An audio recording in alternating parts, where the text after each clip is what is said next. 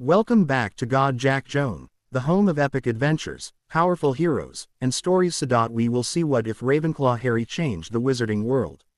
Part 2. Here is short summary. What if the boy who lived was sorted into Ravenclaw instead of Gryffindor? Gifted with unmatched intelligence and a thirst for knowledge, Harry questions everything he's taught. As hidden secrets, ancient magic, and dangerous truths come to light, he refuses to be anyone's pawn, even Dumbledore's.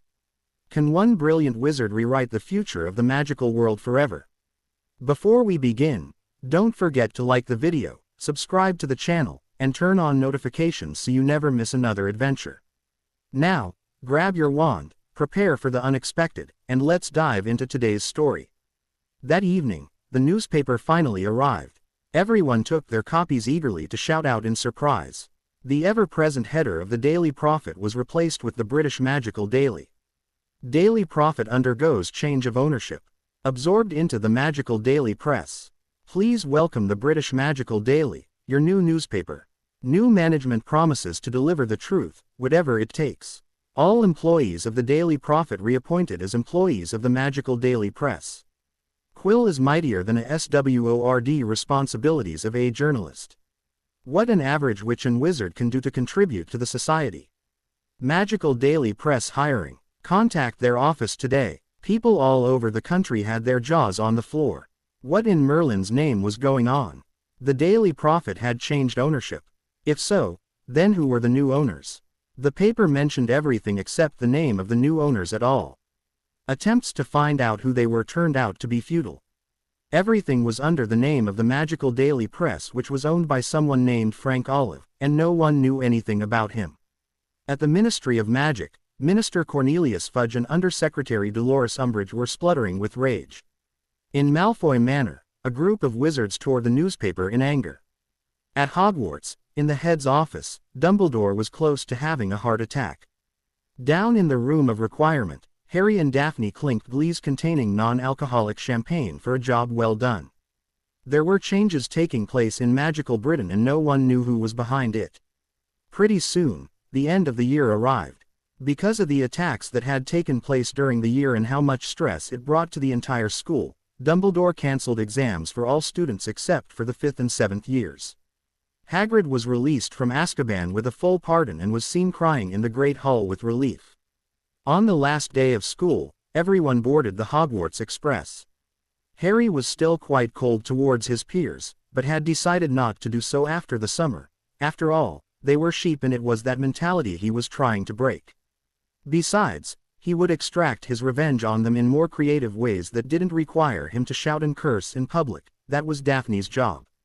Daphne and Harry were sitting next to each other in a compartment, with her head resting on his shoulder, reading a book. Their friends were sitting in the same compartment, talking to each other and having fun. A few hours into the train ride, Draco Malfoy turned up with his two goons. He entered the compartment, his face furious.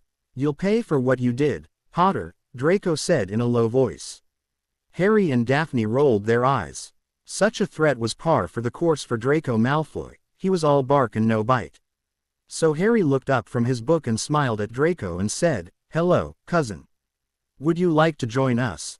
"Don't call me that," snapped Draco. "As far as I'm considered, you and I are not related even remotely. I will cut you off from the family tree, you filthy half-blood." Harry snorted. "Oh, I'm so scared. I really don't care what you do in your home, Draco. I'm only related to you through my grandmother, and as far as I'm concerned, you have absolutely no power over the Black family. In fact, it is my godfather that has the power to disown you and your mother. That would make her a blood traitor.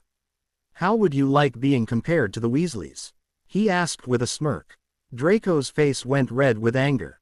He drew his wand, but before he could even fully remove it from his robes, Harry had already flicked his, throwing the boys out of the compartment.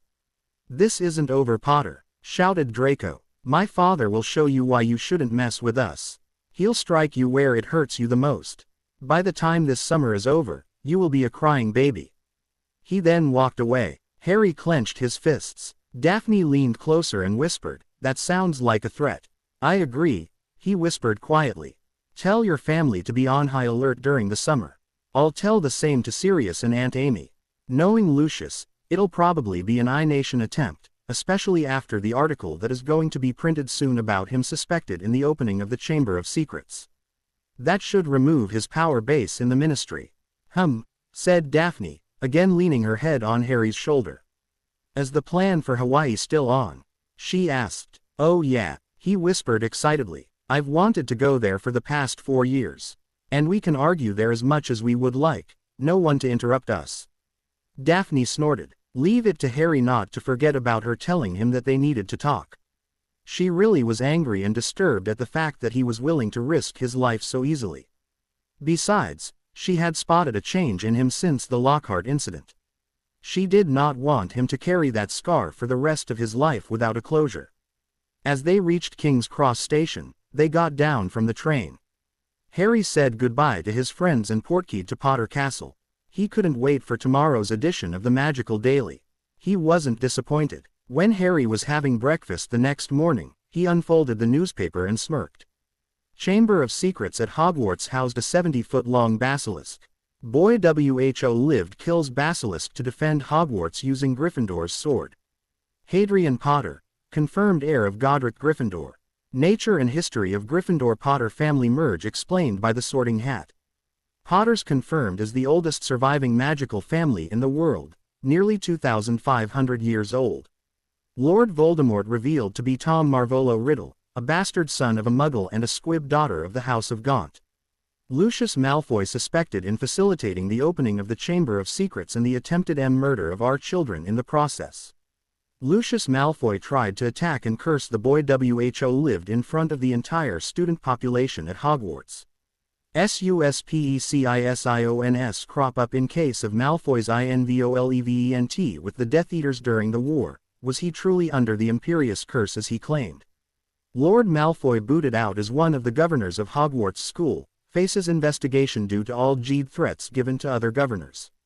Amelia Bones and the Department of the Magical Law Enforcement was forbidden from interfering at Hogwarts. Why?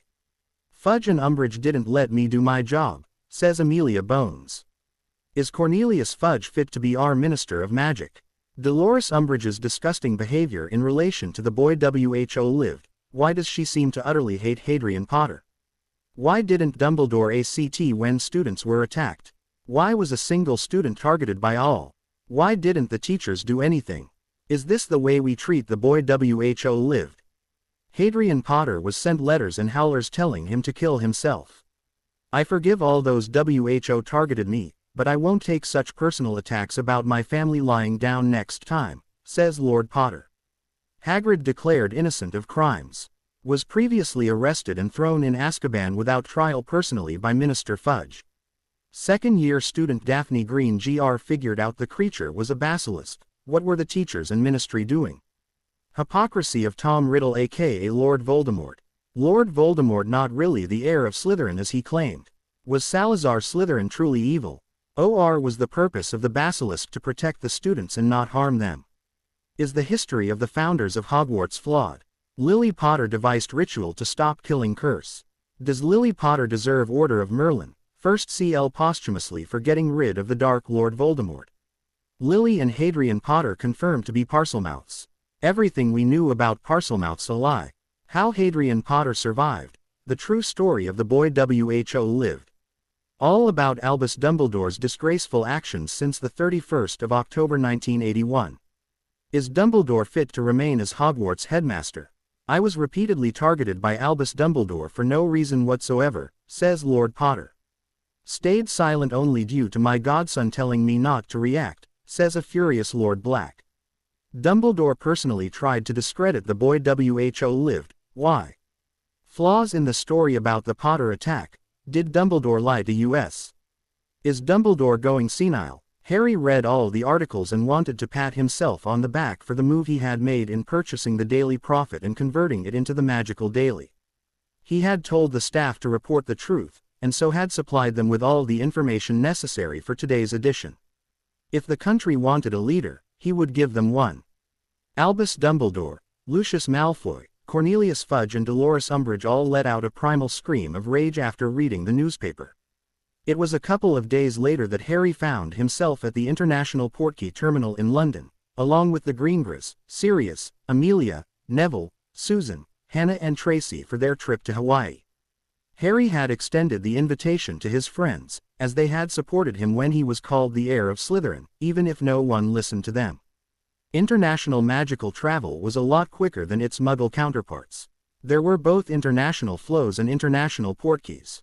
The former worked at short range, so it could not be used for intercontinental travel, so the flow was highly regulated by the magical government by both countries and could be used to travel abroad. There were interconnecting international flow systems in place for each continent: Europe, Asia, North and South America, Africa and Australia. International portkeys were used for intercontinental travel or even for travel within the continent. It was personal preference whether one wanted to use the flow or the portkey. These two were highly regulated.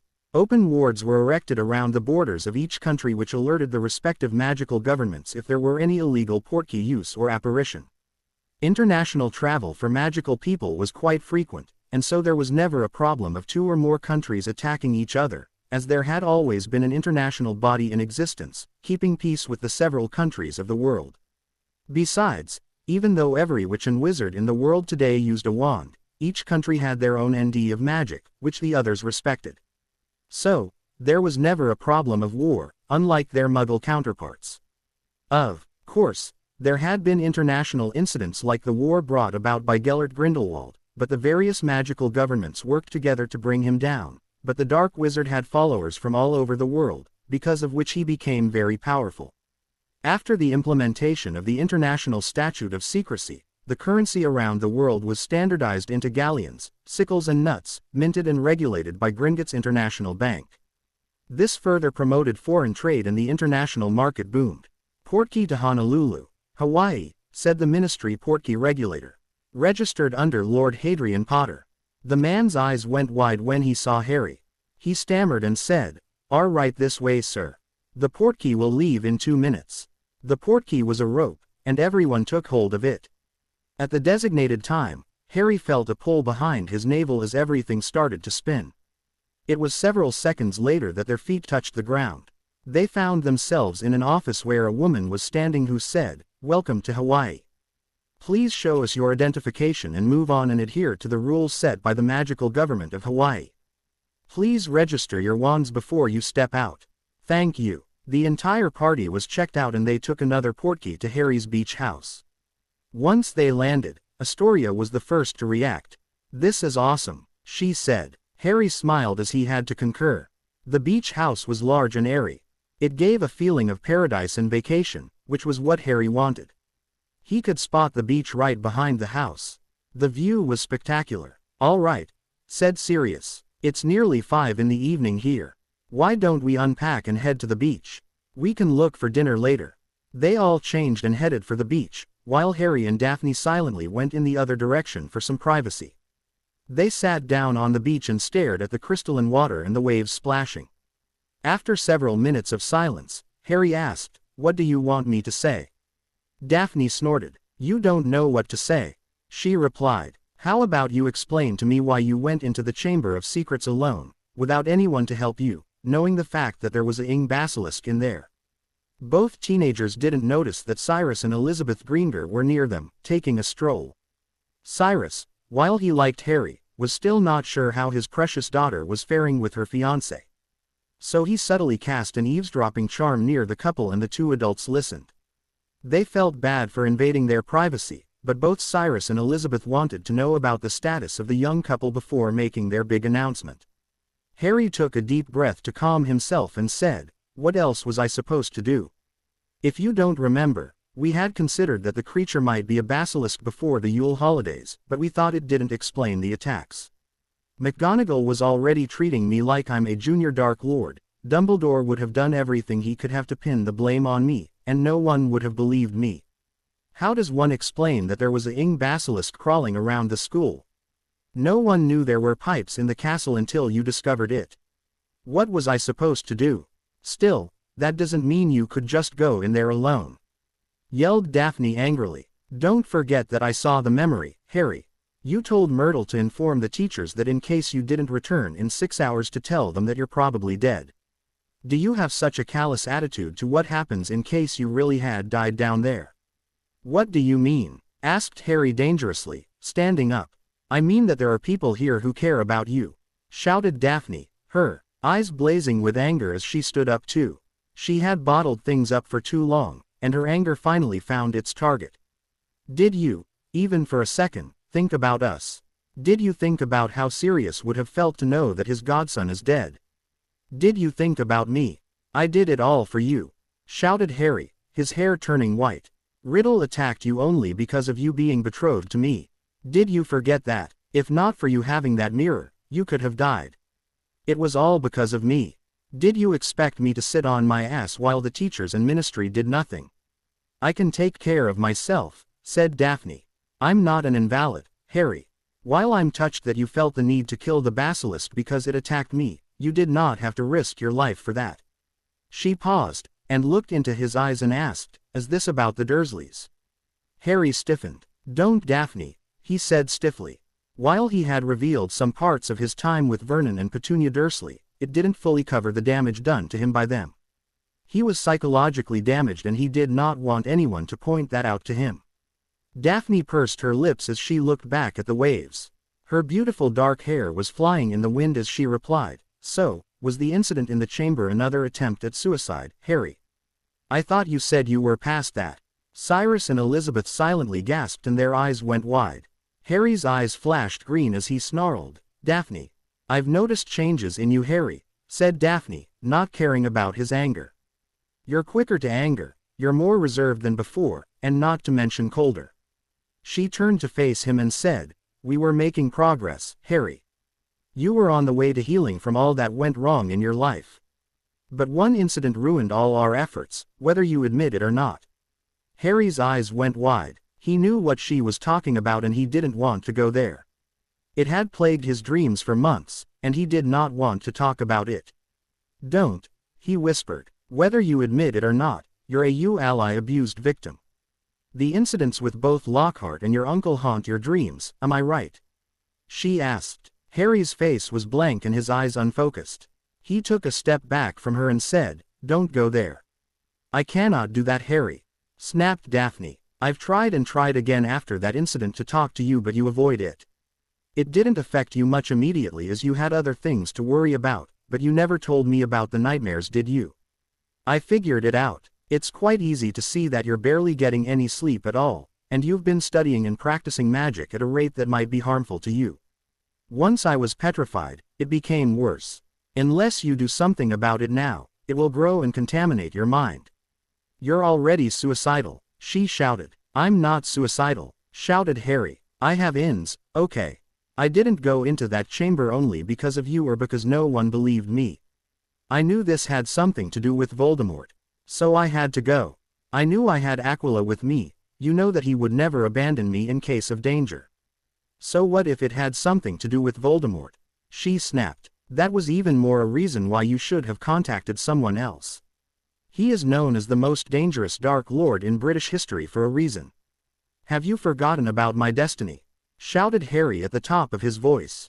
His skin was now glowing, and magic was rolling from both teenagers in waves. There is a Ing prophecy about us, have you that forgotten so soon?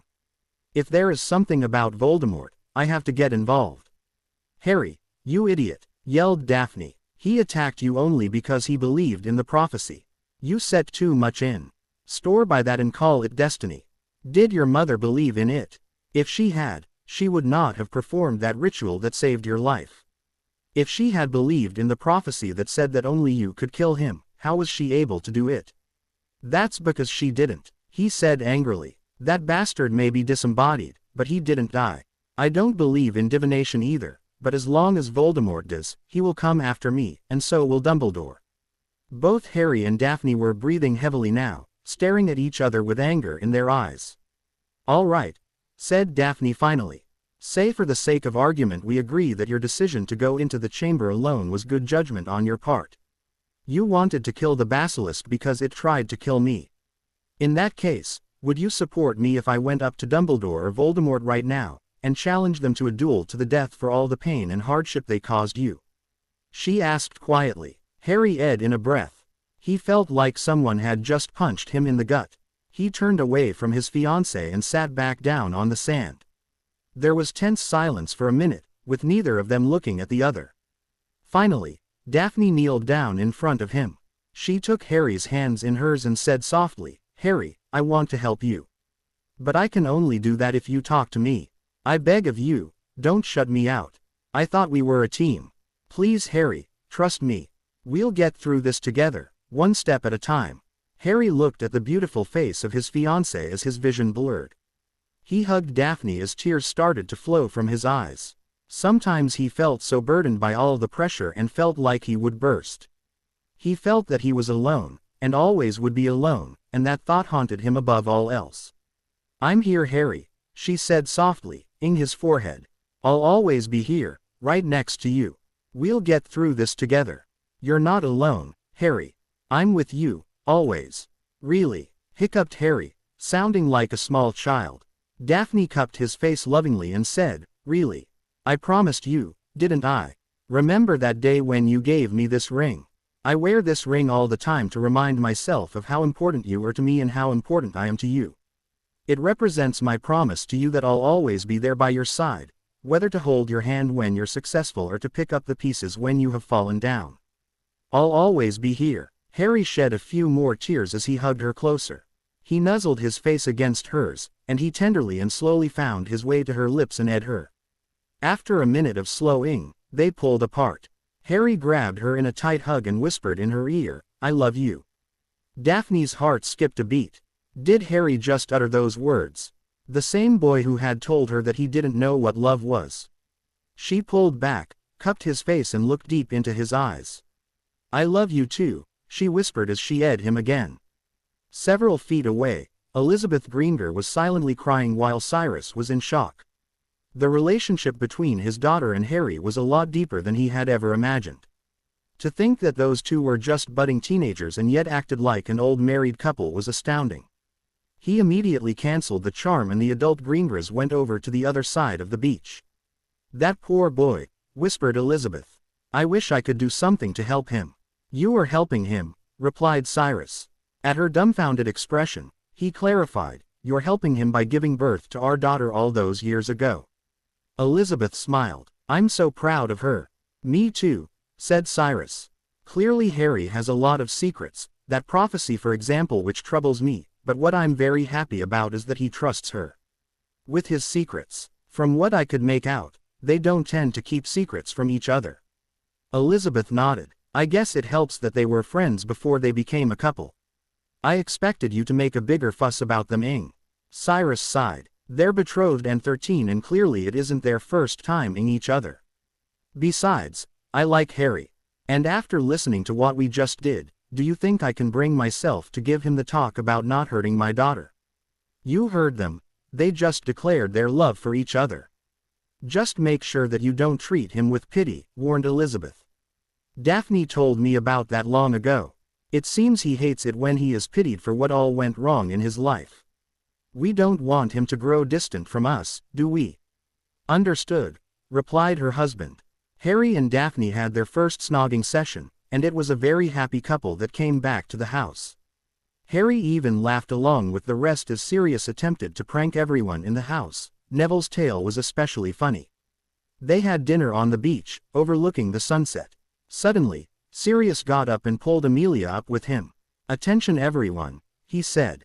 The group turned to look at him confused. "Amelia and I have an announcement to make." "We do?" asked Amelia, confused. "I hope so," said Sirius grinning. He removed a small velvet box from the inside of his pocket and got down on one knee. The girls all gasped and squealed, except Daphne, of course. She believed that she could never make such noises in her life, something which Harry was trying to disprove.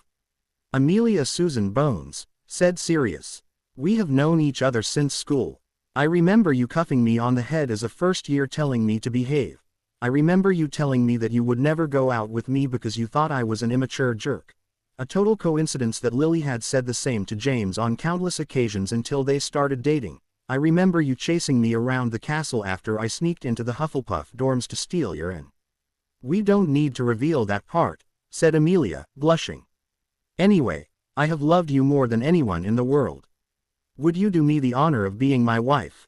Will you marry me? He asked, opening the box to reveal a ring. It had a large diamond, with emeralds surrounding it. Amelia had a small smile as she said, I must be crazy, but my answer is yes.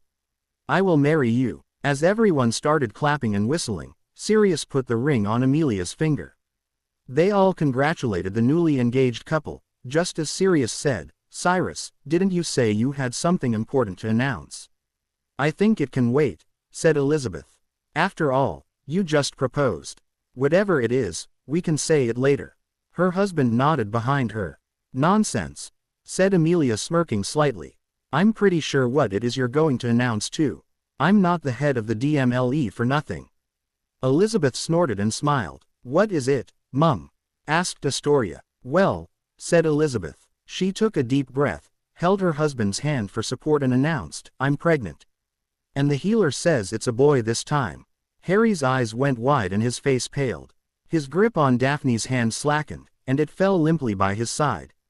He was happy for Cyrus and Elizabeth, he truly was. He started into the distance, his face blank as he realized that the marriage contract between him and Daphne would soon be declared void since she would not be the heiress anymore. The contract was very specific in that it would only be initiated if either family did not have a male heir, and the heiress would have to marry into the other family. Since the contract was initiated and then voided, it didn't affect any future generations, so that was a relief. But he was going to lose Daphne, he was sure of it. Why would she stay with him? He was damaged, while she was whole. He didn't deserve someone like her. Voldemort only targeted her because of him. This was probably for the best. Daphne would not be in any more danger because of him. There was a sharp pain in his as he idly wondered how he was going to get over the pain of losing Daphne. The very thought of her leaving him was much worse than all of Uncle Vernon's beatings put together. But he had to stay strong. She would be much happier with someone who deserved her, and Daphne's happiness was more important than his own. Harry never noticed someone looking at him with narrowed eyes. It was 11 in the night. A tall boy was sitting on the couch in the living room of a beach house. Harry sat there with a stony expression on his face as the wind blew in his face as he stared into the dark waters in the distance. His eyes were red and puffy and he was emotionally exhausted and couldn't go to sleep. Suddenly, he sensed a person behind him. But this presence was very familiar to him, so he didn't react when he heard a voice say, Back to square one, are we? What are you doing out here? Asked Harry quietly. It's very late. You should be in bed. So should you, replied Daphne as she took the seat next to him. This place really is beautiful, isn't it? She asked, after several minutes. Uh-huh, said Harry. I told you that I wouldn't leave you, she said quietly, without preamble. I believe you, said Harry. Liar. Harry sat quietly, not meeting her eyes. Daphne sighed and leaned her head on his shoulder. Harry slowly sneaked his arm around her waist as she snuggled deeper into him. How did you know? Asked Harry. I know how you think, replied Daphne. You might have the entire world fooled, but you can't fool me. I'm the one who spends nearly every day with you, so I can accurately judge your emotions. Harry, she said and closed her eyes. Please, don't for a second think the contract being voided would have any change in our relationship. I already told you that I won't leave you. Why is that so hard for you to understand? Harry remained quiet. Look, Harry, she said finally. This has to end. Tell me right now if you either trust me or you don't. Do you trust me to stay with you to the end? Do you believe me when I say that I love you? I do, but you think you don't deserve love, don't you? Snapped Daphne. You do deserve love, Harry. Allow me to show you that you are indeed worthy of being loved by others. Don't be so pessimistic all the time, Harry. You have come so far in life. You're an international dueling champion. You're an outstanding student. You're incredibly powerful for your age. You work hard and strive to be the best, and this has resulted in you learning so much that you could beat Newt students with ease. You killed a 70-foot-long basilisk and defeated Tom Riddle in a duel. Anyone else would have crumbled into a heap after everything you've gone through, but you always rise again like a phoenix, more determined than ever each time. Please don't let your bad experiences before affect the wonderful boy you have turned out to be. I love you, Harry, please don't ever forget that. You deserve to be loved and adored by people around you. I'll always be by your side, she said softly but firmly. If I feel that I don't deserve love, you can always feed me a love potion, said Harry with a small smile on his face. Get it? Daphne snorted and buried her face in his. That was worse than the last one, she whined. Harry chuckled. Thanks, Daphne. I don't know what I'd ever do without you, he said softly. You'll never, ever have to find out, was the reply. I hope such thoughts never arise in your mind again. Will they? No, said Harry firmly, hugging her tightly, and breathing in the familiar scent of his fiancée. They won't. I love you too, Daphne. And you're right. The contract being voided has nothing to do with us. You're still my fiancée and nothing can change that. Good, said Daphne, leaning up to him softly. They remained there for the rest of the night, tangled in each other's arms. The vacation after that went smoothly. They spent the next few days visiting the various magical places of interest in Hawaii. The place had a rich magical culture, and they went to a luau where Harry and Daphne danced and laughed with their friends and family and had a very good time. Slowly, Harry felt all the tension melt away as he repeatedly got an authentic Hawaiian mage. It really helped him, along with splashing each other as he and his friends played in the water. Fox and Aquila had turned up too, and the local magical population loved to have the two birds there, and Harry was sure that Aquila for one was having a blast. Daphne too was taken with Fox and she spent a long time with the phoenix, while many beautiful witches of various countries petted him and fed him fruits.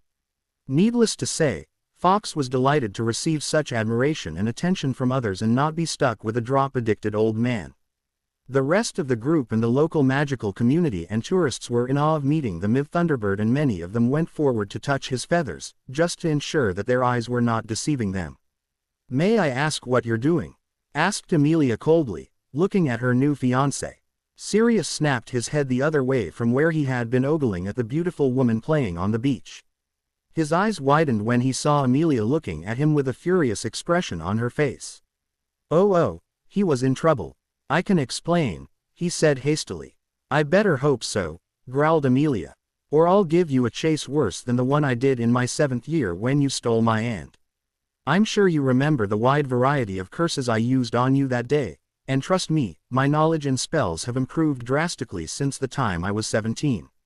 Sirius swallowed. He remembered that all right. Just then, Amelia removed the robe that was covering her body, letting Sirius see her bathing suit. All thought vanished from the dog's mind as he stared unashamed at his fiancée's body. He was so lost in thought that he didn't notice Amelia discreetly draw her wand. Suddenly, Sirius found himself hoisted up by his ankles, with him hanging upside down. Ah! He screamed in shock, but with another flick of her wand, he was banished into the water. Spluttering, he resurfaced to see an amused expression on Amelia's face. That's how the head of the DMLE handles it, said Amelia, gripping Sirius's collar. You won't do that again, will you, you mangy dog? Oh, replied Sirius dreamily. You're playing the domineering or kinky. Do I get spankings as well? Amelia looked at Sirius seriously for a few seconds but burst out laughing. Something's never changed, she said, ing him. Sirius was only too happy to reciprocate. Just remember what happened to James when he was ogling at other D women. Lily Shore found the perfect punishment, whispered Amelia. Sirius's eyes went wide. You wouldn't, he spluttered. Amelia smirked and said, good luck sleeping alone, Sirius. Let's see how long your doggy mind can handle that. Oh no, whispered Sirius, his face paling, as Amelia laughed herself sick. Oh, how she loved to prank him.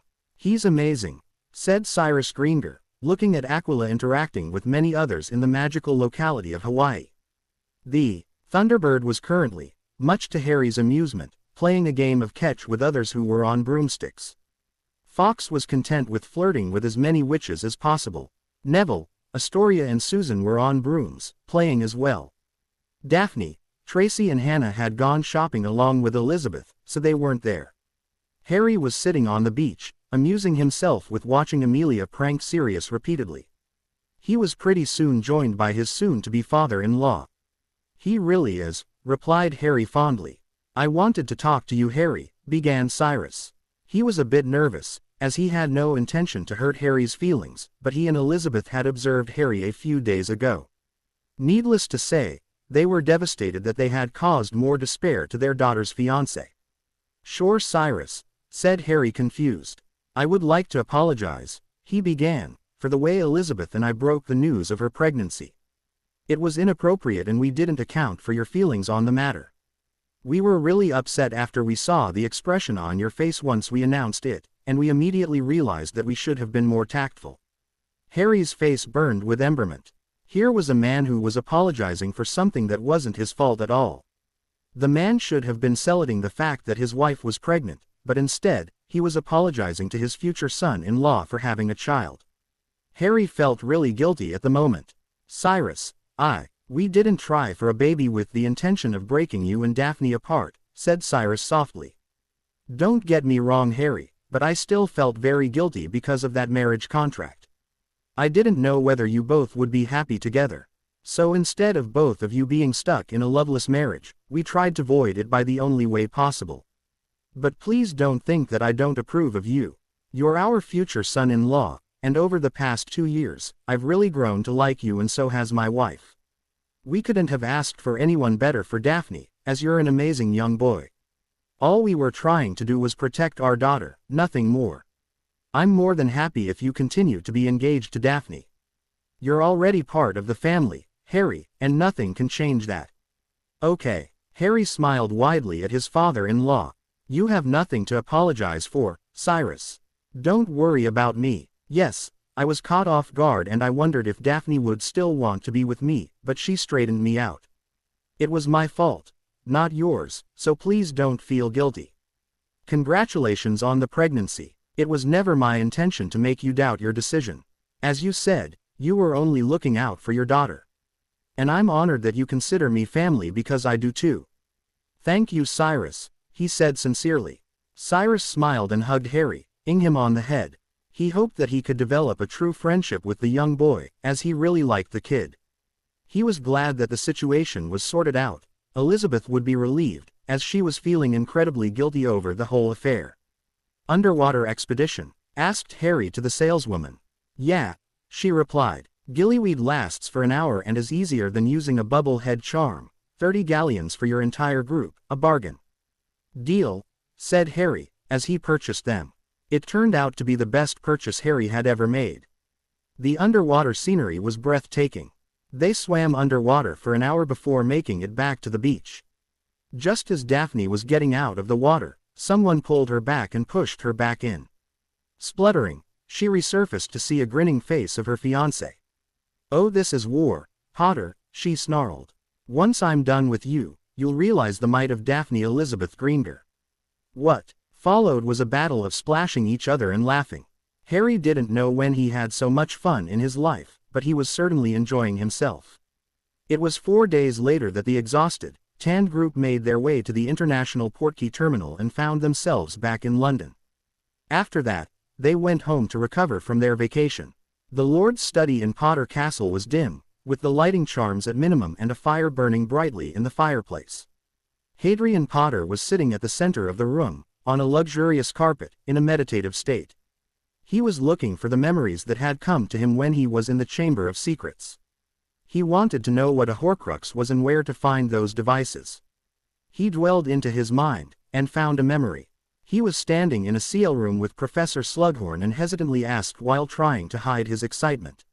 "Sir, I was wondering what you know about Horcruxes." Slughorn raised his eyebrows and asked, "Defense Against the Dark Arts Project." He knew that the potion's master did not believe in that, of course. So he carefully flattered the man, without overdoing it. "Well," said Slughorn, not looking at him, but fiddling with the ribbon on top of his box of crystallized pineapple, "well, it can't hurt to give you an overview, of course. Just so that you understand the term. A Horcrux is the word used for an object in which a person has concealed part of their soul. I don't quite understand how that works, though, sir," he replied in a curious tone. "Well, you split your soul, you see," said Slughorn, "and hide part of it in an object outside the body. Then, even if one's body is attacked or destroyed, one cannot die, for part of the soul remains earthbound and undamaged.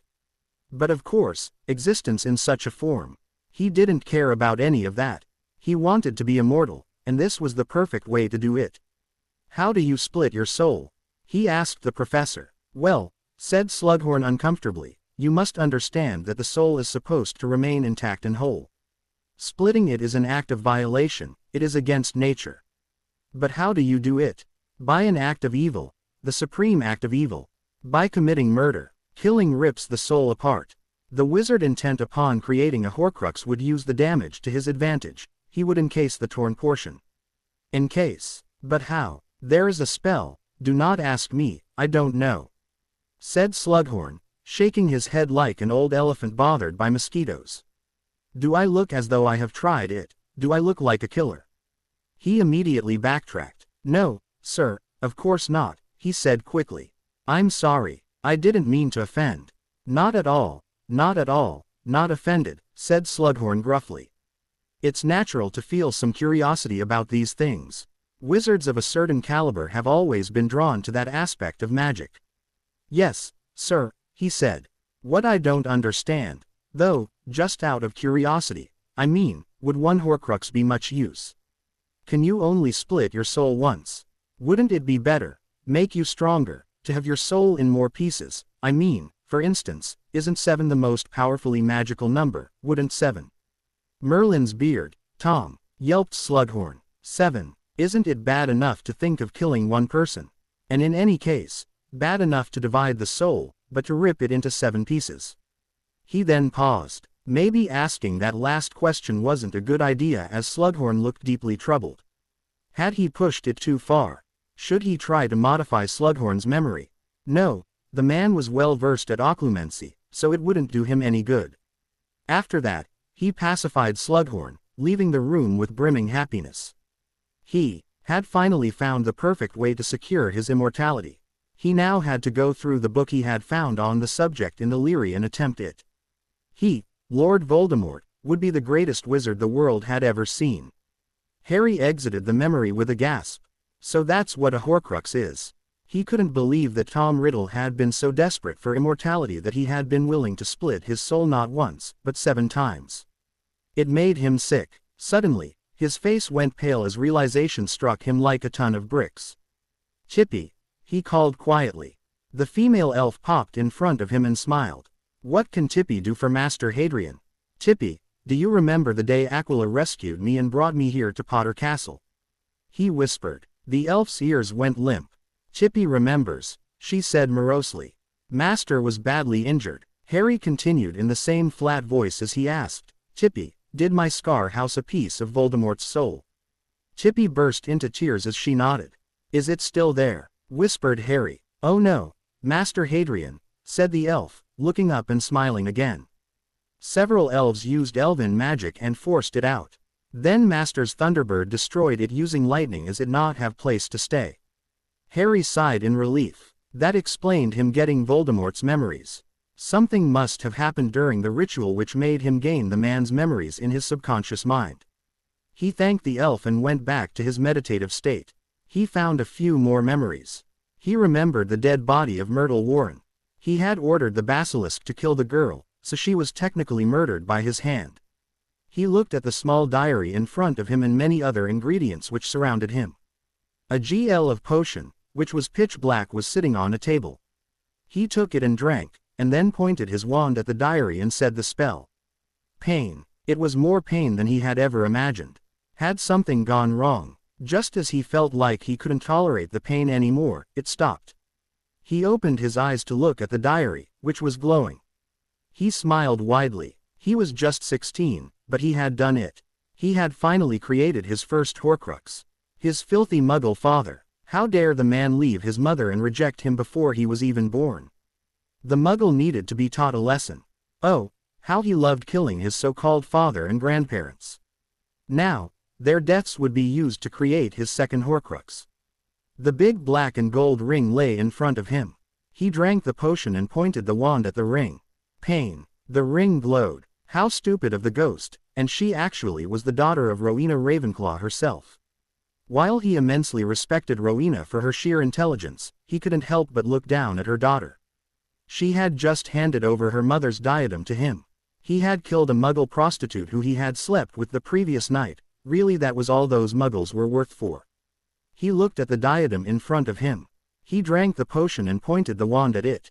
Pain. The diadem glowed. That stupid woman. How dare she insult his mother?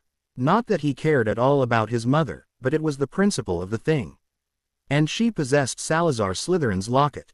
It rightfully belonged to him, the descendant of Slytherin. He had killed her, and he looked at the golden cup in front of him. Hufflepuff's chalice. He drank the potion and pointed the wand at it. Pain. The cup glowed. What a worthless family. He had just eliminated almost the entire Bones family. Could they even call themselves an ancient house, with their manor so horribly protected? Unfortunately, he couldn't get one brother and sister. But he wasn't worried. He would get them all soon enough. Amelia Bones had become a nuisance, along with Sirius Black, James Potter and his mudblood wife, Lily. Really, the Potters should know not to interfere with his business. Getting rid of Charles and Doria Potter had been expensive, but the deaths of all those Death Eaters had been worth it. He looked at the locket in front of him, Salazar's locket. He eagerly drank the potion and pointed his wand at the locket. The pain was a lot lesser than before. The locket glowed. Harry gasped and pulled back.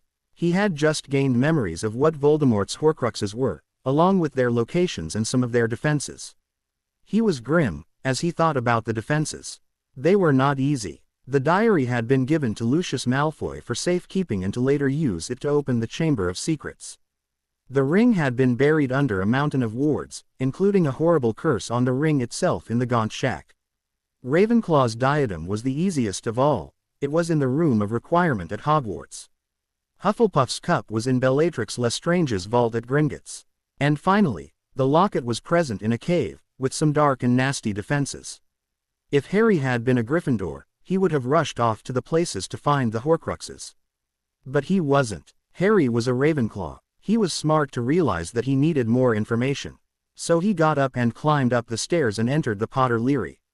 The Leary at Potter Castle was enormous. There were bookshelves covering 3 floors and comfortable tables and chairs occupied the ground floor. He quickly made his way to the 3rd floor, and into a place that was highly restricted by the family. He placed his ring on the big, oak door.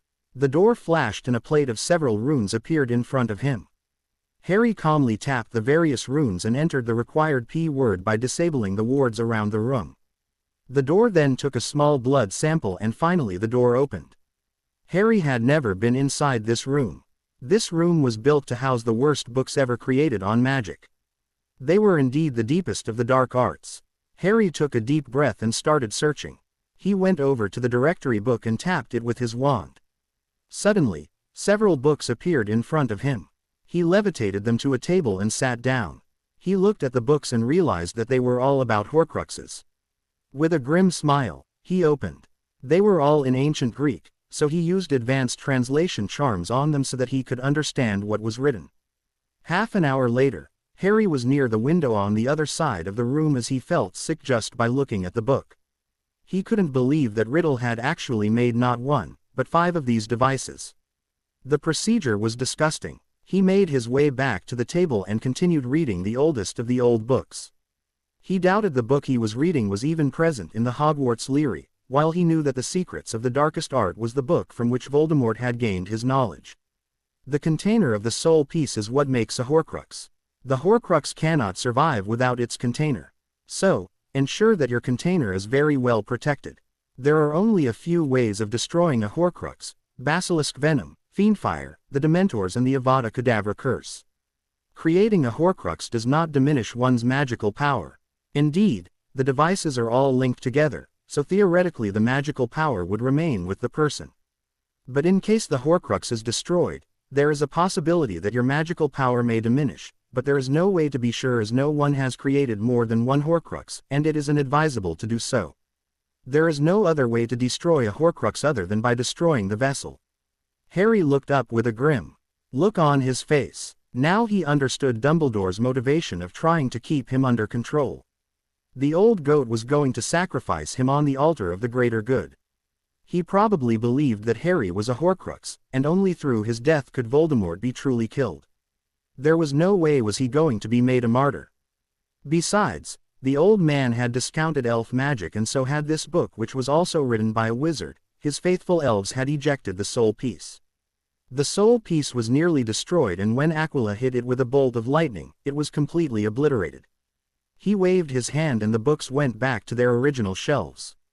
He slowly walked out of the room and reset the wards. No one could enter without the authorization of the Lord and Lady Potter. He went back down to the Leary and sat down in a plush armchair. What to do? He knew of the defenses of the Horcruxes. Could he risk going there now to try to retrieve it? He wouldn't be able to do it after school started, and it would be difficult to get away during the Yule holidays. So there was no choice. He had to start now. Where to start first? He concentrated on the protections around the ring and the locket. He would go after the ring first. There was absolutely no way he could go after the locket alone. He was thinking about the horrible potion in the cave when he suddenly looked up and laughed. "That is perfect," said Harry to himself. The town of Little Hangleton was small, with poor houses, a graveyard and a large empty manor on top of a hill. The manor had been empty ever since the Riddles had been murdered. Harry apparated silently near a clearing and began walking. After walking for nearly a kilometer, he stopped. There seemed to be a thick jungle in front of him. He closed his eyes and activated his mage sight. This had taken a lot of practice over the last 5 years, but he had managed to learn it. He went over to a tree and started touching it. He felt like it shouldn't belong there. Sure enough, there were intent-based wards around the place, along with strong notice-me-not wards. They were good, but it was clearly made by an 18-year-old Tom Riddle. His inexperience showed. Harry touched the bark with his hand and moved around. Finally, he found what he was looking for. He flicked his left hand, and his Thunderbird feather wand sailed to his hand. He touched the bark and muttered in Parseltongue, and the forest disappeared. Instead, he saw a dusty road, and a shack several meters ahead. Harry paused. This was where the next defenses began. He took one step further and several long, poisonous SS started coming out of the bushes, with their hoods raised, and hissing angrily. "Halt!" hissed Harry in Parseltongue. "It is I, Lord Voldemort, heir of Salazar Slytherin. I command you to let me pee to the ancestral home of my family." For a second, Harry thought it had worked. But unfortunately, it didn't. The SS hissed angrily and said, "You, speaker, are not our master. You will be killed for entering this place. Get ready to die." "I've faced SS worse than you," thought Harry. He reached for his belt and pulled out a big ruby-encrusted sword from within a bag's depths. The SS hissed and charged, but Harry sliced them off with several strokes of his sword. He knew the SS were a result of dark magic, so unless he used the killing curse or cast fiendfire or something similar, it was difficult to kill them.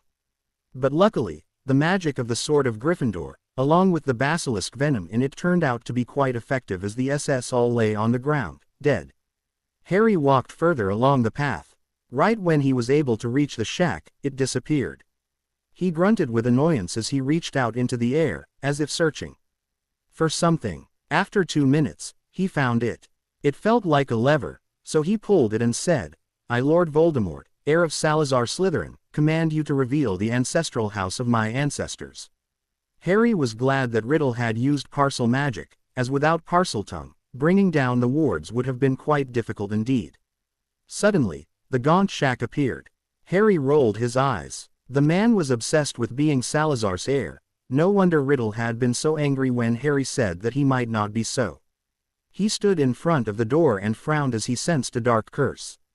After a couple of seconds, he waved his wand and the door vanished. He entered the place and crinkled his nose. For someone who grew up with the Dursleys, who were neat freaks, and later in an enormous castle, this place was terrible to look at. He extended his senses and found a dark magic concentration under the floor. So he pointed his wand at the floor and thought, "Reducto." A red beam of light left his wand and impacted the floor. Dust covered the shack, and once it cleared, Harry saw a ring on a pedestal. "Okay, just pick it up, put it on. That would be the best decision of your life. Come on, put it on." Harry's hand was an inch away from the ring when he yelped and pulled it back. The compulsion. He reinforced his occlumency shields, took the sword and stabbed the ring with it. There was a wailing and screeching noise as the Horcrux was destroyed. Harry immediately levitated the ring into his moleskin pouch and left the shack. He walked fast, and once he reached the apparition point, he breathed a sigh of relief. The defenses weren't much, but if he had not been prepared, he very well could have died within seconds. The curse on the ring would have seen to that. He turned on the spot and dissipated back to Potter Castle with a silent crack. Harry entered his study and went to a blank section of the wall, deep inside. He flashed his ring and muttered a P-word, just as another set of runes appeared on the wall. He gave several set of P-words by pressing the different runes, and finally, after the Lord's ring authorization, a door materialized. He went inside. The small, hidden vault was filled with several instruments and treasures belonging to the Potter family. He placed the ring and Gryffindor's sword there and got out of the high-security safe. He looked at the time on his watch and realized that it was still 7 p.m. He had time to get the locket as well. Harry walked down to the dungeons, muttering P-words in Parseltongue as he went along. As he finally reached the door, he flicked his fingers and the door opened with a bang. Harry slowly entered the place and looked at the thin forms of Vernon, Petunia and Marge Dursley. They didn't look like they were only skin and bones. No, they looked okay, even if somewhat weak. Harry had told his house elves to give them food, just not good food. The isolation was enough punishment for them. "Get up," he said in a cold voice to Vernon Dursley. "Why?" asked Vernon, trying to sound vague. Harry didn't have the patience to deal with this.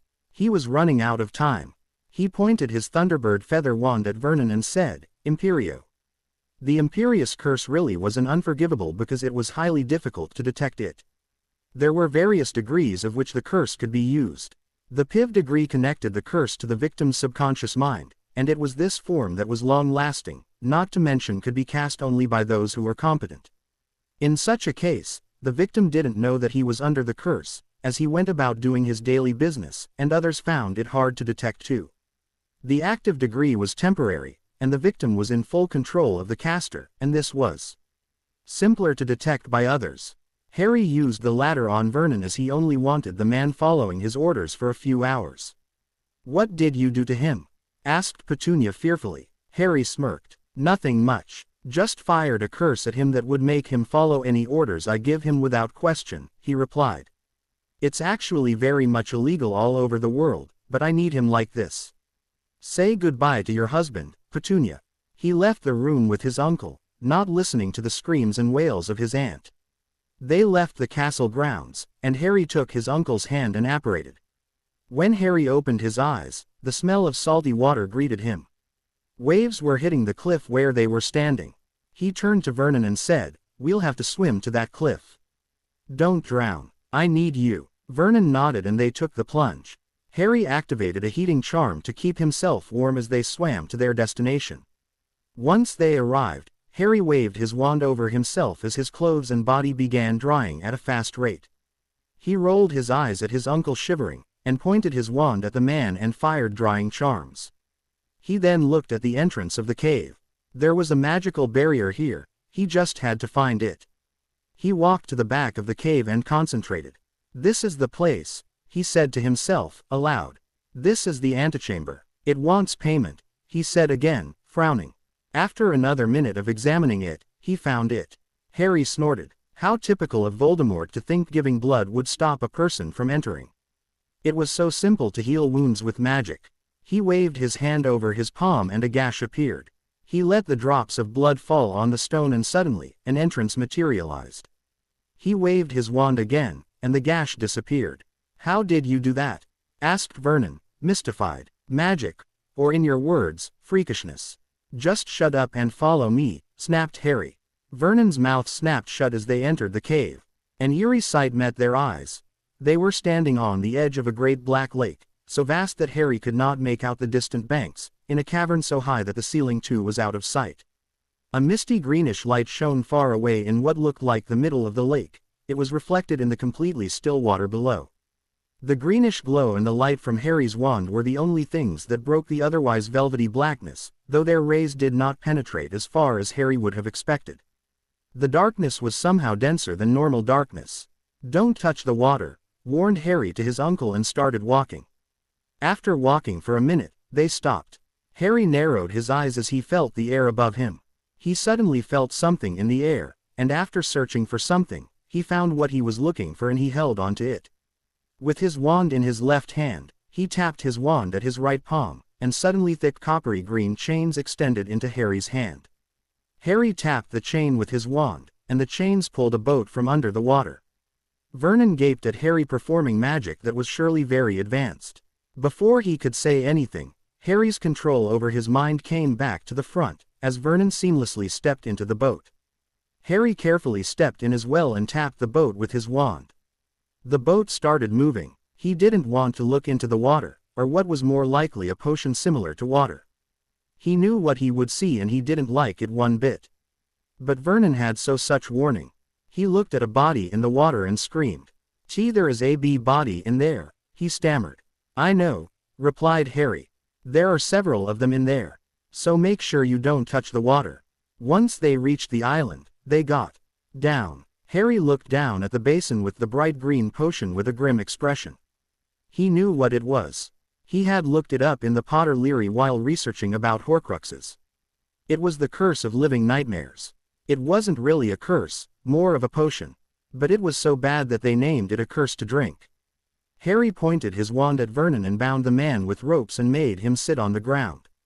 I'm going to feed you a potion, and you're going to drink it, he ordered. He conjured a crystal goblet and plunged it into the basin. He then took it and fed it to his uncle. His uncle started screaming, No, don't, I can't do this, no, stay away from me, he shouted. Harry smirked. Welcome to my life, Uncle Vernon, he whispered, and force-fed the potion to him. He found a locket at the basin after it was empty. It didn't resemble Salazar's, so he opened it to find a note. To the Dark Lord, I know I will be dead long before you read this, but I want you to know that it was I who discovered your secret. I have stolen the real Horcrux and intend to destroy it as soon as I can. I face death in the hope that when you meet your match, you will be mortal once more. R.A.B. Great, said Harry, absolutely great. Come on, you big lump. We're leaving. He levitated Vernon to the boat and he stepped in as well. But once he reached the other side, he knew something was wrong. It looked like even if Voldemort came here, he always sacrificed a person who drank the potion. So this time, when the water was not disturbed and there was no one to drag into the water, the Inferi knew that something was wrong. They slowly rose from the water, crawling towards Harry and Vernon. Vernon screamed, but Harry remained calm. He took his wand and rotated it around his head in long gestures, and finally, there was a ring of fire that burst from his wand, that surrounded the Inferi. The corpses realized that they could not win, and so returned to their place underwater. Harry extinguished the fire, levitated Vernon out of the cave, and dissipated back to Potter Castle. He had failed in acquiring the locket Horcrux. Harry's bad mood vanished the next day when he saw the headlines in the Magical Daily. Lily Potter to receive Order of Merlin, 1st CL posthumously for defeating the Dark Lord Tom Marvolo Riddle aka Lord Voldemort. Award to be accepted by her son Lord Hadrian James Potter. Sirius had told him that he was rallying support for this, and it looked like it had worked. Harry smirked, wondering how the blood purists would react to this. Lily Potter was clearly the bane of their existence for getting rid of their precious master and was now being presented the Order of Merlin, 1st CL, 12 years after her death. Harry dressed for the day, morphed into a man who looked to be in his 20s and went over to the fireplace in the entrance hall and said, Diagon Alley. After a flash of green flames, he was transported to the alley. He seamlessly walked to Gringotts, and was ushered into Lord Rangoke's office. Inside, he saw the old goblin, along with a woman sitting who appeared to be in her 30s. He morphed back to his original appearance and stepped inside. Greetings, Lord Rangoke, said Harry, giving the old goblin a warrior-style salute. The old goblin grinned and said, Greetings to you as well, Lord Potter. Allow me to introduce to you Mrs. Serena Miller, the proprietor of Miller's Magical Mirrors. Harry went over to her, took her hand and ate her knuckles. It's my pleasure to meet you, Mrs. Miller, he said, in a dignified voice. The woman smiled and said, The pleasure is mine, Lord Potter. I am happy to finally meet you. To business, she said, as she removed her bag. I would like to thank you for your investment, Lord Potter. I never thought my communication mirrors would be that profitable, as flows have been in existence for much longer and there are owls for delivering messages without the need of knowing the address, but your advice for new products gave me a boost. Let me demonstrate, she said while handing 3 mirrors, one each for herself, Harry and Rangoak. An initialization process has to be done for each mirror so that it can be personalized for each person. Once done, I can call out your name in case I need to contact you, and it would immediately reach you through an array of charms, runes and specially designed spells which I invented myself. Watch, she said and demonstrated by saying, Hadrian Potter. Immediately, Harry felt his mirror heat up a bit and he heard the words again, coming from his mirror. He activated it by just waving his hand in front of the mirror. He then saw Mrs. Miller's face in the mirror. Now for the improvements, she said. Lord Rangoak. Rangoak soon got the message on his mirror, and she waved her hand over the mirror. All 3 of them found themselves able to see the other 2 in the mirror. Ingenious. You're clearly exceptional, said Harry, his eyebrows raised. This is much better than the version of your mirrors I currently have. Indeed, said Rangoak, examining the mirror. Mrs. Miller went pick from the praise she received, but she said, I have more. She removed a large mirror from the bag and placed it on the floor. She tapped it and it levitated itself to a few feet above the ground. She then took out a tiny crystal from a velvet box and suspended it in midair. She tapped the large mirror, and later the crystal. There was a glow between the 2, and suddenly, the office was visible in the mirror. Mrs. Miller conjured a ball, tapped it with her wand and then the crystal. The ball was now visible in the mirror. She levitated the wand all over the office, and the moving ball could be seen clearly in the mirror as the crystal followed it around everywhere. You were actually able to make my idea work? Asked Harry surprised. Indeed, replied Mrs. Miller with a smile. I must say I never would have thought of this myself. Quidditch matches would be a lot better with these around. You've charmed the crystals like how you would charm a golden snitch. Similar, but at the same time it is different, observed Harry. Precisely, she remarked. You know, said Harry, thinking. We have wards that act like sensors. But none of them provide a visual. If these can be integrated into warding systems, it could revolutionize the way intruders can be detected. Rangoak's eyes went wide. I think that's a brilliant idea, he said.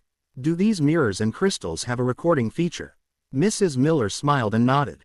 They do. When you told me it was primarily for Quidditch matches, I wanted people to watch them from home as well as watch it later at their leisure. So the mirrors have a recording feature. It can be used to pause and go back to the time index required, she explained. Mrs. Miller, said Rangoak sharply. Are you interested in a joint venture with Gringotts International Bank? Harry laughed. Brilliant, he whispered. Good idea, Lord Rangoak, he said, addressing the aged goblin.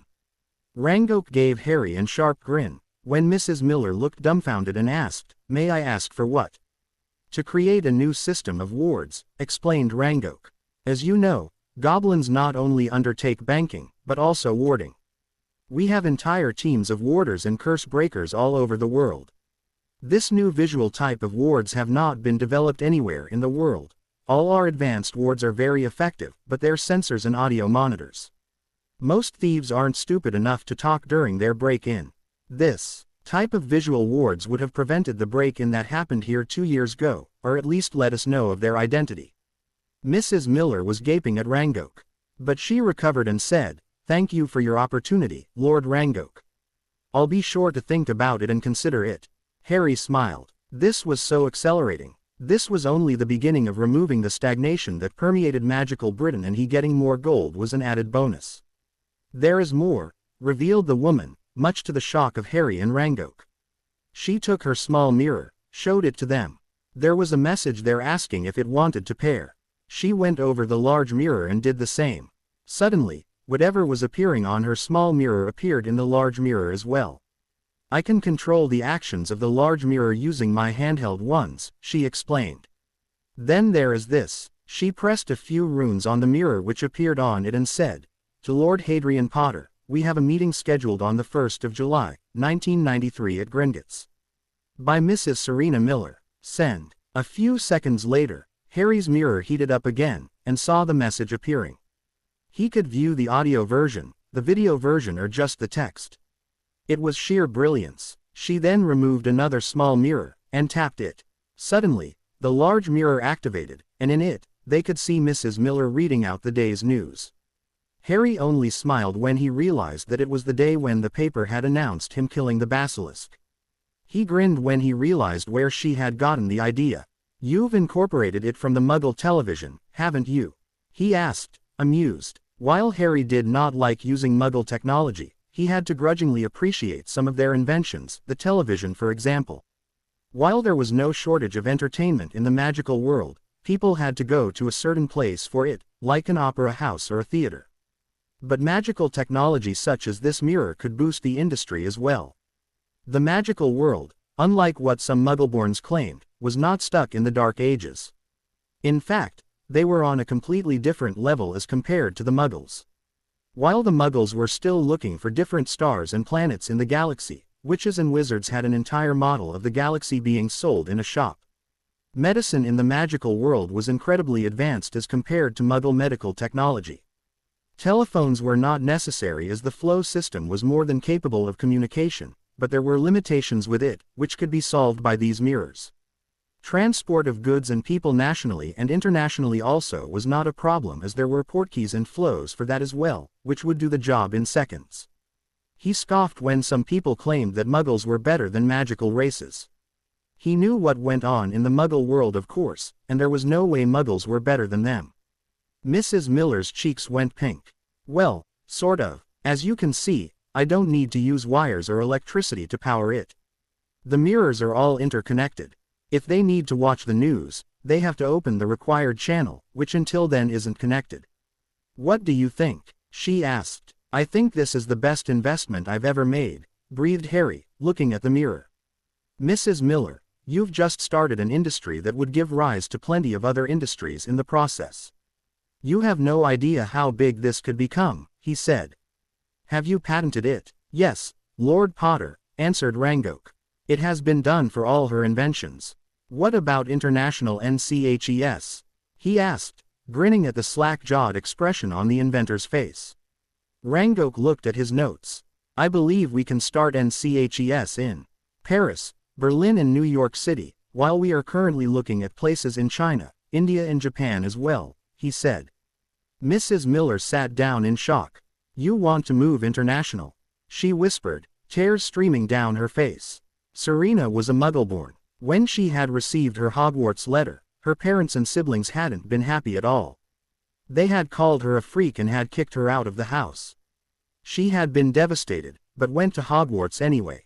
There she had been sorted into Hufflepuff and made lots of friends. Her best friend had been a half-blood boy, Chris Miller. When she was dreading to go back home after school ended, he helped her. When Mrs. Miller, Chris's mother, a Muggleborn herself, took her to Serena's home, her parents had yelled at them and told them to never come back. Her parents had later moved away, so as to cut off all communication with their estranged daughter.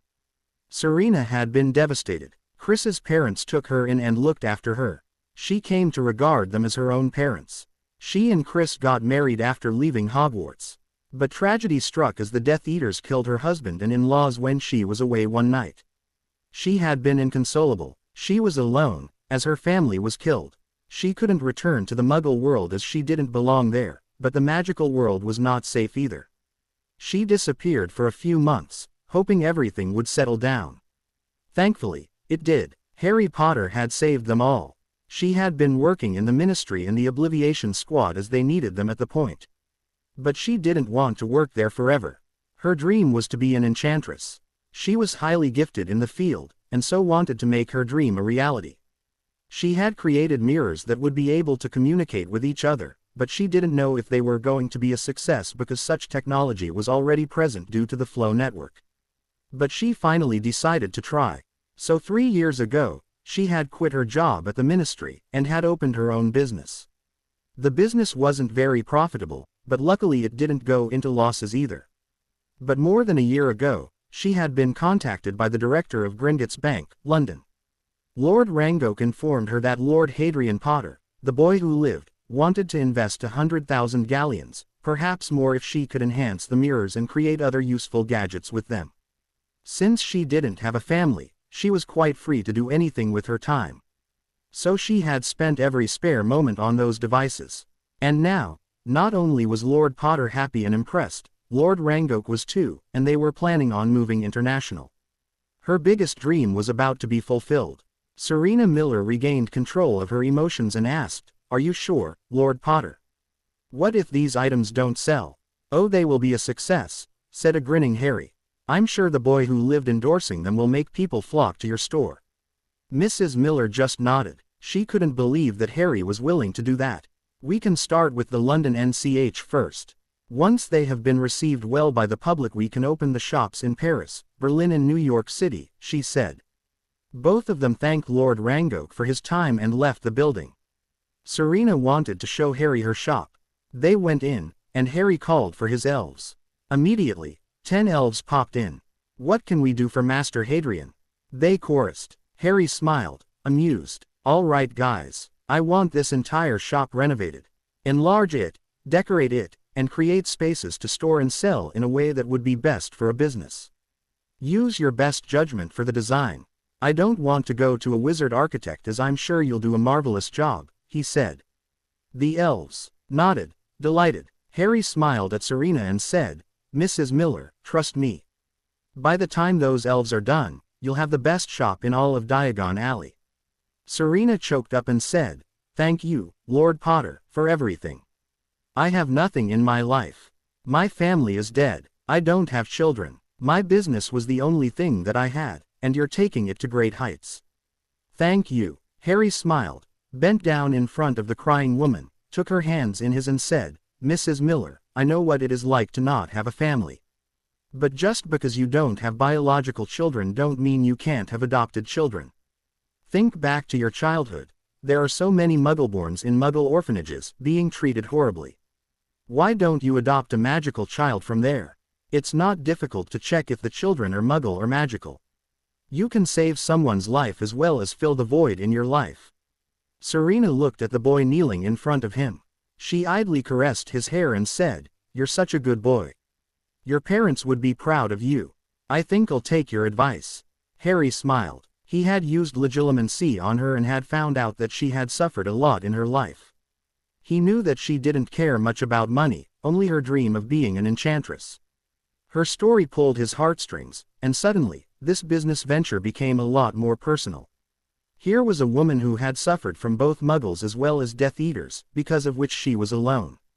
He would do his best to take care of her and bring some joy in her life. He got up and gave her a tender hug. "You can call me Harry," he said to her. "Call me Serena," she said, smiling and returning the hug. The Order of Merlin was the highest civilian award given to any witch or wizard who was a citizen of the British Isles. There were of 3 forms: First CL, Second CL and Third CL. To award one to a person, it needed Wizengamot approval. It was then presented to the awardee by the Minister of Magic. It was a warm evening on the 2nd of July, 1993. Reporters were gathered in the atrium of the ministry along with Wizengamot members, some ministry employees, important witches and wizards, and of course, a portion of the public. Today, Lily Potter was going to be awarded the Order of Merlin, First CL posthumously. There were some protests from the pureblood fanatics because of Lily Potter's blood status, but it was never voiced out loud. After all, it was dangerous to say anything in public against the woman who defeated Voldemort, and thus was loved by the public along with her war hero husband and her son who was the boy who lived. Harry was wearing his best robes of black and red for the occasion. He was present in the atrium, with Daphne next to him, socializing with many people who were present there. Dinner was arranged, and once it was done, Minister Fudge stepped up to the stage. Fudge had taken a beating for the Chamber of Secrets fiasco, so he was doing his best to get that credibility back at this event. When he cleared his throat, the noise died down, as the crowd waited for him to speak. 12 years ago, he began. We were in a state of war. There was confusion everywhere. You know who and his band of mercenaries were wreaking havoc all over the country, and there was killing and terror. When he came to the House of the Potters on the 31st of October 1981, he was defeated. Lord James and Lady Lily Potter were killed, but their infant son, Hadrian Potter survived. He is the only one to have ever survived the killing curse, the boy who lived, said Fudge. Recently, it has come to the attention of the ministry that the late Lady Lily Potter devised a method to save her infant son's life. This led to her defeating you-know-who. Her son, Lord Hadrian Potter, has now recently saved the students of Hogwarts by killing a basilisk that was terrorizing the school. Clearly, the Potter family has done the country and its people a great service. Therefore, I, Cornelius Fudge, the Minister of Magical Britain and Ireland, by the power bestowed upon me by the Wizengamot, posthumously award the late Lady Lily Potter with the Order of Merlin, 1st CL, he announced. There was thunderous applause as Harry stepped onto the stage. He smiled and shook hands with the minister as the cameras flashed. A witch came forward carrying a medallion. It was gold, with a silver band. Harry bowed as the minister placed the band and medallion around his neck. His smile widened as a large shield, with 2 wands crossed at the center, proudly displayed his mother's name below the golden letters signifying the Order of Merlin, 1st CL. Harry cleared his throat, signifying that he was about to make a speech. The stage was charmed so that his voice was magically enhanced and could be heard all over the atrium. He internally smiled as he saw Serena Miller in the crowd, with a small crystal suspended in midair next to her. She winked at Harry, signifying that she was ready. I would like to start by thanking the Minister of Magic Cornelius Fudge, the Chief Witch Lady Acton and the august body of the Wizengamot for presenting my mother with his prestigious award, began Harry. The crowd listened in rapt attention as Harry had never before given a public interview or speech. As an orphan, I don't know much about my parents. What I do know, I only gathered after talking to my godfather and after reading their journals, but it wasn't the same. I wish I had known them, but that can be said to many of those who lost their families in the war due to Tom Riddle, said Harry. He purposely called the man Riddle and not Voldemort. The war took many lives of so many talented witches and wizards. As the minister said, there was rash muggle killing. It was difficult to maintain the international statute of secrecy while at the same time capture the Death Eaters. My mother knew that my life was in danger. Like any other concerned mother, she took action, even though she knew that she had to die in order for me to live. She gave up her life so that her son could live, so that we could all live. Harry looked at them all and said, her actions ended the war. But why is that stagnation still permeates the country? Tom Riddle killed so many talented witches and wizards. He didn't care about our world, he only cared about himself. It has been 12 years, so why haven't we risen yet? We still shudder when we hear a made-up name made by a delusional teenager that had daddy issues. We are magical beings. We are better than that. We have survived so much and have risen to form the best society there could be. Why should we let the fear of that man torment us even now? I say enough. We need to wake up. Magical communities around the world are thriving and we used to contribute to the international society. What happened to us? We need to get back up. Remember all those who died in the war. Remember their sacrifice so that you can help create a better magical society today. Let their deaths not be in vain by us not improving our beloved magical world. Remember them, and let us rise again. Remember those times, so that someone else like Tom Riddle can never come back to kill us all again. Let us get back up, he said, finishing his speech with silence. Suddenly, there was thunderous applause. Harry bowed to them and stepped down from the stage. He mentally smiled. He had planted the seeds. Now all he had to do was let it grow. Diagon Alley was buzzing with activity. One shop in particular caught everyone's attention. The place looked full. It was Miller's Magical Mirrors. Many people stepped inside to see what it was about and were stunned by their discovery. Shelves of different types of mirrors could be seen. They were not for vanity, no. They had different purposes. There were communication mirrors which could be used to send messages or used to call others. There were other large mirrors which could be used to watch the news or Quidditch matches. It seems the Magical Daily Press had teamed up with Miller and the news could now be seen on the mirrors. Advertisements of the Quidditch teams Montrose Magpies and Puddlemere United could be seen on the mirrors as well. It was said that the mirrors were going to be used in the next matches and they were going to be recorded and could be watched while staying at home. There were many other features which people were interested in. Hadrian Potter receiving the Order of Merlin on behest of his mother, and his speech later was also shown on several of the large mirrors. Many of the customers were buying the products excitedly. Harry exited the shop with a small smirk on his disguised face. It was a few days later that there was a breaking news on the large mirror which had been installed in Harry's master bedroom. The reporter said, "There has been a shocking report from the Department of Magical Law Enforcement. Death Eater and murderer Peter Pettigrew has escaped from Azkaban. It is unknown how he escaped, but the general consensus is that he might have used his animagus form, which is a rat, to escape. But considering that the Ministry was aware of the fact, we are not sure how Pettigrew could have escaped the fortress that was considered escape-proof." Peter Pettigrew was convicted and sentenced to life in Azkaban 2 years ago for betraying the Potter family to the dark wizard Tom Marvolo Riddle, which led to the murder of James and Lily Potter, and for the attempted murder of the boy who lived, Lord Hadrian Potter. Lord Sirius Black was then sent to Azkaban on false charges, but was released 2 years ago after finally receiving a trial. There has been no further report from the Ministry of Magic concerning the escape, but it is advised by the population to be vigilant and to report any suspicious activity. If you spot Pettigrew, call the Auror office immediately. This is Steve Green, reporting for the Magical Daily News. Harry couldn't believe it. Pettigrew had escaped. What was the rat planning on doing? He stood up and started pacing. The only options that he thought were that the rat was either coming to kill him or find Voldemort. Option 2 wasn't appealing at all. So far, he had destroyed only 2 Horcruxes while 3 more remained. He had to get them too. But he needed Sirius's help for that, and there was the problem. Harry didn't know if he could confide in Sirius and Amelia with something so delicate. He needed Sirius to gain access to Bellatrix's vault. He had also researched who R, A, B could be and had come to only one suspect, Sirius's brother, Regulus Arcturus Black. He didn't know how Regulus had known about the Horcrux, but he was never going to find out unless he spoke to Sirius. After a few more minutes, he decided that he would wait for a while. If he could accomplish it without involving Sirius and Amelia, he was all for it. If he needed them, he would tell them during the Yule holidays. The next morning, the Magical Daily came as usual. Peter Pettigrew escapes Azkaban. Minister Fudge deploys Dementors all around the country and at Hogwarts. Pettigrew is suspected to target the boy who lived. Dementors. Harry's eyes went wide at reading that. He hated those things with a passion, as he truly believed they were incredibly dangerous. He did not want to be defenseless if he ever faced one.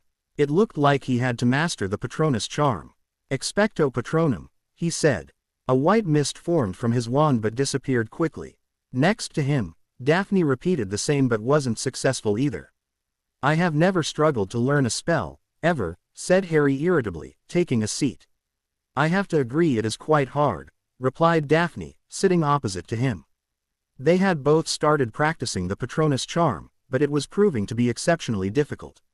The charm needed a happy memory, but no matter how much Harry tried, he just couldn't get it. They had been trying for a month now, with no success. Nothing much had happened during the month. A manhunt was organized to track down Pettigrew. The censors around Britain were tightened so that he could not leave the country. So far, there was no luck in finding him. "It's so frustrating," yelled Harry. "I have some happy memories. Why can't I do it?" They both sat quietly for several minutes, when Daphne spoke out saying, "What if we are looking at this the wrong way? What if the happy memory alone isn't enough? What if there is the emotional component that is required?" Harry sat up straight. "Just like how the unforgivable curses need emotion to power them?" he asked. "Exactly," replied Daphne. "Let's give it a try." Harry closed his eyes and thought back to when he was happiest, but unfortunately, it was proving to be very difficult. He had spent a whole month on this spell. How could he not get it right? He opened his eyes out of frustration and looked at Daphne. She had her eyes closed and was meditating. His happiest memories had been with Daphne. She was the bright spot in his life, the one who was always there for him and loved him. Sirius and Amelia cared about him too, his devoted elves who loved him always, without a cause. And finally, his beloved Thunderbird familiar, his brother. He always had Aquila. He let the emotions of happiness and love he had for them fill him up. Daphne, Aquila, Sirius, Amelia, and others, he loved them all. He thought about his parents, how much his dad loved him. How his mother used to tease his father by calling him the most whipped dad on the planet, looking at the way James would shamelessly play with Harry for the baby's amusement in the weirdest ways. His mother hadn't been anything less. He thought about all the love they had showered on him when he was just a baby. Tears leaked from his eyes as he thought about them all as he whispered, "Expecto Patronum." Something large and silvery shot out of his wand. It wasn't defined, so Harry pumped in more emotion into the spell. He thought about the moment when Daphne had given him the photo album, their first. The silvery M expanded, a beak showed up, followed by a face and neck, wings, more wings, a tail and finally another pair of wings. His Patronus was a thunderbird. "Aquila," whispered Harry, his voice thick with emotion. "He's beautiful," said Daphne, coming to stand beside him. The large thunderbird Patronus came forward for Harry to touch it. Harry extended his hand and touched its neck. It stood more than 12 feet in height, towering over them. Harry could feel happiness and love radiating from it. The touch felt so different, as if he was connecting to his soul. After several seconds, it disappeared. "What's the secret?" asked Daphne. Harry breathed deeply to get his voice under control. "You were right. It needs powerful emotions to power it. You need to feel the happiness and love, only then would you be able to create a fully corporeal Patronus. You might want to take your time, though. Let the emotions fill you," he said in a shaky voice. Daphne nodded and thought about it. Harry watched as her face slowly flushed. A large smile formed on her face, just as a lone tear slipped down her cheek. After more than 2 minutes, she whispered, "Expecto Patronum." A silvery M erupted from her wand as well. Daphne opened her eyes and concentrated. Nearly a minute later, after great effort, it started changing. Giant paws started forming, along with a tail. A body soon took shape, and finally, a face appeared as well. It too was large, more than 6 feet in height. It had spots on its body, along with an inflamed neck. Daphne's Patronus was a Nundu. Daphne extended her hand, and the big cat came forward to touch it. A silvery tongue licked her fingers and Daphne giggled. She petted it until it disappeared. "Your Patronus is a Nundu," whispered Harry, astonished. Nundu, while considered by many as the most dangerous magical creature in existence, wasn't labeled as a dark creature, unlike the basilisk or a dementor. Nundus preferred to stay isolated, and not interact much. There had been rare instances where the big cats had not harmed witches and wizards at all, even though they were highly destructive. So the magical governments gave explicit instructions to its citizens to avoid the deadly cat as much as possible. It was decided to leave the creatures in their natural habitat and not disturb them. In fact, just like how dragons were sacred to the Chinese, SS were sacred to Indians, Nundus were sacred to many magical African tribes. They were deadly, cunning, intelligent and silent. They attacked only when provoked or for prey, otherwise were known to be peaceful and people avoided them at all costs just by their reputation alone. It was quite fitting that it was Daphne's Patronus. "I can't believe it," she said. "I never expected it to be something so powerful. I guess Ollivander was right." "Ollivander?" asked Harry sharply. "What did he say?" "My wand is aspen and dragon heartstring," explained Daphne. He explained that it was a powerful and deadly combination. It seems aspen wands create fine duelists, not to mention an affinity for charms. He also said that those who truly mastered aspen wands turned out to be revolutionaries, so he said I would do great things in the future. Harry looked at his wand and said, "My wand is you and Nundu heartstring." Daphne's head snapped up. "Yes, Nundu, that's why I was surprised to find out that your Patronus was one as well. Ollivander said the same to me, that I would do great things in life. Let's not prove him wrong." A few days later, Harry stood in his study, surrounded by his painted ancestors. He was holding the sword of his ancestor, Godric Gryffindor. "I can't believe you finally found it," said the portrait of William Potter. "I remember searching for it myself, and I never found it. The Sorting Hat had to give it to you, you say?" "Yes," replied Harry, examining the sword. He said that Godric had told the hat to give this to a Potter who embodied what Hogwarts stood for, and apparently, it's me. "Well, go on," said Doria Potter née Black eagerly. "Let's see if the family magic accepts you." Harry nodded and took a deep breath. He reinforced his mental shields and pressed his palm to the very bottom of the blade and slashed it. A deep gash appeared on his palm, and he let the drops of blood fall on the sword. After 9 drops, there was a flash of light, and Harry thought he heard a lion's roar. Harry was surrounded by a golden aura, as if magic itself was testing to see if he was worthy. He remained resolute, holding his head high. After a minute, the aura seeped into his skin, just as he said, "I, Hadrian James Potter, Lord of the most ancient and noble house of Potter, Scion of the most ancient and noble house of Gryffindor, do hereby solemnly swear, by wearing this ring to uphold the values and traditions of the Gryffindor family. As Lord Gryffindor, I swear to bring back my family's honor and strive for the betterment of my magical brethren. This I swear, so mote it be." The entire study was filled with golden light which slowly seeped into Harry's body. A golden ring, with a large ruby encrusted on top with a roaring lion, appeared on Harry's right middle finger. He closed his eyes, as knowledge of Gryffindor properties and places of hiding entered his mind. Harry organized them using occlumency, so that he could access them later. "Audaces fortuna iuvat," he whispered. It was the Gryffindor family motto, which meant, "Fortune favors the bold." Harry opened his eyes to look at Godric's sword, now clean of blood, glowing in his hand. It suddenly disappeared, but he knew that it would appear to him when he called for it. The various portraits all over the castle started applauding for the new Lord Gryffindor, something which the Potters over the generations had been trying to achieve. "Congratulations, Lord Potter Gryffindor," said the portrait of Charles Potter, beaming with pride at his grandson. "So, anything you can tell us?" The other portraits listened eagerly. Harry smiled and said, "Well, it looks like Salazar wasn't the only one to have a secret chamber at Hogwarts." A man who seemed to be in his 20s, appeared in the atrium of the Ministry of Magic, regally stepping forward from the apparition point. Instead of checking in as a visitor was supposed to, he strode to another entrance, which was deserted. He opened a door and walked with confidence, just as the features on his face changed. After a minute, he found a desk at the end of a corridor. He went there and tapped it 3 times with his wand. "Welcome to the Department of Mysteries. State your name and intention for visiting us," said a cool voice.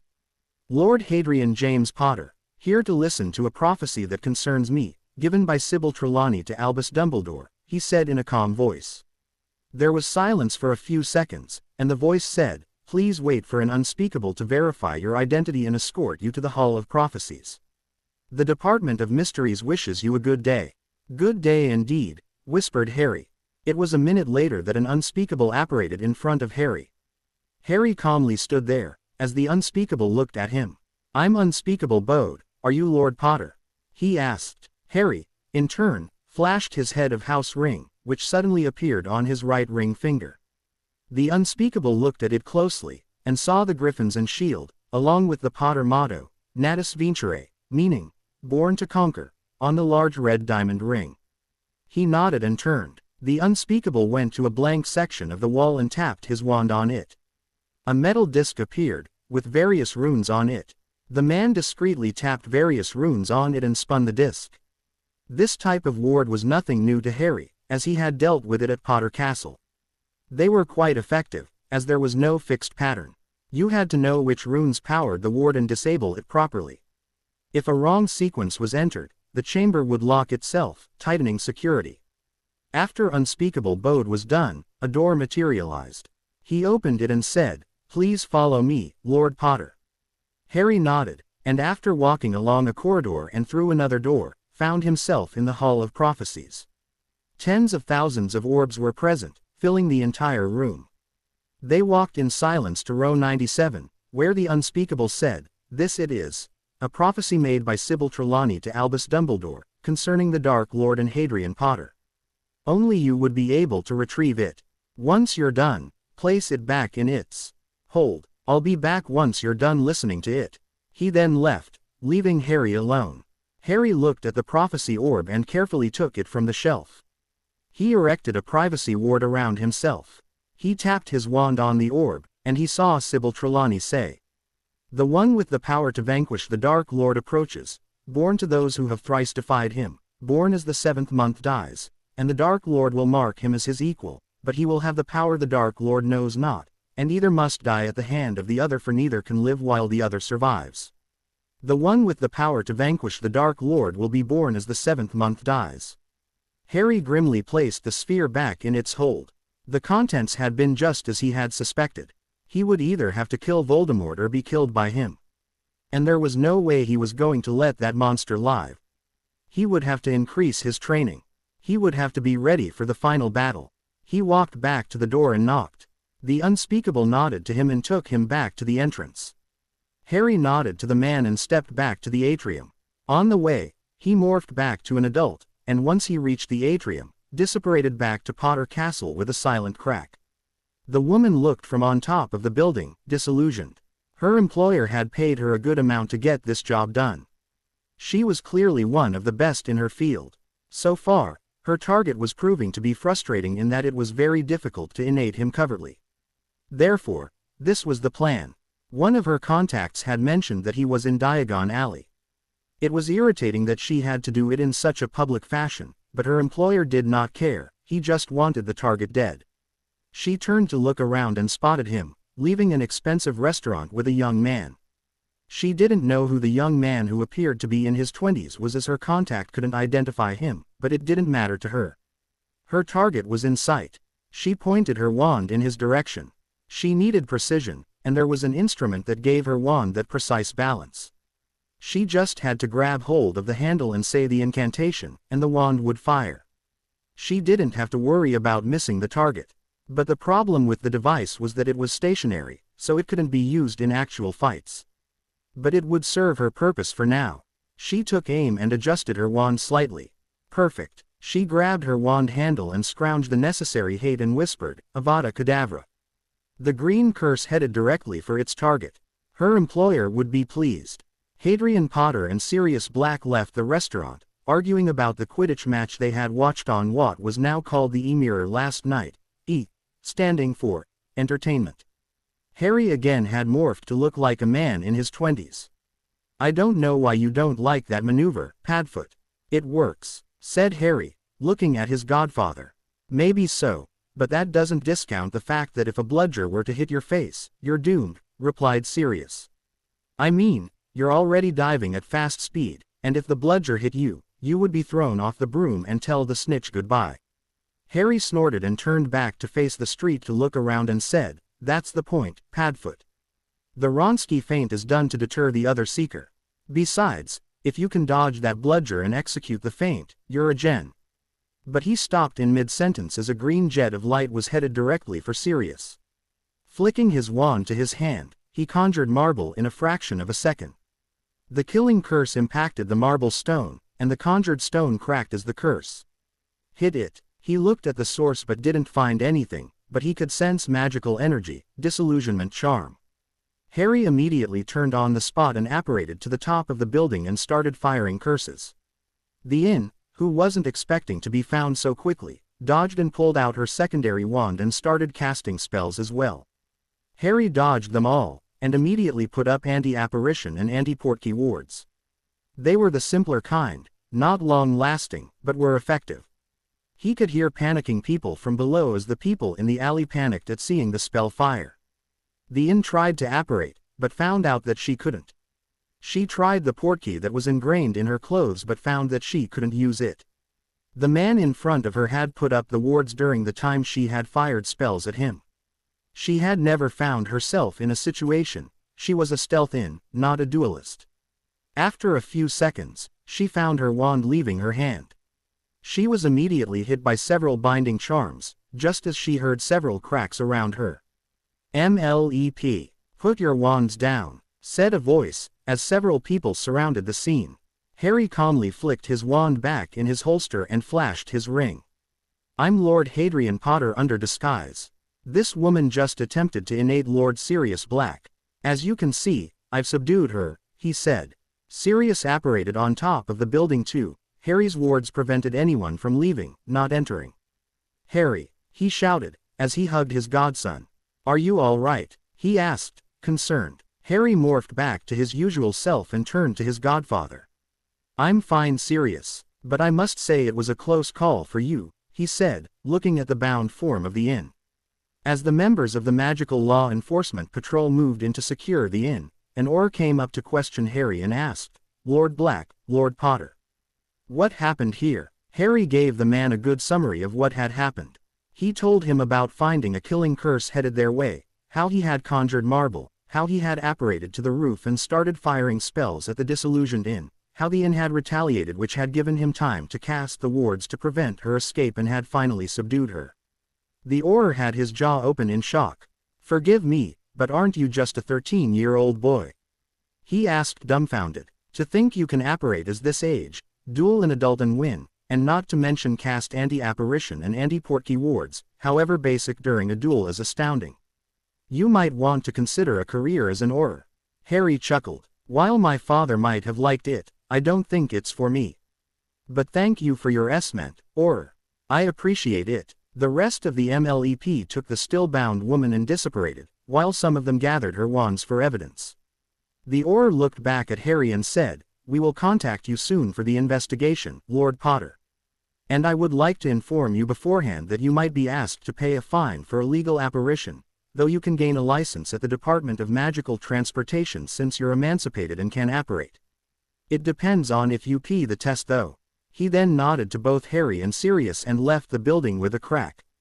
Harry and Sirius looked at each other, and with 2 cracks, disapparated back to Black Manor. "I can't believe he would try such a direct approach," said Sirius, as he sat on the couch in the informal drawing room.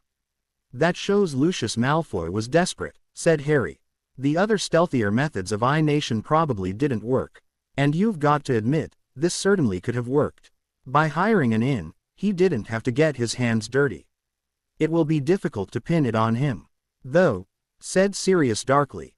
"Secrecy oaths would prevent us from finding out that it was him, so legilimency and veritasium are probably useless." "There are other ways to make her talk," said Harry lightly. "The only reason I know for sure it's Lucius is because dear Draco blabbed.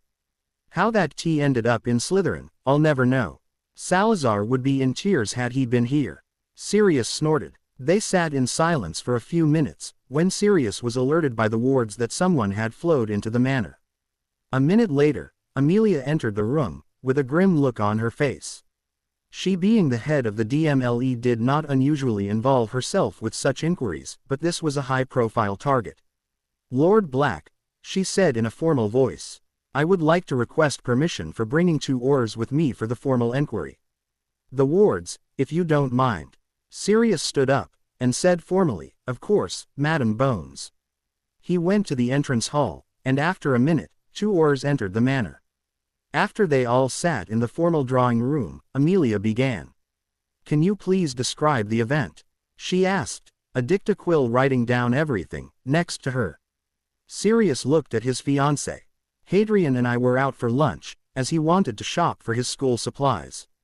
We exited the Grand Elixir restaurant at about 2:30 in the afternoon. We were on our way to look at the new firebolt room as we had finished our shopping when I saw a jet of green light coming towards me. But suddenly, a block of thick marble was conjured in front of me, and as the curse hit it, the stone cracked. The block of marble impacted me, and I fell down.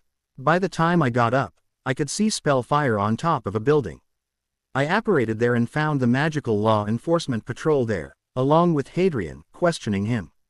It was explained to me that it was an I-Nation attempt, with me as the target," said Sirius. "Lord Potter," said Amelia, "can you describe what happened from your perspective?" Harry nodded and began. "As my godfather said, we were walking to Quality Quidditch Supplies when I saw a curse being fired from on top of a building. I immediately recognized it to be the killing curse, so I knew a shield was useless, so I conjured a block of marble. The curse hit the marble, and I immediately apparated to the top of the building and started firing spells at the place I thought the disillusioned in was present. I was successful in removing her disillusionment charm, when she started firing curses at me. I used that to my advantage and cast the basic anti-apparition and anti-portkey wards which prevented her from escaping. Several seconds later, I had her subdued, and that's when the MLEP arrived." Amelia nodded. "Thank you both for your cooperation. Lord Potter, I'm afraid you would have to pay 25 galleons for apparating without a license. I would suggest you take the test if you do know how to apparate." You can get the license early since you're emancipated. Any progress in the investigation? Asked Sirius. Amelia sighed and told them. With that, Amelia left along with her 2 Aurors. An hour later, Harry and Sirius were in his study, watching a play based on one of the stories mentioned in the Tales of Beetle the Bard on the new e-mirror installed there, as they both were still on edge. Suddenly, there was an alert on the mirror, so Sirius frowned and waved his hand. Another channel appeared, the Magical Daily News. "This is a special report," said the reporter. "We have received information from inside the Department of Magical Law Enforcement that a little more than an hour ago, there had been an I-Nation attempt on Lord Sirius Black, the Lord of the most ancient and noble House of Black, in Diagon Alley, when he was helping his godson Lord Hadrian Potter, Lord of the most ancient and noble House of Potter, shop for his school supplies. The details are sketchy, but Madam Amelia Bones, Director of Magical Law Enforcement, has released a press statement. Here it is." The reporter's face minimized and went to the edge of the mirror, while Amelia's face occupied the remaining space. Harry was very happy that the Magical Daily Press had adapted very quickly to the new magical technology. From the amount of sales and views of both the Magical Daily newspapers and the mirrors, he knew both his business ventures were very profitable. "More than an hour ago," said Amelia, looking at the crystal suspended in front of her and a couple of reporters, "Lord Sirius Black was attacked by an inn in Diagon Alley. The inn was perched on top of a building and fired a killing curse at him. Lord Hadrian Potter, who was with Lord Black, saw the movement and conjured a block of marble in front of his godfather. The unforgivable curse impacted the block, and it cracked. The marble then hit Lord Black, but nothing else happened to him. Lord Potter then apparated to the top of the building and overpowered the inn, just as the Magical Law Enforcement Patrol appeared at the scene. I personally questioned Lords Black and Potter about the incident. But when we unbound the inn to question her, she consumed poison that was later found to be under her tongue. She died of a very fast-reacting poison, while not strong was effective. The bezoar which we administered to her was useless. She has been confirmed dead, and we are looking for any clues as to find out who could have employed her. Lord Black and Lord Potter are both not injured. Thank you." The reporter came back and continued, "It has not been ascertained as to who could have hired the inn to kill Lord Black, but speculations have arisen that say that Lord Lucius Malfoy, the head of the noble of Malfoy, had threatened Lord Potter at Hogwarts a few months ago. Lord Malfoy seems to have been involved in the opening of the Chamber of Secrets, which led to the basilisk attacks at Hogwarts, which resulted in various students at Hogwarts being petrified until Lord Hadrian Potter killed the creature. We are not sure about the involvement of anyone else, but we can safely say that it is going to be difficult with the death of the inn." Madam Amelia Bones, the head of the Department of Magical Law Enforcement of the British Ministry of Magic, has been greatly appreciated by many to have kept her professional composure and followed her duties accordingly, even though she is engaged to Lord Sirius Black, who was almost I-nated. She also didn't bend the rules for Lord Hadrian Potter, who has been fined 25 galleons for apparating without a license. As the viewers can guess, many have been astounded by Lord Potter's ability. Apparition at the age of 13, and to put up wards and defeat an inn is quite extraordinary. But then again, we are talking about a boy who killed a 70-foot-long basilisk with a sword, so we probably shouldn't be too surprised. For more news, stay tuned. This is Steve Green, for the Magical Daily News. Harry smirked. It was time for him to strike back. He was a Potter. He didn't sit idly by. He would conquer. He would always conquer. Born to conquer, he repeated, which was the Potter family motto. Lucius Malfoy threw his bottle of fire whiskey to the ground. The bottle shattered, as he angrily looked back to the mirror that stood suspended on the wall of his study. He didn't particularly like that new contraption because, quite frankly, it was something he couldn't control. That Magical Daily Press was the bane of his existence. Oh, how he wished he could get his hands on the new owners of the press. The move of someone taking over the Daily Prophet had almost given him a heart attack, and he was very young by magical standards. He didn't know what was up with him lately. He should have known better than to publicly threaten Potter, but honestly, what could a 13-year-old boy do? How dare that T destroy the diary? Even thinking about his master's reaction should he return sent chills down Lucius's spine. How in Merlin's name had Black survived that attack? He scoffed at the mere thought that Potter could have performed all those feats of magic. The boy was merely 13 years old, it was probably the media exaggerating again. But this report he had just watched was a big blow to him, his credibility would take a massive hit. He would have to do something to get it back. What to do? Damn that Potter T. Albus Dumbledore was pacing in his office, fuming. A large mirror was suspended in thin air on the other side of the office. Oh, how he wanted to destroy it. He had absolutely no control over it or the magical daily press, and now he was being targeted by all. The people had started questioning whether it was time for him to step down from the post of headmaster. He was Albus Dumbledore. There was no way he was going to step down as headmaster. This was his castle, damn it. He and Minerva McGonagall had come under heavy fire after the incident of the chamber, and that was unacceptable. That blasted Lucius Malfoy couldn't even get rid of Sirius Black properly. How that man was a Slytherin, he didn't know. Really, an I-Nation attempt in the middle of Diagon Alley was bound to attract attention. And Black didn't even have the decency to die. Harry had to have intervened. His grand plan for Harry's second year had blown up in Albus's face. He had made progress by making the entire school and country turn against the boy, but after Harry killed that basilisk and explained about the true nature about Parseltongue, he was once again the hero. Coupled with the fact that Lily Potter had managed to save her infant son and had defeated Voldemort in the process, and by giving her the Order of Merlin, the popularity of the Potter family was tremendous. He had tried to stop Cornelius from giving the Order of Merlin, but alas, the man hadn't listened to him. Why didn't people understand that what he did was for the greater good? Harry had a destiny to die by Voldemort's hand. After Albus destroyed all of Voldemort's Horcruxes, he was sure the man would feel remorse for his actions, take back his name as Tom Riddle and become the next leader of the Light. Again, Harry had been a thorn in his side. The T had revealed Voldemort's real name and had thus exposed Tom for who he was.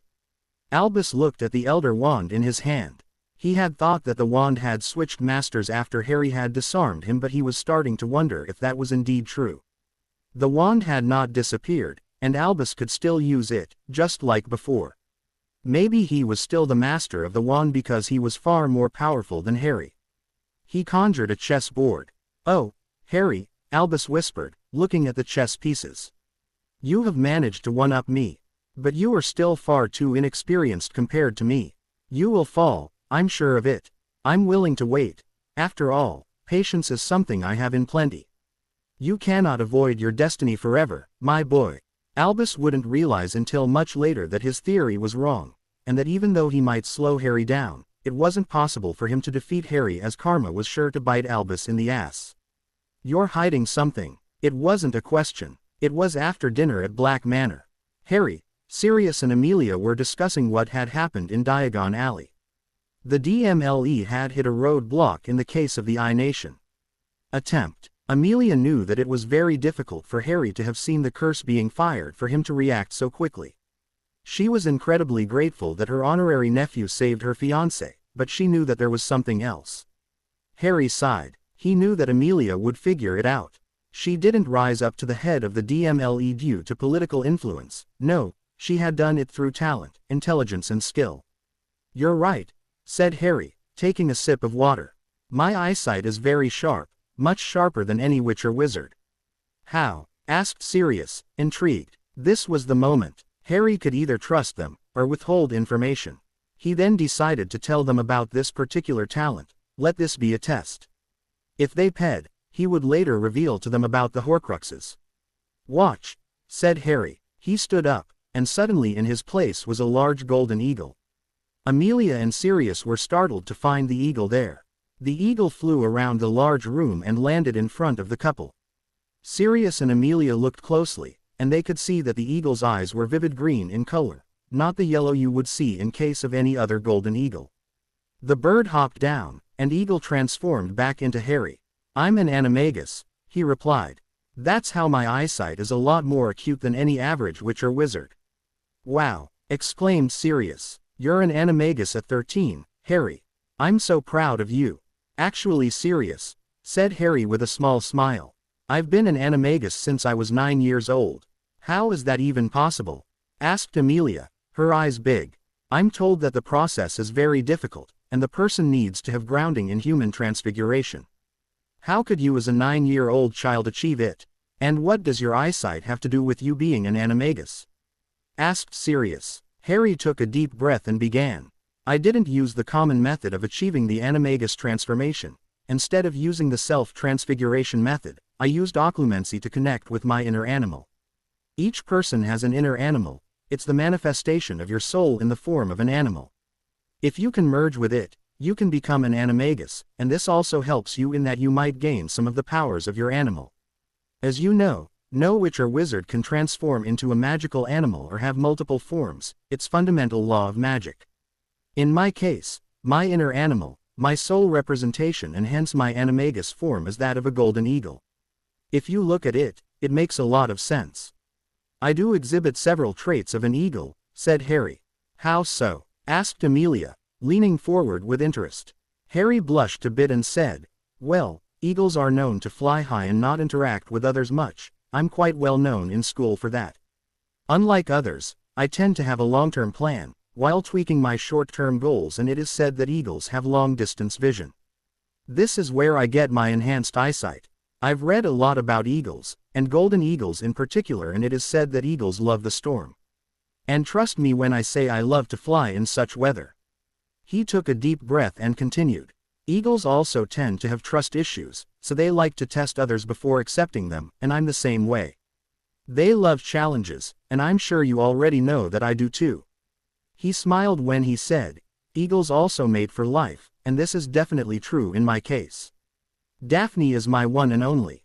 Wow, said Sirius, finally. How long does it usually take for the transformation? He asked. Harry shrugged. It probably differs from one person to another. It took me over a year, but I was just 8 years old then. Finding your form is one thing, but merging with it is something else. In my case, the eagle took more than 6 months just testing me if I was worthy until we finally bonded. In a sense, you're testing yourself to see if you're ready. It really is an amazing process. Daphne has already started working on it, he explained. This really is amazing, said Amelia. It could revolutionize the way a person achieves the animagus transformation. Harry spent the next few minutes explaining about the process, and how to use occlumency to enter one's core to find his or her inner animal. Clearly, Amelia was interested in becoming an animagus as well. All right, she said. You're not registered. Harry shook his head. It's dangerous to register here at the ministry as it is public record. Besides, I don't want the attention, nor do I want people to realize that I'm an animagus. In case of an attack, it's a useful talent to have. Have you tried registering with the ICW? Asked Amelia, with a small smirk. Harry snorted. That was my plan too. I know that any citizen of a member country of the International Confederation of Wizards can register there as well. In such a case I would be registered in all the member countries. But I don't have any contacts there, and people don't do it because of how expensive it is, and hence I stand out, which is bound to attract attention as I'm mentioned in nearly every book which mentions the killing curse all over the world.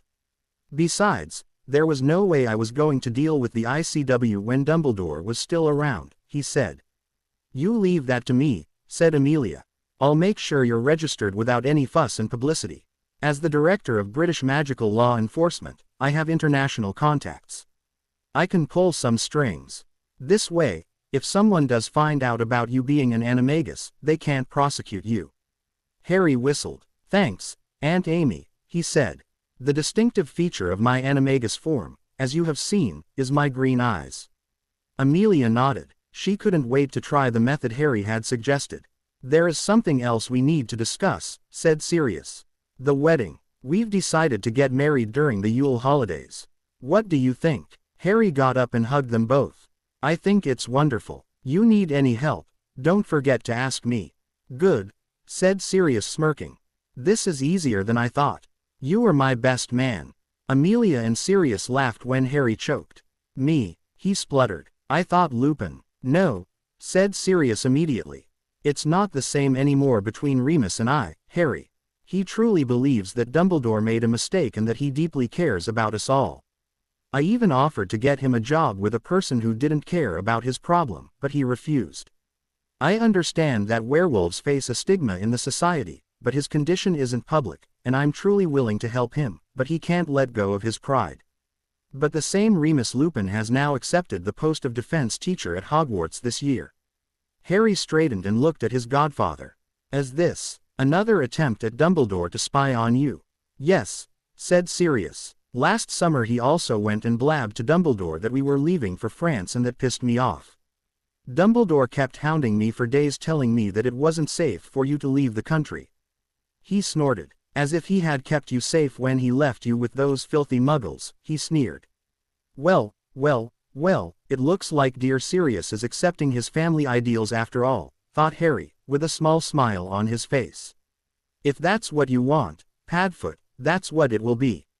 I'd be honored to be your best man, said Harry. We still haven't decided on the venue, said Amelia, deep in thought. We've thought of several places, but nothing seems right. What about holding it here, at Black Manor? Suggested Harry. Both adults looked at him with confusion on their faces. I know it hasn't been done recently, said Harry. But it used to be quite the norm among the ancient houses before. We can have the ceremony in the grounds and the reception in the grand ballroom. After all, we need a place to dance. The formal dining room can be modified to accommodate all the guests for dinner. The ward scheme would have to be modified for the evening, but I'm pretty sure it has been done before by the Black family when they used to host parties. What do you think? I think it's a wonderful idea, said Amelia, with a smile on her face. Who am I to disagree? Said Sirius, grinning. He ruffled Harry's hair affectionately and said, Good thinking, kiddo. On the 1st of September, Harry packed his trunk, ushered a reluctant Tango, his Krupp in his cage, and went down to the entrance hall. He then shrank his trunk, put it in his pocket, picked up Tango's cage and stepped into the fireplace. Platform 9 3/4, he said in a calm voice. The green flames enveloped him, and he immediately stepped out of the fireplace as he looked at the train in front of him. He stepped on board and found an empty compartment. He resized his trunk and removed Tango from his cage. The Krupp barked happily and settled down next to Harry. A few minutes later, Daphne and Astoria entered the compartment. Nervous? Asked Harry to his future sister-in-law. Yeah, a little, replied Astoria, taking a seat opposite to Harry and Daphne. Which house do you think you'll be sorted into? He asked. Daphne and Astoria looked at each other and she said, Well, I know there is no way I'll be in Gryffindor or Hufflepuff. I don't think I would fit well there. So it's either Ravenclaw or Slytherin. Harry nodded. Either way, you don't have to worry. You have Daphne to take care of you in Slytherin and you have me in Ravenclaw. Astoria snorted. I don't need either of you to take care of me. I'm a big girl, she said indignantly. Sure you are, chorused Harry and Daphne, earning a smirk from the other. Remember what I told you, said Daphne. Be careful with the older boys, especially one Poncygit named Draco Malfoy. He might lure you into a trap just to get back at us. Soon, the rest of their friends arrived as well. They started talking to each other, and Harry consciously made it a point to join into the conversation as well. He couldn't remain buried behind a book for the rest of his life. An hour later, he got up to go to the bathroom. On his way back, he found an eccentric-looking girl searching for a compartment. He frowned as he realized that she was Luna Lovegood. Miss Lovegood, he said. Don't you have any place to sit? She turned to face him, her eyes unfocused. Hadrian Potter, she said in a dreamy voice. No one wants me in their compartment as they call me loony, so I was searching for another place to sit, she explained. Anger bubbled in Harry's gut as his eyes flashed bright green. Nevertheless, he smiled at the younger girl and said, Well then Miss Lovegood, why don't you come join us in our compartment? I'm sure there's room. Harry decided then that he would keep an eye on Luna when they reached Hogwarts. If he discovered any bullying, the school was going to pay. On the way, he smiled and waved at Fred and George Weasley, who were probably plotting something again to prank the school. While he didn't like Percy because of his authority worship and Ing Peoples, and Ron Weasley for, well, being Ron Weasley, and Ginny Weasley because of Dumbledore, though he had decided to stop avoiding her, he didn't know if she was in on the plot. She was a kid after all. He genuinely liked the Weasley twins. They were among the few who had very vocally disputed the claim of him opening the Chamber of Secrets last year. He had also collaborated with them to prank the staff, which turned out to be a great success. He also smiled and nodded to Cedric Diggory as well as he entered the compartment. The older boy had also not believed that Harry had opened the chamber, something which he was quick to point out to his fellow Hufflepuffs later on. This had led to Cedric now being considered as the epitome of what Hufflepuff stood for, and now had great influence in the house. Harry had spoken to the boy a few times last year, asking if he was all right after the Lockhart incident. It turned out that Cedric did go to a mind healer, but had slowly come to accept what had happened. "Hey guys, do you mind if Luna Lovegood joins us? She doesn't have a place to sit and has been searching for over an hour," he asked. "Sure," said Neville, making room. Luna sat down next to Hannah and smiled. "I'm Luna Lovegood," she said in a dreamy voice. "Nice to meet you all. It seems there are no Nargles infesting this place like the rest of the compartments." The rest of them in the compartment blinked. Harry was the first to recover. "Well, that's a good thing then, isn't it?" he asked. "Miss Lovegood, meet Daphne and Astoria Greenger, Neville Longbottom, Susan Bones, Hannah Abbott and Tracy Davis." Luna nodded at them all, took out a magazine and started reading it upside down.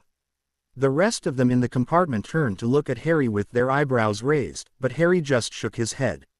They all went back to what they were doing. Several hours later, when they were half an hour away from Hogsmeade, the train started slowing down. "What's going on?" asked Astoria. "No idea," replied Daphne.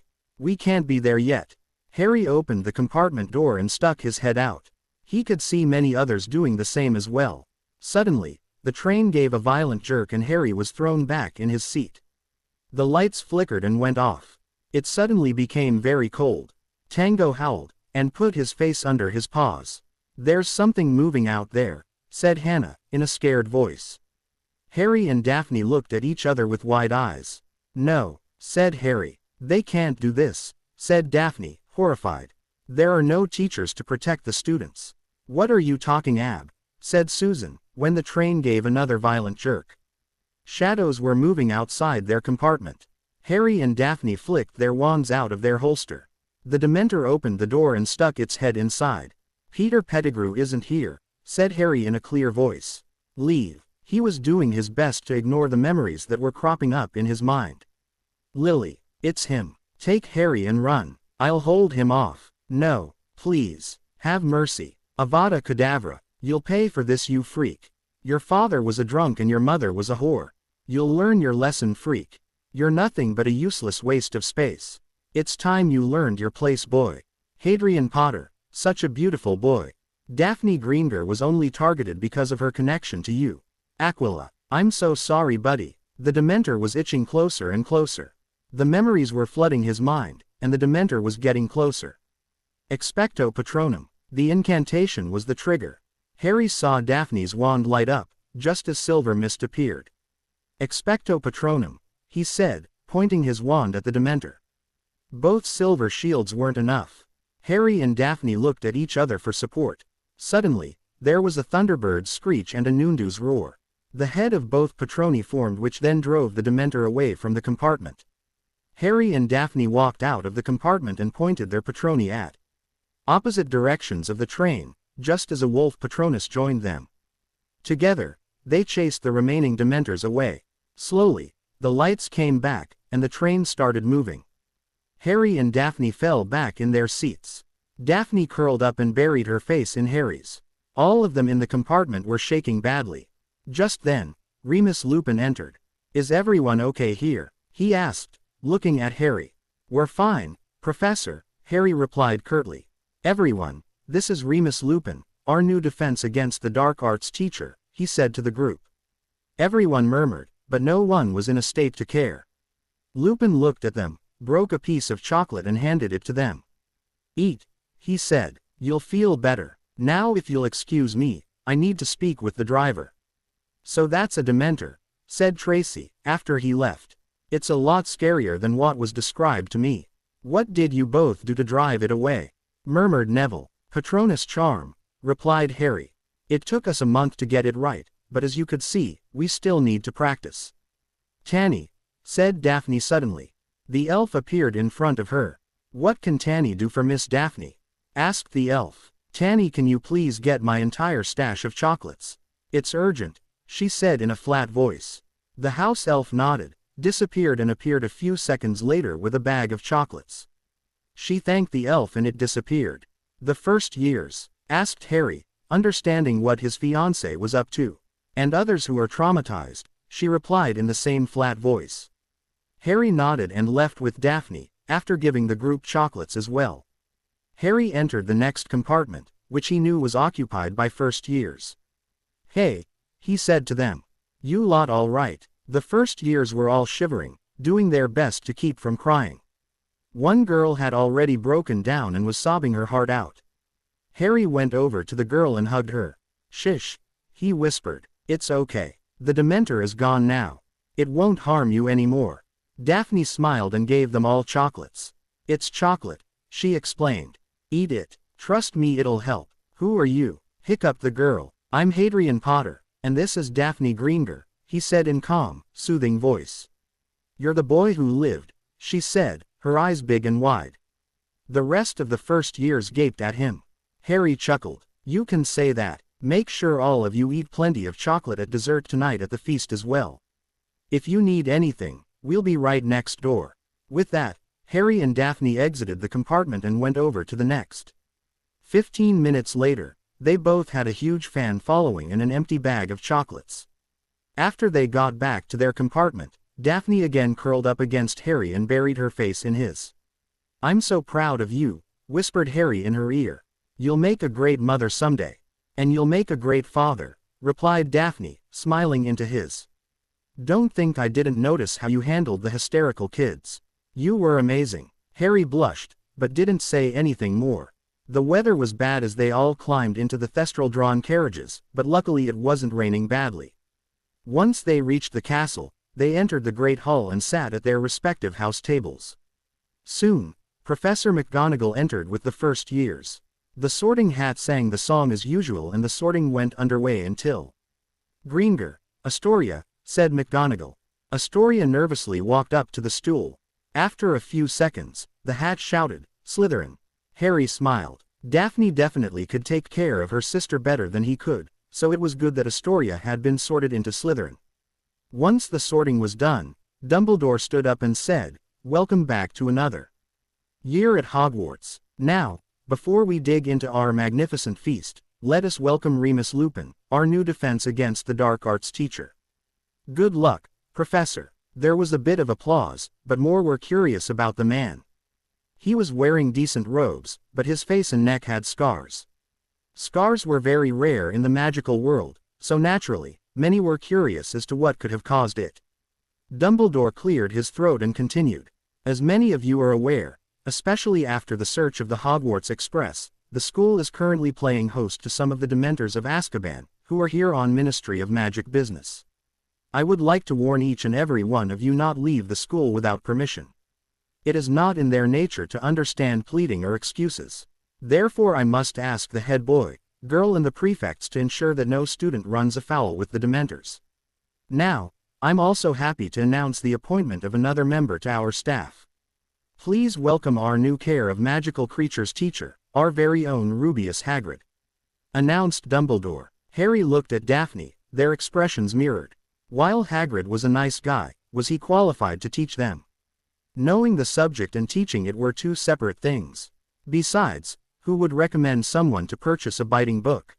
When Harry had purchased it, he didn't understand the reason behind it, until he scanned the book. He then showed the shopkeeper the way to stroke the spine to calm the book down. The shopkeeper had given the book to Harry for free in gratitude. After the applause stopped, Dumbledore said, Let the feast begin. The feast was wonderful, and Harry saw most of the first years helping themselves to more chocolate. He smirked. Dumbledore had not even bothered to tell the students that bit of information. He would have to go down to the kitchens later to talk to the elves. Clearly, they needed more chocolate on an everyday basis if they were going to survive the Dementors. After the feast, he went to Ravenclaw Tower, while talking to his housemates. Harry could see that many of them were happy that he had not held a grudge because of the debacle last year. After chatting for more than an hour, he finally went to his room. He locked the door and cast an expansion charm around the room along with several security wards. He then changed the color of the wallpaper to red and silver and stuck the picture of his family on the wall. On the other wall, he put up the big mirror he had bought just for keeping it in his room. Harry was surprised how well the mirrors had been accepted by the public, but he wasn't going to complain. Serena had employed several people, with the standard secrecy oaths of course. She didn't want anyone to use her knowledge and steal her work, and this had helped with the rising demand since the NCHES in Paris, Berlin and New York City were to open in a month. Harry changed his clothes and went to bed. He wondered what was in store this year. The next morning, after a rigorous workout, he had cajoled Daphne to join him for his morning workouts and a bath. Harry entered the Great Hall for breakfast. He sat at the Ravenclaw table and began helping himself to food when Professor Flitwick interrupted him. "Here is your schedule, Mr. Potter," the small professor said.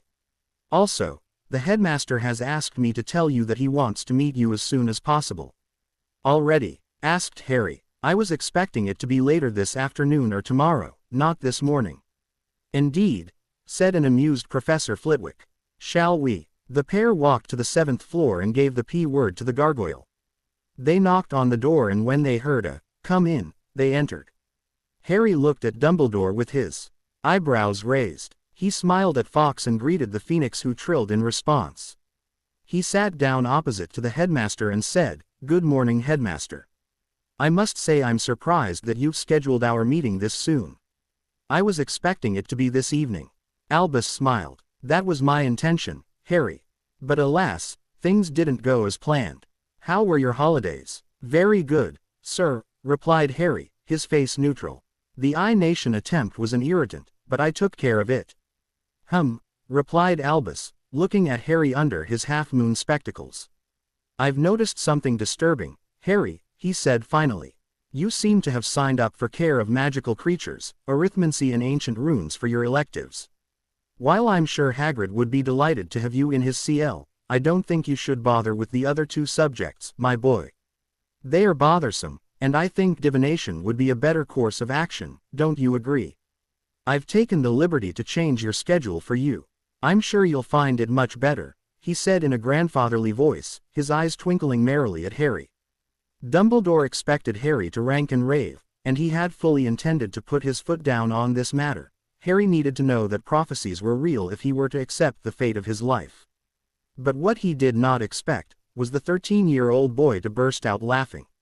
Harry gasped out and got his laughter under control. "Those two subjects are bothersome?" asked Harry, chuckling. "Professor Dumbledore, have you checked the merit list and the student rankings of my year? I'm the top student. If I can't handle it, then I don't think others can too. Besides, who in their right mind would give up such an important and interesting subject such as ancient runes and take divination of all things?" "Sorry, headmaster, I'm not insane. I'm afraid I must insist, my boy," said Dumbledore firmly. "This is for your own good." Harry shook his head. "Oh my dear Albus, you seem to have lost your touch," said Harry, smirking at Dumbledore. "If you think this pitiful attempt at you trying to steer my life in the way you want it would work, then you're more self-deluded than I thought. Don't think I don't know why you want me to take divination in the first place."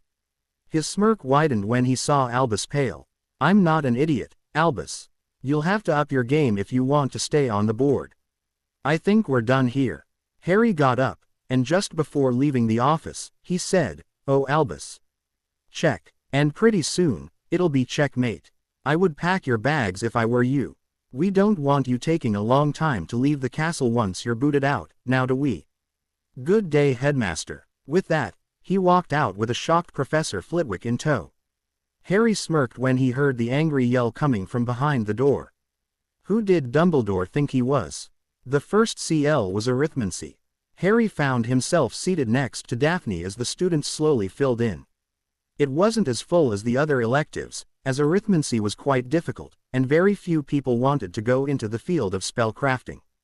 But Harry found it fascinating. In a duel, he wanted to use spells that no one else knew about. That would give him an edge over his opponent, which then would be easier to bring him down. Daphne too was very interested as she wanted to be a professional spell crafter and enchantress. For that, she needed a thorough grounding in charms, arithmancy and ancient runes. The teacher, Professor Vector came in and started lecturing them about the properties of various numbers, and particularly about how they could be used in magic. She explained that numbers were the basis of all spells, whichever language they may be. Arithmancy had evolved over time, and this was the version they could see today. When the teacher started asking questions, Harry and Daphne sat back to watch the rest of the CL as they didn't want to alienate the others with their advanced knowledge. Daphne too was now ahead of her peers, a fact that she was quite proud of, even though no one apart from she and Harry knew about it. Harry was also ahead, though not as much as he was in other subjects. He was more fascinated with runes while Daphne concentrated on arithmancy. Of course, Hermione Granger didn't have a problem raising her hand and answering every question that the teacher asked. She kept shooting smug looks at Harry and Daphne, for which the pair rolled their eyes. Really, would the girl ever mature? After arithmancy, Harry headed for Transfiguration, which he had with the Gryffindors. The other crowd of students, who had divination, came in with worried looks on their faces. When McGonagall transformed into a cat and back to demonstrate the animagus transformation, no one reacted. "Really, what has got into you all today?" said Professor McGonagall, turning back with a faint pop, and staring around at them all. "Not that it matters, but that's the first time my transformation's not got applause from a CL." Many of them shifted in their seats until finally, Parvati Patil spoke up. "Ahm, Professor, we've just had our first divination CL and..." Harry snorted. McGonagall too understood what had happened. "Of course, I should have realized. So, who's going to be dying this year?" she asked blandly. Many of the students looked at her with incredulous expressions, until Neville finally raised a trembling hand. Harry looked at his friend with surprise. "I see," said McGonagall. "Well, if you must know Longbottom, Sybil Trelawney has predicted the death of one student a year since she arrived at this school. None of them has died yet. Seeing death omens is her favorite way of greeting a new CL. Divination is one of the most imprecise NCHES of magic.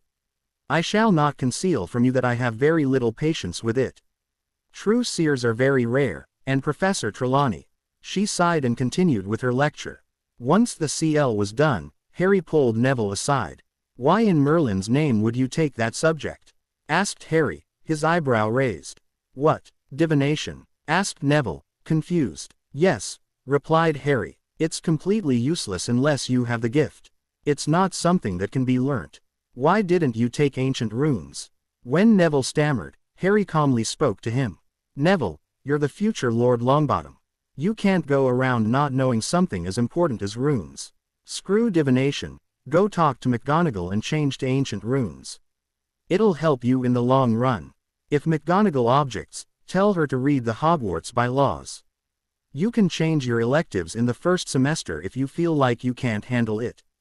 And listening to someone telling you that you're going to die isn't something anyone wants to hear.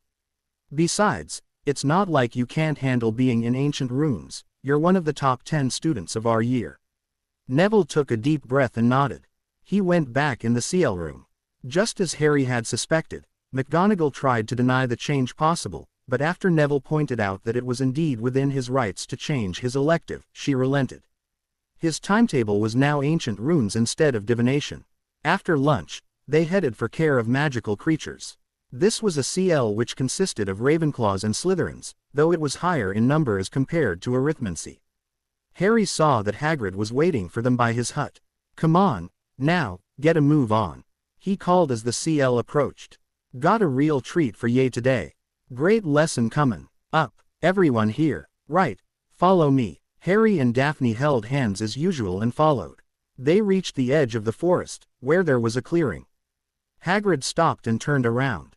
"Everyone gather round the fence here," he called. "That's it, make sure ye can see. Now, first thing ye'll want to do is open books." "How?" said the cold, drawling voice of Draco Malfoy. Said Hagrid. "How do we open our books?" Malfoy repeated. "Didn't the shopkeeper at Flourish and Blots tell you?" asked Daphne, coolly. "Or were you too stupid to figure it out yourself? A simple magical analysis charm would have given you the answer, Malfoy. You're supposed to stroke the spine. As you can see, you're among the very few who haven't figured it out." Draco flushed, as indeed, Most of the CL had opened their books without complaint, while he, Crabbe and Goyle were the only ones struggling with theirs. "Good job," said Hagrid proudly. "Right then, let me introduce you to the magical creatures you would be studying today." He strode away from them into the forest and out of sight. "God, this place is going to the dogs," said Malfoy loudly. "That oaf teaching please, my father'll have a fit when I tell him." Just then Harry saw Hagrid bringing a dozen hippogriffs near the students. He raised his eyebrows as he looked at Daphne, who mirrored his expression. Harry was familiar with hippogriffs, considering that they were bred by a Potter-held company and sold all over the world. He had interacted with the creatures many times and had grown to like them. The hippogriffs sold by the Potters were among the best, which was the reason why they charged high prices. They were well trained and didn't attack people unless there was an attack. But he doubted these creatures here were trained that well, if at all. Hagrid explained about the hippogriffs and finally asked if anyone wanted to try to befriend them. When no one volunteered, Harry stepped up. When Hagrid started giving him instructions, Harry simply put his hand up to stop his instructions. He knew how to deal with them. He didn't need a distraction with these clearly untrained creatures. He slowly walked up to a gray hippogriff, while maintaining eye contact. After a couple of seconds, he bowed. The hippogriff looked at Harry for several seconds and bowed back. "Well done, Harry," said Hagrid, ecstatic. "Right. Ye can touch him. Pat his beak, go on." Without saying anything, Harry slowly approached the hippogriff. When he was near enough, he extended his hand and slowly petted the creature and stroked his feathers. "Hello to you, oh noble creature," he whispered to the hippogriff with a small smile. "Professor Hagrid, what's his name?" asked Harry suddenly, after Hagrid had stopped praising Harry for his accomplishment. "His name is Buckbeak," said Hagrid proudly. "Well then Buckbeak," said Harry, stroking its feathers. "Want to go for a spin around the grounds?" To everyone's immense surprise, the hippogriff lowered itself to the ground. Harry smiled and sat on its back. "Ready," he said to the creature.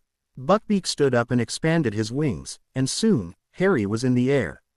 Harry really loved it when he was flying, and soon he found himself high above the lake. Suddenly, there was a flash of lightning and he heard an eagle's shriek. He grinned and jumped off from Buckbeak's back. Just before Harry hit the water, he was grabbed by a golden-colored thunderbird. Harry hugged Aquila from behind and said, "Missed you, buddy." "Likewise, little one," replied Aquila.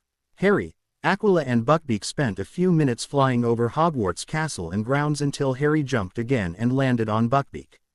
"Thanks for the ride, Aquila. See you in a week," said Harry, telepathically. "Bye Harry. See you soon," said the Thunderbird, as it disappeared again in a flash of lightning.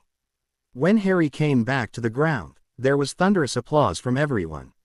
While they hadn't seen him riding on Aquila since he had been flying on the other side of the grounds, they were clearly impressed with him riding on the hippogriff. Harry knew that his peers knew of his Thunderbird familiar, but he wasn't comfortable with letting them see his familiar yet. They just wouldn't understand the sibling relationship he shared with Aquila, and he knew he would lose his temper if anyone said anything about the Miv Thunderbird. "Good work, Harry," roared Hagrid as everyone except Malfoy, Crabbe, and Goyle cheered. "Okay, who else wants a go?" Harry watched as Daphne petted one of the nut-colored hippogriffs, when he heard Malfoy insult Buckbeak. In a flash, Harry had his wand out, and just as Buckbeak raised his talons, he cast a silent shield charm between the creature and Malfoy. Protega. He was successful, as Buckbeak's talons impacted the shield, while Malfoy was thrown back because of the power of the shield. While Hagrid pacified Buckbeak, Draco Malfoy was withering on the ground. "I'm dying," he yelled. "It's killed me," Harry snorted. He went over and kicked Malfoy in the groin. Draco howled in pain, just as Harry said, "You're the biggest idiot I've ever seen, Malfoy. Insulting a hippogriff, and then acting as though it has injured you. Tisk tisk, such a disgrace has never fallen upon your family, has it? But then again, that is something to be said to a family that has no honor in the first place. Get up, you're embering the rest of the Slytherins. Salazar would cry if he were to know that someone like you had been sorted into his beloved house." The entire CL was staring at the spectacle now, ignoring the hippogriffs. Only Daphne understood why Harry was so angry. If Harry hadn't accompanied his godfather that day, Sirius could very well have died because of the Malfoy family. And it was Draco who had threatened Harry at the end of last term in the first place. Draco Malfoy was pink in the face with anger and emberment. He looked up to see the glowing green eyes of Hadrian Potter. His face paled when he saw the intense anger and loathing in those green eyes. Malfoy got up and made a hasty retreat back to the castle. The news of what happened during the Care of Magical Creatures CL was the talk of the Hogwarts rumor mill. Many of them openly snickered when they saw Draco, some even going so far as to pretend crying like a baby to annoy the boy further. The next day, Harry had defense against the dark arts with the Slytherins. He was quite curious what Lupin would be teaching them. The syllabus for the third years was a wide variety of dark creatures, so Harry wondered which they would start with. He and Daphne were softly talking when Lupin entered the CL room and told them to follow him to the staff room. It was a curious CL which headed to the staff room. There was an old wardrobe which was wobbling and banging off the wall. Harry immediately recognized what was inside it. Professor Lupin explained to them about a boggart and decided to make the students face it. There were many things that seemed to frighten Harry's CL mates. A spider, a ghost, a mummy, a crab, until Harry calmly went in front of the boggart. He didn't know what would scare him the most, so he was quite curious. But he was no way prepared for what he saw in front of him.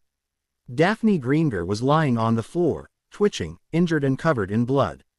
Tom Riddle, looking exactly like he did a few months ago in the Chamber of Secrets, looked at Harry and said in a deadly voice, "I only targeted her because of you. You'll find out now why you should fear Lord Voldemort, Harry." Riddle pointed his wand at Daphne and said, "Crucio." Many of them in CL screamed, but just then, Harry pointed his wand at the boggart and said in a calm, clear voice, "Ridiculous." The scene shifted, and suddenly, there was a man wearing green robes, sitting on a stool. In front of him was Tom Riddle, on both knees. "Oh Tom, you've been a naughty boy," said Salazar Slytherin, in an amused voice. "You deserve to be punished, don't you think?"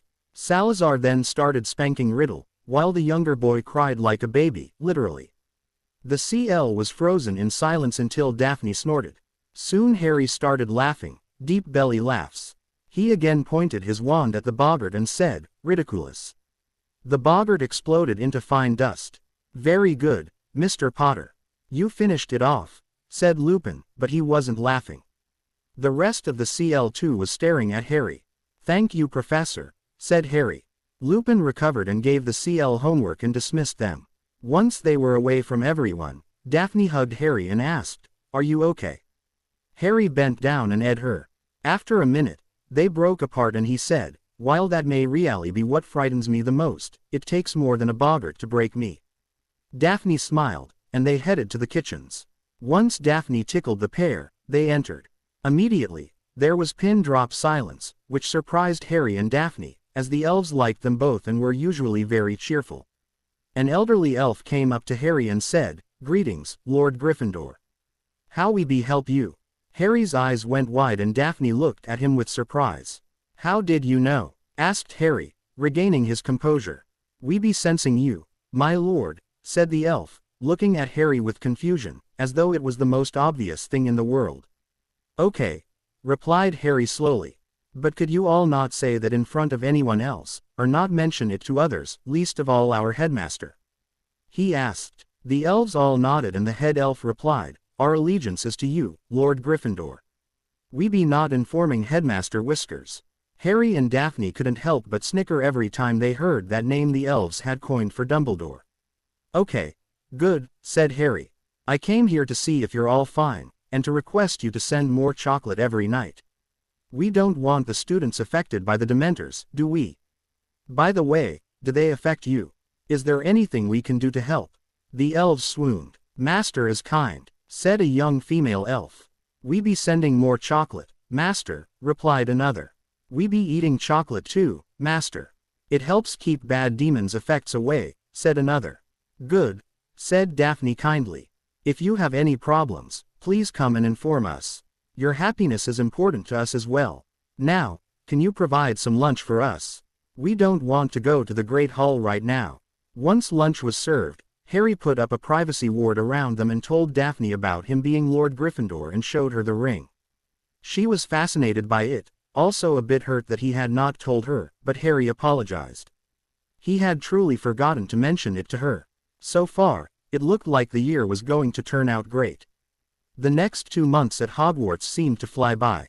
Harry and Daphne again spent a lot of time in the room of requirement studying. Harry, of course, was way ahead and was now more than halfway through the 7th year material. It was going at a slower rate than he would have liked, but Newt material was quite difficult. His target was to finish the Newt material before Yule, so he was working rigorously. Daphne wasn't any less, who was now close to finishing 4th year material. So far, Peter Pettigrew hadn't been spotted by anyone, and the Magical Daily was quick to point out that he might have escaped the country. Unfortunately, Minister Fudge was not buying it and was convinced that Pettigrew would attack Harry, and so the Dementors were still placed at Hogwarts, much to everyone's displeasure. On Halloween, there was a Hogsmeade trip scheduled. Harry and Daphne were looking forward to go on a date to the village. That morning after breakfast, the couple stepped outside the castle, on their way to Hogsmeade when someone shouted, "Mr. Potter." Harry groaned silently and turned back. Professor McGonagall was looking at him with an annoyed expression on her face. "Where do you think you're going, Mr. Potter?" she asked. Harry simply raised an eyebrow. "Hogsmeade, Professor," he replied slowly. "Is there a problem?" "I didn't receive a letter from your guardian saying that you could go, Potter," said McGonagall in a no-nonsense voice. Daphne got a distinct feeling that Minerva McGonagall could very well have been like Hermione Granger when she was in school. Her attitude really was very annoying. "Besides," she continued, "the headmaster doesn't think it is appropriate for you to go to the village during these troubled times. So in you go." Harry simply stared at her. Daphne was about to say something, but Harry squeezed her hand, letting her know that he would handle it. "Professor, let me remind you that I'm emancipated," said Harry calmly. "That means I don't require a guardian's permission for anything, which includes going to Hogsmeade. Professor Flitwick, my head of house knows this, and he has no objection in me going to the village. And please clarify as to what troubled times you're talking about. As far as I'm concerned, the past 2 months have been quite peaceful." McGonagall's eye twitched. "I'm talking about Peter Pettigrew," she said stiffly. "He is after you, and the Dementors are here solely for your protection, and it is irresponsible for you to—" "Sorry to interrupt you, Professor," said Daphne. "But there is absolutely no proof that Pettigrew is here and wants to attack Harry. That was a story built by Minister Fudge. It is also a misconception that the Dementors are stationed here at Hogwarts only for Harry's protection. It was done by Minister Fudge again, who wants the people to know that he is seen to be doing something. Personally, I feel that the Dementors are more of a threat than Pettigrew, as we don't even know how many of them are guarding the castle. If they attack, we're all in trouble. As for the headmaster's opinion, please thank him for caring about my fiancé's well-being. Unfortunately, his decision to act as Harry's guardian comes several years too late." "Thank you for your time, Professor McGonagall," she said, grabbed Harry's hand tighter and pulled him away from the shocked Transfiguration teacher. "Wow," whispered Harry, "you really know how to throw a mean punch." Daphne smirked. There was a reason her Patronus had taken the form of a Nundu, and her Animagus form was what it was. Harry had bet 10 galleons that he would figure out what her form was. She knew without a doubt that she would win. While she had met her animal form, it was a slow process to merge with it. So far, there was little progress, but she was confident that she would be able to do it. The couple walked around the village, exploring the various shops. As Daphne had a sweet took a mile away, Harry bought her a large bag of chocolates at Honeyduke's. They went to Zonko's but didn't purchase anything. They knew that Filch was just waiting to confiscate something they brought back in, besides it didn't suit their needs. After looking around and talking for more than an hour, they entered the Three Broomsticks, a popular pub in Hogsmeade. They made their way to a table, and Harry ordered 2 glees of butterbeer and some light lunch. Once it was served, Daphne put up a silencing ward around them. "So, were you successful?" she asked eagerly. Harry grinned. Flashback. Harry was walking around a deserted part of the castle. He was on the 5th floor, searching for something. After 10 minutes and waving his hands and extending his senses to search for a ward or a magical enclosure, he struck gold. His hand was touching a particular piece of stone that he knew didn't belong there, even though it looked perfectly normal to the DI. He placed his hand on the stone and closed his eyes. Just as he had suspected, there was a blood ward in place. He moved his hand a bit, and said in a low voice, "Open in the name of Lord Gryffindor." The Gryffindor ring flashed and a pedestal appeared in the wall, creating a cavity. Harry waved his hand over his palm, and a deep gash appeared. He let the drops of blood hit the pedestal and healed the wound. After a few seconds, there was a rumble and the stones parted to reveal a stone pageway. Harry lit his wand and entered. He flicked his wand and the ancient lighting charms flickered into existence, bathing the staircase with light. Harry climbed up the stairs until he reached a door, with a lion engraving. The lion looked at him and roared. Harry calmly showed the lion his ring. After ping through another blood ward, the door opened. Once he stepped inside, Harry gasped. Inside were mounds of gold and other precious metals and gems. There were also several tomes of books on shelves. Further along, there was a study and a bedroom. This was clearly Godric's private chamber if he wanted complete solitude. He must have filled this place with treasures and books just before he moved to Potter Castle. When he entered the study, he realized that there were preservation wards woven into the room. His eyes went wide when he saw a thick diary on top of the desk, with the Gryffindor crest on it. When he reached for it, the ring once again flashed and the diary opened. There was a message written on the first page. It was clearly written in Old English, so Harry cast an advanced translation charm on it. "Dear descendant, I am Godric Gryffindor, and if you're reading this, then it means you are the descendant of my daughter Geraldine and her husband Alan Potter, and you have obtained my sword from the Sorting Hat. I congratulate you on your success, as I had instructed the hat to only pee it onto a descendant of mine whose values matched what Hogwarts stands for: very, intelligence, loyalty and ambition. I have gone through a lot in my life. I have experienced hardship, happiness, love, and despair. This is the book that gives you the information about my life, and how this school came to be. All my properties and treasures now belong to you, use them well. If you're interested in knowing about my life, go ahead and read this journal. If not, well, can't stop an old man from hoping his grandchild would want to read it someday. This is the last time I would be at Hogwarts. My health has deteriorated rapidly after the death of my dear friend Salazar, so I'll be staying with my dear daughter and son-in-law at Potter Castle. I just can't bring myself to go back to Gryffindor Castle, not now. At this age, having so many feelings buried within me, I won't be able to survive alone at that place. I'm sure the headmaster I've hired is more than up to the task of running the school, as I'm just not able. How ironic. It is the greatest curse for a battle mage to become so weak. Salazar always warned me about it, but I never considered it. My dear friend would probably be laughing now. Oh, how I wish I could meet Helga, Rowena and Salazar. One more time before I leave, even if it is to hear them laugh at me. Learn from my mistakes, child, and do not repeat them. Do your best to take care of this school that we have built to keep the knowledge of magic alive. May the goddess magic bless you and may you find peace in your life which I could never achieve. Godric Gryffindor. Tears formed in Harry's eyes as he read the first page. This was a message from his ancestor Godric Gryffindor, for him. He touched the journal to his head and stood in silence for several seconds. He kept the book down and looked at the mountains of treasures and books around him.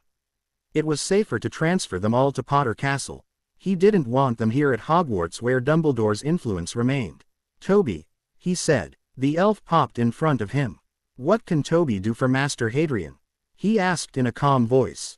Harry cleared his throat and said, "Toby, this is the secret chamber of Godric Gryffindor, at Hogwarts. As you can see, there are tons of gold and other precious stones, along with books and weapons. Do we have an empty high-security vault at Potter Castle where we can store this?" Toby looked around in awe and answered, "Yes, Master Hadrian. There are very little treasures in high-security Vault 12. We can remove it and place all this there." Harry nodded. "Good. Get the other elves to East U. Also, find out about the state of Gryffindor Castle. It may be in a state of disrepair. In any case, we can't start on any repair work until Sirius and Amelia's wedding." So for now, transfer everything here to Vault 12. Harry then proceeded to the diary. He used a powerful copying charm on it, and his ring flashed again. A copy of Godric's journal appeared on the desk. Take this diary and place it in the vault in my study, Toby. I don't want this going into the main vaults, he said, handing the diary gingerly to the elf. It will be done, Master Hadrian, said the elf. End flashback. Wow, said Daphne, taking a sip of butterbeer. I can't believe you found the journal of Godric Gryffindor himself. It would definitely answer a lot of questions about what truly happened at that time. For one, are you sure he said that Salazar was his friend? Harry nodded. That was something he mentioned more than once. I'm really curious about that because according to our history, Godric and Salazar didn't get along at all. I wonder what that was about, he said, his voice trailing off. They finished their lunch, explored more of the various shops in the village and then proceeded to the castle. The dinner that night was fun and after a hearty meal, Harry went back to Ravenclaw Tower. Once everyone was asleep, he came back to the common room and sat on a comfortable armchair in front of the roaring fire. He opened the photo album that Daphne had given him almost a year back and started flipping through the various pictures of his parents. It was nearly midnight when Harry finished looking through all the pictures. He hugged the photo album to his and stared into the fire, idly accessing the memories which showed his parents from when he had been an infant. Just then, he sensed that he wasn't alone. He looked around and saw Luna Lovegood, who seemed to be searching for something. Luna, what are you doing out of bed? Have you lost something? Asked Harry curiously. He had tried to keep an eye on Luna, but between his intense study sessions with Daphne and searching for Godric's chamber, it proved to be difficult. Hadrian Potter, said Luna in a dreamy voice. I was looking for my possessions. It looks like the Raxperts have taken them again. They also seem to have taken the picture I have of my mother which was kept on my nightstand, so I want to find it soon. Harry clenched his fists. Anger bubbled in his gut as he realized what had happened to Luna's possessions. He saw that Luna was wearing flimsy clothes and no shoes as well. As a result, she seemed to be shivering. He also knew that Luna's mother had been a spellcrafter, and one of her experiments had gone wrong and had died as a result. Harry had observed that Luna could see the Thestrals as well, so it was pretty clear that she had seen her mother die. And now, she was being bullied by her own housemates. Harry cleared his throat. He flicked his wand to his hand and cast warming charms on her body and feet. Don't worry, Luna, I'll take care of it. Why don't you go back to bed? All your items which the Raxperts have taken from you will be returned to you. I'll make sure to deal with them, he said kindly. Thanks, Hadrian, said Luna happily. She skipped to the other end of the common room and paused.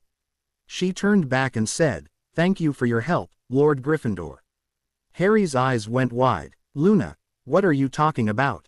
He asked. The Nargles told me that you're now Lord Gryffindor, she said simply. With 4 lordships, I'm sure you can implement your ideas better, Hadrian. 4 lordships? Asked Harry sharply. Luna, I only have 2, and please don't tell anyone about the Gryffindor one. No, it'll be 4. You'll find out soon, Hadrian. Good night, said Luna, and skipped up to her room. Harry watched her go with confusion. What the hell was that all about? He shook his head. Maybe she was just toying with him. Either way, he had a bullying problem to solve. Sally, he called. The Hogwarts elf popped in front of him. What can Sally do for Master Hadrian? She asked happily. Harry smiled and bent down to the elf's level. Sally swooned, but Harry said, Sally, there is a student named Luna Lovegood in 2nd year. Her housemates are stealing her things, and she can't seem to find them. Could you and the other elves please find them all and give it back to her? And please compile a list of what all had been stolen and by whom. I would greatly appreciate it, Sally. Of course, Master Hadrian, said Sally eagerly. We be doing it at once. Harry smiled. He went back to the armchair and started reading Godric's journal. 3 hours later, Sally returned. And she wasn't happy. Master, she said unhappily. We be finding all of Miss Lovegoody's things. This be the list of things stolen and who be keeping them. Shall we be giving them all back to Miss Lovegoody? Yes, please do, Sally, he said, taking the piece of parchment from the elf. You and the other elves did a good job. Thank you. Sally beamed and disappeared with a pop. Harry looked at the piece of parchment with fire burning in his green eyes. This was no prank. This was all-out bullying. More than 1/4 of the Ravenclaws were tormenting Luna indirectly, and at least 20 of them were doing it directly. The list spanned clothes, shoes, personal items, homework and others. Harry wondered if Luna had anything left with her at all. He would have to do something about this. But what? An evil smirk slowly formed on his lips. A fitting punishment indeed. The next morning, Cho Chang woke up to find that many of her possessions were missing. She frantically tried to find her stuff, but they had all disappeared. She only had one set of her uniform. Nothing else. She heard someone harshly knock on her door. She opened it to find Marietta Edgecombe standing in front of her with a furious and scared expression on her face.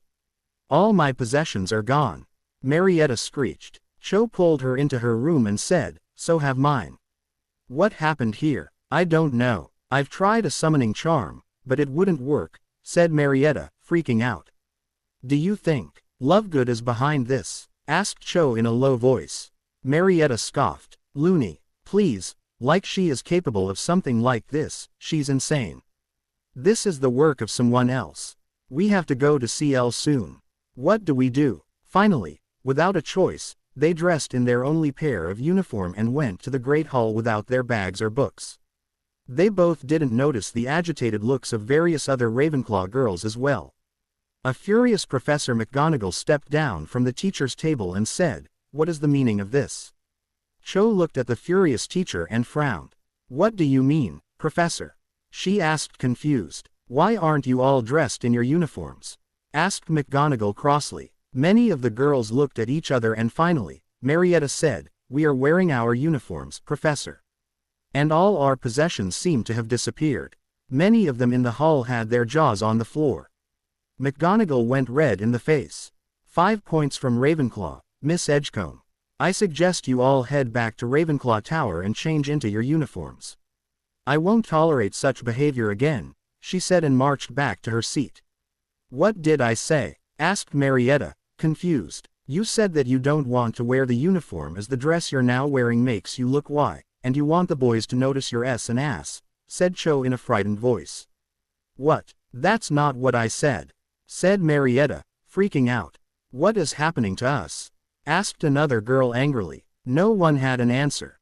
Nobody saw Harry smirk slightly. Legilimency and a confundus charm to not notice that the clothes they were wearing was not their uniform and a compulsion to not mention about their misplaced belongings was a wonderful idea. By the time the day was over, the entire group would have lost Ravenclaw 100 points and would have hated by their fellow housemates.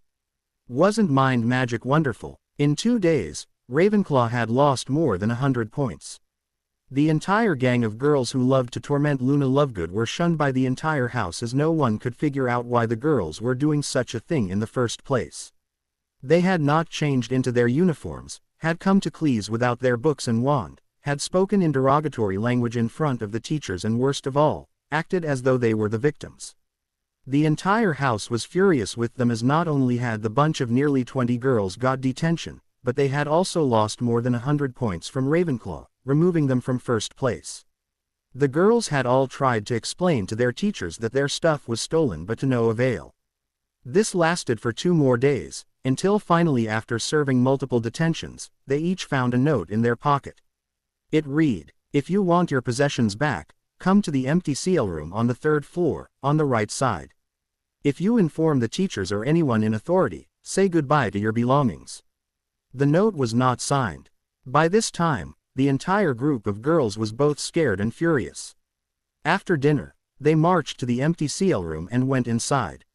The room was dark and dusty. Just when they had lost patience after waiting for nearly an hour, the door to the seal room snapped shut. The girls shrieked, but suddenly, there was a movement near the door. The disillusionment charm lifted, and suddenly, in front of him stood Hadrian Potter leaning on the door, his arms folded and looking at them with an expressionless face. "Potter, what are you doing here?" asked Cho crossly. She didn't like Harry because she felt that he had stolen her spot from the Ravenclaw Quidditch team.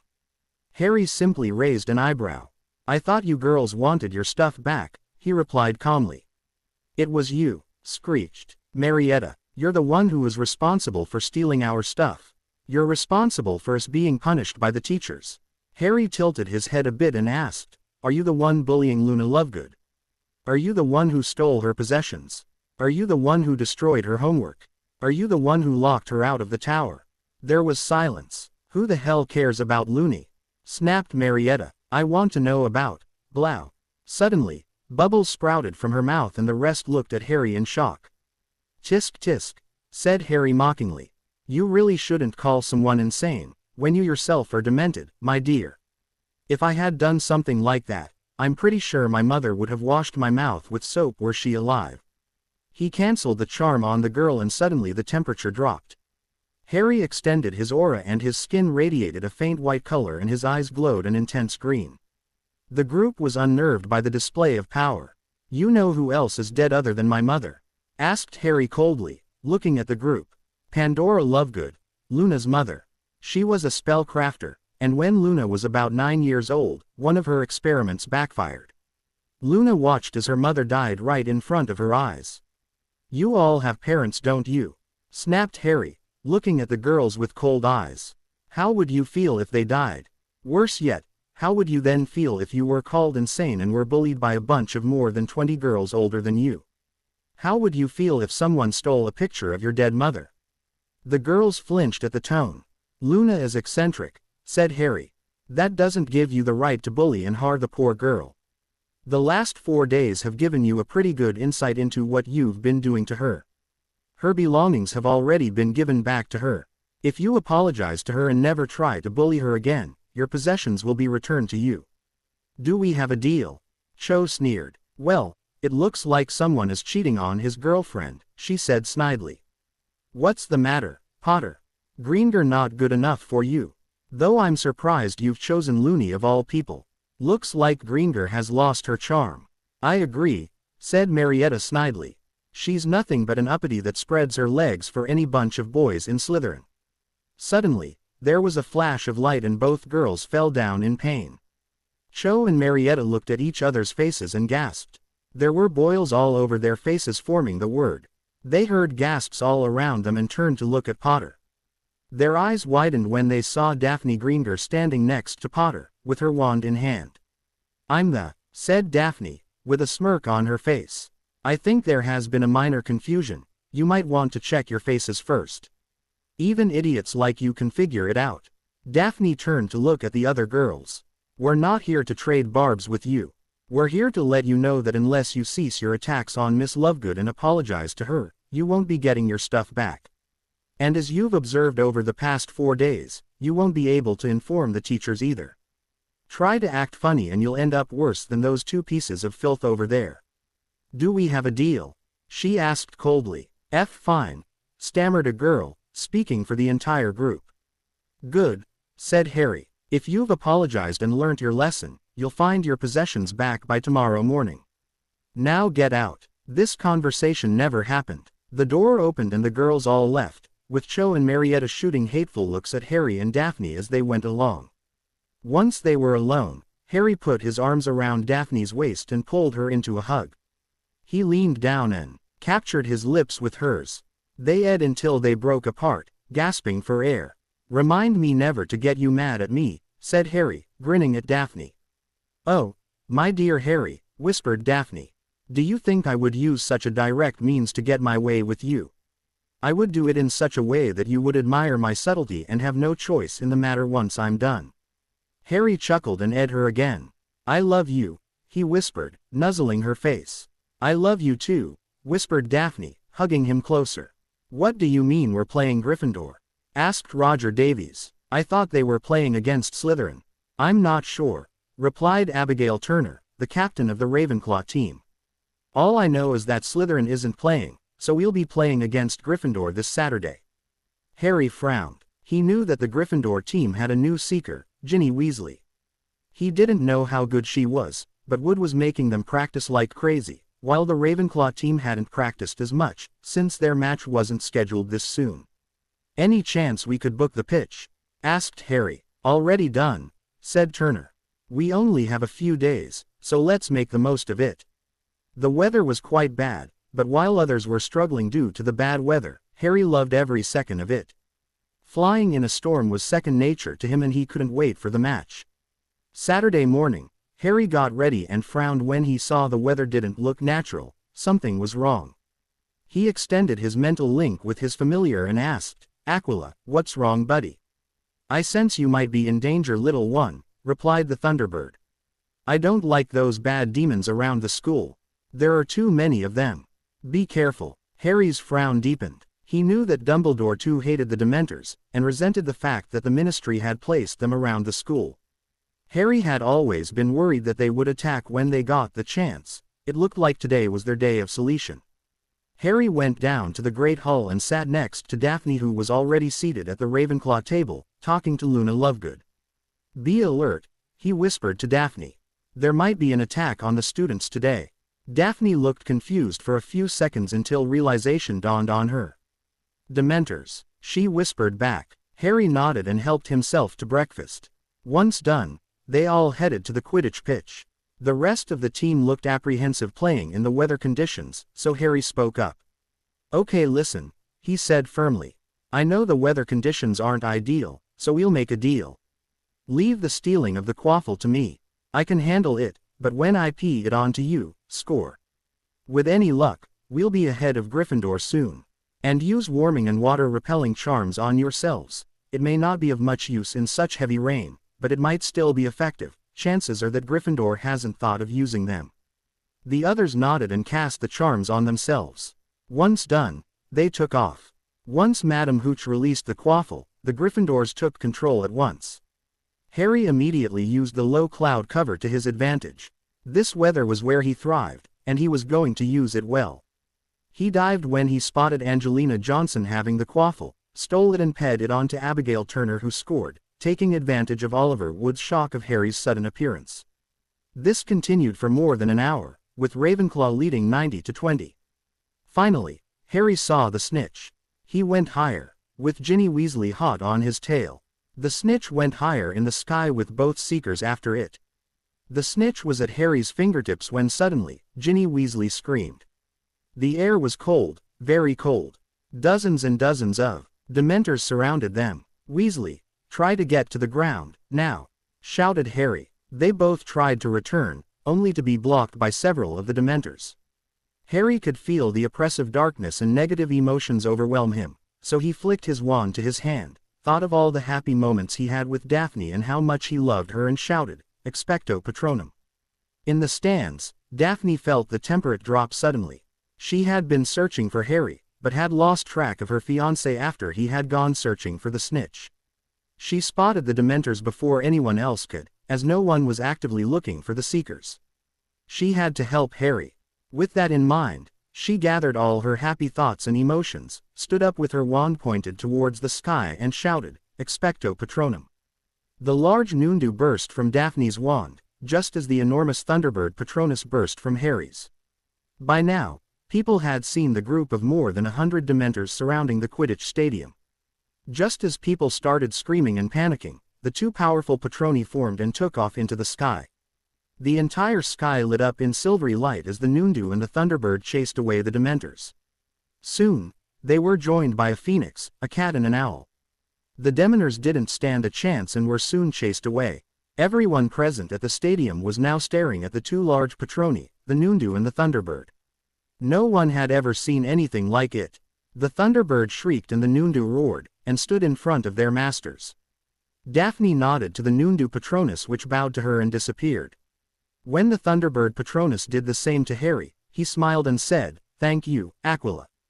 Harry frowned when he saw that he seemed to have something in his left hand.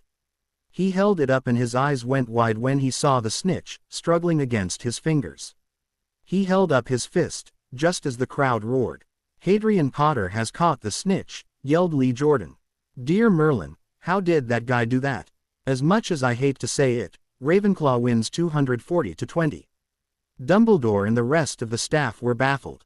Did Hadrian Potter and Daphne Greenger, two third-year students, conjure fully corporeal Patroni to chase the Dementors away? And was he seeing things, or was one of them a Nundu? Who taught them that spell? What the hell was going on here? A few hours later, Harry and Daphne were in the room of requirement, telling Amelia Bones what had happened. "There were more than 100 of them," said Daphne heatedly, looking at the mirror. "They are honestly a threat to the students, and unless they are taken back to Azkaban, Fudge can be looking for a new job soon."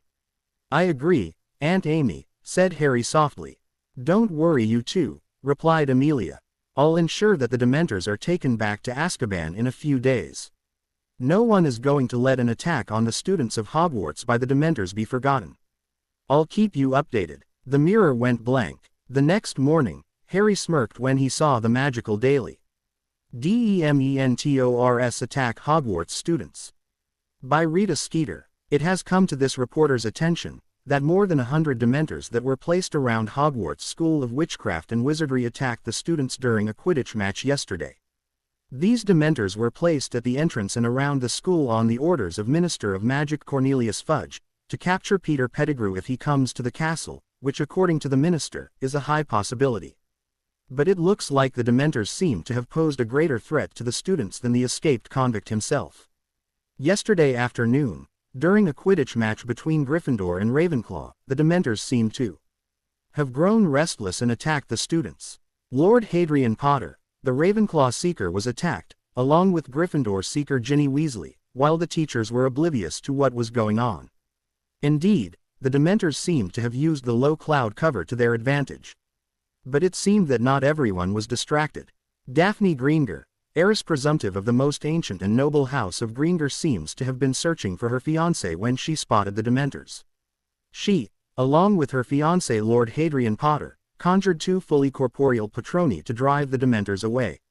Yes, readers, 2 13-year-old students conjured 2 fully corporeal Patroni.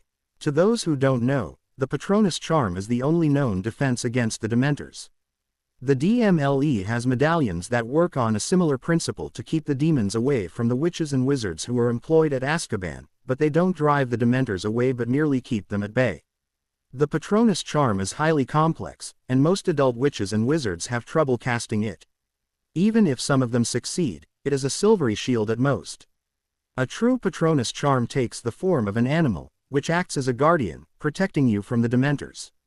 A 13-year-old witch or wizard casting a fully corporeal Patronus is a phenomenon that has never been seen before. Daphne Greenger and Lord Hadrian Potter have set a new record. Will the Dementors still be placed at Hogwarts?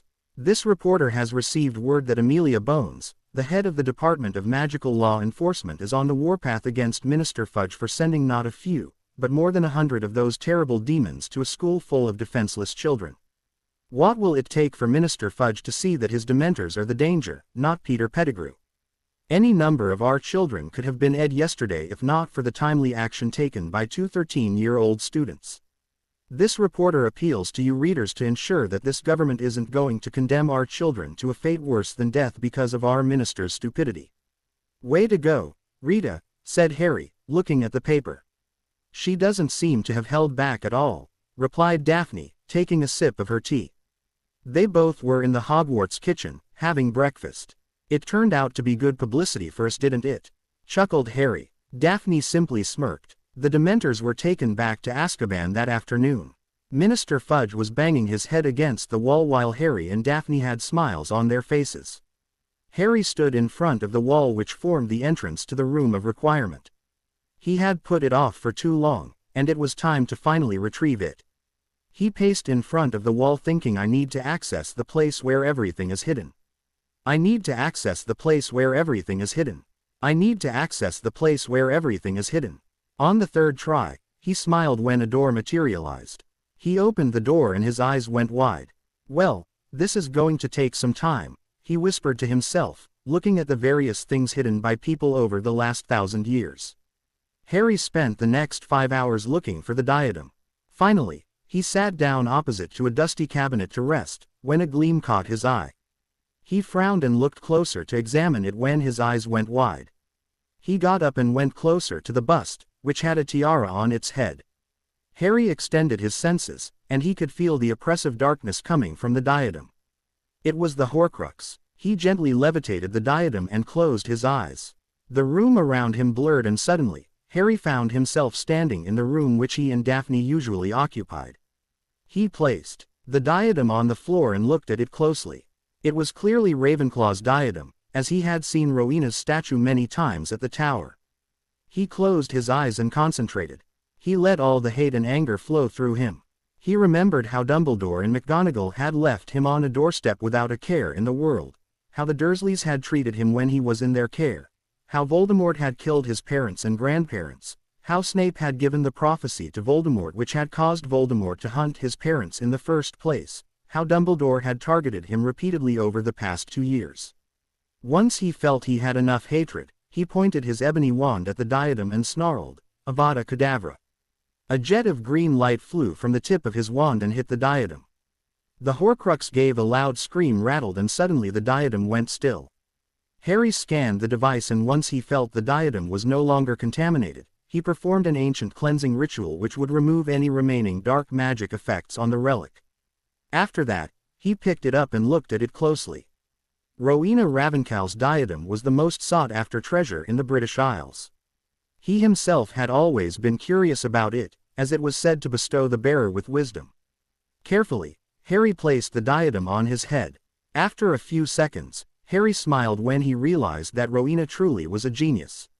The diadem did not bestow the wearer with wisdom, but it did help the wearer access all his memories with ease.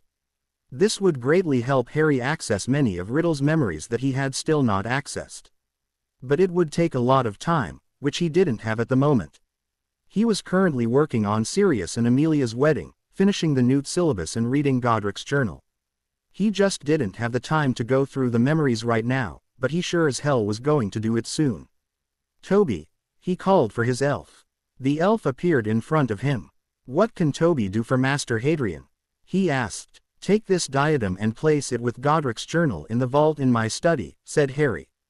Toby nodded, took the diadem and popped away. Harry breathed deeply. Another Horcrux down. "All right," said Harry. "Let's get started." It was the Yule holidays, and Harry was at Black Manor, organizing the preparations for the wedding. Amelia and Sirius wanted to spend a lot of money and ask wizarding architects and designers to come and design the grounds and manor for the wedding, but Harry convinced them that he would handle it himself. He didn't want to involve others in this, he wanted to do it himself and wanted to make it as grand as possible.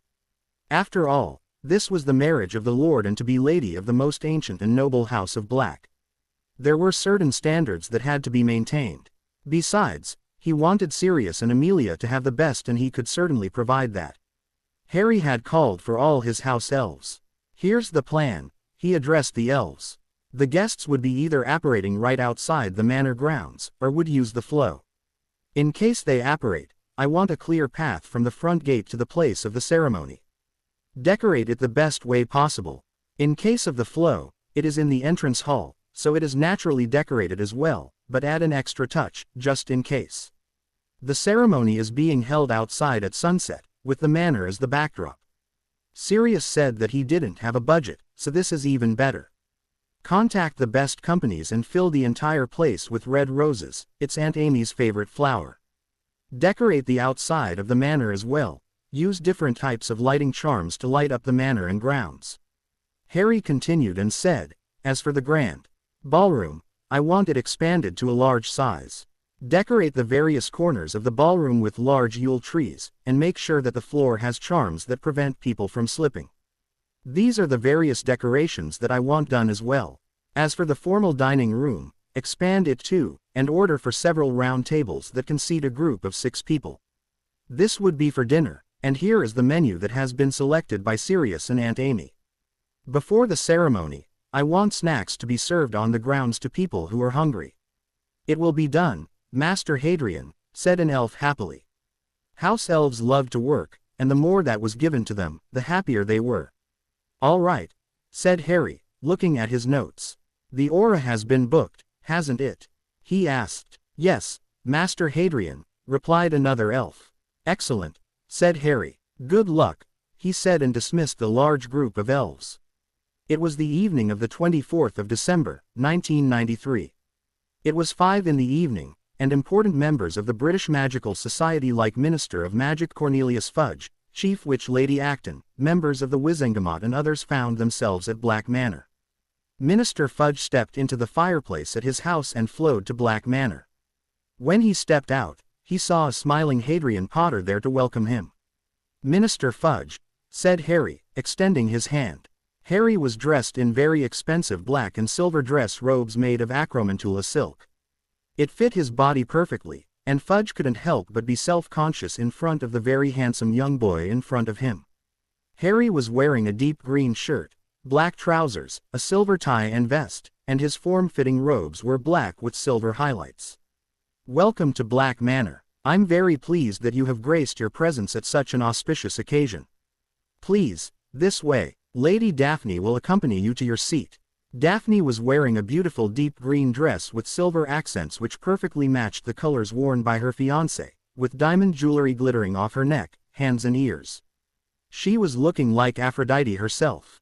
"This way, Minister," she said with a smile, as the rest of the minister's office followed them. To those who apparated to the front gates of the manor, Susan and Neville were there to greet them. The Bones and Longbottom families were quite close, so Augusta Longbottom had insisted that Neville help with organizing the wedding as well. It didn't matter in the end, as Susan had dragged him anyway, something which made Daphne smirk in amusement. All the guests were in awe of the decorations and splendor the grounds and manor had to offer. The entire place had been decorated with red roses, with tiny drops of water on them. While there was light snow, it didn't fall on them, creating a very beautiful scene of the snow falling from the sky. The grounds and manor were lit with lighting charms of different colors and styles. The food served as appetizers along with tea was simply delicious. Wide area warming charms were applied so that the guests would not feel the chill of the winter evening. Harry, Daphne, Susan and Neville, along with Andromeda and Nymphadora Tonks worked overtime, socializing with the guests, acting as ushers and making sure everything ran smoothly. The Aura was seated in the corner, playing soft music. While the Malfoys were invited because Narcissa was still a daughter of the Black family, she didn't take part in anything as she chose to sit silently. Andromeda had been brought back into the Black family, so Narcissa chose to watch her sister instead. Everyone understood the meaning when they observed that Albus Dumbledore had not been invited. Rita Skeeter and a photographer from the Magical Daily were there as well, but they had received strict instructions from Harry not to misbehave. So Rita was moving around discreetly, noting the decorations and the guest list, and basically observing everyone. When it was 15 minutes to 7, Harry went to Sirius's room to check up on his godfather. He knocked and entered, and spotted Sirius there along with Ted Tonks, adjusting his robes. He looked really nervous. "Ready to go, Padfoot?" asked Harry, smiling at his godfather. Sirius took a deep breath, and grabbed the goblet containing a mild calming draught and drowned it. Once his expression relaxed, he nodded. He and Harry walked down the stairs and into the gardens where the ceremony was to be conducted. As they walked to the elevated podium, people clapped. Sirius stood with Harry next to him, waiting for Amelia. Sirius too was impeccably dressed, with a white shirt, black pants, silver vest and tie, and his black robe with silver accents were all made of very expensive acromantula silk. Sirius mentally snorted when he realized that such an arrangement would have made his mother proud. He shook his head. He didn't want to go there anymore. He had long ago decided that his Aunt Doria was a much better mother to him than his own mother. Indeed, once he had run away to Potter Manor, Doria Potter had sent a howler to her niece, telling her how traumatized Sirius had been, to choose to run away from home instead of staying there for the summer. Sirius only wished that Regulus had been alive. His baby brother had been the only one in his family he had truly cared about. Just then, the bridal march began. Amelia was being escorted by her brother, as the rest of the Bones family had been killed by Voldemort. She was dressed in a beautiful white dress, with silver accents on it. She didn't look like the fierce director of British magical law enforcement. She looked like a woman who was happy that she was getting married to the love of her life. Amelia came to stand in front of Sirius, with Susan next to her. The ceremony went well, and was picture perfect. "I declare you bonded for life." The wizard presiding over the ceremony lifted his wand above them. There was a flash of light, and Amelia and Sirius's hands glowed where they were holding each other. Several twinkling silvery stars burst from the wizard's wand, over the newly married couple. Harry smiled and nodded to an elf who was discreetly standing where Harry could see him.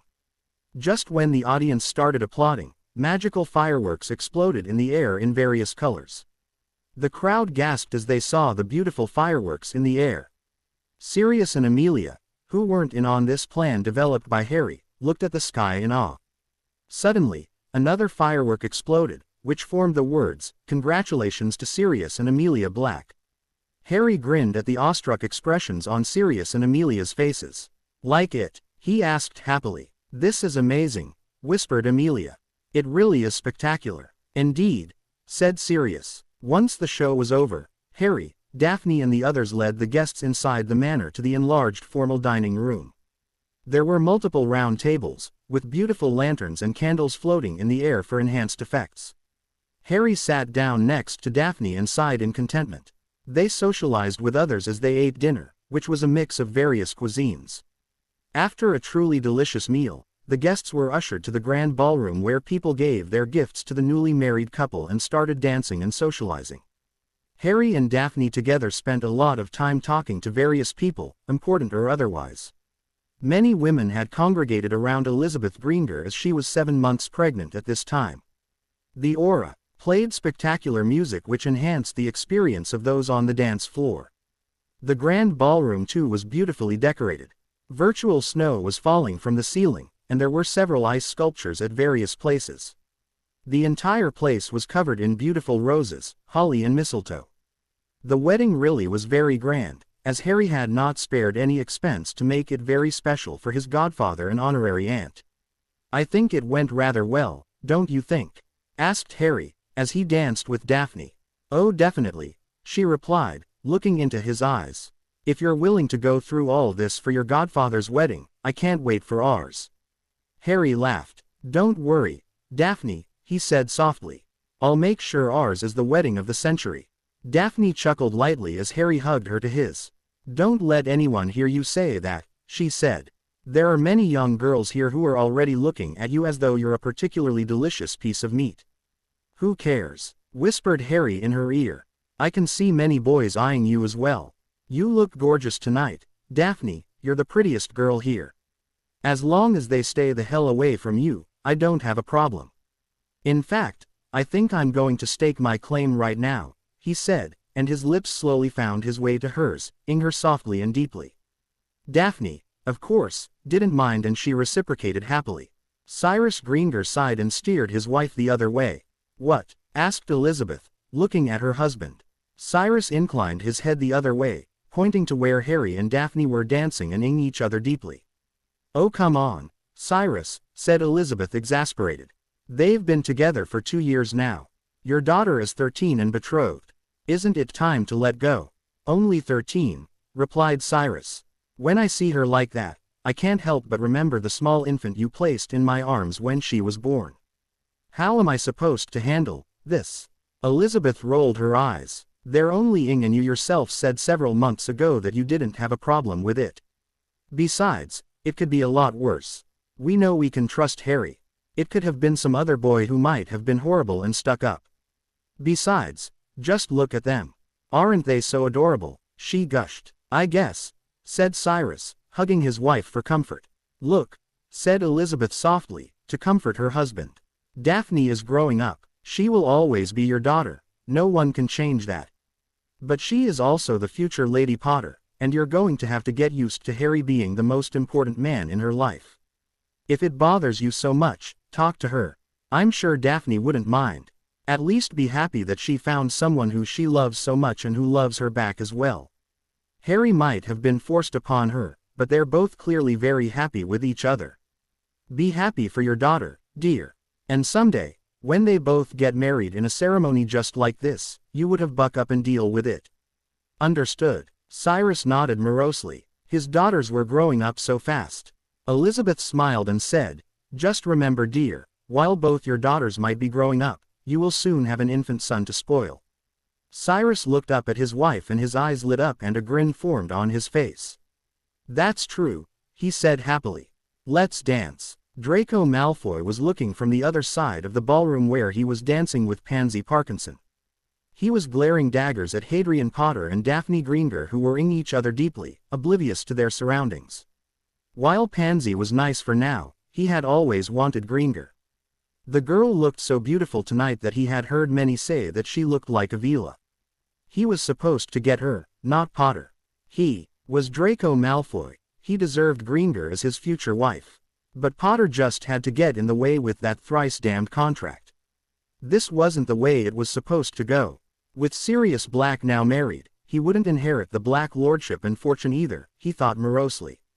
He had always been told when he was growing up that he would be the future Lord Malfoy as well as Lord Black. He had wanted to get married to Daphne Green to control the Gryffindor Lordship and fortune as well. Now all his plans lay in ruins. Draco Malfoy truly hated Hadrian Potter with every inch of his heart. Remus Lupin returned to Hogwarts just after the wedding ceremony, not staying for dinner or the reception. He was sad that he had not been asked to be Sirius's best man. That honor had gone to Harry. He knew that Sirius was miffed because of his close contact with Dumbledore, but what was he supposed to do? This was Albus Dumbledore. He was also annoyed that Sirius had not invited Dumbledore to the wedding. Whatever problems Sirius had with the man, Dumbledore was a great wizard, and in his mind, no one could question that. Remus was sure that Harry must have had something to do with that. He had told Dumbledore about Harry's boggart. It had definitely been an interesting experience knowing what frightens Harry the most. But what was shocking was that Harry wasn't fazed at all. He had created a scene of Salazar Slytherin spanking Voldemort. Oh well, he better inform Dumbledore what happened at the wedding. The headmaster should be informed about what happens all around him. How else would he take important decisions when the need arises? Remus would trust the headmaster, and soon, Harry would realize his mistake and apologize to him and Dumbledore. After all, one couldn't help but look up to someone like Dumbledore. He was the second coming of Merlin after all. Albus Dumbledore was annoyed. Remus Lupin had just come back from Black Manor and had told him all about it. It was a public slap in the face when he was not invited to the wedding. He was a member of the Wizengamot, after all. He knew that people would definitely know that things were bad between the Lord and Lady Black and Albus Dumbledore. Albus didn't like Sirius and Amelia getting married to each other. That was another reason why he had sent Sirius to Azkaban. They were a powerful pair, just like James and Lily had been, and that just wouldn't do. Amelia was also the head of the DMLE, one of the most powerful and influential departments in the Ministry of Magic. With her now being Lady Black, her position was cemented as the most powerful woman in the country. She already had a base of power, and this marriage would create a bigger block. There was already a subtle shift in the Wizengamot.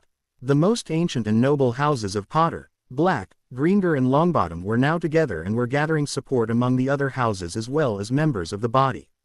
Sirius was laying the foundation for when Harry would take his seat so that he could inherit a powerful bloc and alliances in the Wizengamot. Albus was also being targeted and discredited subtlety nearly every week by the media. Things weren't going as planned at all. He felt like banging his head against the wall. Fawkes looked amused. The human was an unending source of entertainment for the Phoenix. He had chosen to accompany the human decades ago because he was fighting for something he believed in, and frankly, Fawkes had wanted a different experience. But only later did he realize that Albus was nothing like what he portrayed himself to be. The man wasn't really evil but just didn't care about anyone but himself. He always believed that he was acting in the best interests of others, but frankly, his decisions cost more lives than Albus would care to admit. Fawkes could have left Albus anytime, but he knew that Hadrian Potter had a special destiny ahead of him. All the magical creatures knew that change was imminent. Magic was going to be brought back to the forefront again, with Hadrian Potter leading it. The non-magical creatures sensed that something was going to happen as well that would benefit them. The Phoenix wanted to be close to the Lord of Lightning in case the boy needed help. Besides, it was fun watching the stupid human curse and destroy his office every time the boy did something that went against Albus's plans. Ah, what a vacation. The Sorting Hat too chucked. It was well past 2 in the morning when finally the last guest flowed back to their house. Harry breathed a sigh of relief and flowed to Potter Castle. He was exhausted, and he probably would get up only past noon. He went to the master bedroom, removed his clothes and just crashed in bed wearing only his boxers. He was sound asleep within seconds. Harry found himself being shaken awake. He frowned, still refusing to open his eyes. 5 minutes, Minnie, he mumbled, covering his eyes so that the sunlight wouldn't hit his face. I'm not Minnie, said a voice. And you better get up now, Hadrian James Potter, or I will be forced to resort to drastic measures. Harry groaned, took a pillow and covered his face. Go away, he mumbled. Very well then, said the voice. Suddenly, Harry found himself hoisted in the air, with his ankle dangling in the air, and him hanging upside down. Ah! He screamed. It is 3:30 in the afternoon, said Daphne exasperated. You slept through breakfast, but I'm not going to let you skip lunch as well. All right, said Harry. Just let me down, will you? Daphne flicked her wand, and Harry came crashing down to his bed. Daphne's eyes went wide, and she blushed heavily as she caught sight of the large tent that had formed in Harry's boxers. Harry Yuletide, he said, standing up and stretching, much to Daphne's embarrassment. I'll be downstairs, okay? Come down once you're dressed, said Daphne and rushed out of the room as fast as she could. What's up with her? Asked Harry out loud, confused. He looked down, and suddenly his eyes went wide and he blushed as he caught sight of his very obvious. This is awkward, he said as he went to take a bath. Once he was dressed, he went down to the informal dining room where Daphne was seated, reading the morning's copy of the Magical Daily, while watching something on her handheld e-mirror. Harry sat at the table and started eating. Anything about the wedding? He asked her. Daphne nodded. It's made the front page news. It's quite good, actually. It focuses on the beautiful decorations, the guest list, the ceremony, the magical fireworks, the delicious food and the wonderful time everyone had dancing with each other. Albus Dumbledore has been specifically mentioned that he had not been invited by Sirius and Amelia, so people now know that they can't get along, even if it was speculated before. And there is an article about the impact of the wedding on the balance of power in the Ministry and the Wizengamot. Harry nodded. That was good news. Once finished, Harry and Daphne flowed to Gryffindor Manor as the Gryffindors had insisted that Harry should not spend the holidays alone. Harry's elves had transported all of his gifts to Gryffindor Manor so that he could open them there. When it was time for Harry to give his present to Daphne, he first asked her, "What do you think it's going to be?" Daphne looked amused and tapped her chin. "Well, you've given me a ring, a cellet, and a locket. So I'm going to go with earrings," she said looking around for the present. Harry grinned. He wandlessly summoned a large package and said, "Nope. This is my gift." Daphne curiously opened the package and removed a stylish pair of dragon-hide boots. "Oh, this is gorgeous," she exclaimed. "I remember you saying that your boots were getting worn out and that you wanted new ones," said Harry, smiling at her. "So here you go." Daphne smiled and edged his cheek. "Thanks, Harry. I appreciate it." Elizabeth Gryffindor was shocked and suddenly she rounded on her husband. He remembers something she mentioned once. "How is that you don't remember the hints I give you even if I bang the ideas over your head? They've been together only for 2 years while we've been married for so many and you still don't know how to buy me a present," she ranted, her hormones taking control again. Cyrus cringed. "Sorry, Lizzie. I'll pay more attention next time," he said, hoping it won't make her mad. Elizabeth huffed. "That's what you've been telling me since we've been dating." Harry looked at Cyrus and said, "I'm sorry for what I'm about to do, but if I had any indication that this would happen, I wouldn't have brought it with me." With that, he slid a small box to Daphne. Daphne curiously opened the box and her eyes went wide. "I knew it. It's beautiful. Thanks, Harry," she said and edged him. Elizabeth curiously looked at what Harry had given her daughter when she found a pair of stunning diamond earrings. "What?" she yelled, looking at her husband, who looked like he wanted to run away rather than deal with his heavily pregnant wife who seemed to have gone into one of her mood swings again. He is only 13 years old, and look at the stunning jewelry he buys for his fiancée.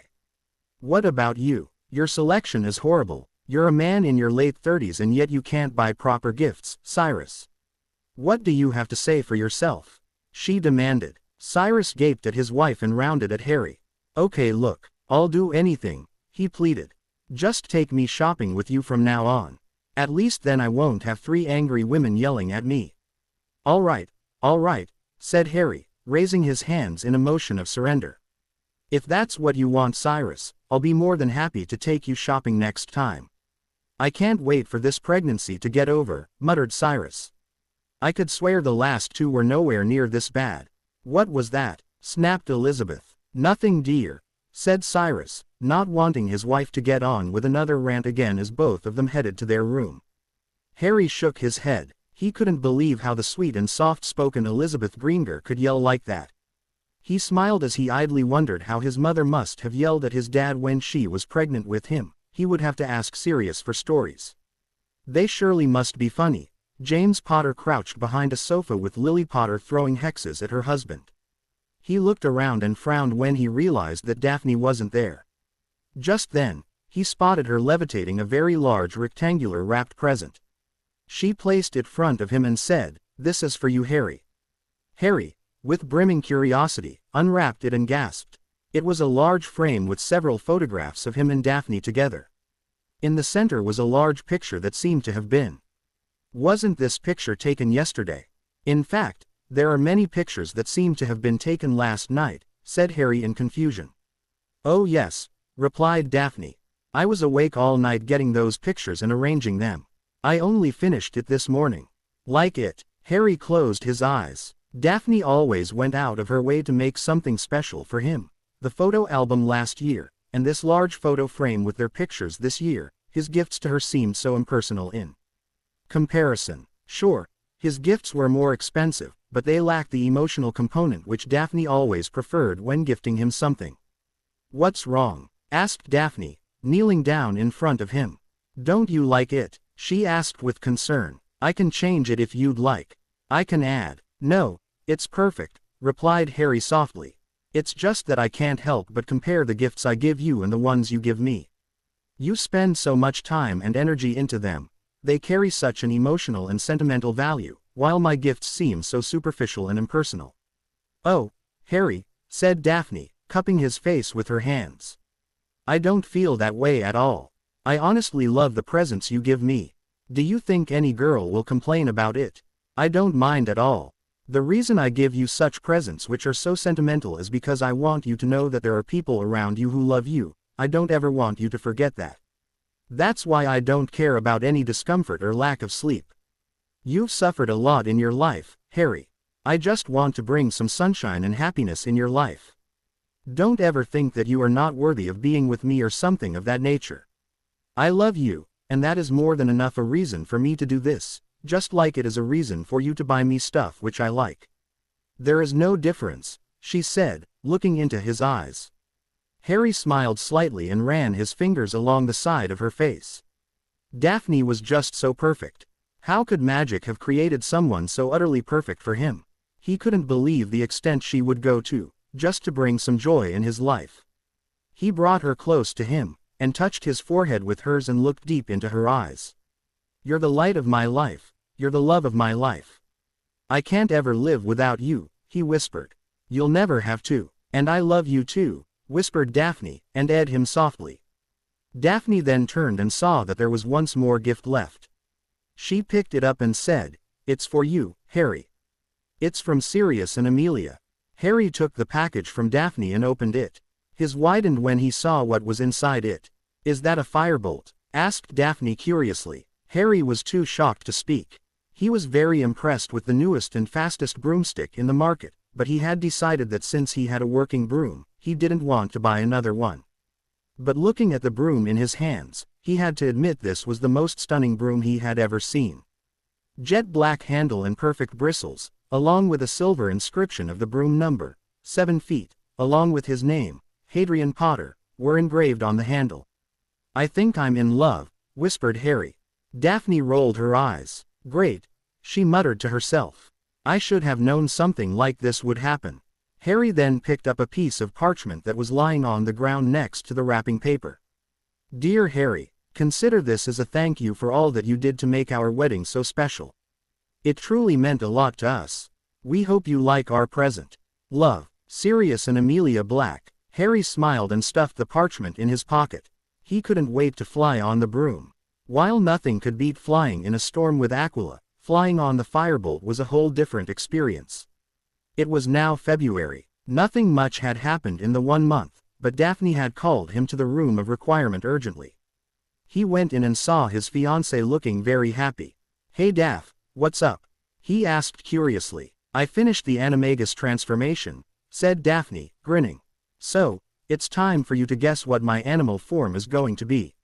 You did it, said Harry, moving forward and giving her a tight hug.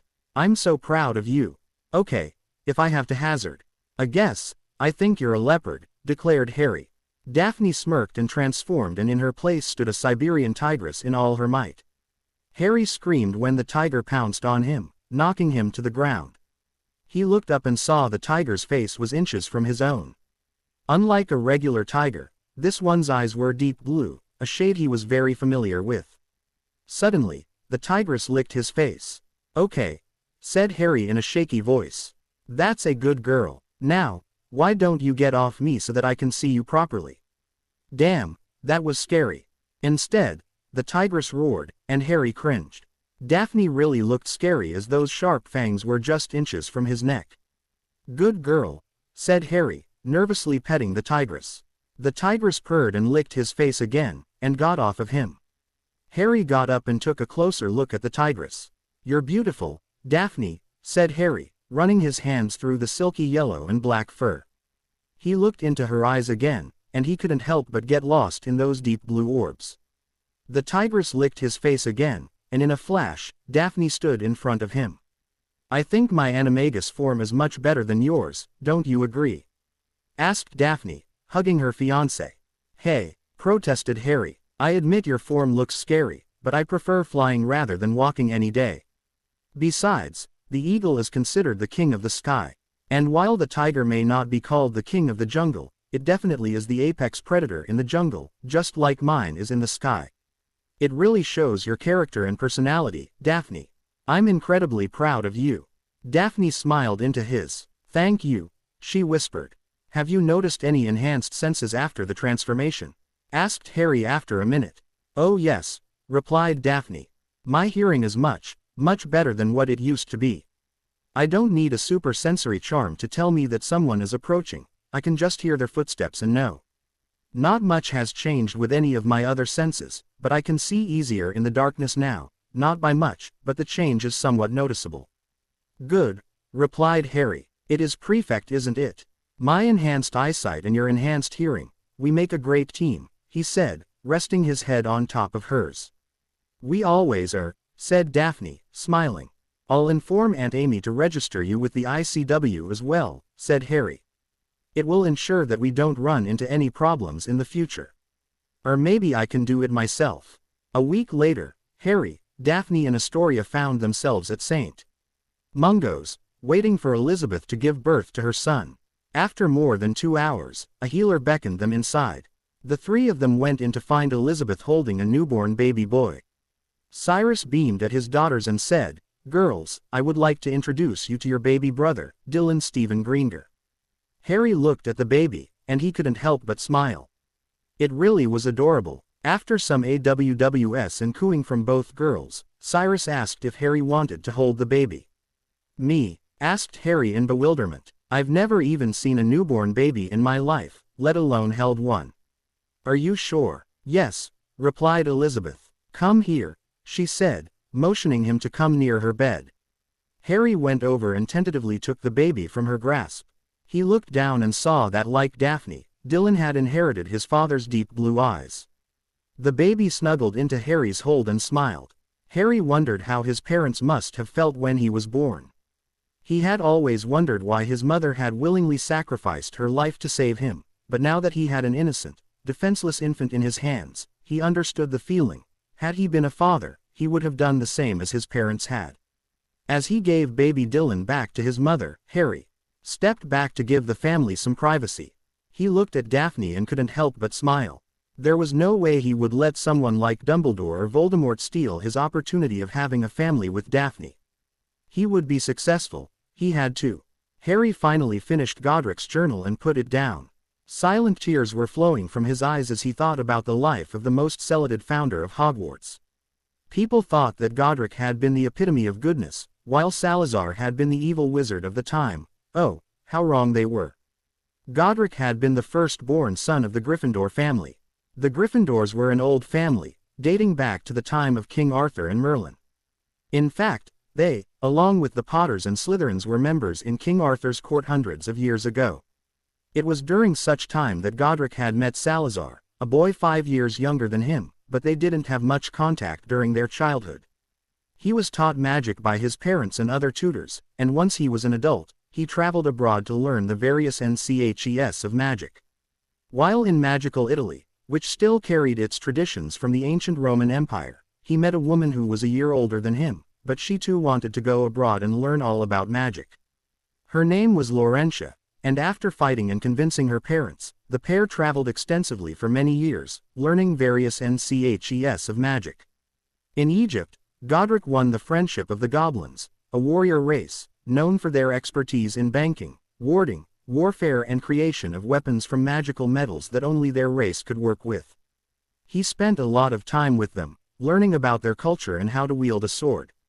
Once, he saved a bunch of goblins from a mob of muggles who wanted to kill them, so the leader of the goblin community finally accepted Godric's request and made a special sword for him as a reward. Godric still had to pay for it, of course.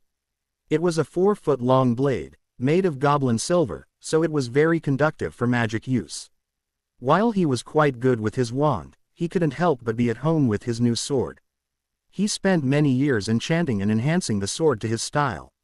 By this time, he and Laurentia had fallen in love and had decided to get married. After talking to her parents and returning to Britain to talk to his family, it was finally decided to hold the marriage ceremony in Rome. Once they were married, Godric and Laurentia returned to Britain, hoping to create a better life for the people of their country. But there were problems as witch hunts grew in popularity. If muggles detected witches and wizards or even magical creatures, they would be attacked in their sleep and killed in their beds. The muggles would then drag the mutilated bodies for all to see. These instances horrified Godric, but he felt that once they could explain to the muggles that magic wasn't evil, everything would work out and both magicals and muggles could coexist in peace. It was a few short months into their marriage that Laurentia found herself pregnant. The couple was ecstatic, and 9 months later, Laurentia gave birth to a girl, who they named Geraldine Gryffindor. When Geraldine was only a year old, tragedy struck the family. Godric's entire family had been targeted due to them being witches and wizards. His parents and siblings were all killed by a large mob of muggles. Godric was filled with rage and wanted vengeance, but Laurentia managed to calm him down. It was then that Godric decided to rethink his plan for muggles and magicals coexisting with each other.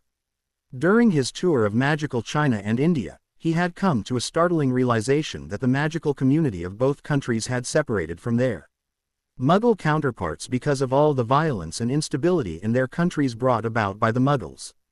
While the Muggle communities were unstable, the magical communities still thrived, keeping the rich heritage and knowledge of their ancient traditions and magic alive. Life went on, but Laurentia had made a friend from Scotland named Rowena Ravenclaw. She was several years older than Godric and Laurentia and had come back to Britain from Albania, where her husband's family was nobility. Godric was very impressed with the older woman's sheer intelligence and talent with her wand.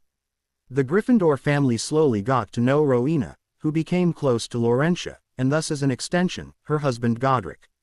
But unrest in the Muggles soon found its way to strike again. One night, when Godric was away on business, the Muggles attacked his home. An entire mob of Muggles managed to overpower Laurentia, and burned her at the stake, while her 6-year-old daughter was badly injured. Luckily, Laurentia had managed to send a message to her best friend Rowena, who arrived quickly and managed to save Geraldine, but was unable to save her friend. Laurentia Gryffindor was killed. Rowena sent a message to Godric telling him to come back to Britain as soon as she could, while she took little Geraldine to a well-known healer of the time, Helga Hufflepuff. Although Geraldine was badly injured, Helga was able to save her life. Godric returned to find his wife dead, and his only daughter badly wounded. Rage filled him in a way he had never felt before. He headed back to the village where his family had lived and slaughtered the Muggles, every single one of them. The village was a bloodbath, and no one would forget the sight of Godric Gryffindor holding a sword in one hand and a wand in the other, killing everyone he could find, magic radiating off of him in waves, his face in tears. If the Muggles wanted to see death so badly, he would show them what death really was. Godric then spent his time raising his daughter. He befriended the Potter family, who had constructed a castle with a heavy amount of wards and a fortress so that no one could enter their home and kill them in their sleep. Godric then decided to do the same and built a castle at the outskirts of the same village where he was born, now known as Godric's Hollow. Only when he was sure that his daughter wouldn't be attacked did he breathe a sigh of relief. It was during this time that he had met his childhood acquaintance Salazar Slytherin, who Godric had heard was in a similar predicament like him. Salazar's family too was murdered when he was just a child and had grown up as an orphan, using his cunning nature to survive and manage his fortune. But unlike Godric, Salazar was more in control of his emotions and used his sly and cunning personality to win. He was not a battle mage like Godric, but he was very knowledgeable in obscure magical arts. When Godric found himself very troubled with his past, Salazar taught him how to control his thoughts and emotions, which was basically occlumency. Godric also taught Salazar many of the battle spells which he had learned during his travels. It was during this time that their friendship deepened. The two men realized that the witches and wizards were in grave danger, and thus the knowledge of magic was dying in their beloved country. The Muggles seemed to have forgotten the time when King Arthur ruled their land hundreds of years ago, when Britain's population of both Magicals and Muggles coexisted peacefully. It was then that Rowena came up with the idea of a school. The idea was accepted by Godric, Salazar and Helga, who had by then become Rowena's friend. They chose a remote location in Scotland, in the middle of a forest, away from prying eyes. They had to ensure that no one trespassed and attacked innocent children. They pooled all their money and constructed a castle. They collectively used their knowledge of magic to erect various wards around the place, to make the castle a magical fortress, something which Godric remembered the Potters stressing about. Once construction was completed, Helga named it Hogwarts. The four then spread the message among the magical community, so that parents would send their children to the newly constructed magical school. Godric personally went to Potter Castle to talk to them, and soon, Alan Potter was the first student enrolled at Hogwarts. As knowledge of Hogwarts spread, many more parents sent their children to the school, so that they could learn from the four learned witches and wizards. Godric specialized in battle magic and transfiguration, Rowena focused on charms, runes and spell crafting, Helga specialized in healing and potions, while Salazar specialized in rituals and other obscure arts of magic. Rowena even developed an open ward which was so large that it could detect magical children born anywhere in the British Isles. It was then that the problems of Muggle-borns came to be. None of them were comfortable with magical children being raised by Muggles, so finally Salazar came up with the idea of taking the children from their Muggle parents, obliviating the parents of the knowledge of their children and fully integrate them into the magical world. Godric was very leery about taking children away from their parents. He couldn't ever imagine what he would do if someone took Geraldine from him without his consent. Helga pointed out that even if they took the children, they needed people to raise them, as the four of them couldn't do it themselves as they were very busy. While the plan was accepted by all four of them, Salazar acknowledged that it was very difficult to implement it. It was some years later that Godric found out that his daughter and Alan Potter were seeing each other. He was quite happy with the union, and soon the couple married. Rowena too had a daughter named Helena Ravenclaw, who grew up at Hogwarts with her parents, as Rowena's husband shuffled between living at Hogwarts and going to Albania to take care of his family business. Helga had several children with her husband, who was the herbology teacher at Hogwarts. Although he remained unmarried, Salazar too wanted children, so he adopted a young boy who was also a Parselmouth and gave him his own name, Salazar Slytherin Jr. But Godric had years later always suspected Salazar to have had a biological child of his own, a girl who Salazar was very fond of and not to mention possessed the man's vint green eyes, but Godric never found out if the girl was indeed Salazar's daughter or not. Salazar Jr. grew up at Hogwarts, but he tended to be very arrogant, and he looked at everyone as his inferior. The boy also hated Godric with a paean, which annoyed his father, as Salazar and Godric considered each other brothers in all but blood. Sure, the two men had their differences because of their opposite personalities, as Godric was loud and shish while Salazar was calm and cunning, but they both counted on each other as family. This slowly created a rift between Salazar and his adopted son.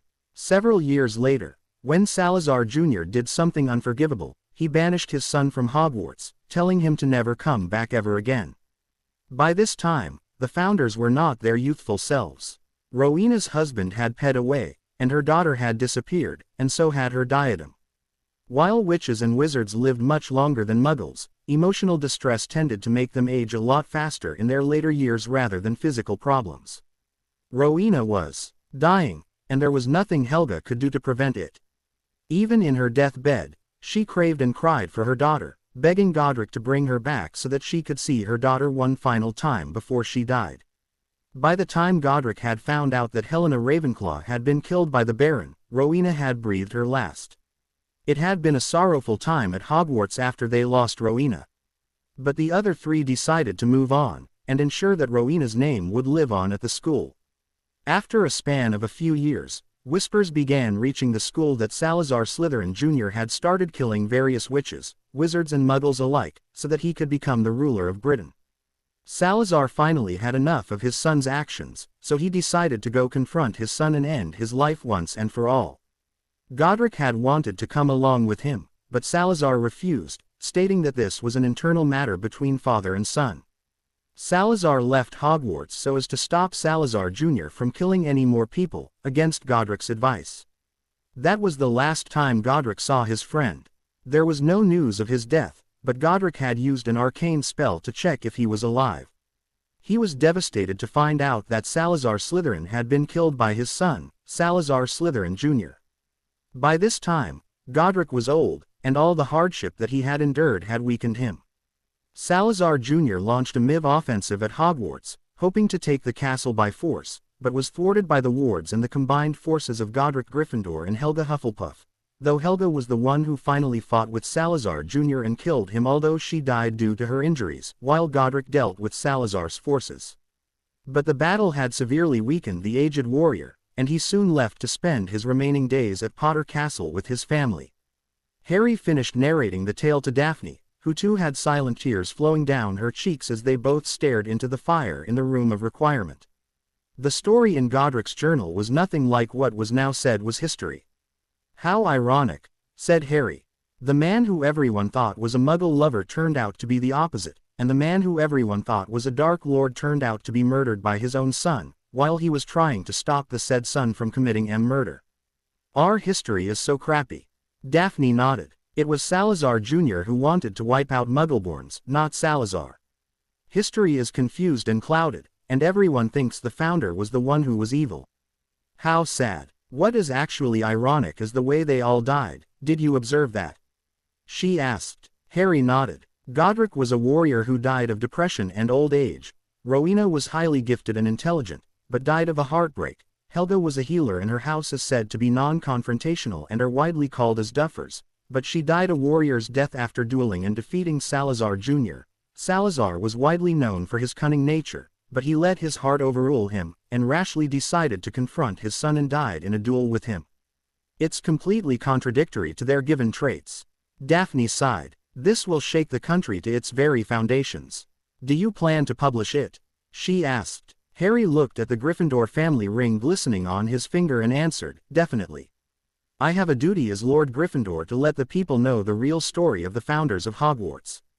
His eyes flashed green as he thought about the cause of so much misery, Muggles, and their narrow-minded views and mindset. They just couldn't keep to themselves and mind their own business. They were the barbarians and freaks, not the magical races. Life at Hogwarts went on as normal. Harry continued to study and practice dueling at a furious rate. The Ravenclaw Quidditch team won the Quidditch Cup thanks to Harry's spectacular performances as the team's seeker.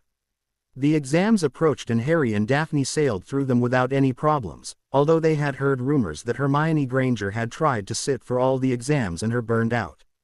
It seems even though she couldn't attend CLEs, she submitted the homework IGN meant for Muggle studies and divination as well, and so much work finally made her crack.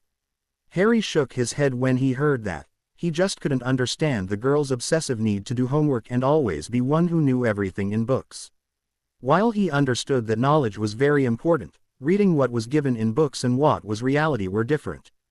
Granger had already made quite a few enemies by her constant belittling of the magical world, which tended to annoy all of the purebloods and many half-bloods. The results of the exams came out, and Harry and Daphne were tied for first place. Harry may be far ahead of Daphne in knowledge and dueling, but she was no slouch. Hermione Granger was shocked that she was not the first, even though she had taken more subjects as compared to Harry and Daphne. In fact, Granger had dropped to the 5th spot in their year, something which infuriated the girl. But what else happened was that Remus Lupin was ousted as a werewolf. There was an uproar about that, and Harry was sure that Dumbledore had something to do with it. While he couldn't forgive Remus Lupin for his inaction, maybe they could form a tentative friendship now that the man knew that Dumbledore was only using him. Harry went over and knocked on the door of Lupin's office. When he heard a come in, he entered. "Hello, Harry," said Lupin in a weird voice. "Come in, take a seat." Harry looked at the room and shuddered. "Something wrong?" asked Lupin, from where he was packing his stuff. "Nothing," said Harry stiffly.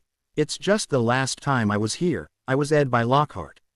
And that's not a memory I want to remember." "I heard that you resigned," said Harry quietly. Lupin shrugged. "It was better than being booted out. Pretty soon the letters will start to arrive and parents wouldn't want me to be teaching their children. It's better this way," he said.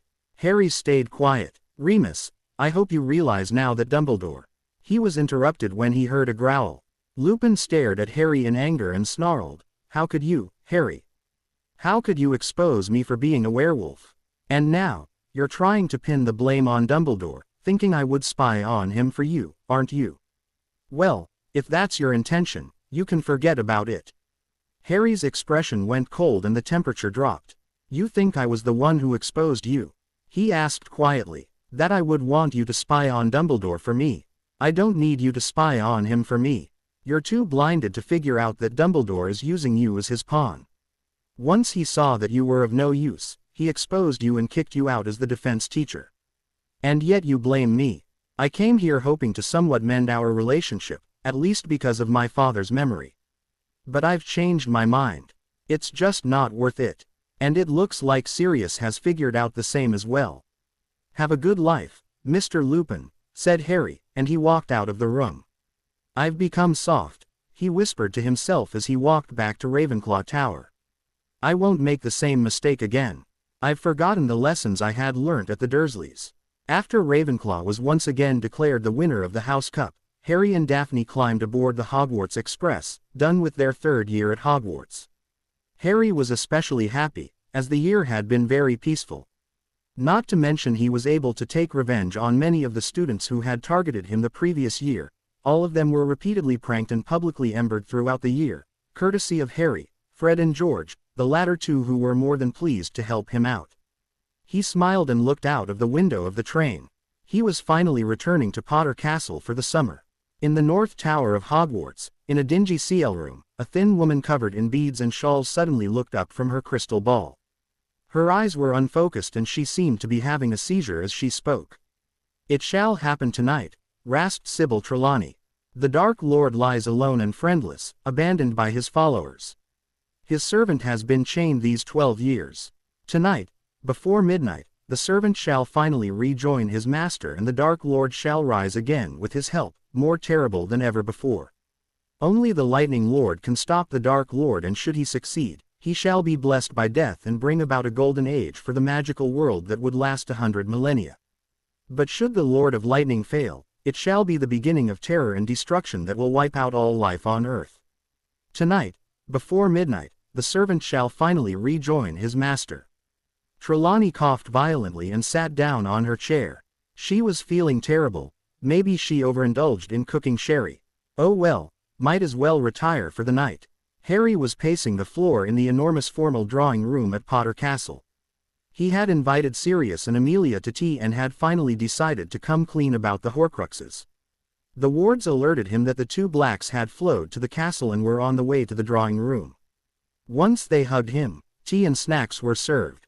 "All right," said Harry. "This isn't a social call. I called you here for a reason. And that reason is Voldemort."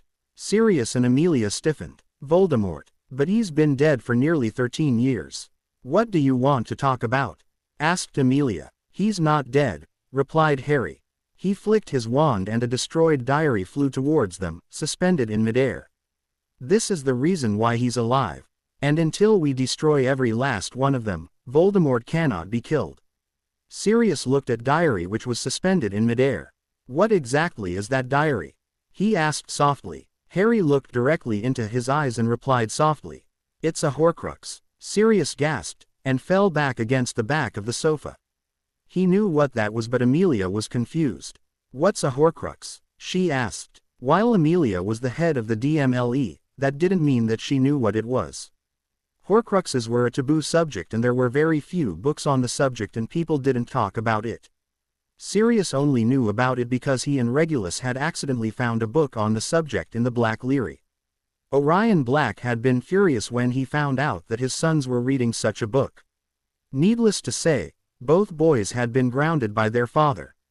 "A Horcrux is a piece of someone's soul which has been severed," answered Harry quietly, looking at the diary. "Once the piece of soul is put into an object, a person cannot die. In such a case, the person is in a sense, immortal." "Voldemort actually created one?" asked Amelia, looking at the diary with dread.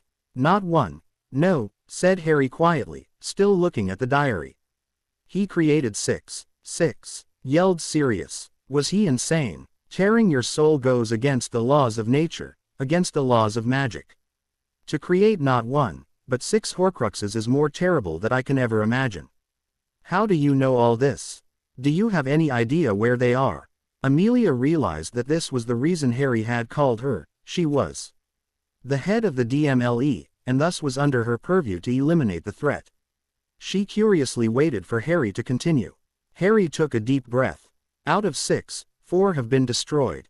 I need Sirius's help to retrieve 2 more and destroy them. These are the Horcruxes I've already destroyed." He flicked his wand and multiple objects appeared in front of them, slowly rotating in midair next to the diary.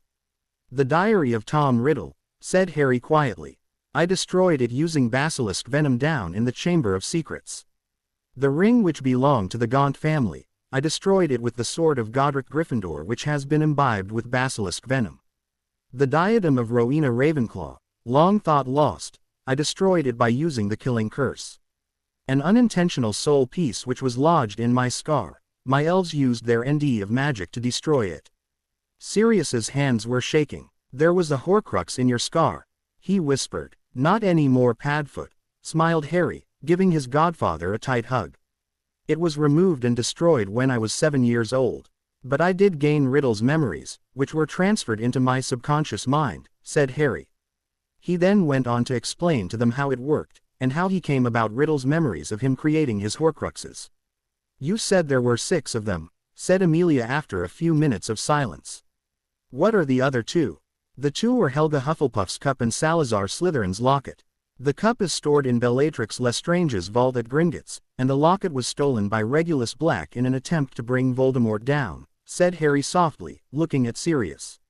Sirius's head shot up. "Reggie," he whispered. He looked at the slip of parchment which Harry handed to him. Tears filled his eyes as he thought of his little brother. Regulus had only been 13 when Sirius had run away from home. When they had met again at Hogwarts, Regulus had sadly told him that their parents didn't want him to talk to his brother any longer. Since Regulus was now the heir of the Black family, he had to abide by such rules relating to family laid down by their mother, Lady Walburga Black. The brothers had hugged each other, and that was the last time Sirius had spoken to Regulus. He had wanted to speak to his little brother after that, but he didn't want Regulus to get in trouble with their mother. Last he heard, his parents had forced Regulus to join the Death Eaters and had died in their service, and now, it looked like his little brother had died a hero. "All right, Harry," said Sirius in a shaky voice. "I'll help you. In memory of my brother, let's destroy those contraptions." Harry turned to Amelia but before he could say anything, she said, "Harry, as the Director of British Magical Law Enforcement, I have the right to keep such delicate information to myself. After all, there have been cases when the director has been personally involved and not informed the rest of the department. As far as anyone is concerned, this was a case of highest security, and I handled it personally after receiving intelligence regarding the continued existence of Voldemort, which was a high threat to the people of magical Britain." Harry sighed in relief. He had hoped that Amelia would not insist on involving the rest of the ministry, and it turned out that his concerns were unwarranted. "Thanks, Aunt Amy," said Harry, smiling at her. "Now, Sirius, I want you to get that cup from Gringotts. I'm sure you'll have no problems getting in. My grandmother's portrait informed me that you can disown Bellatrix and reclaim all her wealth, classifying her as a blood traitor as just an added bonus. As for the locket, Voldemort used the services of Creature to place the Horcrux in a cave where it was protected. At first, I didn't make the connection. It was only after I realized that Rab was Regulus did I realize that Creature was the elf which Voldemort thought he had sacrificed in that cave. Ask Creature if he knows anything about the real Horcrux. Once you find both, don't do anything to it. Bring it here. I don't want such treasures destroyed, said Harry. The next evening, Harry and Sirius were in the Lord's study at Potter Castle. In front of them were a golden cup and a silver locket. It's done. Bellatrix has been disowned by the Black family and is now considered a blood traitor. It was tricky to gain entry into her vault with Old Man Lestrange still out and alive, but the goblins managed to do it without alerting him about my movements, said Sirius. So, how do we destroy them? He asked. Harry didn't answer. Instead, he focused on his anger and hatred, and once he felt that he was ready, he pointed his wand at the cup and said, Avada Kedavra. When he said the incantation of the killing curse, Sirius yelped and moved away. A green jet of light flew from the tip of his wand and impacted the cup, which shrieked loudly and rattled. He looked at the locket and said, Open. The locket opened, and it said in Riddle's voice, I've seen your heart, and it is mine. Oh, please, muttered Harry, rolling his eyes. He pointed his wand and said, Avada Kedavra. The curse hit the locket, and the GL shattered, leaving a wailing locket behind, which trembled and went silent. You can perform the killing curse? Asked Sirius, looking at Harry with wide eyes. Harry shrugged. It was necessary in this case, Sirius. Don't look so surprised. You know that I'm not the epitome of goodness. I have a dark side as well, but I ensure that it is kept in check. You would have made a picture-perfect heir of the Black family, muttered Sirius. Harry laughed. Don't think the Potters were any different, Padfoot. You and my dad had a dark side too. Everybody does, but it just depends on how you control it. As long as you're in control, it's fine. But if your dark side controls you, you're in trouble. That's why I do my best to not use dark spells. I don't like the negativity it needs to power them. Sirius nodded approvingly. As long as you know that and know what powers those spells, you'll turn out all right. Just promise me that if you ever feel like you're losing control of yourself, you'll talk to me. Understood. Harry smiled and nodded. Finally, all of Voldemort's Horcruxes were destroyed. He only hoped that Voldemort himself was gone, but he held out little hope in that regard. He would have to face his destiny someday, and he would be ready for it. Peter Pettigrew left the room where his master resided and shuddered. He hated dealing with that large S, but it had to be done. He didn't know how his life had become so miserable. It was going quite well until a few years ago when that blasted son of James had discovered him. He hadn't liked Harry as a baby and he didn't like him now either. And Peter was sure that the feeling was reciprocated, both by baby Harry and by the teenager now. Once Peter had faked his death, he had arrived at a wizarding house hoping to stay as a rat and listen to the news. But once young Percy Weasley had decided to keep him as a pet, Peter reasoned that this was a better life than Azkaban. And so the years went on, without him arousing suspicion, until one day he was attacked while in Gryffindor Tower. The next thing he knew, he was in the Wizengamot chambers, having Veritaserum being poured down his throat. He was very confused as to how that came to be but didn't have any time to ponder what had happened as he had been tossed into Azkaban. He had been there for 2 horrible years. But one night, he was able to slip through the cracks in the anti-animagus ward, and this had allowed him to leave. He had stolen a wand that was in the hands of a sleeping guard and he had used that to find his old clothes, ones that secretly contained his master's wand. The DMLE seemed to have missed it, he wasn't sure how, but he was so glad that some incompetent fool had checked his clothes, and once he had his master's wand, he escaped the dreaded island. He knew that it would be very difficult to leave England, so he had to figure out a way to move without triggering the censor net. Finally, he decided to use the Imperious Curse on a muggle who owned a small boat to ferry him across the English Channel, to France. It was very dangerous since he didn't know if the ward around the borders could detect if he hid as a rat and crossed the borders on a small boat, but he managed to reach France. He had to move quietly between various countries and avoid the magical and muggle governments, so as to not arouse suspicion. It had taken him a long time, but finally, he reached Albania, where his master was rumored to be. When he had stopped at an inn one night, he thought he was surely caught when he saw a British witch Bertha Jerkins, but that woman turned out to be incredibly stupid. His glamour charms were nothing exceptional, but Bertha didn't suspect him at all. Thinking that she might prove useful for his master, he overpowered her and brought her to his master's wraith. He then used a newborn infant and followed his master's instructions, which enabled Voldemort to gain a rudimentary body. They had returned to Britain by a means unknown to Peter. Bertha had revealed a great deal, and now he was tasked to find out more about Barty Crouch and about the Triwizard Tournament. Oh well, anything was better than touching that damn S. He shuddered when he remembered the incident when the S swallowed that old Muggle man. Oh, how he hated SS. Harry finished getting dressed and looked at himself in the mirror. "You look handsome, dear. I'm sure you'll impress your lady," said the mirror, but he didn't pay any attention to it. He was dressed in a white shirt, jeans, and wore a black leather jacket while sporting his dragon hide boots. Today was the finals of the Quidditch World Cup, and the teenager in him couldn't wait to get there. He could watch the game on the e-mirror at home like he had done for rest of the matches, but since he had been able to get tickets in the top box for the finals, he couldn't resist. He went down to the entrance hall, stepped into the fireplace and said, "Gryffindor Manor." Emerald flames enveloped him and he stood a few seconds later in the entrance hall of the very familiar Gryffindor Manor. He flicked his fingers involuntarily and the soot disappeared. He climbed up the stairs and went to Daphne's room when he heard a whistle. He turned to see Daphne smirking at him. "Looking very good, Harry. Dressed up to impress the villa, huh?" she asked. Harry smirked and slowly went over to her until he had cornered to the wall. She was looking stunning as well, with black jeans, blue top, a jacket and the dragon hide boots which he had given her for Yule. Her wavy dark hair was beautifully styled. He pinned her against the wall, putting his arms on either side of her to prevent her from trying to escape. "The only villa I see is the one standing in front of me," he said huskily, in her jaw.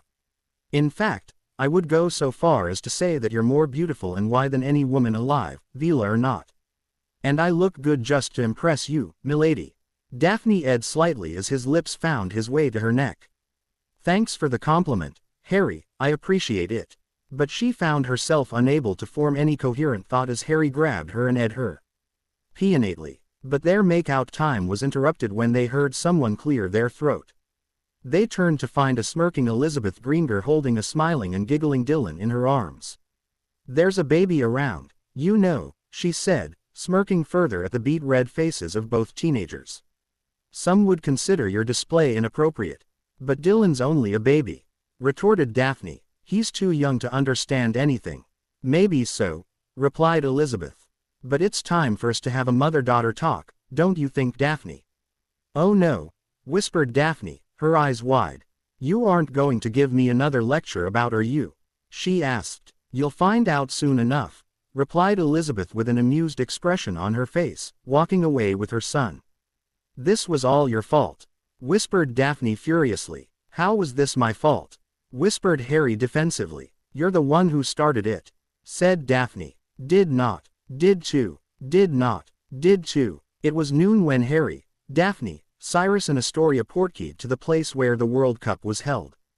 Harry and Cyrus were excited about the game and were talking furiously about the previous matches and how the teams would perform during the finals. "Remind me why I'm here again," grumbled Daphne. "Because Daddy and Harry forced you to come," said Astoria, looking around with curiosity. "Still, that doesn't mean we had to listen to them," said Daphne. She would never voice out loud or admit to anyone that Harry could get her to do pretty much anything when he pouted cutely and looked at her with those big green eyes. She just couldn't refuse him. She idly wondered how James Potter had handled his wife when she had those green eyes as well. She hated the smirk on Harry's face every time she cracked under those mesmerizing green eyes. Well, she had a puppy dog face too that made Harry crumble, but that didn't matter. What mattered was that Harry had made her come to a Quidditch match, one where he wasn't playing. It was going to be torture. Harry looked around the various tents and finally found the one. "Aha, here we are," he said. He went in and saw Sirius watching the semi-finals on the large e-mirror. Daphne and Astoria looked at the men discussing Quidditch and rolled their eyes at them. Astoria spotted many of her friends, and after informing her father, went with them. Daphne was bored, so she went out to look at the various stalls. She idly noticed that the international statute of secrecy was blatantly being violated when she felt someone slap her bum and put an arm around her waist. In a second, her wand was pointed at the boy's face. "Hey, take it easy Daph, it's only me," said Harry. "We're in a public place, Harry. Behave yourself," hissed Daphne. "Someone's in a bad mood," muttered Harry. "What's with the long face? We're at the finals of the Quidditch World Cup. Aren't you excited?" asked Harry, smiling at her. "Not particularly." "Oh, come on," said Harry. "Let's turn that frown upside down." He used his fingers to move her mouth in a way to make it seem like she was smiling. Daphne just growled. It's not very ladylike to growl, Daphne," said Harry cheekily. "Who's a good kitty? You are. Yes you are. If anyone else had dared to say something like that I would have cursed them into oblivion," snarled Daphne. "You're forgetting that I have sharp fangs and claws, Potter. I can snap your neck in one stroke. But you love me too much to do that, don't you?" asked Harry, playfully pinching her cheek. He eyed her forehead and said, "That's my girl." Daphne shook her head in exasperation, but she couldn't help but smile at her fiancé. It was very rare for Harry to be this carefree and happy, as he was usually quiet and serious. She would watch 1,000 Quidditch matches if only to make him smile and laugh. But she would never tell him that of course, he would probably drag her to every match possible. They bought omnioculars and several other goodies and went back to the tent. On the way, they met several of their schoolmates and spoke to them, and finally returned to the tent to find Cyrus, Astoria, Sirius and Amelia talking. "I need a vacation," said Amelia, rubbing her forehead. "This World Cup has been one big nightmare. I'm so glad my department isn't involved in that another nightmare at Hogwarts." Harry snorted. "I don't like the fact that they're doing it in the first place. It was discontinued for a reason. I think it's too dangerous, a disaster waiting to happen." "What are you guys talking about?" asked Astoria curiously. "Sorry Tori, but we can't talk about it yet," said Cyrus with a smile. "Only Wizengamot members and people at the ministry know about it as they wanted it to be a surprise for the students at Hogwarts. Suffice it to say, you'll have a very interesting year." "Then how come Harry knows about it?" she asked stubbornly. "Harry is a member of the Wizengamot," answered Cyrus patiently. "While he cannot sit on the body until he is 17, he is to be apprised on what goes on in there by his regent, who in this case is his godfather. Now come on, it's time for the game." They entered the gigantic stadium and climbed all the way to the very top.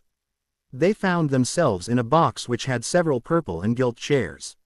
They all sat down, and soon many important witches and wizards arrived. When Minister Fudge and the Bulgarian Minister of Magic arrived, Fudge loudly introduced Harry to the other minister. Harry was quite amused that Fudge had not used the translation potion. Really, it was quite expected for the Minister of Magic to do so. He calmly shook the Bulgarian minister's hand and conversed with the man in his native tongue, much to the shock of Fudge. Harry and the Bulgarian minister spent several minutes talking until finally, Lucius Malfoy arrived with his family. Harry's eyes narrowed as he looked at Lucius. He wished he could perform legilimency on Draco to find out what they were up to because he felt something was fishy, but he didn't want to risk it in front of so many high-level witches and wizards. Ludo Bagman soon began the commentary and the Bulgarian team mascots were revealed to be Vila, just as Daphne had suspected. Harry felt a small pull towards them, but he reinforced his occlumency shields and gripped Daphne's hand tighter. When Daphne saw that her fiancé wasn't affected by the Vila, she was incredibly happy and gave him a on the cheek in appreciation as there were very few men who could stand their allure. Once the Irish team mascots were announced, the match began. Harry was very impressed with Victor Crumb, especially his Wronski feint, the enormous mirrors provided by Miller's magic mirrors showing the maneuver in slow motion. The mirrors were a hit all over the world, especially in the field of sports and entertainment. NCHES were soon being opened in various countries and Harry was making a killing because he owned half the company. Finally, Ireland won 170-160, with Crumb catching the snitch. With a smile, Harry and the rest of the group returned to the tent to pack up and leave home for the night. Well, everyone except Amelia, as she still had a lot of work to do. But all in all, Harry thought it was an outstanding match. I'm so glad I'm not an Auror anymore, said Sirius, stretching his arms. There is no way I would want to risk my life by telling the Irish to stop cellating. Oh, my poor wife. Sometimes I feel so bad for her. Harry snorted. He completely agreed with his godfather. He looked at Astoria, who was busy talking about the match to her bemused sister. He found it amusing that Daphne didn't care for Quidditch while Astoria loved it, even though she never played the game. The next hour was spent eating slowly and chatting amidst laughter. Just when they decided to pack the tent and leave, they heard an explosion and screams outside. Harry and Daphne immediately got up, their wands in hand. Something is wrong, said Cyrus, looking out of the tent. His eyes went wide. We're under attack. Tori, you're with me. Harry, Daphne, come with me, but if we're separated, head to the woods. You can disapparate to the manor from there. Come on, let's move. They got out of the tent, amidst screams of terror. Harry saw many people walking slowly, their wands aloft, with 4 bodies of the Muggles high in the air, being tortured by the Cruciatus curse. He recognized them immediately when they started firing more Cruciatus curses at witches and wizards, Death Eaters. Harry's blood boiled when he saw them attacking and torturing innocent children. Daphne, try to find as many children as you can. Take them to safety. Use lethal spells. These bastards don't deserve mercy, he said, and walked towards the Death Eaters. Harry twirled his wand, morphed into a man in his early 20s and started firing curses at them. The Death Eaters, who didn't expect any resistance, were quite shocked, and pretty soon Harry was fighting 5-on-1. He snarled as a killing curse came close to his body, though he was far too experienced to dodge it for it to do any damage.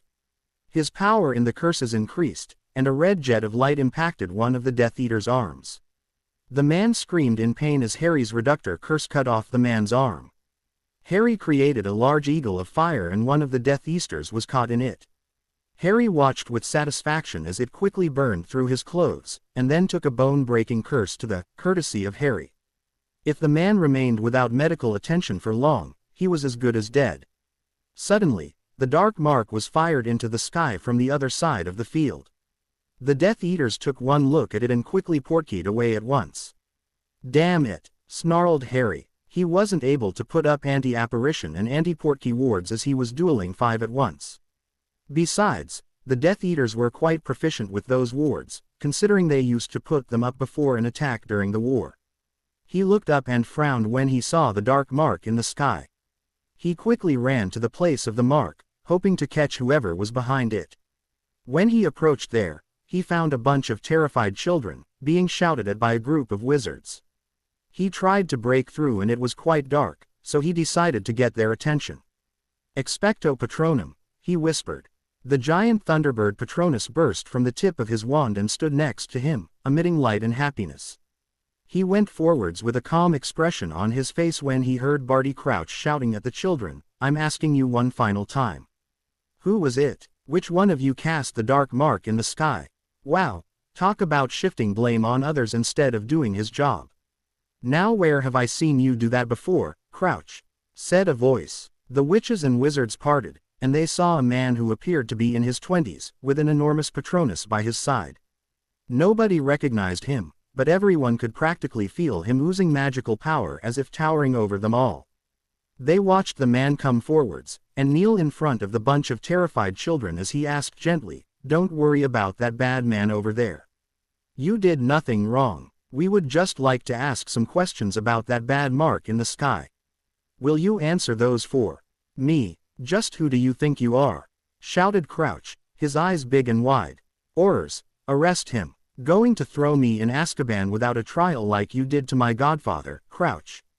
Sneered the man, his face slowly morphed into the face of the very famous Lord Hadrian Potter.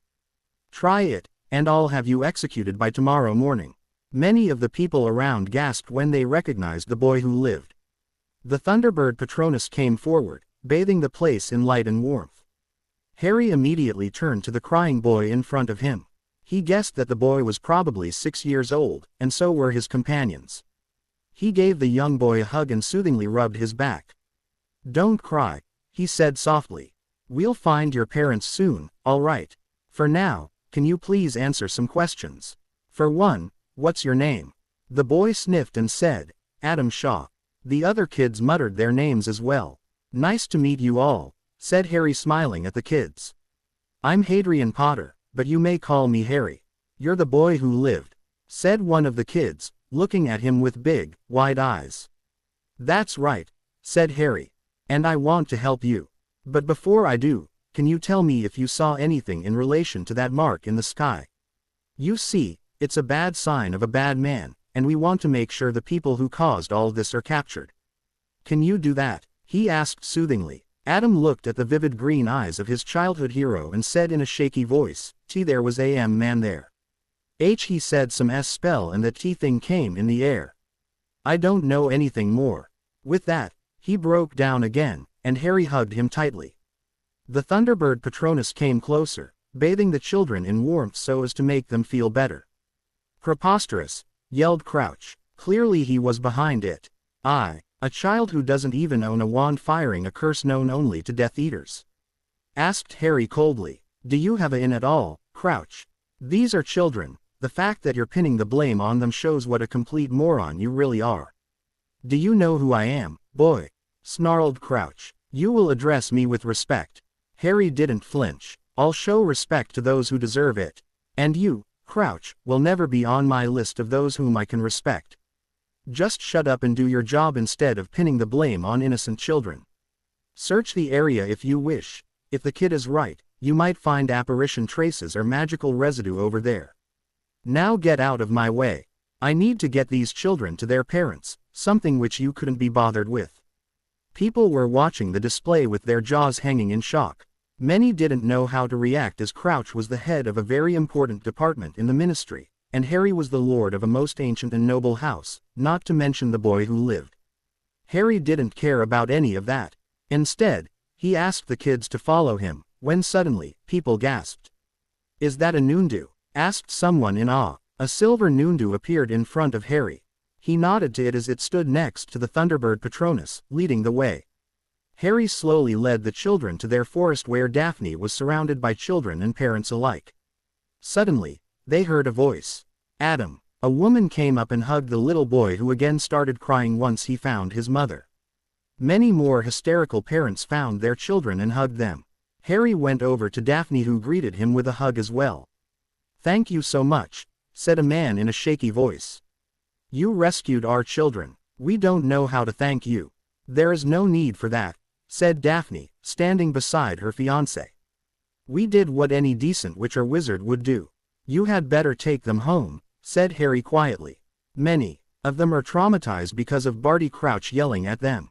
You might want to file a complaint, though, as he accused your children of casting the dark mark in the sky. Many of the parents gasped in outrage. They profusely thanked the couple again and they all disapparated. Harry dispelled his Patronus after Daphne did the same, took her hand and disapparated to Greenger Manor. When they entered several minutes later, they found Cyrus Greenger pacing in the living room. When he saw them, he sighed in relief and shouted, Where were you? Do you have any idea how worried we've been? Without waiting for an answer, he took out a communication mirror and called Sirius. He informed the other man about their safe return and deactivated it. Pretty soon, Sirius arrived as well. Well, snapped Sirius, what do you two have to say for yourselves? I remember Cyrus telling you to go to the forest and apparate home, so why didn't you? Harry and Daphne looked at each other and spent the next 15 minutes explaining what had happened. Pretty soon, they were all sitting on the various couches, lost in thought. I never thought Barty Crouch could sink so far, said Sirius finally. How could he accuse defenseless children to have conjured the dark mark? I would like to know the same thing, said Elizabeth, frowning. Those poor kids were probably traumatized. They were, said Harry quietly. All of them were hysterical and only one boy was in control enough to tell me what happened and he too was crying. It was quite frankly disgusting. Whatever the case, I'm proud of you both, said Elizabeth, giving them a smile. Cyrus and Sirius nodded as well. Once the adults left, Harry turned to Daphne and said, I don't know what I did to deserve you, but I sure am glad you're mine. You're amazing, Daphne. I'm so proud of you. Daphne smiled and nuzzled his face against hers as she whispered, I'm the one who should be proud of you. You fought 5 Death Eaters at once, you saved those children from Crouch and delivered them to their parents. This is one of the reasons I love you so much. You have a big heart." Harry smiled as he trailed S on the side of her face. Pretty soon, they were asleep on the couch with Harry lying on his back and Daphne's head on his, hugging him tightly. The next morning, Elizabeth got up and made her way to the living room. She stopped when she saw the sight of her daughter sleeping next to her fiancé, her arms and legs wrapped around him and her head on his. She couldn't help but smile as she found it really adorable. She conjured a blanket and placed it on them and left the room. She was sipping her tea when her husband came into the dining room in a daze. "Cyrus, what happened?" asked Elizabeth. "Did I just see my eldest daughter hugging and sleeping next to her boyfriend?" he asked in a bland voice. Elizabeth rolled her eyes. "You mean her fiancé, and yes. They were probably too tired and must have fallen asleep there last night. Besides, it's nothing we didn't do at that age. But we were 17 then," grumbled Cyrus. "They're only 14. 14 and betrothed," she clarified. "Just leave them alone. I hope you didn't wake them." Cyrus sighed. "No, I didn't. Still, why must I be put in such a situation where I must watch my children grow up and not need me anymore?" Elizabeth smirked. "If that's the case, you wouldn't mind taking care of Dylan for the day, would you? I was planning on going shopping and you just accommodated me. Oh, aren't you sweet?" With that, she walked away. Cyrus grumbled and said, "I knew that I shouldn't have married a fellow Slytherin." He started eating breakfast when Harry and Daphne slowly made their way to the dining room as well. "Good morning. Slept well. I could see you were very comfortable," said a smirking Cyrus. Harry's eyes went wide. "We can explain," he said quickly. "It's fine," grumbled Cyrus. "My wife already made me accept it and tricked me into taking care of Dylan for the day. Just know that if you hurt my daughter, I'll come after you with my wand blazing." "Understood," said Harry. "Daddy, we talked about this," said Daphne, her eyes narrowed. Cyrus rolled his eyes. I know. Geez, could I go on without being attacked by one of you girls for a day? But no, that's not how it works in this house. Be careful, Harry. She'll trick you into doing things you would never want to do. She'll use your own words against you, and by the time you've realized what was going on, she would have left the room, with you wondering how you were tricked by her without even seeing it. If I didn't know any better, I'd say that you were complaining about me and not about your eldest daughter," said Elizabeth, coming back into the dining room, holding Dylan. She saw Harry snickering and Daphne throwing him filthy looks. "Oh, you don't have to warn him, Daddy," said Daphne, helping herself to breakfast. "While I don't deny that I do that, he's a master at manipulating me too, making me go to that stupid Quidditch match yesterday as a prime example." "Damn those green eyes," she muttered finally. "Look at this," said Harry quietly, interrupting them. They all saw the large mirror in the dining room was activated, showing the magical daily news. "Good morning to you all. This is a special report," said the reporter. "The aftermath of the finals of the Quidditch World Cup was filled with trauma and confusion as many dark wizards chose it as an occasion to attack witches, wizards and muggles alike. These wizards, who were confirmed to have been Death Eaters, were disgusting in that they also chose to attack children. When the Death Eaters attacked, there was wide-scale panic and confusion, which enabled them to continue with their attacks. We have received intelligence that Lord Hadrian Potter, Lord of Most Ancient and Noble House of Potter, along with his fiancée Daphne Greenger, eldest daughter of the Most Ancient and Noble House of Greenger, chose to remain behind to fight the Death Eaters. Indeed, Lady Daphne rescued many of the injured children and set up a camp near the forest so as to help them find their parents while Lord Potter fought 5 Death Eaters at once. Yes, viewers, a 14-year-old wizard fought against 5 grown-up wizards at the same time. He seems to have heavily injured 2 of them, though once the dark mark was fired by an unknown wizard, they all fled. It was at this time that 5 children around the age of 6 or 7 years old were at the scene of the crime. It was said that Bartemius Crouch, the head of the Department of International Magical Cooperation, was yelling at the terrified children, asking them questions. It was at this time that Lord Potter came at the scene. It has been widely speculated after watching the scene that Lord Hadrian Potter might possibly be a partial metamorphogus. When Mr. Crouch was accusing the 6-year-old boy to have cast the dark mark, Lord Potter got annoyed and rebuked him. He then calmly asked the young child if he saw anything and took the children to safety. Here is what happened. The scene of the World Cup from when Harry entered to finally when he took the children and left was shown. Harry suspected that the magical daily probably took the pensive memory of one of the people present to show to clip. It accurately showed Harry trading barbs with Crouch, at the same time trying to calm the children. It even showed his and Daphne's Patronus. There you have it, witches and wizards. A 14-year-old schoolboy was able to keep his head while the head of one of our most important departments couldn't do so. What was Mr. Crouch thinking when he accused a bunch of defenseless children to have cast the dark mark? It is also astounding to see the form of Lord Potter and Lady Daphne's Patroni.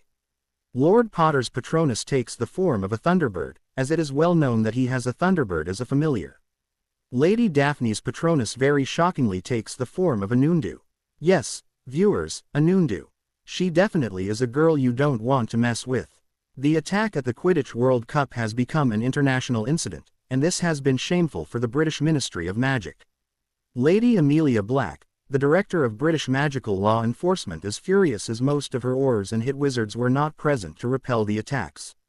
Indeed, the DMLE has already begun an investigation, and it was found that many of the Aurors and Hit Wizards were sent back to the Ministry as well as on patrols at Diagon Alley, Godric's Hollow, Hogsmeade and other places on the orders of Senior Under-Secretary to the Minister, Madame Dolores Umbridge.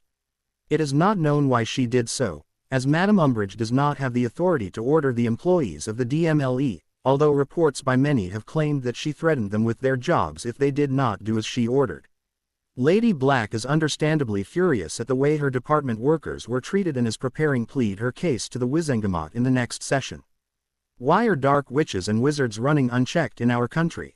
Why do we let such people roam free who take pleasure in torturing our children? What do Minister Fudge and Madame Umbridge have to say about this? How was Madame Umbridge involved in those attacks at the World Cup? Stay tuned for more news. This is Steve Green, reporting for the Magical Daily News. You're a metamorphomagus? Asked Cyrus shocked. Harry nodded and changed the features on his face. He morphed back and said, a partial one, yes. I can only change the features of my face and hair. I honestly hadn't expected it to be kept a secret for this long. I had thought that it would be revealed a year ago. Oh well, I knew it would come out sooner or later. Harry's eyes narrowed when he thought about Dolores Umbridge. She was a nasty woman, who she hated magical creatures and muggleborns with a paean and was doing her best to round them up. He would have to do something about her as she was interfering with his plans. Harry, you've packed your dress robes, haven't you? Asked Daphne suddenly. Huh, said Harry, breaking away from his thoughts. Oh, you mean for the Yule Ball? Yes, I have. We can go shopping if you'd like, change the colors and maybe buy you a dress as well. I sure am glad you weren't in school when I was a student, muttered Cyrus. You probably would have had a harem and denied us all a chance to date girls. Harry and Daphne looked at each other and both suddenly burst out laughing. Daphne had tears in her eyes as she gasped out, Harry having a harem. I would kill to see how he would handle that. He would probably run away rather than face a bunch of angry wives. No thanks, Cyrus, said Harry grinning. My dad would have been overjoyed if I did have a harem, but there is no way I would ever do that to Daphne. She's my one and only, he said, hugging her from behind and ing the top of her head. Cyrus shook his head and smiled slightly. He sure was glad that Daphne was betrothed to Harry. He wasn't worried about the boy at all, he just pretended to so as to show his protective father persona. But he was terrified what kind of boy Astoria would choose. It was the last week before the school was set to start. Rain lashed against the windows of Potter Castle. Thunder could be heard and lightning flashed across the horizon. Harry stood in the middle of the grounds of the castle, with a Thunderbird by his side. He was soaking wet, but he didn't care. Concentrate now, instructed Aquila. You are in control. You control the storm. The storm does not control you. The lightning powers you. Use it. Let the lightning infuse your body. There is no distinction between you and the lightning. You are both the same. Merge with it, control it. Release it. Harry was glowing. His skin was emitting a white light, his hair was pure white in color and his fingertips were glowing as well. His eyes were closed as he concentrated on the storm. He raised both his arms sideways, with his fingers pointing towards the sky. Suddenly, a flash of lightning struck him. Harry screamed. "You are in control," repeated Aquila. "The lightning is you, there is no difference. Let us merge with you. Control it." Harry screamed in pain like he had never screamed before as the current of the lightning bolt coursed through his body. He thought he was going to die. The pain was unbearable. No, he couldn't give up. The magical world needed him. He made a vow that he wouldn't abandon them. Daphne needed him. Aquila believed in him and Harry didn't want to let the Thunderbird down. He snarled and pulled the lightning bolt into himself. The current and the lightning's inherent magic seeped into his body as he took control. He was the one in control, the lightning was his. He created it and he powered it. He screamed and let out a blast of lightning into the sky from each of his fingertips from both hands. Harry's eyes glowed bright green, but you could see lightning bolts in the orbs. His entire body was charged with current and magic. Aquila bowed down to the Lord of Lightning, just as Harry climbed on him. It was a sight to be seen.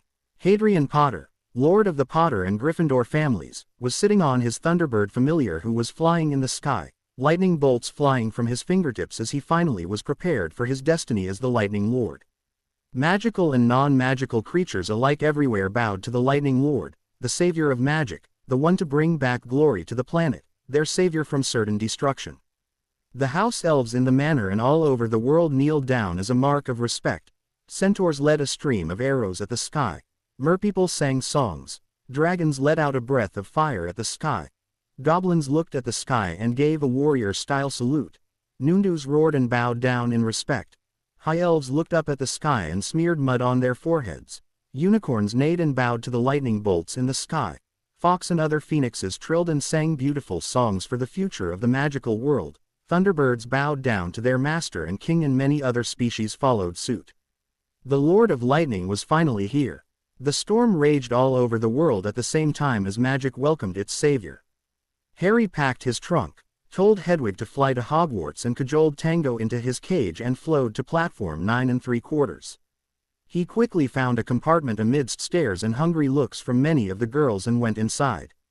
He sighed. Harry knew that he had grown taller during the summer and he had to admit he was quite good looking. He shuddered when his picture had appeared on the cover of Teen Witch Weekly just a few days ago, saying that he was the hottest teenager in the country and this made him a target for many of the girls in school.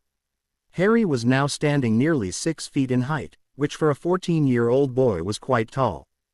Due to the vigorous exercises and martial arts he did every day, his muscles were well defined.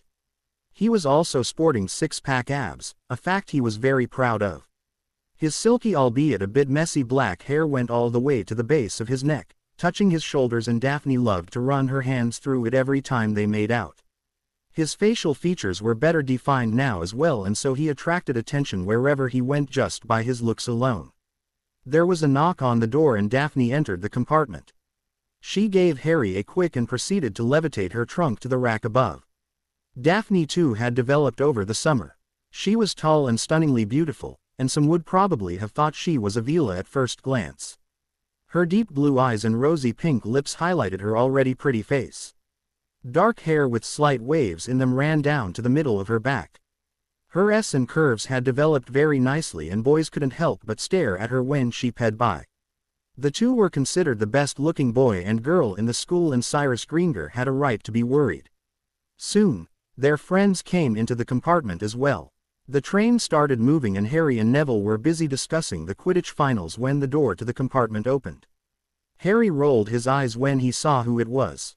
He should have put up a "Notice Me Not" charm on the door. "What can do for you, Draco?" asked Harry with a smile. Malfoy was thrown off guard for a second when Harry greeted him with a smile. He blinked owlishly for a few seconds and recovered. "So, are you going to enter, Potter?" said Draco snidely. "A glory hound like you wouldn't hesitate to compete, right? More fame would only add to that big head of yours."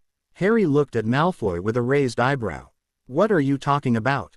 he asked. "You don't know?" asked Draco, laughing loudly. "My father heard it from Cornelius Fudge, the Minister of Magic himself. I thought you would know. After all, you wouldn't miss this opportunity to show off, would you?" he said and laughed. Harry sighed and sat back in a comfortable position. Oh my dear Draco, would you ever once use your in? You're forgetting who you're talking to. Unlike you, I'm a member of the Wizengamot, so even if I don't sit on the body yet, I'm apprised on what goes on in there. That being said, I'm shocked that your father told you about such confidential information that was to be kept a secret. I guess we have to inform the Wizengamot Administration Services and the press that Lord Malfoy didn't care about the secrets of the Ministry. If he blabbed to you, who knows to who else he could have mentioned it to.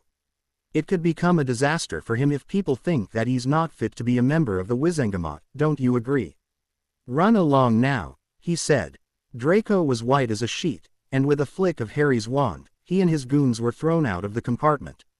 And that's how the Potters do it, muttered Harry, putting his arm around his fiancée. Harry, said Tracy tentatively. We all know what's going on at Hogwarts this year. Was it really supposed to be confidential? Daphne laughed. The tournament is an open secret, Tracy. Many of us know about it, but the general student population doesn't because the Ministry wants it to be a surprise. Harry did that just to make Malfoy wet his pants, nothing more. Harry smirked. Several hours later, they reached Hogsmeade Station. It was raining heavily at this point, and people were reluctant to get out. Harry and Daphne calmly got out and pointed their wands in the air. A small flick of light appeared at the tip of their wands as invisible magical umbrellas protected them from the rain. Getting the hint, the rest of the students used their wands to remain dry as well, and soon they entered the carriages and into the castle. Harry walked to the Ravenclaw table and sat next to his yearmates and started chatting with them about their summer. When the first years arrived, many of them were shivering due to the cold since they were soaking wet. Harry frowned. Surely McGonagall could fire some drying charms on those poor kids. Harry pointed his wand at them and started casting warming and drying charms at the first years. Only when he was finished did anyone realize what he had done, and the first years blushed and thanked him while McGonagall went pink in the face. Soon, the sorting began and the students were sorted into their houses. I have many announcements for you, said Dumbledore, smiling at everyone. But first, tuck in. With that, the food appeared on the tables and everyone happily started eating. Harry was happily chatting with various Ravenclaws when Padma Patil asked, "Who's going to be our defense teacher this year?" That question brought conversations to a halt as many were curious as well. "There's no one here," said Terry Boot, looking at the staff table. "Maybe Dumbledore will teach us again." "I doubt it," said Harry. But just then the food vanished and Dumbledore got up to speak. There was a hush in the hall now as Dumbledore gave his usual speech. "Now, I have great pleasure in announcing that this year at Hogwarts." But he was interrupted when the door of the Great Hall banged open with a thud. Harry turned and his eyes widened when he recognized the person standing there. If Alistair Moody was going to be their new defense teacher, it was going to be a fun ride indeed. He had read from his father's journal that Moody was an outstanding Auror, and he was hard as nails. This would be a wonderful educational opportunity. Dumbledore introduced the school to their new defense teacher and continued said, "We are to have the honor of hosting a very exciting event over the coming months, an event that has not been held for over a century. It is my very great pleasure to inform you that the Triwizard Tournament will be taking place at Hogwarts this year." "You're joking," said Fred Weasley, and this set off the school as everybody laughed. Dumbledore then explained about the tournament and about the new rule that only those who were above the age of 17 could take part in it. He said that an impartial judge would select the champions who will compete for the Triwizard Cup, the glory and 5,000 galleons personal prize money.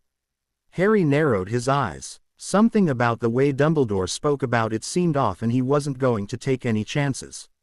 He would be damned if he were to be forced to participate in this madness.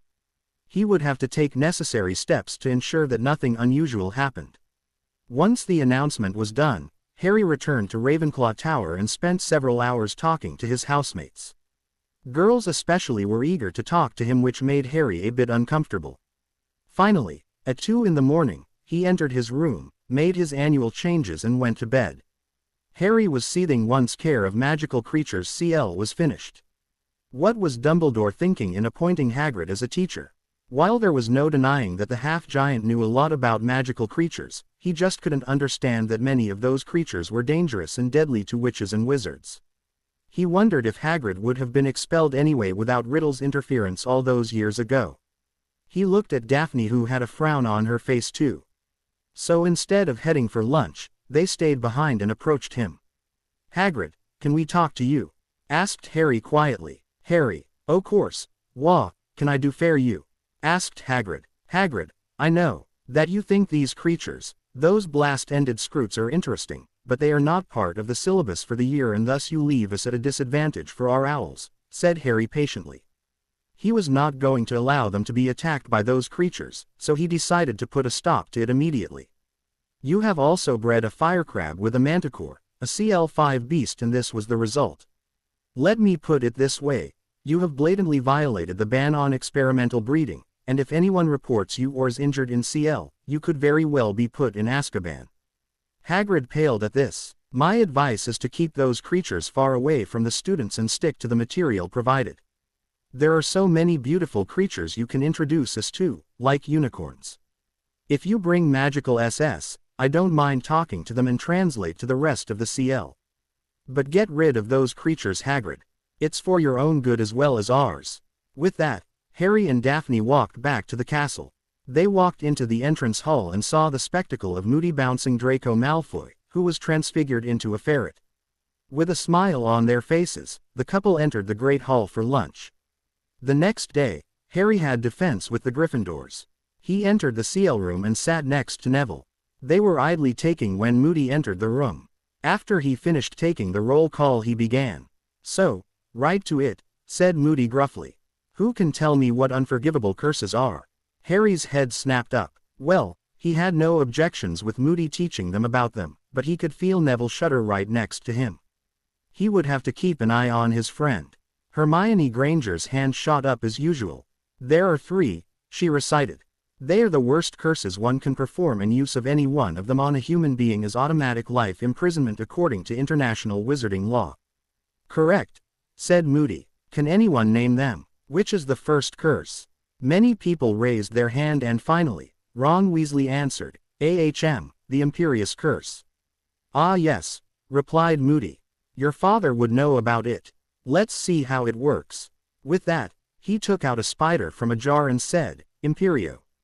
The CL laughed when the spider found itself on many of their fellow students, but Harry didn't. He watched Moody with narrowed eyes. Explaining about the curses was one thing, but showing them was something else, and he didn't like it. "You think it is funny, do you?" snapped Moody. "How would you feel if I put it on you and made you do all sorts of things, like commit murder?" The CL became silent once more. "Anyone knows another?" he asked the CL. Neville tentatively raised his hand. Harry was shocked because his friend was shaking from head to toe, and he idly wondered if he should take Neville out of the CL. "The Cruciatus Curse," he said. Moody's eye twitched when he asked for Neville's name. He went back to the spider, enlarged it and said, "Crucio." The spider twitched horribly as if it was being cut off into separate pieces. Harry saw Neville shake violently and so decided to take action. Moody was concentrating on the struggling spider until suddenly, the spider was pushed away from his wand, and it landed on the other side of the table. The spider relaxed once the curse was lifted. Moody looked around to spot Harry Potter wearing an expressionless look on his face as he said softly but firmly, "That's enough. I think they've got the gist of how it works." "Really?" asked Moody, limping towards Harry. "Then why don't you explain to the CL about how the unforgivables work then, Potter? Maybe you can tell us about the third curse as well." "Very well," said Harry in a flat voice. He spoke softly, but his voice could be heard all over the room. "The 3 curses are called unforgivable because there is no blocking them. The third curse is the Avada Kedavra, also known as the Killing Curse. No magical shield can stop them. The only way to make sure you're not hit when you see the curses coming at you is if you dodge, thereby avoid getting hit, or if you conjure something in its path, like stone. All the 3 curses, like many of the true dark magic spells, require negative emotion to power them. Just pointing your wand and saying the curses aren't enough. You need to mean them, which is why these curses are hated so much. You would want to cause pain or kill for them to work. And I really don't think demonstrating them in CL is a good idea." "Really?" said Moody, a sadistic grin on his face. "You don't agree, Do you? Sorry for that, Potter, but the students here need to know.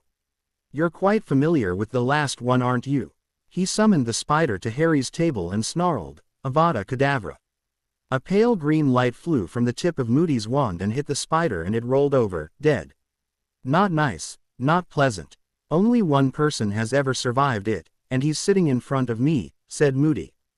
Harry looked at Moody with a blank expression, but his eyes were filled with rage. Once the CL ended for the day, Harry quickly grabbed a reluctant Neville and they headed to the astronomy tower. After climbing the stairs, Neville again asked, Harry, what are we doing here? Harry didn't answer. Instead, he conjured 2 comfortable reclining chairs for them both and made Neville sit. He called for a Hogwarts house elf who provided them with snacks and drinks. I've brought you here so that Moody couldn't mess with your mind further, Harry explained. I have to say, I expected a lot from the man, but he's been a disappointment. Showing the unforgivables in CL is unethical. Neville remained silent. They sat in silence for several minutes until finally, Harry asked, do you know the reason why your parents were attacked in the first place? Neville's eye twitched. I don't want to talk about it, he said firmly. Do you or do you not? Said Harry. What reason could there be? Snapped Neville. They were Aurors, and so were bound to be a target for Death Eaters. No, said Harry. That's not why they were targeted. They were targeted because of a prophecy that was made before we were born. What? Asked Neville, stunned. Harry spent the next 20 minutes giving the same speech he had given Daphne more than 2 years ago. Snape, snarled Neville, getting up as he started pacing. I'll kill that bastard with my own hands. How dare Dumbledore hire that monster and make him teach children? I had completely forgotten about this. Exactly my point, said Harry calmly. There is nothing we can do about those already in Azkaban except maybe move a resolution in the Wizengamot once we're adults to execute them through the Veil of Death. But what we can do is move against the rest. What are you talking about? Asked Neville, his eyebrows raised. Dumbledore painted a target on our families, said Harry firmly. Nev, you could very easily have been the boy who lived, with Voldemort going after your parents. Who knows what Dumbledore did so as to mold his 2 perfect weapons for his cause. Not to mention the whole chunk of Death Eaters out there who bailed out using the Imperius Curse excuse. You saw what happened at the Quidditch World Cup. Do you think they'll stop at that? Look around you. Our batch is comprised of only 40 students. Can you imagine the amount of death and destruction caused by the war that left us at this state? We need to do something if we're going to save our society and our way of life. First it was Grindelwald, though he didn't cause much problems in Britain. He caused a lot of destruction abroad. Then it was Voldemort who killed so many witches and wizards, and who's going to be next? The Muggles. If we don't protect ourselves we could all be wiped out. If we have selfish, delusional and insane leaders like Dumbledore or Voldemort and incompetents like Fudge, weaken the magical world goodbye. I'm not going to stand for it. This is our home, Neville. It is our job to protect it, and not let it be destroyed by senile old men or some Muggle barbarians. Unless all of us join hands, we're doomed. Let our parents' sacrifice not be in vain. Do you understand what I'm saying? Neville stayed quiet for a minute, looking out towards the grounds as the wind blew in their faces. I do understand, he said finally. I'm with you, Harry. Let's catch those bastards who are the cause for all this and let's build a world worth living in. With that, the two shook hands. Harry had just secured the alliance of the future lord of the most ancient and noble house of Longbottom, and if Daphne's observations were accurate, the future lord of the ancient and noble house of Bones as well. 2 days later, Harry was once again furious as he sat in the defense CL room. What was up with Moody? This didn't sound like the great man his father had described. While Moody was tough, he would never suggest placing the Imperius Curse on students. When it was finally Harry's turn, he calmly walked to the middle of the CL. Moody pointed his wand at Harry and said, Imperio. To everyone's immense shock, Harry didn't react. Instead, he smirked. Moody frowned and repeated, Imperio. Something wrong with your wand, Professor? Asked Harry, smirking at Moody. Those with advanced occlumency shields could counter the Imperius Curse, so it didn't even affect him. Well, that's more like it, said Moody gruffly, though he couldn't hide the look of shock on his face. Well done, Potter. It was Friday night on the second week of school. Harry discreetly walked to the first-floor girls' bathroom. He locked the door and noticed that Myrtle wasn't there. He was about to open his mouth to speak the P-word when he paused. Dumbledore knew the entrance to the Chamber of Secrets as Harry had shown it to the entire school. Surely the old man must have tried to access the chamber himself or at least alert him if Harry opened it again. With that in mind, Harry scanned the sink, and sure enough, there was a ward that would alert Dumbledore if the sink moved, and another was a listening ward which would probably record the Parseltongue P-word if Harry ever spoke it. Rolling his eyes, Harry disabled both wards. Once done, he checked for any additional wards and once he was satisfied, he hissed, "Open." The sinks parted and Harry jumped in. Once he reached the tunnel, he called for his elf, but he frowned when no elf came to him, and that's when he realized that there must be anti-elf wards in place. Very few people used that ward as many had house elves of their own, and this was the trick the Potters and Blacks used to their advantage. He crossed the tunnel and opened the giant stone doors after repeating the P-word. Once inside, he walked to the giant 70-foot-long basilisk and looked at it. "Forgive me, O noble creature," whispered Harry to the corpse. "You were just following Riddle's orders, and you couldn't differentiate between friends and enemies in your old age. I'm sorry that your death was necessary. May magic bless you and your soul find purpose again." Harry activated his mage sight and looked around the chamber. He was sure that this place contained more than just the basilisk. He wanted to find Salazar's secret room. He walked to the statue and he sensed a ward there. He spent the next 1 hour examining it, until finally he was able to disable them and he hissed, "Open." To his shock, a blood ward activated, barring him entry. A pedestal appeared, just like the one that was protecting Godric's chamber as well. Harry didn't know what to do. What defenses would he trigger if he failed to breach the blood ward? Would he be attacked by some obscure curse? After a minute of pondering about what to do, he finally decided to give it a try. He waved his hand over his palm and a deep gash appeared. Ching himself, he let the drops of blood fall on the pedestal. After 7 drops, the pedestal glowed, so he healed his wound with another wave of his hand and tried to step back. To his immense shock, his feet were stuck to the ground. Just when he thought of using his animagus form to escape, the wall in front of him parted with a soft hiss. Harry was astounded. How had he managed to pee the blood ward? Did that mean what he thought it meant? But how was that possible? He had extensively studied the Potter family tree, and there were no records of any descendants of Slytherin being married into the family. He nervously entered the room, and just as he walked in, lighting charms activated, bathing the room in light. His jaw dropped when he saw the place. It was empty. He frowned and extended his senses and he sensed another blood ward. Just as he had suspected, another pedestal appeared. But what was shocking about this was that it contained a piece of parchment as well. Harry slowly waved his hand over his palm again and the gash appeared. He let the drops of blood fall on the parchment, until finally, after the 9th drop, writing appeared on the parchment. Harry quickly healed his wound, and looked at the writing. It was clearly written in Parcel script, but he could understand what was written. "Dear descendant, I am Salazar Slytherin, the last member alive of this once noble family. I am about to go confront my adopted son, but before I do, I want to ensure that my true descendants would be able to access this place and know of their ancestor. If you're reading this, then Amarantha must have told you about this place. She urged me that she would tell her descendants one day about me hiding the Slytherin fortune and titles here in my chamber at Hogwarts.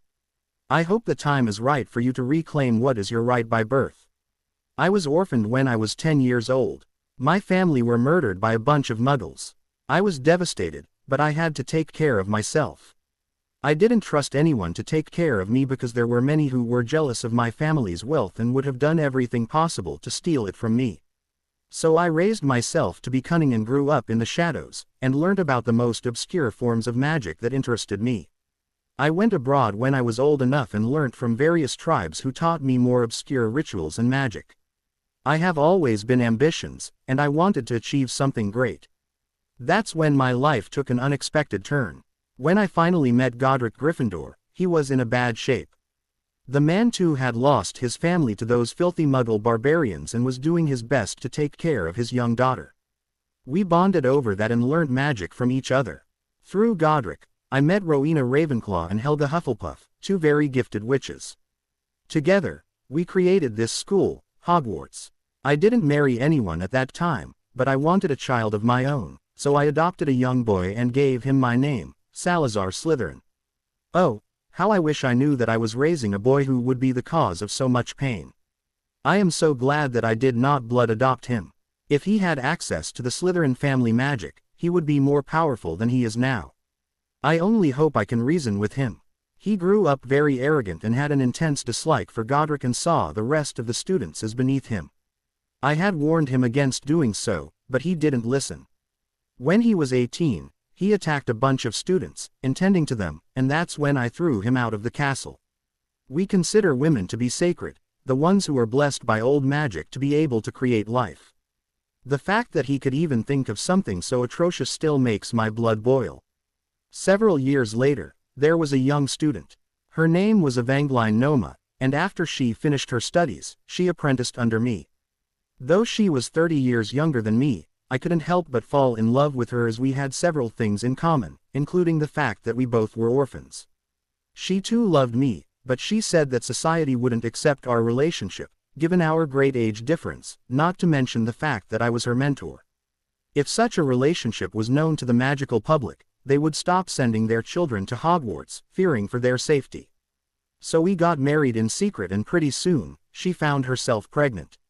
We were very happy about that, but we were also scared. She hid her pregnancy, but 9 months later, she died in childbirth. Oh, how I wish I could have asked Helga for help, but discretion was our focus.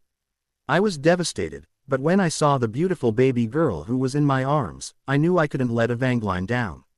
I named our daughter Amarantha Evangeline. She is named after an old Greek flower, and as I understand it, it is a tradition she seems to have followed in her family in that she names the female members after a flower. I decided to give her mother's name as well, so that she could honor her mother for the rest of her life. She also seems to have inherited my green eyes and so have her children. It is a trait in my family that all of the Slytherin children have emerald green eyes. If you're reading this, then that means you ped the blood ward that I placed around this room. Please do not disturb the basilisk unless the castle is under attack. Give her specific orders, but try to leave her alone. Call her to battle against the Muggles only if all is lost, as innocent witches and wizards could die in the attack as well. But it is better to die by the stare of a basilisk rather than being mutilated by those filthy Muggles. And that brings me to Muggleborns. I had a beautiful plan that would integrate them into our society by obliviating the Muggles and taking and raising the magical children ourselves. This would ensure that we are not compromised. It is difficult to trust the Muggleborns as I'm not sure if they will betray us to the Muggles. But at the same time, I can't help but feel sorry for them. My idea of fully integrating them wouldn't be possible right now, as Helga pointed out to me. Raising Amarantha was difficult, and I can't imagine raising hundreds of children. Hogwarts is a school, not a nursery. If it is possible, please work on it. Use the Slytherin title and try to work things out in the Wizards' Council. You'll probably save many lives. My daughter grew up at Hogwarts under the watchful eyes of those faithful house elves. Rowena discovered that Amarantha was my daughter, but she agreed to remain quiet, although I'm sure Godric suspects it as well. Amarantha grew up to be a fine young woman and I couldn't be more proud of her. She met a young man in Greece and fell in love with him. I'm happy that my dear daughter has found love and happiness. Her husband even named their children after Evangeline when he realized how much Amarantha's last name meant to her, and I can't help but admire him. Merlin, that boy is powerful. He can probably give Godric a run for his money in terms of sheer magical power. In the end, my son-in-law turned out to be a better son than Salazar could ever be. But now, I have to go confront my son. Thinking about killing him makes my heart ache, but I shall do it. He has killed many witches and wizards in his bid for power, and I cannot let that happen. Salazar seems to have a family of his own, but what can I do? He is terrorizing people using my name, and I have to put a stop to it. Godric has volunteered to come with me, but I can manage on my own. I am confident I shall return to Hogwarts triumphant. My dear descendant, please accept the ring and magic of the Slytherin family. It shall help you in your future endeavors, as I'm sure you'll go on to do great things. My blessings are with you always. May you always succeed and Mother Magic be by your side. Salazar Slytherin. Harry looked at the piece of parchment, his eyes brimming with tears. Here was a wonderful man who did his best for the people of the country, but he has now been vilified and hated for nearly 1,000 years. He felt like ripping apart Hogwarts, a history for all the lies it has sprouted about his ancestor Salazar Slytherin. His ancestor, his mother was the true descendant of Salazar. The Evangline line must have suffered something drastic that made the last witch or wizard lose their magic, but their traditions and names never vanished. It was very evident in the fact that even after 1,000 years, the daughters were named after flowers, Petunia and Lily. And the magic had once again manifested in Lily Evans, giving her the vivid green eyes of the Slytherin family. Oh, how he wished his mother was alive to witness this. He realized that Tom Riddle was the descendant of the adopted son, Salazar Slytherin Jr. That's how the Gounts came into possession of the locket. Jr. must have married into the family. Salazar Sr. must have given it to his son, or the younger man must have stolen it after killing his father. Harry got his emotions under control and stood up. He would not fail Salazar. He looked at the parchment in front of him and said in a clear voice in Parseltongue. I, Hadrian James Potter, Lord of the most ancient and noble house of Potter, Lord of the most ancient and noble house of Gryffindor, Scion of the most ancient and noble house of Slytherin, do hereby solemnly swear by wearing this ring to uphold the values and traditions of the Slytherin family. As Lord Slytherin, I swear to bring back my family's honor and strive for the betterment of my magical brethren. This I swear, so mote it be. A green aura surrounded him, as if testing his worth. Harry stared ahead, with determination swirling in his eyes, and soon the family magic accepted him. A ring with silver band and a large emerald set on it with a S engraving appeared on his left ring finger. Harry concentrated, and the Gryffindor ring transferred from his ring middle finger to his left as well. The green aura slowly seeped into his skin as the magic of the Slytherin family entered Harry. The Slytherin motto flashed in his mind, in quo percussit inimicum timit maxime, which meant, strike where the enemy fears most. He was now Lord Hadrian James Potter Gryffindor Slytherin, born to the son of the Gryffindor family and daughter of the Slytherin family. He opened his eyes and crossed over to the other side of the room and said, "Open in the name of Lord Slytherin." The wall parted and Harry's eyes went wide. Inside were tomes of books and tons of gold and precious stones. He was now probably the richest man in the world, with the fortune of all three families put together. He could use a lot of this for the development of the magical world and to protect the magical and non-magical creatures. At least, he and his family wouldn't have any financial problems, ever. Going by a hunch, since he was now Lord Slytherin, he called for his elf. Toby. The elf popped in front of him and asked, "What can Toby do for Master Hadrian?" "Toby, I want you to clear this entire place and place it in high security Vault 14 in Potter Castle. This belonged to Salazar Slytherin, and as his blood descendant, it's now mine. And along with the repairs of Gryffindor Castle, I want you to renovate Slytherin Castle as well. I'll tell you where it is." Toby's eyes went wide when he heard that, and he looked around. "Yes, Master, it shall be done." He called for several other house elves and they began shifting the books and treasures to Potter Castle. Harry walked out of the room and back into the chamber. He looked at the corpse of the basilisk and frowned. Maybe he could use the corpse. After all, it was in perfect condition, and he could have several potions ingredients as well as basilisk hide, which was even more durable than dragon hide. He called for some other elves who looked at the basilisk in fright. They were in awe of the fact that Harry had killed it with a sword. After he provided them with instructions on what to do, the elves promised to harvest the basilisk for any useful parts.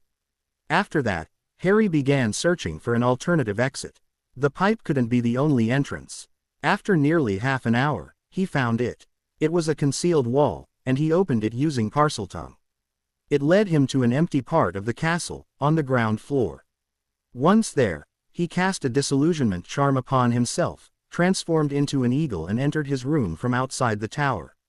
He changed his clothes and went to bed with a small smile on his face. He would make them all proud of him one day. He wouldn't let them down. Harry and Daphne were in the room of requirement making out hot and heavy. Daphne was sitting on Harry's lap, grinding against his, making him. Harry's hands were on Daphne's as he eyed her peonately. I thought, said Harry panting as Daphne wiggled in his lap.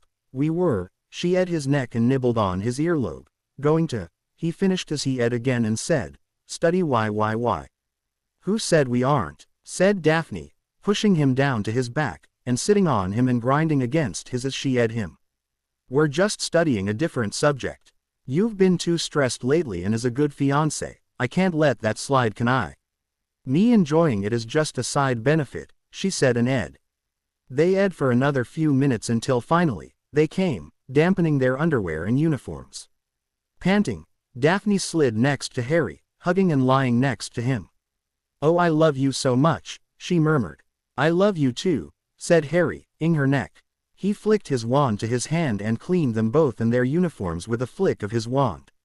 He then turned over and went to sleep, nuzzling Daphne's face. A few hours later, he woke up, idly wondering how Daphne had gotten him to loosen up as much as he did with her. He knew that he didn't like physical contact, though, with Daphne, it was something else entirely. He felt so comfortable with her, that he didn't mind the make-out sessions they frequently had. She didn't push him too much but gave him time to adjust and he had trusted her. And now, he quite enjoyed such moments he had with her, enhancing their physical relationship. He knew they were no way ready for, but what they were doing now was fine with him. He turned and ed her neck to wake her, he loved her so much. Wake up, sleepyhead, he said softly. It's time for lunch. Daphne groaned and buried her face in his and said, don't want to. Oh, come on, I'm hungry. Let's go the kitchens instead, that way we don't have to socialize in the Great Hall, said Harry, as he nibbled on her earlobe. Daphne giggled involuntarily. You'll have to carry me, she muttered. Fine. Daphne yelped as she felt Harry lift her in his arms, bridal style. He then positioned her over his shoulder, so that her upper body was facing the opposite side. Harry, yelled Daphne. I was kidding, now put me down. Harry grinned and playfully swatted her ass. How was I supposed to know that? You told me to carry you to the kitchens and that's what I'm going to do. Daphne wiggled and broke free from his grip. She glared at him and snarled. You're incorrigible, you know that. Harry laughed and led her to the kitchens, trading barbs with each other the entire time. When they finally entered, the elves cheered and the head elf said, We be proud to welcome you, Lord Slytherin. You be the first Lord Gryffindor Slytherin ever. What can we do for Lord and Lady Gryffindor Slytherin? Harry and Daphne looked at each other bemused until finally Daphne cleared her throat and said, We were wondering if you could provide us with lunch. We don't want to go to the Great Hall so. She didn't complete the sentence as they were quickly ushered to a grand table in a corner, with candles and flowers. Delicious food was served to them immediately. Wow, said Harry, I never knew those two lordships would make the house elves here so loyal to us. Daphne swallowed her food and asked, Have you noticed anything different ever since you wore the ring? About Hogwarts, that is. Harry toyed with his fork and answered slowly, I'm not really sure, but I have noticed changes. For one, I know many of the secrets of Hogwarts Castle, along with Gryffindor and Slytherin castles as well. There was a reason castles were built at that time and not manors, as witches and wizards were in grave danger due to Muggle attacks. Muggle-repelling wards weren't so strong back then, they were more of a recent invention. So they relied on a conventional fortress and heavy-duty wards to keep them safe. It is easier to put up high-powered wards around a castle than a small house, as the wards themselves would burn the house to a crisp. The castles, after a long time, also became a source of magical energy.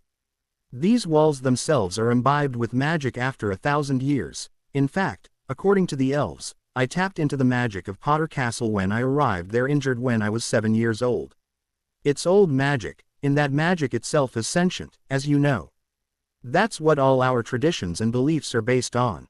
I can sense the wards around Hogwarts, but I'm not sure if I can take control of them. I've realized that just being Lord Gryffindor or Lord Slytherin cannot give me complete access to the wards, but having both gives me considerable power.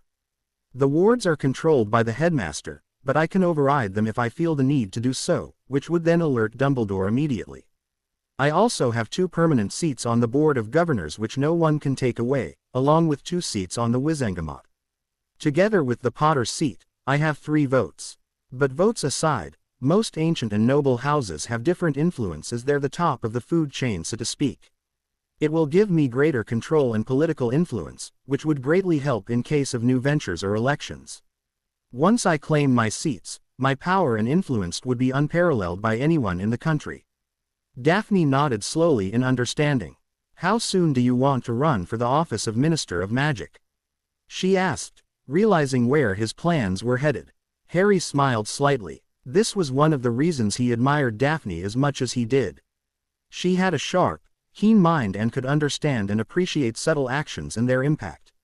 She may have a temper, but she was a consummate Slytherin, a tigress for real. I can't do it anytime soon, said Harry, thinking. Fudge was elected in 1990, so once his term is up, I'll ensure that he doesn't stand for elections again. He's an idiot as well as corrupt. Malfoy's gold can be found in his pockets, I bet. I'll have to wait for someone else to take this place, so once that term is done, I'll be ready. I'll be in my mid-20s by then, so it should be enough. I can't contest when I'm too young. Daphne nodded. There is no question of you winning, so that isn't an issue. But don't you want to try for the position of Chief Warlock? It could be done quicker, she explained. No, said Harry firmly.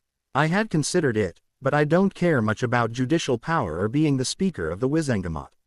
I already have a lot of influence by carrying 3 votes of most ancient houses, so I don't need to be the Chief Warlock just to gain favor and power over the members. Besides, as the Minister, it gives me executive powers. I can streamline the ministry and make international diplomatic contacts, which is crucial if my long-term plans are going to bear fruit. Point, muttered Daphne, looking into the distance. But if you're the Minister, then that would mean that you would have to enter the political sphere as well, finished Harry, looking at her directly. That's something I'm counting on, as you have a knack for politics, and with you sitting as the Lady Potter Gryffindor Slytherin, you can vote in my place. As the Minister of Magic, I can't use my family votes, but you can. You had already planned on it, right? Daphne smirked. Of course I had, but now that you have realized that it would be beneficial to let me take those seats, I don't have to resort to blackmail, she said. Harry snorted. Daphne was capable of doing it. How did the talk with Neville go? She asked lightly. Harry nodded and said, done. Longbottom, and if you are correct in your unction, bones are in. Daphne smirked slightly. Excellent. We need to move slowly, but before we leave Hogwarts, we have to try to influence as many of the younger generation as possible. Already on it, said Harry, getting up and helping her as well. When they were about to leave, they saw a bunch of elves sobbing softly, and other muttering angrily. They went towards them and Daphne asked, "Are you all okay? Why are you crying?" One of the elves looked up and said, "No, we be not, Miss Daphne. There be trouble in Gryffindor Tower. One student be trying to free us by giving us clothes." The elf shuddered and spoke again. "She be hiding hats and shawls in places so that we would take them and become free. This be an insult to house elves, Master Hadrian. The bushy hag be trying to kill us," screeched the elf. Harry's eyes glowed bright green. "Daphne, what is she talking about?" he asked in a low voice. "Now I get it," whispered Daphne in realization. Granger has been acting strange ever since school started, and she had been distributing some form of badges since last term. As a Slytherin, they never came to me and others didn't care about her, so I never realized what she was up to. I thought it was nothing, but I heard someone mention something about House Elf liberation and how she was going to free all elves or something like that. I heard her talking about Rye. This must be it. That, snarled Harry. What is she trying to do? Kill all the house elves? Why didn't you tell me this before? He asked the various elves. The elves looked down and said in a morose voice, "We be not wanted to disturb Master Hadrian. We thought Bushy Hag would stop after a while." Harry sighed and kneeled down. "Look," he said kindly. "Being Lord Gryffindor Slytherin isn't just a status symbol. I already told you to talk to me if you have any problems. In the future, will you do that for me?" The elves all nodded happily and answered, "Yes, Master Hadrian." Harry smiled and he and Daphne got out. But instead of returning to the room, Harry cast disillusionment charms on them both. He closed his eyes and felt the people in the castle. The wards told him that Hermione was in the Leary. "Come on," he whispered. They both headed to the Leary. Once there, he used wandless legilimency on Granger to lightly probe her mind. She didn't feel anything, so Harry saw everything related to what she was doing about house elves and more. And what he saw made his blood boil. Trying to keep his anger in check, he grabbed Daphne's hand and pulled her to the room of requirement. Once there, he started pacing, muttering to himself. Finally, after a couple of minutes, Daphne asked, "Harry, what happened? What did you see in her mind?" Harry turned around, and Daphne could see lightning bolts in those glowing green orbs. "She's a bigot," he whispered. "Not in the sense that she believes that purebloods are above everyone else, but in that she believes that muggles are far superior to magicals. She calls us in our traditions barbaric and believes the magical world should become more like the muggle world, with her as the focal point of change. She is a narcissistic girl who only cares about her being first in CL and wants to act superior by accumulating knowledge and telling others that she knows best. I get it that she wants to fight for the rights of house elves. That's a noble cause, but she's trying to kill them by setting them free. She truly believes that witches and wizards don't use muggle logic," he sneered at the phrase, "and that only with her help along with the great and mighty Albus Dumbledore, with her being the Minister of Magic, can the magical world improve. She wants to stamp out the purebloods and throw away their jobs and give them all to muggleborns, and wants all witches and wizards to swear a magical oath to never attack muggles.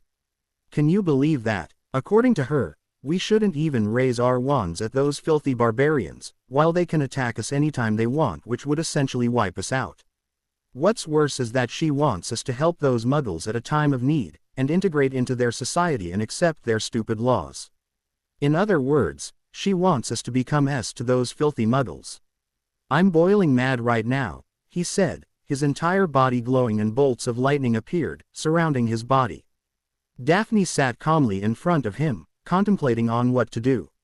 She knew that Harry was very protective of the magical world, and he truly believed that the threat posed by muggles hasn't been reduced due to the international statute of secrecy, and that they would need to increase their protection if they were to survive in the future. And here was a girl who completely believed in muggle superiority and wants to subjugate witches and wizards, which has been attempted many times in the past by muggle rulers. He was understandably angry, and so was she. But she couldn't lose her cool. There was an unsaid understanding between them. When she was angry, he was calm. When he was angry, she was calm. It ensured that no one lost control. Harry being this angry was a very rare phenomenon. His patience much exceeded hers, and he wasn't known for raising his voice either. "I need to calm down," muttered Harry. He walked out of the room, and Daphne idly followed him. She followed him to the astronomy tower, where she saw him transform into a golden eagle. There was a storm now, with heavy rain with lightning and thunder. She just didn't understand how flying in such weather would calm him down. She watched for nearly an hour as Harry in his eagle form made various flying maneuvers in the air. Finally, he came back to the tower and transformed back. He was soaking wet, so she cast drying and warming charms on him with her wand. Once he was dry, she went over and ed him peonately. She felt his arms wrap around her waist as he reciprocated. "Have you calmed down?" she asked finally. "Yes," said Harry quietly. "But I need to confront Granger. I don't want the elves to lose faith in me." "Agreed," said Daphne. "Do you want me to come, or can you handle it yourself?" Harry shook his head and said, "I don't think a Slytherin student would help matters in Gryffindor Tower. Your presence might make things worse. I'll handle it alone." Harry walked towards the portrait of the fat lady that guarded the entrance to Gryffindor Tower. The corridor was deserted when the fat lady bowed to him and said, "My lord, how may I serve you?" "Is Hermione Granger inside, milady?" he asked politely. "Yes, my lord," replied the fat lady. "She entered about half an hour ago. Do you wish to enter?" "Yes please," said Harry, reinforcing his mental shields as his emotionless mask went back in place. The painting swung open, revealing the portrait whole. Harry calmly walked in as if he owned the place and looked around the common room. When he entered, the people inside stopped talking and instead stared at him.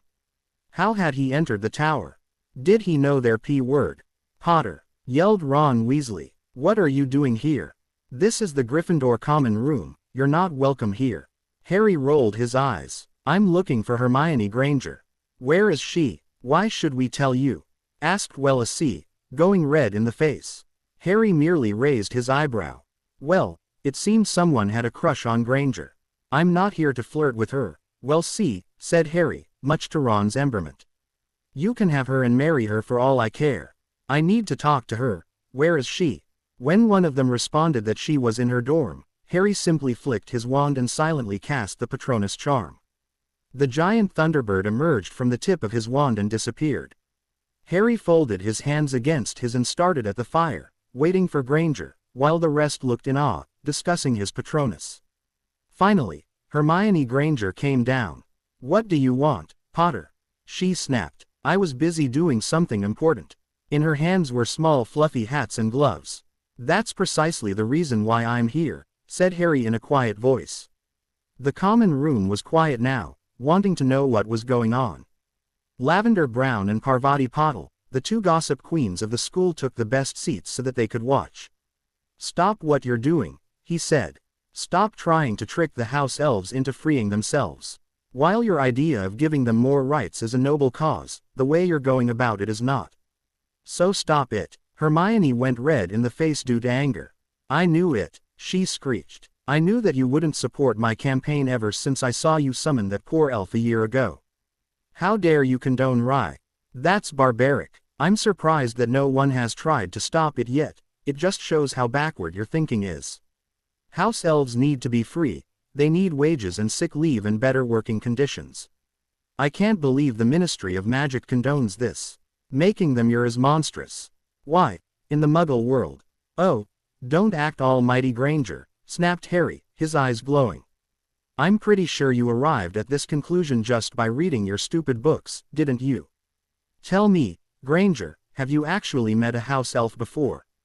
Of course I have, said Hermione loftily. I saw you summon that elf a year ago, and I also saw Lucius Malfoy mistreat his elf. That shows what backward thinking is. That's not what I meant, said Harry.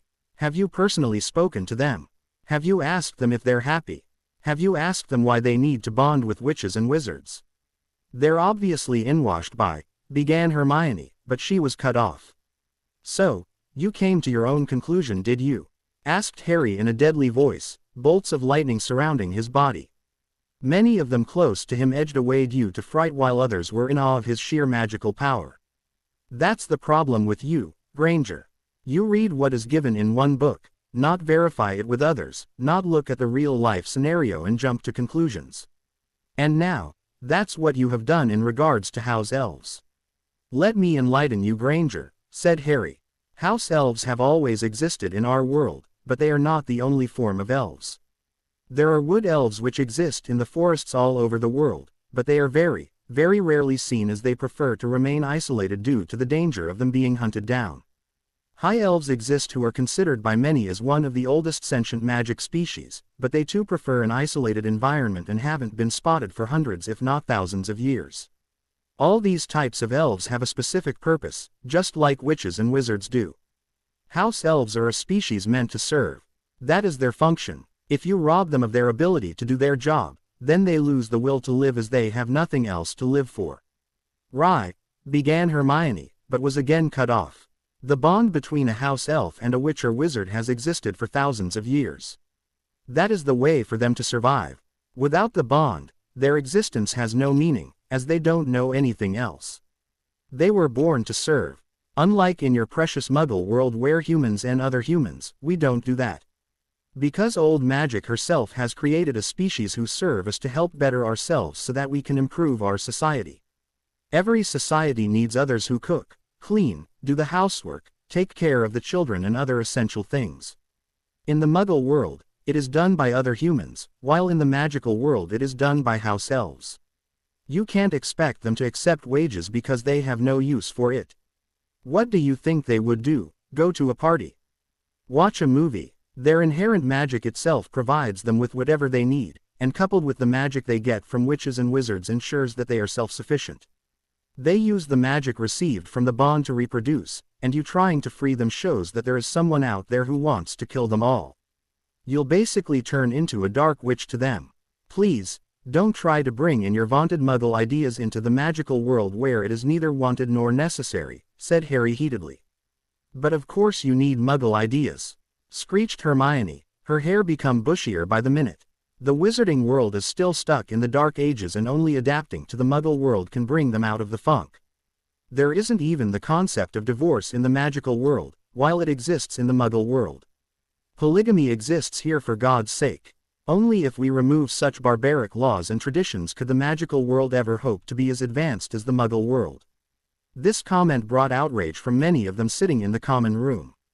Nobody missed the part of Granger called them all barbaric, and many of the purebloods couldn't believe that she would think that the Muggle world could even compete with the magical world. "Let me tell you something, Granger," sneered Harry, his aura flaring. "Don't compare the Muggle world to the magical world, and don't you dare question our traditions and beliefs and impose your beliefs on us. We don't want that. You think the Muggle world is superior, isn't it? Please, enlighten us. Just what do Muggles have that we don't? You mentioned divorce, right? Well, let's test that. Hey, Fred, George, do you know what divorce is?" he asked the Weasley twins sitting there. No idea, Harry," said George confused. "What is that? Is it some kind of cure for a disease?" "Aha," said Hermione triumphantly. "See, they don't even know what it is. This proves that divorce doesn't exist in the magical world," finished Harry. "Do you know why, Granger? It is because unlike Muggle marriages, in case of witches and wizards, the husband and wife are bonded for life. To those who don't know, divorce is a Muggle term that describes a situation where a husband and wife split after marriage and go their separate ways. You see, Granger, they are disgusted to even hear of such a thing. That's because when a man and woman are married through blessings of old magic, it creates a sacred bond between them. They don't cheat on each other, they don't feel the need to divorce the other. Whatever we do, we have a reason. There is a similar bond between parents and their children as well. As for polygamy, if you're interested to know, has not been seen in our world for a few hundred years. It exists only in law, in case the heads of noble families decide to marry another to continue their line. The ancient and noble house system is outdated," said Hermione stubbornly, going red in the face. "It shows the magical world isn't democratic like the Muggle world. This clearly discriminates Muggleborns as they don't have access to such influence as the ancient houses. We Muggleborns face so much prosecution and we don't get high-position jobs." "Oh, give me a break," shouted Harry. "Just what is it with you and wanting to bring more of the Muggle world into everything? Get your facts straight, Granger. Elected representatives and magical governments have existed for much longer when Muggles were still struggling with corrupt monarchy. The ancient houses exist for a reason. They are the old families of a community, and hence are powerful and have access to family magic. They were the ones who founded the magical governments and enacted all those laws in the first place. They were the ones to introduce the concept of elected representatives and thus, for all the work they have done, they have hereditary seats. In our Ministry of Magic, the Wizengamot is comprised of ancient and noble houses, ministry department heads, those who are young and elderly alike, holders of orders of Merlin, and the remaining nearly half of them are elected by the people. Even being the lord of an ancient and noble house isn't easy. While no one can deny us the seat, just because we were born in the family doesn't give us the right to sit there. We are evaluated by a panel of Wizengamot members who test our knowledge about magical law and if we're worthy to sit there for legislative and judicial sessions. You mentioned Muggleborns and their rights, said Harry, cutting off Granger who wanted to speak. Do you realize that you're talking to the son of a Muggleborn? Who told you that Muggleborns don't get top jobs? I can give you the names of 3 elected members of the Wizengamot who are Muggleborns. My mother was an unspeakable when she was alive, and she was a Muggleborn. Dirk Cresswell, the newest head of the Goblin Liaison Office, is a Muggleborn. 25% of the ministry workers are Muggleborns. Are you saying that they aren't successful? Why, have you heard of Miller's Magical Mirrors? The proprietor is Serena Miller, a Muggleborn.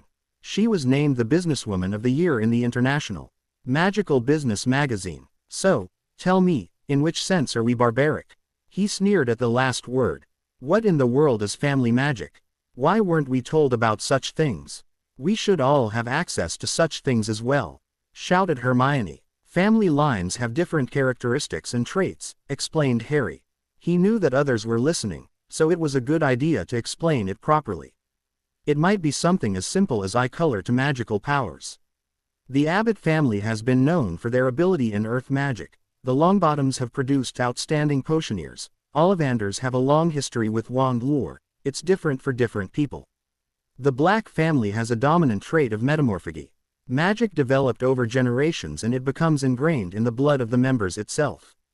This is a long process, and it depends on the will of old magic itself, so it's not a fully controlled process.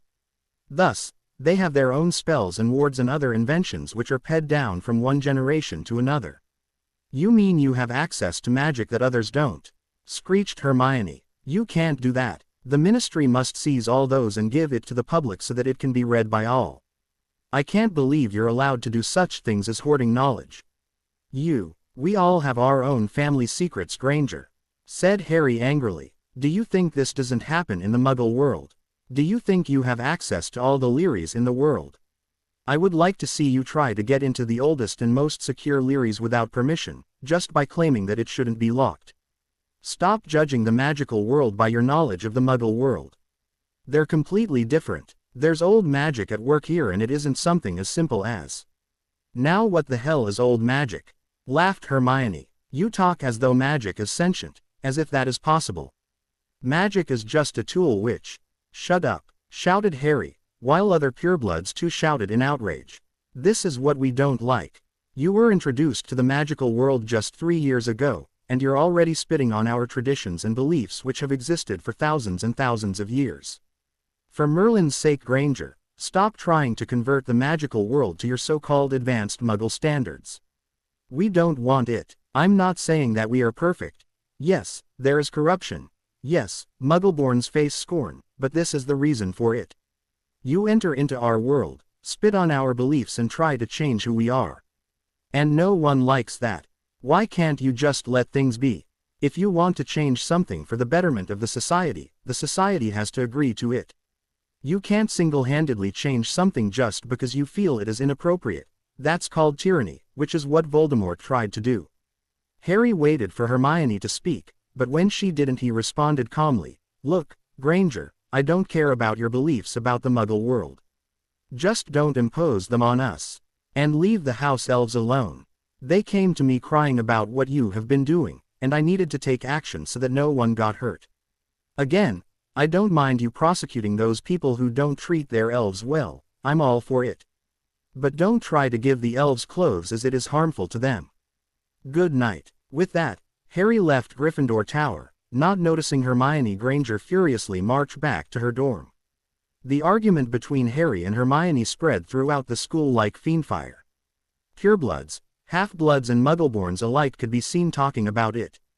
The purebloods were seething about the fact that Granger had dared to say that they were backward and barbaric, while the half-bloods too felt offended by her words. But the biggest surprise had been the Muggleborns. Everyone had thought that they would have ganged up against Harry, but they had done the exact opposite.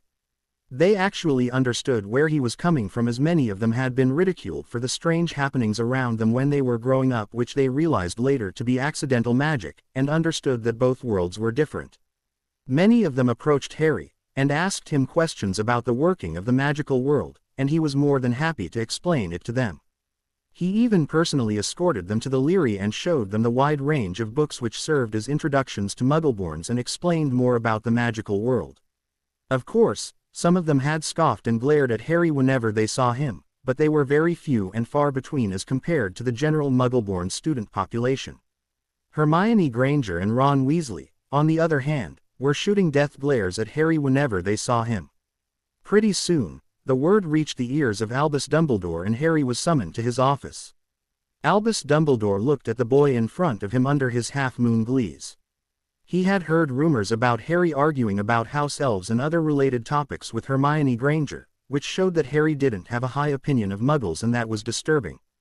Harry reminded Albus a little too much of Tom Riddle, and he had to be stopped now. He was so glad that a Death Eater had been infiltrated into Hogwarts so as to help Voldemort. Oh, he knew that Alistair Moody was attacked and a polyjuiced Death Eater was taking his place, but it was all for the greater good. If Tom was to be brought back to the light, he must regain a body first. After he kills Harry and once his soul pieces are destroyed, Albus was sure that Tom would realize what a horrible mistake he had made. But Harry hating Muggles was unacceptable. He had expected the students to gang up on him again, but instead, they actually listened to him and formed their own opinions. What had happened to the sheep mentality? He remembered Daphne's Gryffindor verbal lashing after the incident of the Chamber of Secrets, and suddenly he felt uneasy. Could the words of that girl have triggered a spark of change in the mentality of the younger generation? This was not good at all. He had built his power base only on sheep mentality, and if it disappeared, so would his influence. At least Harry would be hated by everyone soon. All he had to do was wait for the Goblet of Fire to spit out Harry's name, and the others would do the rest. Ah, wasn't he the most intelligent wizard ever? "What can I do for you, Headmaster?" asked Harry, cutting through the silence. Professor Flitwick was looking at Dumbledore with narrowed eyes. "Well, my boy," said Dumbledore, "I've heard some disturbing rumors about you recently. Is it true that you harbor a hatred for all Muggles and Muggleborns?" Harry snorted. "Like student, like mentor," he muttered. Like Granger, Dumbledore seemed to have jumped to conclusions as well. The question itself was a trap, in that if he answered, Dumbledore would use it against him. "I have no idea where you've heard that, Headmaster, but it is by no means the truth," said Harry. "Well, Harry, I've heard differently. I heard that Miss Granger was trying to help the House Elves and was trying to give ideas to improve our world. Muggles are a fascinating race and we should learn from them, my boy," said Dumbledore, his eyes twinkling at Harry. "She was trying to force House Elves to accept clothes," said Harry calmly. "The elves came to me for help, so I decided to straighten her out. And I never said anything wrong. She kept instigating that witches and wizards were backward and barbaric while her vaunted Muggle world was perfect, so I wished to set her straight." "Is that all, Headmaster? You can't harbor such a deep hatred towards Muggles, Harry," said Dumbledore somberly. "You're going dark, my boy." Harry chuckled and got up. He headed for the door, which on his touch clicked open, much to Dumbledore's surprise as he finally said, "When was I ever light, Albus my boy?" With that, he went out of the room, with Flitwick following him, the latter having a small smirk on his face. "Bloody manipulative old fool," muttered Harry to himself. Is it any surprise that Riddle hated him? On the 30th of October, Harry found himself outside the castle, waiting for the Beauxbatons and Durmstrang delegations. Things were going smoothly for now. Hagrid had listened to his advice and brought unicorns to the next CL, much to the relief and delight of everyone else. He had also brought a runspore, a magical three-headed S, and Harry had been more than happy to talk to the creature and translate it to the rest of the CL. Needless to say, it had been a fascinating experience, and care of magical creatures was actually turning out to be tolerable now as Hagrid brought out more tame and interesting creatures, though not according to Hagrid's definition of interesting. Harry had also started socializing with many of his schoolmates, especially after the drama with Granger. He was more approachable and he made it a point to interact with the first-year students. He couldn't help it, but he had a soft spot for children, something which Daphne thought was very adorable and cute. As a result, within the first 2 months, he was already loved by the year's batch of first years in all 4 houses, and the second years as well, considering that he had helped them the previous year. He had also befriended the prefects and head boy and girl so that it would become easier to work with them next year. There was no way he wasn't being made a prefect. Daphne too had come out of her shell and started being warmer to others, so now she could be found engaging in long conversations about a variety of subjects with different people. They weren't social animals, far from it, but they did consciously make it a point to ensure that they befriended the entire school. They had a plan, and for it to work, they needed support. There was also a debate about who was going to be picked as Hogwarts champion. So far, Hufflepuff's choice was Cedric Diggory, and Harry agreed with them. Cedric was quite smart and capable, and it would also bring some limelight to Hogwarts' most overlooked house. Harry had gone and spoken to Cedric and encouraged him to try as well. He and Cedric were on friendly terms ever since they had been attacked by Lockhart, so they could talk to each other without any HLE. There had been no other candidate as strongly supported as Cedric Diggory, but Gryffindor would never give up this soon. But Harry was also worried about the Goblet of Fire. That sounded like trouble. Thankfully, he and Daphne had come up with an idea to keep his name away from this damn tournament. Soon, the Beauxbatons delegation arrived. Their headmistress, a very large woman, took her students into the great hall to warm up. After all, warming charms could only do so much. Harry narrowed his eyes when he saw Igor Karkaroff arrive with Durmstrang. He was a former Death Eater, who escaped Azkaban by giving away the names of many of his comrades. He was hated by his fellow Death Eaters, but Harry wasn't sure if the man posed a threat. Either way, he would keep an eye out. He went back into the castle along with the rest and took his usual seat with his Ravenclaw friends. It looked like the Beauxbatons group had joined the Ravenclaw table. The feast began, and Harry and the others engaged in conversation with their foreign guests. He noticed that many of the girls from the other two schools were staring at him and giggling, and he clenched his fists when he noticed many boys from Durmstrang and Beauxbatons eyeing Daphne at the Slytherin table as well. He breathed deeply. This was no time to get jealous and possessive. Harry started talking to a girl who introduced herself as Fleur Delacour. Harry was sure that she was a Vila because he felt a pull impact his mental shields. She was genuinely surprised that he talked to her normally and not drool over like that the rest of the boys seemed to do. Indeed, many boys of Hogwarts were unashamedly staring at her, with a blank look on their faces, eyes glazed. "Sorry about them," muttered Harry. "They're not always like this, but after seeing the reaction of most men during the Quidditch World Cup, I can't say I'm surprised." "How did you know?" asked Fleur, surprised that he had figured out she was a Vila. Harry and Daphne had taken the translation potion so that there wouldn't be any communication gap. Daphne kept muttering about her someday creating a spell or potion that would permanently make talking in other languages easier. Harry shrugged. He was sure that she appeared cold and distant to protect herself from others. After all, when everyone who looked at you lusted after you, it was a difficult life. He and Daphne did the same, so he couldn't blame her. "I felt a nudge against my occlumency shields, so I knew," explained Harry, helping himself to dessert. "You know occlumency. That is very advanced," commented Fleur. "It's something I felt was quite important. You might want to try it. It might help you in controlling your allure better," advised Harry. Harry and Fleur spoke about their schools the rest of the time. Fleur couldn't help but be attracted to Harry. After all, here was a guy who was intelligent, very good looking, and could also resist her allure. Pretty soon, the food disappeared, and Dumbledore welcomed them all. The goblet of fire was brought in, and Dumbledore again stressed about the age requirement. Harry's eyes narrowed when he mentioned the age line. While it was a start, there were many ways around them. It looked like Dumbledore was setting a trap, like he had with the Philosopher's Stone. "Finally," said Dumbledore, "I wish to impress upon any of you wishing to compete that this tournament is not to be entered into lightly.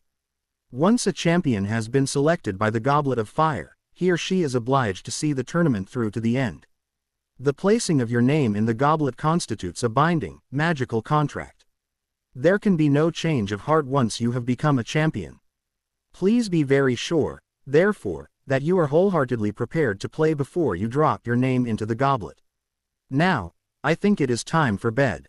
Good night to you all." Harry and Daphne discreetly made their way to the room of requirement. Once inside, Daphne asked in a strange voice, "So, trying to replace me with that Vila girl, huh?" Harry pinned her against the wall, his face very close to hers. "I already told you," he said in a low voice. "You're more beautiful than any woman alive, Vila or not. No one can take your place, Daphne.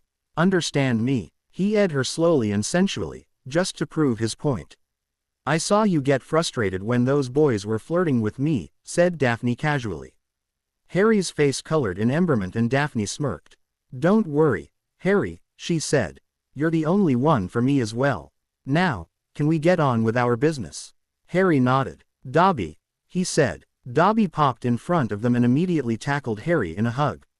"Master Hadrian be calling Dobby. What can Dobby do for the great Hadrian Potter?"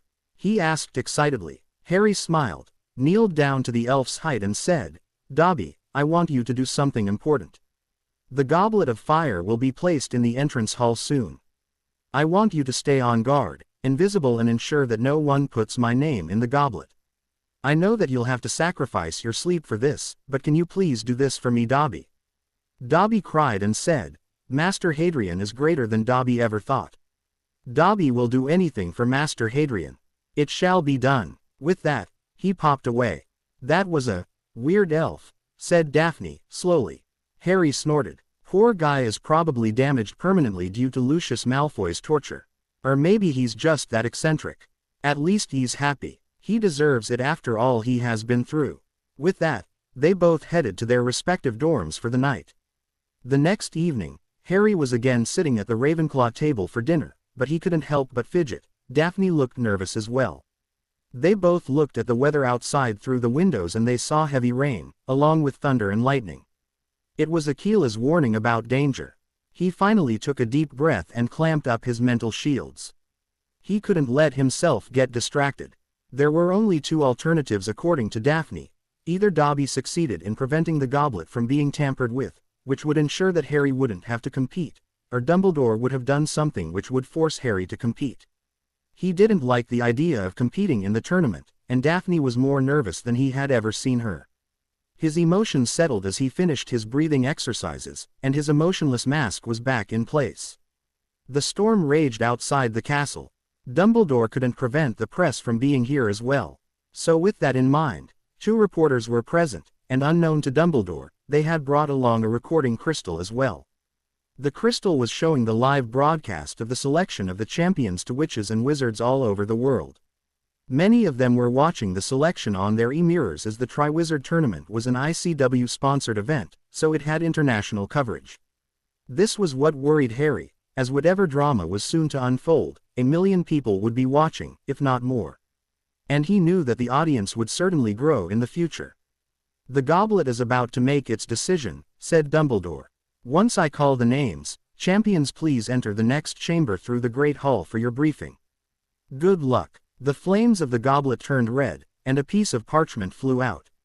Dumbledore caught it and said, "The Durmstrang champion is Victor Krum." The hall applauded loudly as the Quidditch star went to the chamber off the hall. The goblet spit out another name. "The Beauxbatons champion is," said Dumbledore, "Fleur Delacour." Harry congratulated the girl sitting next to him as she too disappeared down the hall. Finally, the goblet turned red again, and spit out the third. The tension was palpable as Dumbledore said, "The Hogwarts champion is Cedric Diggory." The entire Hufflepuff table burst into applause and the noise was unimaginable. Cedric grinned and followed the rest of the champions as well. "Excellent," said Dumbledore. "Now that our 3 champions are chosen, I hope we can all support them and—" He stopped talking as the goblet turned red for the 4th time. Rain lashed against the windows heavily, and a heavy rumble of thunder could be heard as Dumbledore caught the parchment and read, "Hadrian Potter." Harry's eyes flashed bright green in anger, but Daphne knew something was wrong. There was no way Dobby could have missed it. So she activated the darker variant of the Notice Me Not charm that was present on the locket Harry had given her 2 years ago and got up. "Hadrian Potter," yelled Dumbledore, and people started muttering angrily. Harry slowly got up, his face a mask of utter fury. His hair turned pure white in a matter of seconds, but due to such intense anger, his hair started cycling between different colors all on its own accord and his skin glowed, and lightning bolts surrounded his body as he looked at Dumbledore with more hatred than he had ever felt before. He could probably perform the Cruciatus curse on the old man flawlessly with the amount of anger that was coursing through his veins. "Excuse me," whispered Harry, just as a bright flash of lightning illuminated his already furious face and a very loud rumble of thunder followed. Many students sitting close to him edged away, scared that his raw magic would impact them. He really looked scary. "Your name has been chosen by the Goblet of Fire," said Dumbledore. "Please, follow the other champions." Harry flicked his wand to his hand. "I, Hadrian James Potter," he said clearly, just as many gasped when they realized what he was about to do. And Dumbledore's eyes went wide as well. "Do hereby swear on my life and magic, that I did not enter my name in the Goblet of Fire. Did not attempt to enter my name in the Goblet of Fire. Never asked anyone to put my name in the Goblet of Fire and finally never had an intention to take part in the Triwizard Tournament in the first place. I am being forced into this tournament without my consent and against my will. This I swear, so mote it be." The light flashed, signifying his oath. There was deathly silence, as people saw his oath take effect. Since he swore the oath on his life, and the fact that he was still standing alive meant that he was definitely, without a doubt, telling the truth. "Expecto Patronum," said Harry quietly, and the giant thunderbird appeared from the tip of his wand. Dumbledore was in shock. What was it with Harry and magical oaths? There was a reason those oaths weren't used on a daily basis, because they were extremely dangerous if even one wrong word was spoken. And Harry swore it on his life. He would never have thought anyone would be foolish enough to swear such a long and detailed oath, but it seems Harry really didn't care. This was not good. Should he resort to Plan B? Just then, he felt a presence next to him, and someone used his momentary distraction to take the parchment away from his loose fingers. Daphne calmly approached Dumbledore and plucked the piece of parchment from Dumbledore's grip and stepped away from him. She looked at it and said, "There was no need for you to risk your life to swear that oath, Harry. This parchment is blank. Miss Gryffindor, how dare you take that from me?" asked Dumbledore angrily, making a move to grab it from her, only to impact a shield. He turned to see Harry's wand raised, pointing towards him. "Professor Flitwick, could you please verify Miss Gryffindor's statement?" asked Harry calmly. Daphne ped the parchment to Flitwick, who saw that it was blank. He ran several diagnostic charms on it and said, "This piece of parchment is completely blank, without a word written on it." "What are you playing at, Dumbledore?" he asked furiously. The murmur increased, but just then, Dumbledore's backup plan activated. Albus had specifically implanted a parchment with Harry's name on it in case the Death Eater impersonating Moody wasn't successful. The goblet went red for the 5th time, and this time, Professor Flitwick summoned the parchment to his hand even before Dumbledore could catch it. "Hadrian Potter again," snarled Flitwick. He couldn't believe his most prized student was being pushed to the limit again, and his name appears without a school. This clearly was torn from his homework. IGN meant, 2 sides of the parchment are smooth while the other 2 are not. The people who put their names had to include their middle names as well, and this doesn't have Mr. Potter's middle name. Someone tampered with the Goblet of Fire. "There is no proof of that," said Dumbledore calmly, but he was mentally sweating buckets. His plan had been perfect. He would have announced Harry's name.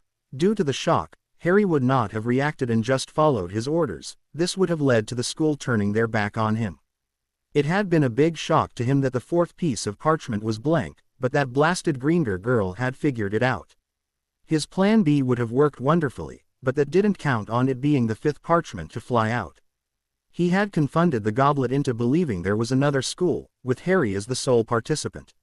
He had done this as a fail-safe so that had the Death Eater not been able to trick the goblet, his plan would activate, making Harry compete in the tournament. But what he had not expected was the parchment the Death Eater had placed to come out blank. What had happened there? His momentary distraction in dealing with Gryffindor had not allowed him to stop the 5th parchment from flying out, this one being the one he had placed in the goblet. This had turned into a nightmare. And Flitwick had figured out the inconsistencies as well. Damn him. He didn't have a choice in the matter except take Harry's homework. IGN meant as the goblet specifically needed the person's handwriting, which contained his inherent magical signature, which was accessed by the goblet.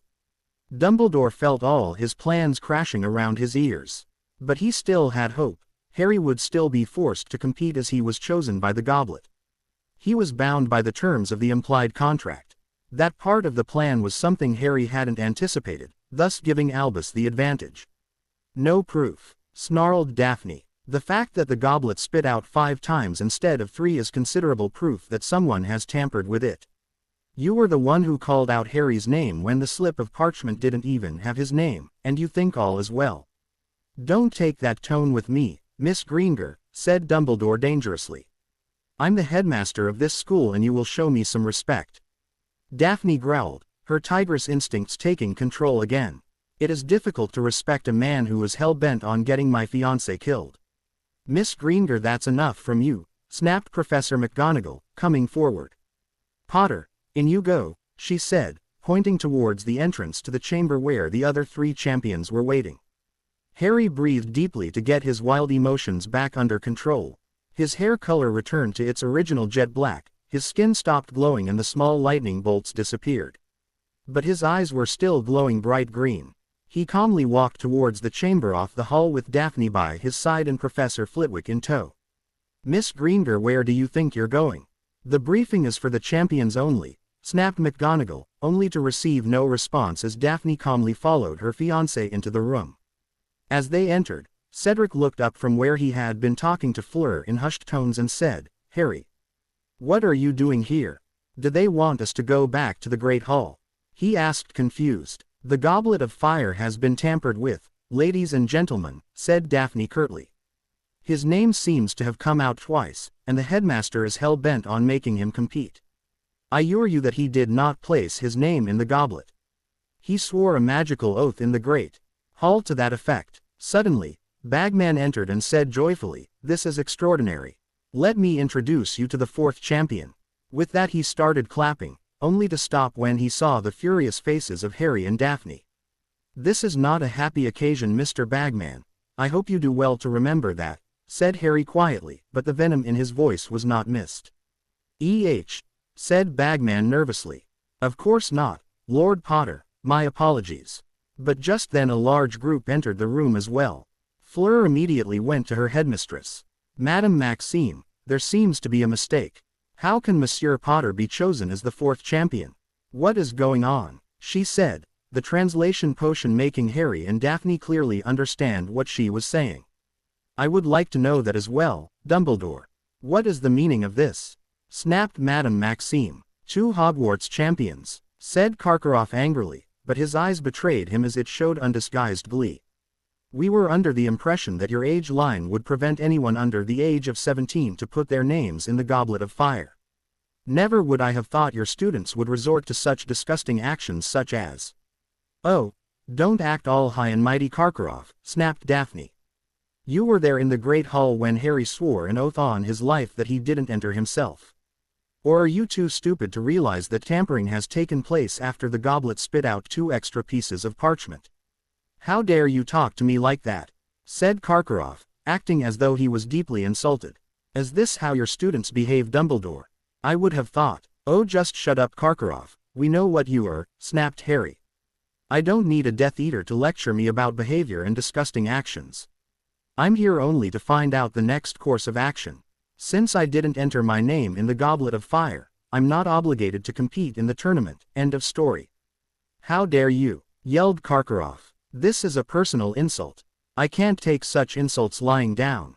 My students and I will be immediately leaving as we have had it with Hogwarts, disgusting actions." "Empty threat, Karkaroff," said a gruff voice.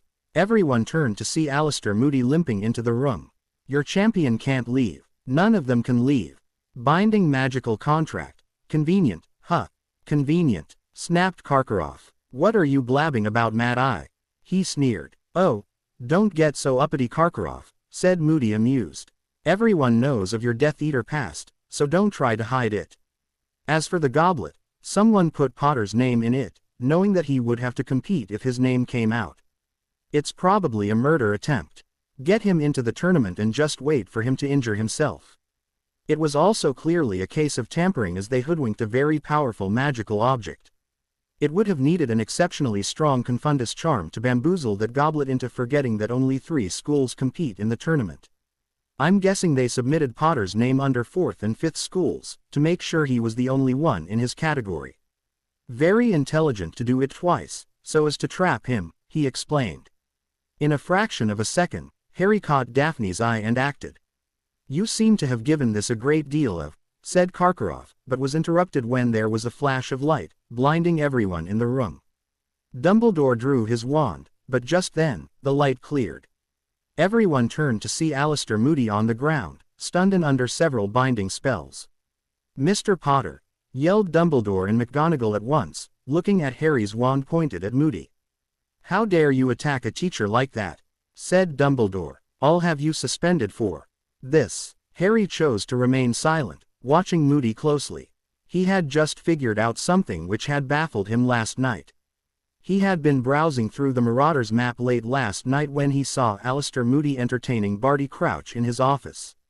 The wards had informed him that there was one extra unaccounted person in the castle. He couldn't pinpoint exactly what was going on. As for that, he would have to take control of the wards from Dumbledore, but the castle did inform him about a few things. He realized that Moody was somehow involved in the incident with the Goblet of Fire.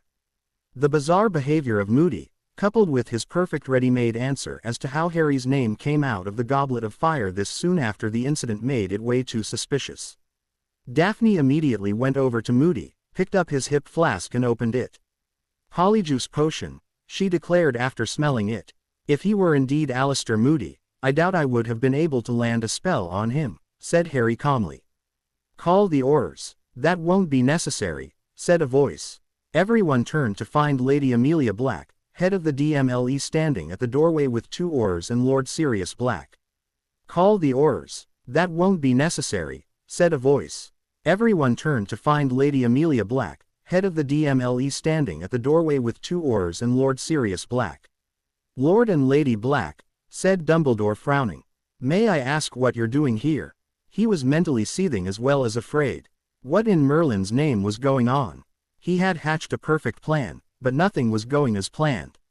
How had Harry figured out that Moody was an imposter? We had been watching the selection of the champions on our e-mirrors, Albus, said Sirius coldly. And I would like to know what game you're playing with my godson. How did his name come out of that blasted goblet?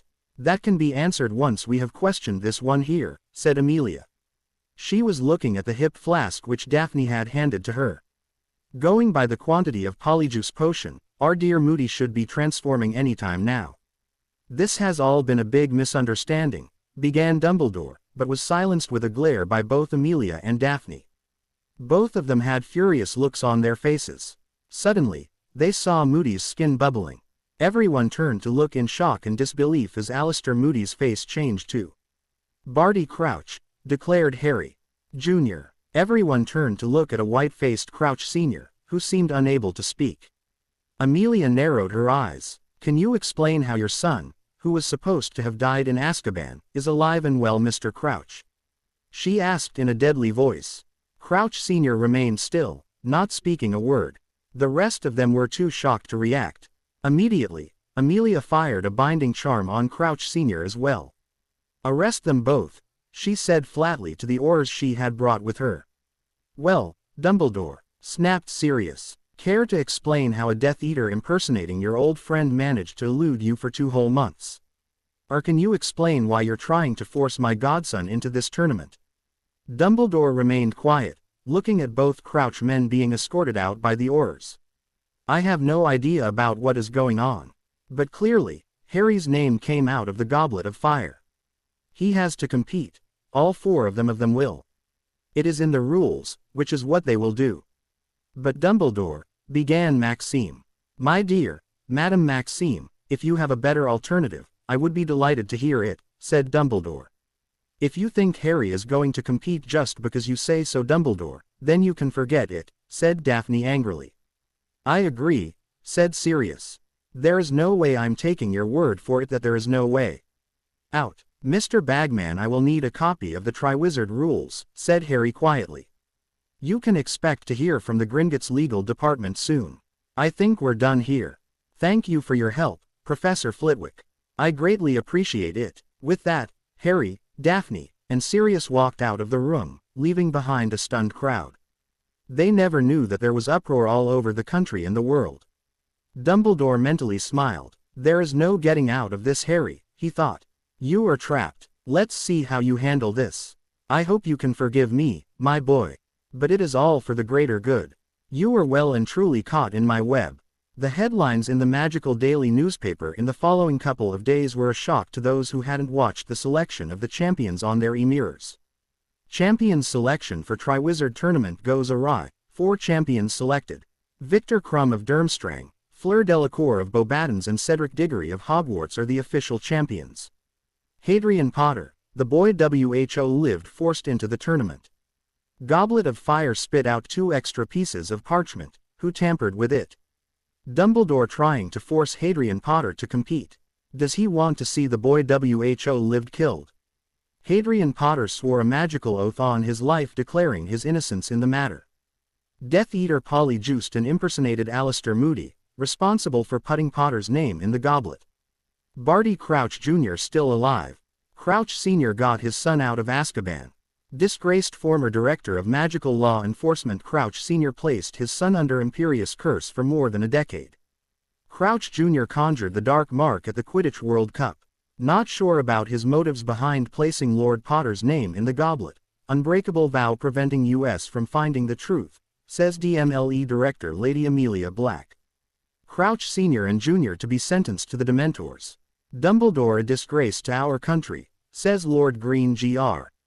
Dumbledore on probation, says Lady Augusta Longbottom, speaking for the Hogwarts Board of Governors. Phileas Flitwick replaces Minerva McGonagall as Hogwarts deputy due to her being negligent in her duties. Narrow vote and board divided over the matter. Lord Potter has to compete. Implied contract between Potter and Goblet of Fire, says Lord Rangoke of Gringotts Bank, speaking on behalf of his client. Name from homework IGN meant used for entering Potter into the tournament, explains Professor Flitwick. Did Dumbledore enter Potter's name in the goblet? Albus Dumbledore is persona non grata with the Potter family, says Lord Potter. Lords Black and Green Gr follow suit. Minister Fudge declined to comment. Is this another attempt on the life of the boy WHO lived? Watch last night's incident on your e-mirror, says Magical Daily Press. Discounts offered on products up to the date of first task of Triwizard Tournament, says Serena Miller. Watch the 3 tasks on your e-mirrors, now available in various sizes. Rush to your nearest Miller's Magical Mirrors store today. Harry sighed due to exhaustion. He was sleeping on a couch in the room of requirement, with his head on Daphne's lap, with her playing with his hair. I can't believe Dumbledore would put my name in himself, muttered Harry. Me neither, said Daphne softly. I didn't think he would want to get his hands dirty, but I guess he was desperate. Dobby stopped Crouch's attempt, which was why the 4th parchment came out blank, but it looks like Dumbledore put your name in the goblet before he placed it in the entrance hall, which was when Dobby started his watch. Are you sure there is no way out? She asked, stroking his face with her hand, looking at him worriedly. No, said Harry, there is no written contract between the champions and the Goblet of Fire. It is implied that once chosen, you will have to see it through to the end. The rules state the same as well, but I have ensured that they don't ND me as the Hogwarts champion. That went very well with the student population, though I don't like their looks of pity any better. After the debacle on the night of the selection, the next morning Harry had gone to the Great Hall and publicly announced that he did not consider himself to be the Hogwarts champion, that title and prestige belonged solely to Cedric Diggory. He then asked the rest of the student population to instead give Cedric their undivided support, as Harry was forced into the tournament, and he was taking part only because there was no way out. Needless to say, Harry was declared an honorary Hufflepuff due to this statement. Ravenclaws were happy that their house was also represented, even if it was by accident, and the majority of the Slytherins were curious about how Harry would perform. The Gryffindors were indifferent since there was no one from their house, and many were still upset over having a Hufflepuff champion. Personally, Harry couldn't wait to publish Godric's journal, just to slap everyone in the face and get rid of the stupid stereotypes.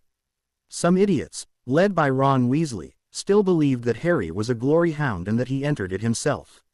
But they were quickly cursed and pranked by Fred and George. Draco Malfoy had tried to discredit Harry as well, but no one was that stupid. They had all seen Harry swear a magical oath on his life, and besides, Harry was way more powerful and influential than the ferret Malfoy, so no one listened to him. I just want to know why he placed my name in the goblet, said Harry, frowning. Both Crouch and Dumbledore know something.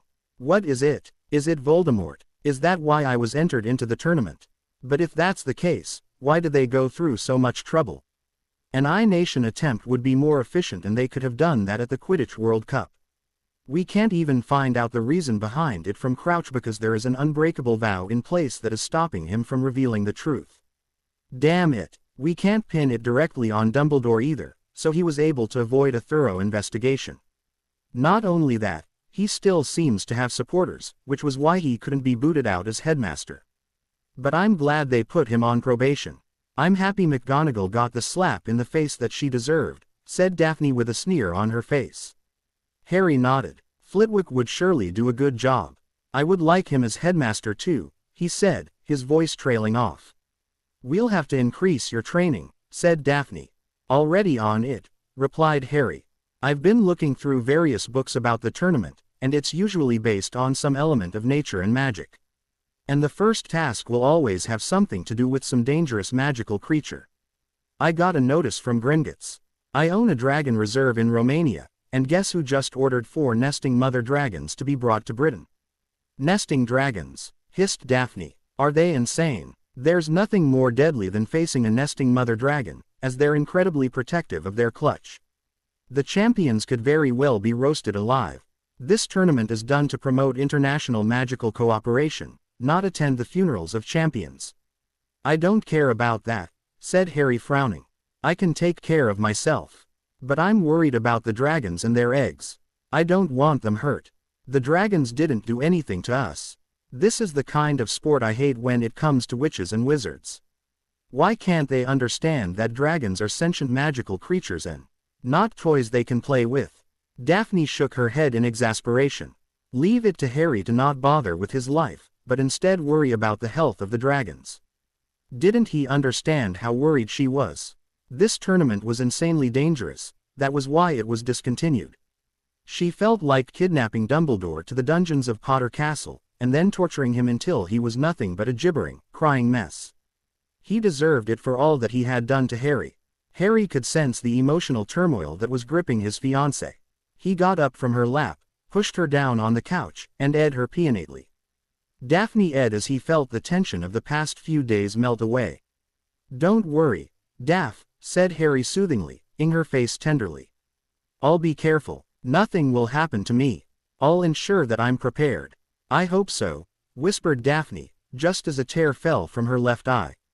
I know so, whispered Harry, in her eyes tenderly, wiping the tear away. Trust me, I won't let anything happen to me. I'll be with you, always. Nothing can tear us apart. Not Dumbledore, not Voldemort. Understood. Okay, said Daphne in a slightly shaky voice as she hugged him tightly. I love you. I love you too. The next couple of weeks sped quickly at Hogwarts. Even though Harry had told everyone that he wasn't the Hogwarts champion, many people treated him like one. It was nothing bad, it was just that he received a lot more attention than he was used to. The 4 champions were all very popular in their own right, and this created a horde of fan following that tended to annoy Harry and as an extension Daphne as well. Fleur Delacour already received a lot of attention due to her being a Vila and because her allure tended to influence the boys. Victor Crumb was an international Quidditch star, and he had his own gang of fans and stalkers, both boys and girls. Cedric was already quite popular and good-looking, and this created a storm of girls in 6th and 7th years who were following him around everywhere, trying to catch his attention. But none of them had it as bad as Harry did. Harry was the boy who lived, and he already had an enormous fan following even before the Triwizard debacle. But what was more was that he was desired by nearly every girl from Hogwarts, Beauxbatons, and Durmstrang alike. Girls used to sigh and giggle every time they caught sight of him, and he had heard rumors from Astoria that the many girls now had large posters of him in their dorms, which he frankly found to be creepy while it also boosted his ego. Tall, with a muscular frame, shoulder-length silky black hair, very handsome features, and vivid green eyes made him the object of adoration for many, and this annoyed Daphne. No one seemed to care that Harry was already engaged to be married. Astoria had reported that it had spread out of Hogwarts and Britain as well, as many had seen him on the e-mirrors on the night of the selection of the champions.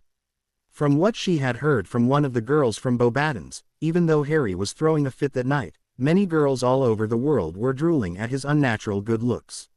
Of course, Daphne wasn't faring any better. She had received several letters through owls from students from the other schools who asked her if she would like to go on a date with them.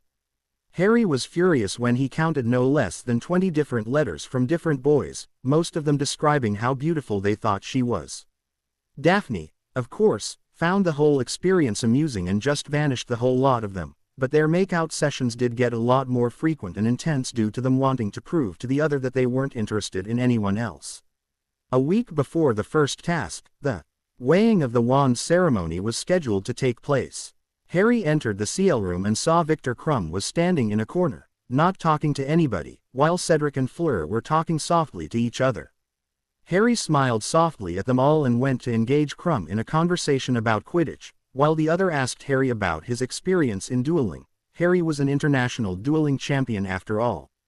About 10 minutes later, Mr. Bagman arrived, beaming, along with Albus Dumbledore, Madame Maxime, Igor Karkaroff, other delegates, the press, who brought along the crystal which showed everyone the live telecast, much to Dumbledore's displeasure and the wandmaker Garrick Ollivander. "Mademoiselle Delacour, could we have you first, please?" said Mr. Ollivander, stepping into the empty space in the middle of the room. "Yes," he said quietly, 9.5 inches, inflexible, rosewood, and containing, dear me, a hair from the head of Avila, said Fleur quietly. Ollivander nodded and proceeded to test her wand. Once he was satisfied, he went on to Cedric. Harry paid close attention to what was being said about their wands, as it could give him some insight on how their personality worked. He had studied the basics of wand lore, something which he found to be quite interesting. Unicorn hair, 12.25 inches. Ash, pleasantly springy, he said and tested it. With that, he moved to Crumb. "Ah, a Grigorovich creation, isn't it?" "Yes, hornbeam and dragon heartstring." He shot at Crumb, who nodded. "Rather thicker than one usually sees, quite rigid, 10.25 inches. Once tested, he finally came to Harry, who presented Ollivander with his highly polished wand. "Ah yes," said Ollivander quietly. "The most unusual wand ever sold by my family. Yew and Noondu heartstring, 14 inches, very rigid." Mr. Ollivander spent longer examining Harry's wand, while others gaped at him when he mentioned the wood and core. Yew was considered a very powerful wood in wands and was quite feared in dueling circles. They also tended to have a dark reputation due to their power. Noondu heartstring being used in wands was unheard of by anyone present in the room, and they were looking at Harry as though he weren't human. Noondus were considered as the most powerful magical creature in existence, and to have a wand which had a heartstring of a Noondu was unimaginable. It became very clear to others that Hadrian Potter was not a person one should mess with. The wand maker tested it and gave it back to Harry, who flicked it back to his holster without comment, his face expressionless. Once the photographs were taken, Harry calmly left the room, going back to the kitchens for lunch. Suddenly, he wasn't in a very chatty mood. He wasn't worried about him getting any negative news, he owned the press after all. But the reaction he had got from the others when Ollivander had described his wand had put him off. "Absolutely not," said Harry firmly. It was 3 days before the first task and the dragons had finally arrived. Just as Harry had suspected, they were not happy to have been brought here away from their home, nor were they happy to be caged. "The dragons are already in danger due to this damn tournament, but there is no way are you risking the eggs by placing them in the arena. They could be destroyed by accident, and I'm not going to let so many unborn dragons be killed just because witches and wizards have such a poor sense of what is fun," he said to the head dragon keeper of the Romanian Dragon Reserve. They were standing in a clearing in the Forbidden Forest, and the dragons were putting up one hell of a fight several feet away. "But Lord Potter, the tournament officials," he said, but was interrupted. "As far as I'm aware, I'm the owner of the reserve, Mr. Dorian," snapped Harry. "The tournament officials have no business ordering you about, and neither does the British Ministry of Magic or the ICW. There will be no eggs placed in that arena, is that clear?" The head dragon keeper swallowed nervously. He had thought that meeting Hadrian Potter would be a joke. After all, he was just a 14-year-old boy. But the second the man saw Potter, he knew who was clearly in charge. The young boy just seemed to ooze magical power, and he seemed to fill the space in that no one else could compare to him. You couldn't help but listen to him, as he posed a commanding presence, which frankly unnerved the older man.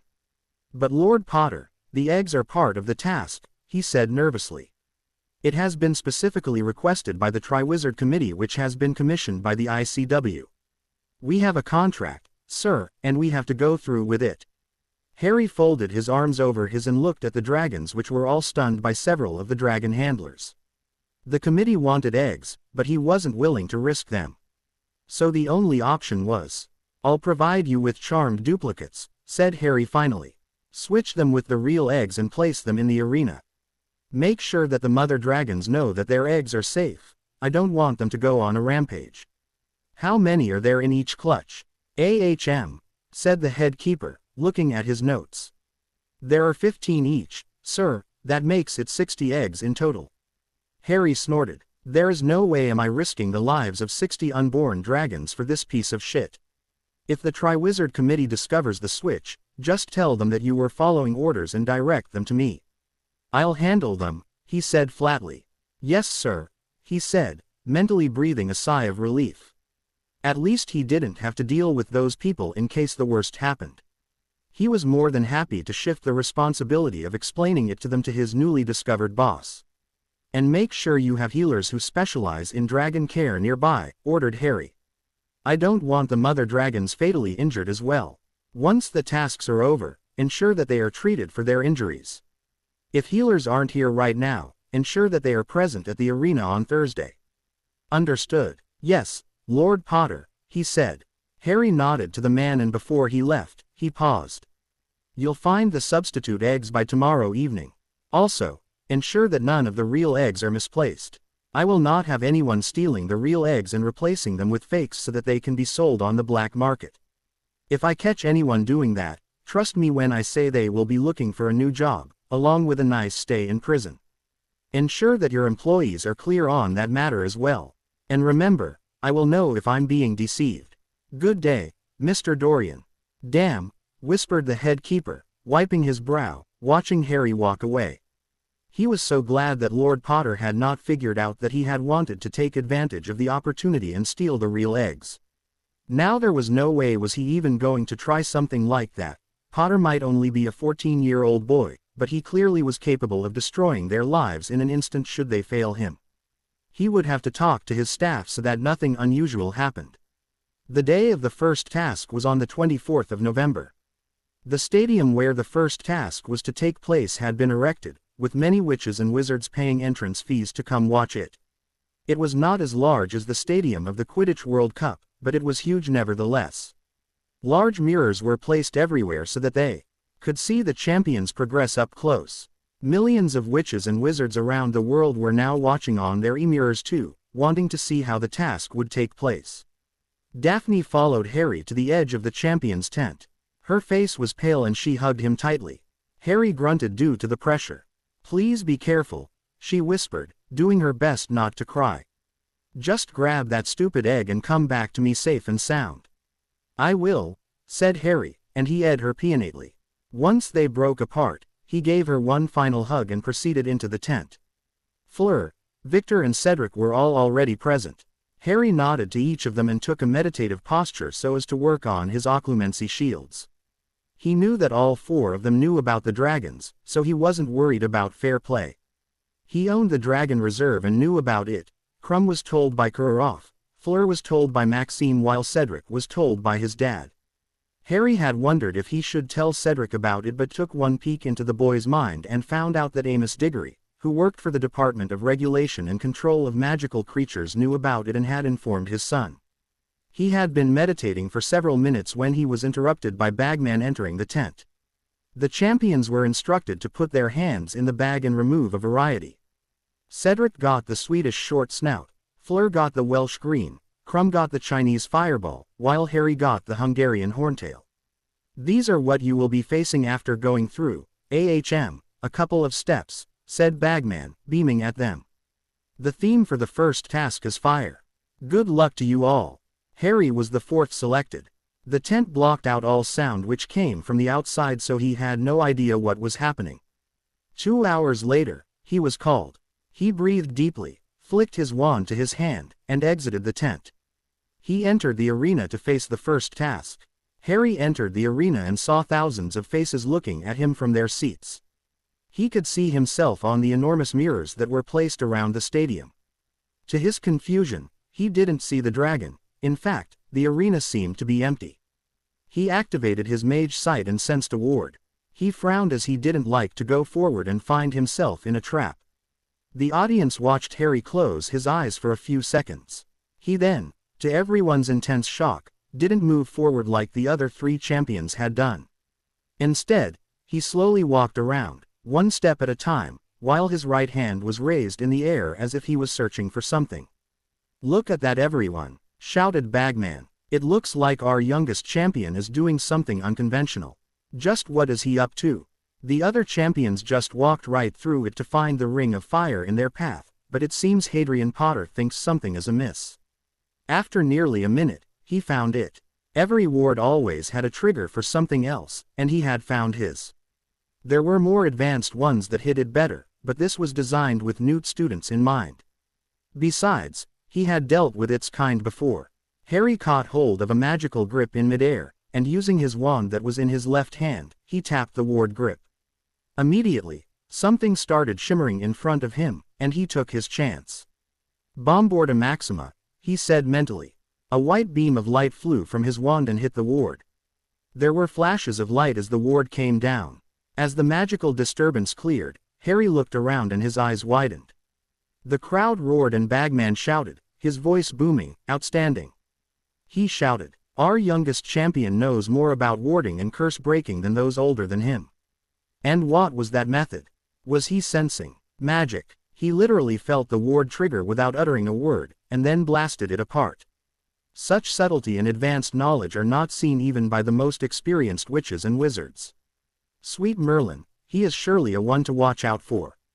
But Harry wasn't listening to them. Staring at him were 3 10-foot-long blast-ended scroots. Harry couldn't believe that the Triwizard Committee would actually breed fire crabs with manticores and violate a law just for the blasted tournament. The scroots were inching forward towards him. Harry acted fast. He knew from fire crabs that their shells protected them from most minor to medium spells, and this hybrid would probably be worse, given that it had the deadly power of a manticore as well. Conventional tactics won't work and he did not want to get anywhere near those creatures. Harry pointed his wand and dug 3 deep holes in the ground. He ensured that they were diagonal to the path of the incoming scroots. Wingardium Leviosa, he said mentally, and all 3 scroots rose above the ground. Aguamenti, he cast and a very large and forceful jet of water flew from the tip of his wand and impacted the underside of the scroots. Being fire creatures, water was their disadvantage. Finally, he used the water still remaining on the creatures and cast Glacius. The scroots froze in ice, and Harry dropped each of them in individual holes in the ground. He then proceeded to encounter another ward. He didn't hear the crowd cheering for him loudly as there were wards in place so that the champion didn't get distracted due to the noise. Amazing, spectacular, brilliant, yelled Bagman over the crowd of cheering people. He didn't even scratch himself, while the other 3 champions struggled to get past those creatures. Good lord, did you see him levitate all 3 of them at the same time, and still use spells while maintaining the charm? I just can't believe it. Sheer genius, ladies and gentlemen, fire creatures don't react well to water. And he used it on the most vulnerable part of the beast and put them in pits so that they couldn't get out. What a stroke of brilliance from Hadrian Potter. A compulsion charm weaved into a notice me not ward, whispered Harry to himself as he examined the ward in front of him. Nice touch. It would make the champions walk right through it and fall into the next trap.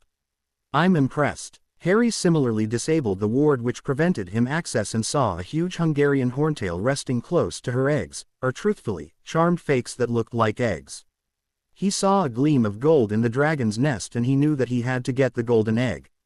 He had figured out what to do a few days ago, but he didn't know if it would work. Okay, time to start. Harry silently cast a disillusionment charm on himself and used a natural air freshening charm to remove his scent while silencing his feet. He was completely invisible to the DI. Did he just disillusion himself silently? Asked Bagman in disbelief. Sweet Merlin, he's only 14 years old. Just how talented is he? But then again, we're talking about a boy who killed a 70-foot-long basilisk when he was 12, so that's saying something. Harry then looked at the dragon, who was looking around for any threats. Once he was confident that the dragon had not detected him, he silently said, Expecto Patronum. 3 enormous silver thunderbirds erupted from the tip of his wand and flew towards the dragon. The Patroni would help calm the dragon so that it would accept the offering. Accio Hagrid's roosters, said Harry. The Thunderbird Patroni were flying around the dragon who seemed to be enjoying the company, but it was only due to the happiness and positivity being radiated from them that the dragon didn't attack them. Are my eyes deceiving me? Said Bagman, as the crowd screamed as they had never screamed before. Did Hadrian Potter just conjure 3 fully corporeal Patroni at the same time? Just what is that kid made of? Conjuring just one is incredibly difficult, but conjuring 3 at the same time is something no one has ever heard of. Mr. Potter surely has created a new record today. Good lord, pretty soon, we'll probably have a chocolate frog card in his name, no doubt, he said as the crowd laughed and cheered. Pretty soon, a dozen roosters flew into the arena due to the summoning charm. Harry cast an enlargement charm on them to make them bigger and then made sure they wouldn't escape.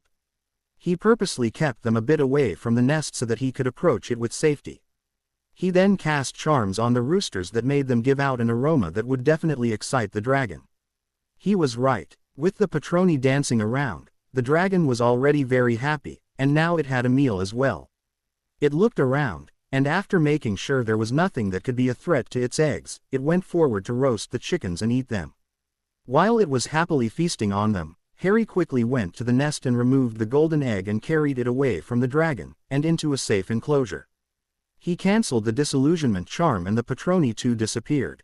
The crowd roared loudly. "Look at that!" yelled Bagman. "Just look at that! Our youngest champion is the quickest to get his egg, and he did it without even a scratch on his body. Is that amazing or what? Merlin, this is surely going to shorten the odds on Mr. Potter. Congratulations to Hadrian James Potter on getting through the first task of the Triwizard Tournament. Now, our judges have a few minutes to decide their scores." Harry was shaking from head to toe as he walked towards the medical tent. He had done it. Apparently, the dragon wasn't the only task, but there were others as well, but he had finished the task without harming the dragon and without getting injured. He was actually very proud of himself. Suddenly, a body slammed into him and he grunted because of the sudden pressure. "I told you I'd be all right," he said, grinning into her hair as Daphne hugged him tightly. She released him and proceeded to him forcefully and pianately. Harry put the other hand that wasn't holding the egg around her and returned it with happiness, just as someone cleared their throat. They broke apart to see Sirius and Amelia Black along with Cyrus and Elizabeth Granger looking at them with amused expressions on their faces. Daphne blushed brightly, but Harry didn't care. He gave the egg to Daphne and pounced on Sirius and Amelia, grabbing them both in a hug at the same time, and then did the same to the older Grangers as well. "I'm so proud of you," said Sirius, once again grabbing his godson in a hug. "Merlin, I was so worried." "As were we," said Elizabeth, smiling widely. "You were amazing, Harry. You were the best of them all," shouted a voice. Harry turned and saw Neville grinning at him, with Susan, Hannah, Tracy and Astoria standing next to him. Harry went over and gave a hug to them as well. He was ecstatic and was pumping with adrenaline. Once done, they heard Bagman say, "The judges have decided on the scores for Mr. Hadrian Potter. First up, Madame Maxime of Beauxbatons." Maxime pointed her wand in the air and shot out a large ribbon, which twisted to form a large 10. The crowd roared. Dumbledore too shot out a 10 from his wand. Traditionally, 2 people from the hosting government would also be on the judging panel, but this time, the ICW, to ensure that there would be absolute fair play, had invited the heads of 2 other countries to judge each task. Not only that, but all judges also had to sign contracts that said that they should award points without bias, so there was no room for any discrimination. The president of Magical Zil shot out a 10 as well. The Minister of Magic of South Africa awarded Harry 10. Finally, Karkaroff, who looked like he was going to be sick, pointed his wand in the air and shot out a ribbon which twisted itself to form a 10. "Spectacular!" yelled Bagman over the cheering crowd. "Hadrian Potter scores a perfect score, 50 points. He is in first place, followed by Victor Crumb of Durmstrang who scored 41 points, Fleur Delacour of Beauxbatons who scored 38 points and Cedric Diggory of Hogwarts who scored 37 points. Congratulations to all 4 of them. The second task will be held on the 24th of February. Thank you all for coming. The first task of the Triwizard Tournament officially comes to a close." "You scored a perfect score," yelled Daphne, and she literally pounced on him, hugging him tightly. Harry grinned as he held on to her. He really was proud of himself and couldn't stop grinning. The first task was done. "The eggs weren't real," shouted a wizard of the Triwizard Committee at the head dragon keeper. "We had a contract. The dragons were probably docile because they couldn't sense the eggs." "Sir," said head keeper Dorian nervously, "I was only following instructions from my superior, sir. He absolutely refused to let the eggs anywhere near the arena. We thought you were the one in charge, Dorian," another witch snapped. "Just who is this boss of yours?" "That would be me," said a voice. Everyone turned to look at Lord Hadrian Potter standing at the doorway. "Potter," said a man in disbelief. Just what do you have to do with this? And how did you find out about the dragons? That means you knew about the task beforehand. We will be reporting you for cheating. Harry's eyes flashed bright green and his aura flared. I have a title, Mr. Sunder, said Harry quietly. My apologies, Lord Potter, said the man with great effort. He clearly didn't like bowing down to a 14-year-old boy. But the fact of the matter is, you had no right to. That's where you're wrong, Mr. Sunder, said Harry. The dragon reserve from where you ordered the 4 dragons for the first task is owned by me. Did you think I don't keep track of my investments? And please tell me what your problem is with regard to the eggs. The eggs were not real, said Sunder testily. We had a contract that said that you need 4 nesting mother dragons with eggs, finished Harry. But you never specified that they had to be dragon eggs. We could as well have brought chicken eggs for the task. I was not willing to risk the eggs and my concern turned out to be warranted. Mr. Dorian, how many eggs or so-called eggs were destroyed in the first task? He asked lightly. Only the horntail eggs were not harmed. Between the other 3 champions, 17 fake eggs were lost, he said, thankful that he didn't have to deal with the Triwizard Committee. 17 eggs, ladies and gentlemen, said Harry calmly. That would have been the number of unborn dragons killed because of this tournament. Sorry, but I will not let so many dragons be killed, nor will I be held responsible for the misery of the mother dragon for it losing its clutch. A wizard of the committee scoffed. So what? They're just eggs and... He didn't finish his statement because the air became very frigid all of a sudden. Everyone thought that a Dementor had suddenly entered the room and was searching for it, but instead, they caught sight of a furious Hadrian Potter. His eyes were glowing bright green, with lightning bolts visible in them. His hair had turned white and bolts of lightning surrounded his body. Some of them stepped back in shock. Just eggs, he said in a whisper. Really? How would you feel if I tossed your newborn baby there while your wife killed it by accident or someone else killed it to get to a stupid golden egg, all for a game? His voice was quiet, but the cold tone made the members of the committee involuntarily shiver. They paled when he compared the eggs to babies. Harry took their whitened faces. That's what your beloved first task was about. The dragons killed their own babies while trying to protect them. Look outside, he said, jerking his head towards the window. Everyone saw a spectacle of the dragons cuddling their eggs and wailing in happiness. The dragons clearly had thought that they had destroyed their eggs, and were overjoyed to see that their eggs were actually safe and sound. I am disgusted by what you all think about the feelings and emotions about sentient magical creatures, said Harry, distaste clear on his face. The dragons are magical too, aren't they? You're all magical too, aren't you? What's the difference? Do you want to try again, Mr. Sunder? I don't mind redoing the task. How would you like to bring your grandchildren here and place them as bait for the task? He snapped, looking at the ashen face of the obnoxious older man. And you all think you're better than muggles, sneered Harry. If this is the behavior you show towards fellow magical creatures, then you're no better than those muggles themselves. You want to file a case against me for breach of contract? Go ahead, I'll fight it right up to the ICW if I have to. I will not let even a drop of magical blood be spilled for such arrogance, whatever species they may be. Am I clear? Yes, Lord Potter, said Sunder, quite nervous about the way the scene was playing out. Was this truly a 14-year-old boy? Sunder was vaguely reminded of Albus Dumbledore when he was much younger.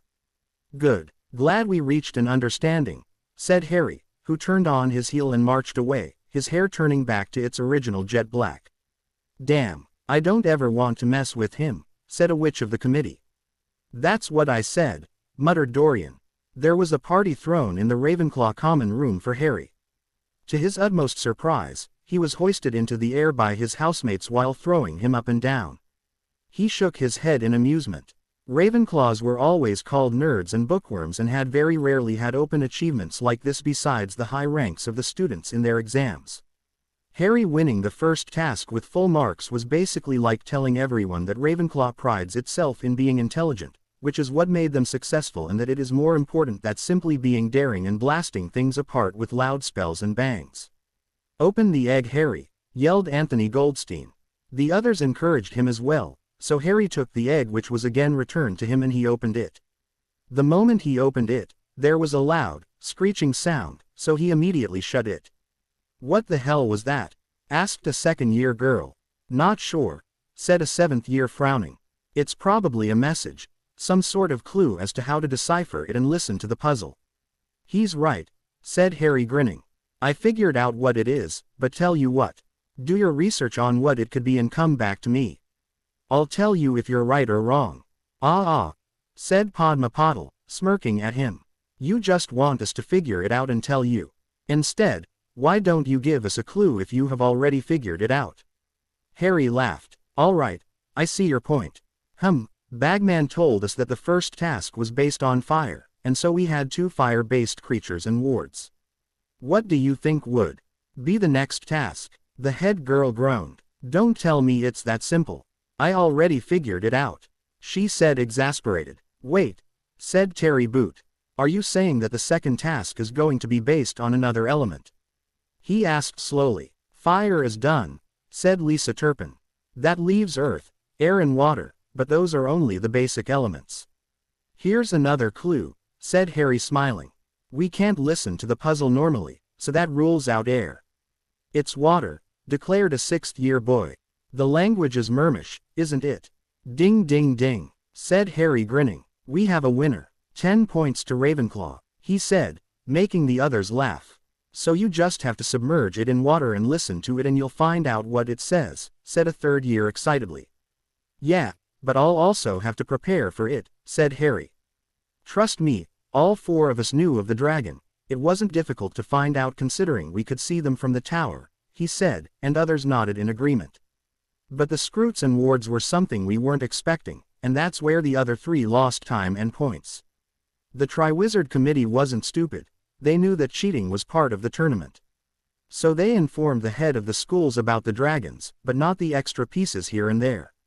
They will be unpredictable, so we'll have to prepare accordingly." This was the reason Harry loved to be in Ravenclaw.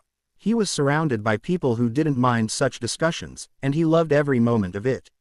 Harry looked at the diadem of Ravenclaw which was in his hands. This was the quickest way by which he could learn a variety of spells and other forms of magic. He had long ago finished Newt's syllabus and was concentrating on high-powered magic and wards, which he had been studying from the Potter Leary. But his device would help him access all of Riddle's memories. He wasn't looking forward to it, but it had to be done. It could learn all about the man's secrets and tactics so that it would help him in case of a duel to the death. With that in mind, Harry placed the diadem over his head and returned to a meditative state. He would be there for several hours at a stretch. It would take weeks or even months of sorting through the memories, and then he had to practice them. But he had to learn more magic if he was to be Voldemort's equal. This step was crucial, even though he wasn't looking forward to it at all. A peek into the mind of a man who had murdered several hundred people if not more was nothing going to be a pretty sight. Harry dodged another spell. "You're using spells that can be dodged easily," yelled Harry. "The whole point is to make sure the other is incapacitated as quickly as possible." When he said that, a tigress suddenly pounced on him, pinning to the ground. She roared in triumph. "I hate it when you do that," muttered Harry, looking at the tigress looming over his face. "But you can't complain about it being effective, right? It's like one big shock to my opponent," said Daphne, transforming to herself. They were in the room of requirement, dueling with each other one afternoon. Just then, Dobby popped in. "Master Hadrian, Miss Daphne, Dobby needs to speak to you," said the elf nervously. Harry got up from the ground and looked at the elf. Dobby had been improving since he had been bonded to the family. The other elves were teaching him proper etiquette, so Dobby was less eccentric than before, though Harry had told Dobby that he was fine the way he was and didn't need to change. "What is it, Dobby?" asked Daphne. Well, Dobby's friend Winky was the Crouch Elf. But since her masters be in Azkaban, she was given clothes. She is very upset. Dobby thought that Master and Miss could help Winky. He asked hopefully, "Do you want us to bond Winky to the family?" asked Harry. "Yes, Hadrian Potter, sir," said Dobby, bouncing up and down, his eccentric personality returning. "Dobby wants to help Winky. All right then, why don't you call her?" said Daphne. Immediately, a slightly drunk house elf popped next to Dobby. "Hello, sir and miss," said the elf shyly. Winky be wondering if you be wanting her in your family. Winky be a disgraced elf, she wailed. Don't worry Winky, said Harry soothingly. I'm not going to sit idly by while you kill yourself. I would love to have you in the family. Winky's face brightened. Winky accepts, she said happily. There was a light glow, and immediately, a change was noticeable in that Winky became more cheerful. Thank you Master Hadrian, Miss Daphne, chorused both elves and popped out. Cute couple, said Daphne, looking deeply amused. Harry looked at her in bewilderment. Suddenly both of them started laughing loudly. They couldn't ever imagine house elves dating. Harry amused himself with the thought of Dobby and Winky going to a theater or watching a game of Quidditch. He shook his head. He was probably too stressed to even consider such thoughts. He needed a break and luckily, the Yule Ball was approaching. It was time to let off some steam. Harry felt like banging his head against the wall. The Yule Ball had been announced to the whole school by Dumbledore, and many were very excited at the prospect of going to the ball with the champions. He couldn't begrudge them for that, as they probably wanted to have a good time at the ball. But what annoyed him were the boy who lived fangirls, the head being one Ginny Weasley. Ever since Harry had saved Ginny from the Chamber of Secrets, she would squeak and blush every time she saw him. He was fine with that, as many other girls tended to do the same. But what was happening now was that Ginny had gained some confidence. She cornered him a couple of times and professed her love to him. What was worse was that she seemed to be under the delusion that Harry would still marry her, going so far as to tell him that she would name her child after Dumbledore. Harry felt sick just by listening to that. What else was going on was that several girls got into a fight about who was going to ask him to the ball. He had already been approached and asked to the ball by no less than 60 different girls from all 3 schools, and Harry was baffled as to why they bothered with it at all, as it was very readily confirmed that he was going with Daphne, who was his future wife. Speaking of his future wife, she had it bad too. Nobody seemed to care that the two of them were engaged to be married, as she had been repeatedly approached by many of the Beauxbatons and Durmstrang boys, not Hogwarts, as she was feared by reputation alone, and no one wanted to anger her as his spells were quite painful, though it still didn't stop from some base souls trying to ask her. So by the time the Yule holidays set in, both of them were exhausted in just staying away from the Mies. It seemed their reputation as the best-looking boy and girl in Hogwarts was not unfounded, as nobody was willing to give up on them. The other 3 champions weren't spared either. Victor Crumb spent all his time in the Hogwarts Leary, and Fleur Delacour was getting frustrated by the way boys would behave just to ask her to the ball, but there was a rumor that both the foreign champions had found dates already. Cedric Diggory had politely told anyone who asked him that he was already going with someone else, much to Cho Chang's displeasure, who had GGED to her friends that it was only a matter of time before Cedric asked her to the ball. She threw filthy looks at Daphne every time she ped, as the hex which Daphne had cast on the girl had ruined her reputation, not to mention her face. The boils had lasted for several months, much to Luna Lovegood's happiness. But the festive season didn't deter Harry from learning more. He was accumulating more knowledge from both Riddle's memories and from the Potter Leary, and was practicing in the room at a furious pace. Now was not the time to get complacent. Crouch and Dumbledore had entered his name for a reason, and he had to be prepared for anything. Harry, you need to stop this, said Daphne worriedly. Stop what? Asked Harry as he gasped for breath. He had just finished another intense round of dueling against the best of what the Room of Requirement could throw at him. Stop exhausting yourself like this, said Daphne pleadingly. You are always studying or practicing magic at a rate that might be harmful to you. I didn't say much over the past few years because you at least went to bed on time. But now, you barely sleep at all, and don't think I haven't noticed how you have been getting more irritable lately. How long do you sleep every night? Harry rolled his eyes. A couple of hours, he answered testily. It doesn't matter. I have to prepare for the worst. I don't understand why you're mad about that. Look, said Daphne disbelievingly. There it is again. I haven't said anything at all, and you're already snapping at me. Harry, please, you can't go on like this. Don't sacrifice your sleep. At least sleep for a good 4 to 5 hours. I beg of you. It won't do you any good if you are always tired and irritable. You would feel weak without it. Please Harry, do it for me. Harry sighed in exasperation. There it was again, The dreaded, "do it for me" phrase. But as much as he didn't want to admit it, he was tiring himself out every day. Maybe Daphne's words did have merit. Maybe he could sleep for a couple of hours, just to make her stop nagging him. "All right," he said softly as he placed his head on the couch, intending to take a short nap. He was out like a light the second his head hit the pillow. Daphne looked at him worriedly. She eyed his forehead and idly moved the strands of hair from his eyes.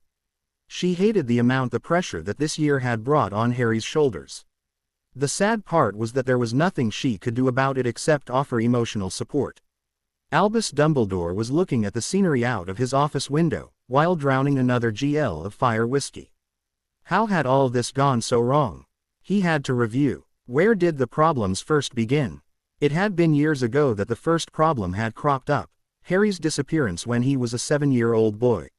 He had tried to find the boy but in vain. He had even checked the Book of Admittance, but it had not been updated, so he had no choice there but to wait till Harry turned 11. He had even sent several letters with tracking charms on them, but anti-mail wards had been placed which deterred the owls, making them come back without the letters being delivered. Since the silver instruments monitoring Harry had been destroyed, Albus still didn't understand why. He had tried to use Harry's blood which was kept in his safe, but to his shock, that along with several other items belonging to the Potter family, including the invisibility cloak, had disappeared.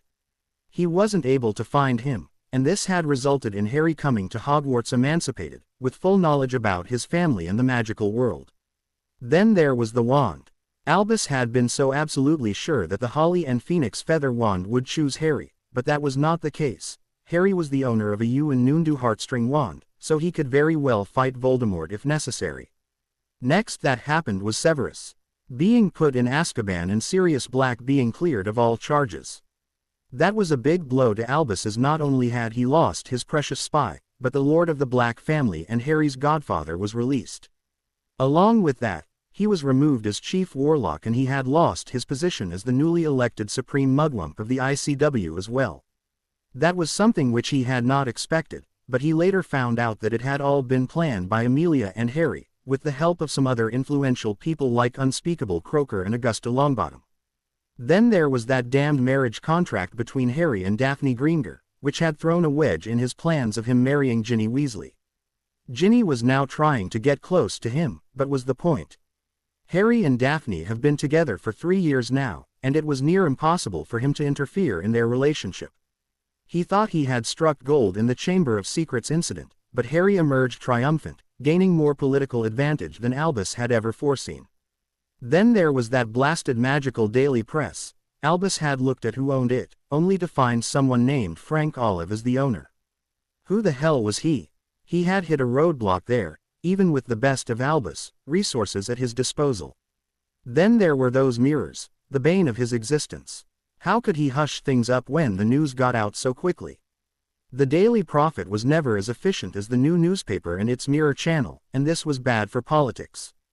And now, the debacle with the Goblet of Fire. His name had been smeared through the mud and had been declared persona non grata by 3 most ancient and noble houses, which drastically reduced his influence in the Wizengamot.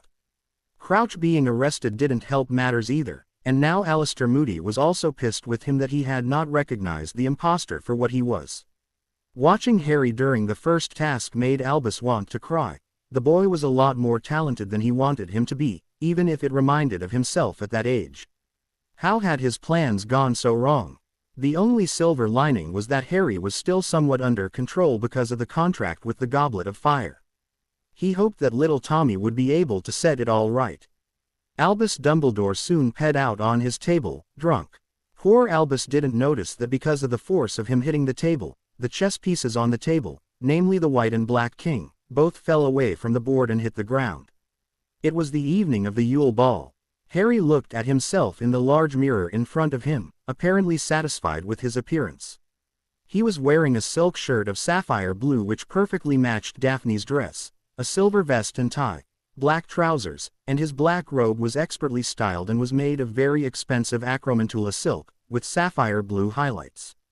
The robe was the same he had worn for Sirius's wedding, but he had gotten it altered and the color of highlights changed from silver to blue. He looked down and saw his basilisk hide boots. They were very fashionable, as he had got them commissioned by the best person for the job who lived in France. The witch was startled by the basilisk hide as they were not at all available in large amounts. Getting access even an inch of it was extremely difficult, but she designed them without question. They gleamed black under the lightning charms but would gleam blackish green in sunlight. He looked at his wrists and saw a watch Sirius had gifted him a couple of years ago, and on the right was Daphne's newest present, a cellet designed for men with protection charms which could detect poisons and potions. They weren't strictly legal as the magic used on the cellet was questionable, but Harry didn't care, it was dead useful. The cellet was a chain, with gold on the inside and several diamonds on the outside. Harry didn't even want to ask her how much it had cost as he knew it was ridiculously expensive. The shopkeeper who sold it to her must have been showering blessings and praises at Daphne for just buying it and giving him so much money. Both Harry and Daphne were in the room of requirement as they wanted to go together and not separately. So he stepped out of his dressing room and waited for Daphne. After about 5 minutes, she came out. Harry looked at her and his breath caught in his throat. Daphne was wearing a sapphire blue knee-length dress, with several silver highlights and designs on it. It too was expertly made by a designer in France and it fit her perfectly. The dress was sleeveless and it articulated her S and curves very well. Elizabeth Greenger had given her daughter access to the family jewelry, so Daphne was wearing a beautiful diamond and sapphire necklace, no doubt to impress her fiancé, matching long diamond earrings, and a matching cellet. On her left wrist was Harry's newest gift to her, a beautiful watch which Daphne absolutely loved. Harry had made it a priority to take Cyrus with him for his usual Yule shopping. This time Elizabeth was raving about the gifts her husband had got her, and his father-in-law had thanked him profusely, making Harry even more loved by the Greengers. Baby Dylan especially loved Harry and Daphne often complained that her baby brother loved her fiancé more than he loved her, his own sister, and was wearing a pair of silver-colored heels to complement the dress. Her hair too was expertly styled, and she left it long as Harry preferred it that way. She also had a matching diamond sapphire ornament in place to hold her hair. Long story short, she was drop-dead gorgeous. Fleur would have some intense competition in case people wondered who would be considered the best-looking girl at the ball. "What do you think?" she asked softly, looking at the shocked expression on her fiancé's face. "You are so beautiful," whispered Harry. "And I'm so glad you're mine." Daphne giggled. "Thanks, Harry. You look very handsome as well. Should I be worried about a certain Vila friend of yours who might try to snatch you up?" she asked amused. Harry rolled his eyes. Daphne had developed a friendship with the Beauxbatons champion, and he was sure that she had set the older girl up with some boy. He didn't know who as she wasn't telling, but he knew that she was no way insecure about his feelings. Harry had no idea that Fleur was indeed attracted to him.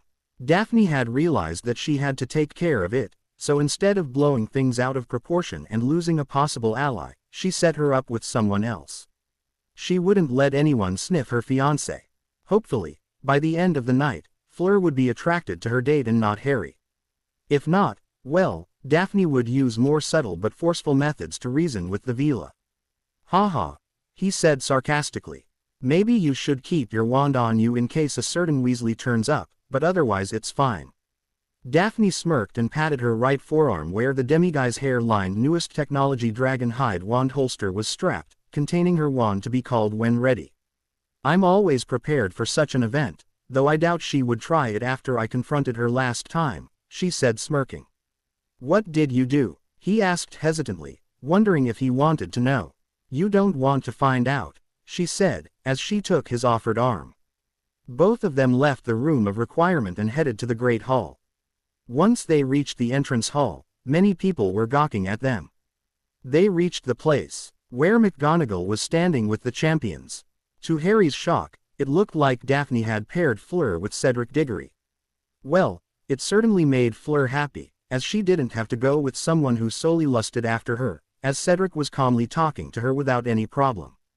Harry blinked his eyes when he spotted the girl next to Victor Crumb. "Daphne, please tell me I don't have to interact with Granger tonight," said Harry softly. "I'm sorry, Harry," said Daphne, pulling him towards them. "But this is a public event and you're the lord of the most ancient and noble house of Potter. You're expected to maintain a certain standard. Speaking of which, Make your Potter ring visible for tonight.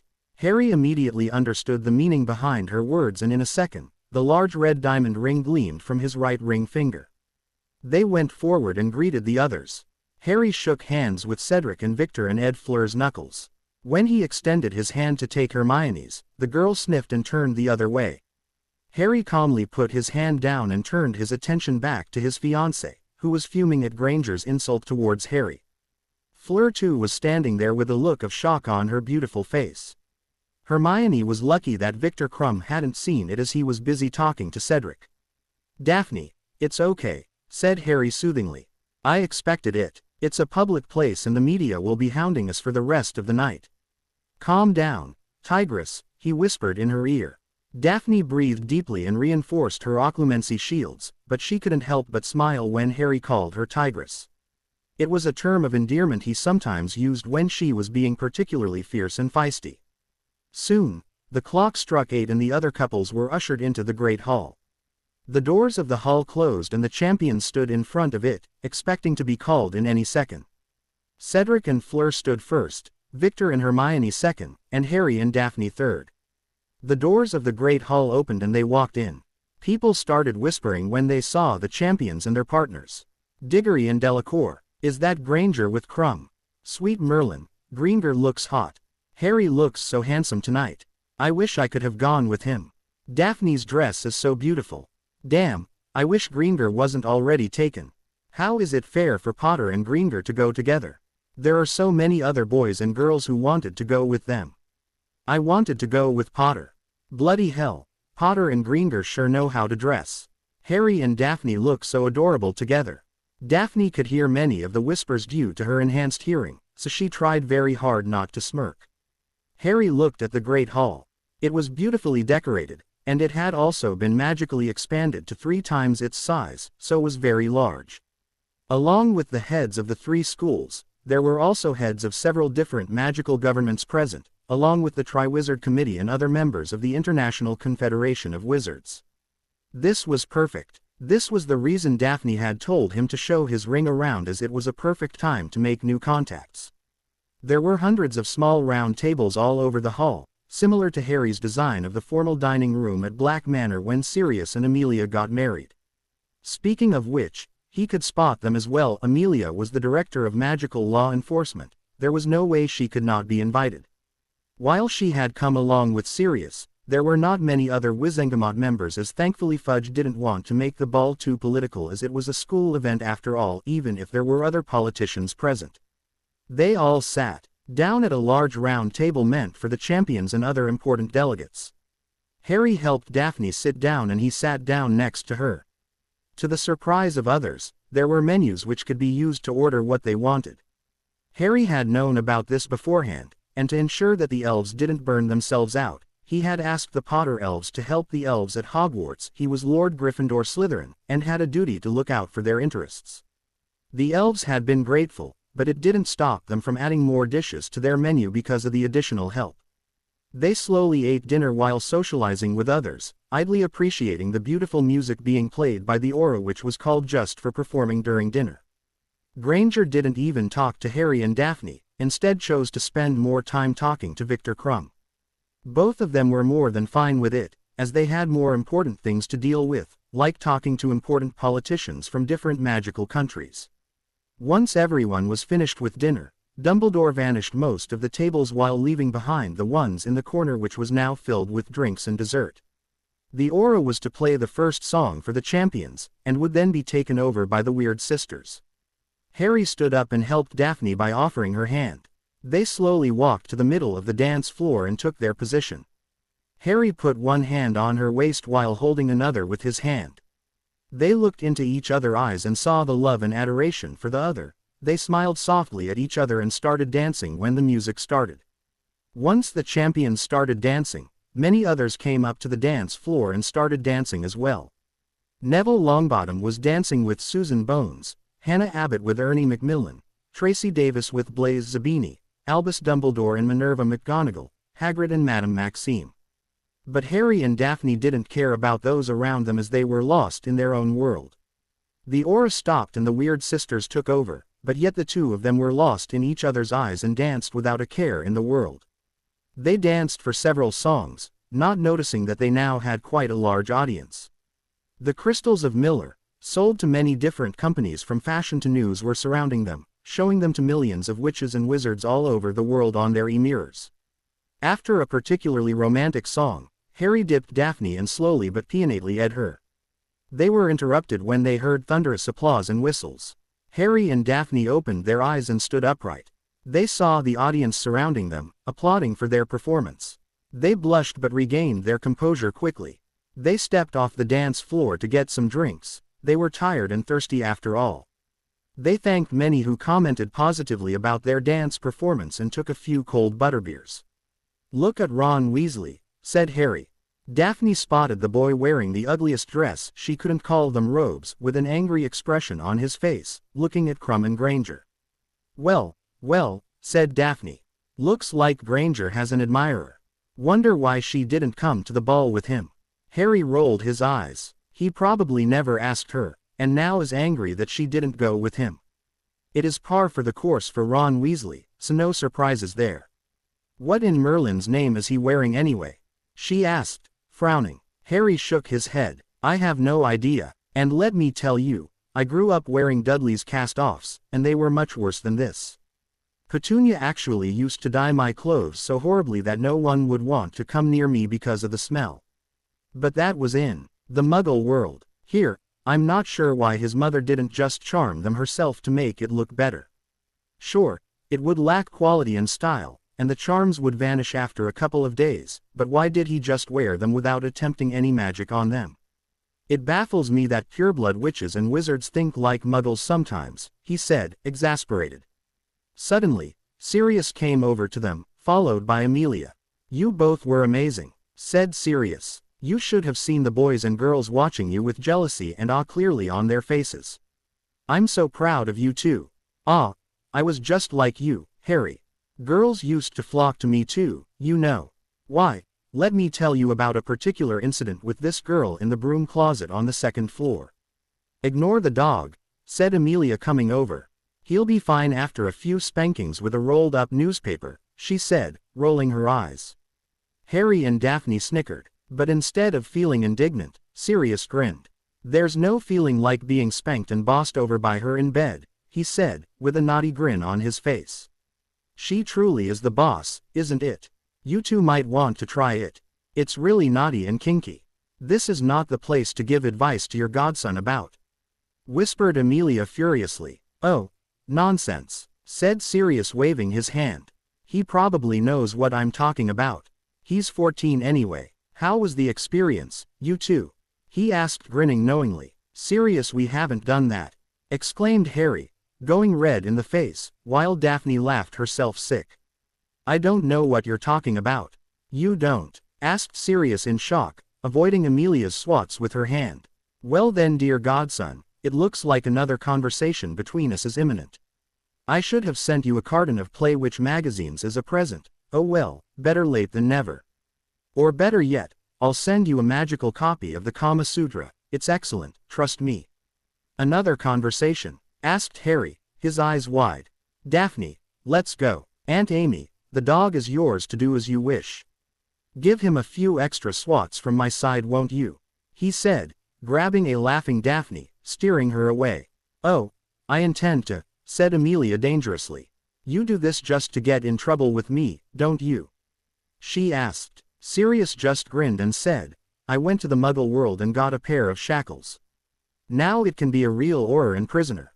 After all, I have lived in Azkaban. How would you like that?" he said huskily in her ear. Amelia closed her eyes. "Oh, how I love to hate you, Sirius. This party is over. Let's go home. I have a certain prisoner of Azkaban to deal with. And he's been a total dog and deserves punishment," she said, dragging him out. Sirius just grinned. James would be proud of the tactic he had pulled. It was going to be a wonderful night indeed. Harry and Daphne spent the next several hours dancing with each other as well as talking to many important people. It was nearly 2:30 in the morning when they stumbled into the room of requirement, exhausted. They spent several minutes in silence, removing their clothes and other articles, not caring that they were both in the same room. Once done, they just collapsed on the large bed the room had created for them. They didn't bother with clothes as Daphne was only in her and while Harry was only wearing his boxers. "Thanks for a wonderful night, Harry," said Daphne, ing his cheek. "I loved it." "You're welcome," said Harry, moving on top of her and ing her deeply.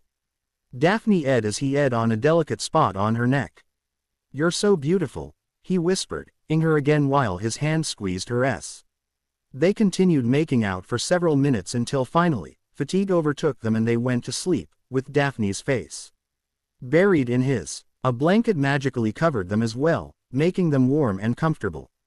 A small smile appeared on both their faces. The next morning, Harry got up and saw Daphne looking at him with a smile on her face. Apparently, she had been watching him sleep. She adoringly tapped the tip of his nose and said, "Good afternoon, sleepyhead. I've been watching you sleep for more than half an hour." Harry groaned. He hugged her closer and murmured, "What time is it?" "It's just past noon. Think it's a good time to crack that egg of yours?" she asked. Harry made a noise of annoyance and buried his head under her chin. She giggled as he lightly ed her s. "I'm not in the mood for that," he whispered, his breath tickling her. She ran her fingers through his silky black hair. "What if I make it interesting?" she asked delicately. "And how are you going to do that?" came his muffled voice. "Skinny dipping," she declared. "We can crack the egg together, and you'll get a good view as a bonus." Harry immediately removed his head from her. "You're serious?" he asked, his eyes wide. "No, that's your godfather," said Daphne with a smirk. "But yes, I am serious about a skinny dipping." With that, she called for an elf who brought the golden egg from Harry's room in Ravenclaw Tower.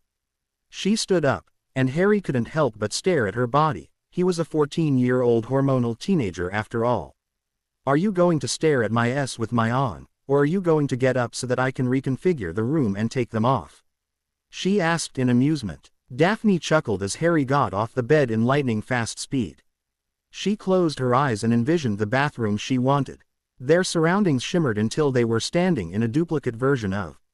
"Hey, this is my bathroom at Potter Castle," exclaimed Harry. "I know," replied Daphne, walking towards the enormous bathtub. "I really liked how it is designed. Your ancestors really knew how to make things a lot more luxurious than those already living in the lap of luxury." She activated the various taps with a flick of her wand, and placed the golden egg at the side of the bath. She proceeded to look through the various flavors of bubbles, and finally settled on vanilla. She poured the contents into the bath and the smell immediately filled the room. She turned to find Harry suddenly look away. Apparently, he had been admiring her ass. Daphne rolled her eyes. He didn't need to feel embered. She went over to him and ed him. "I don't mind you staring at me," she whispered. "If you don't stare at me, who else will you stare at? I'm your fiancé. There's nothing to be ashamed about, Harry.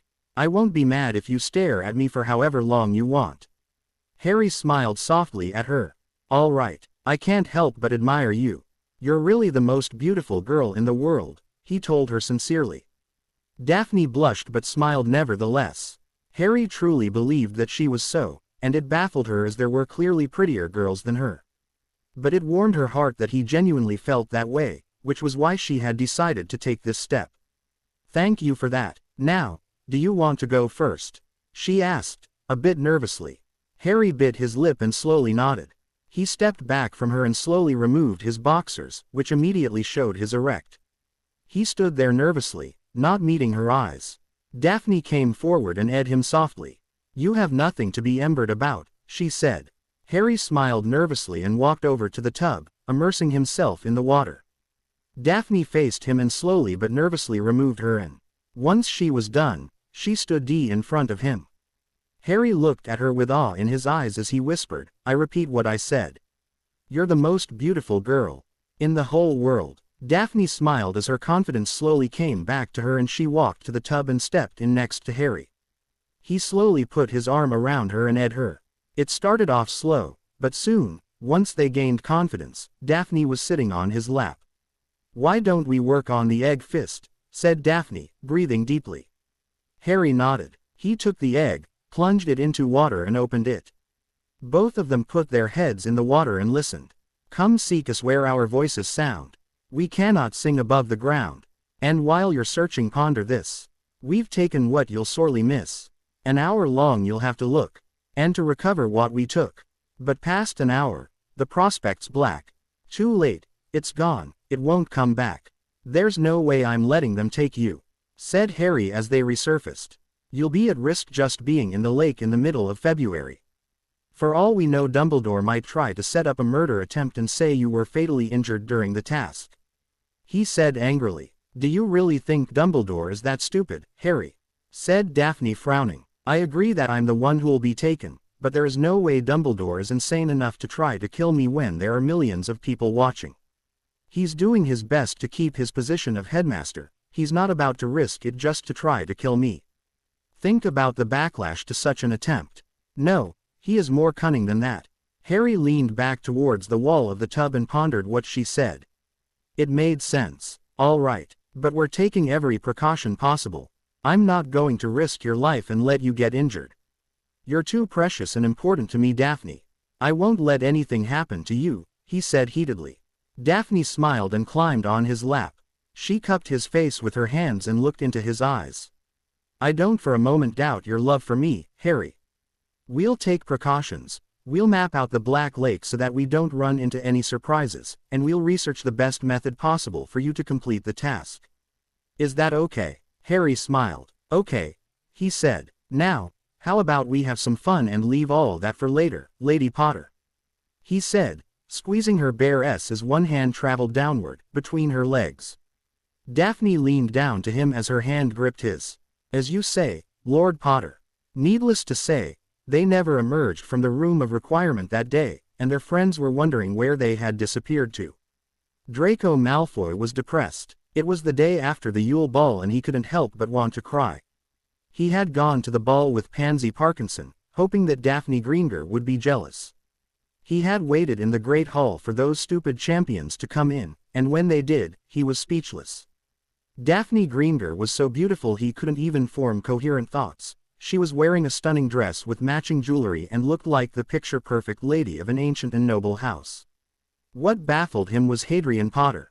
He too was dressed in amazing designer clothes, looking handsome and dashing, and Draco couldn't help but feel self-conscious in front of his cousin. Oh, how he hated that he was even remotely related to that boy. How was he supposed to get Greenger if her fiancé dressed like that? And then there was the dance. The way the two of them had danced had left his jaw hanging. They moved like one body with two souls, and he couldn't even comprehend that. Draco Malfoy wanted to cry. All his beautiful dreams of the future where he would rule the country with an iron fist lay in ruins.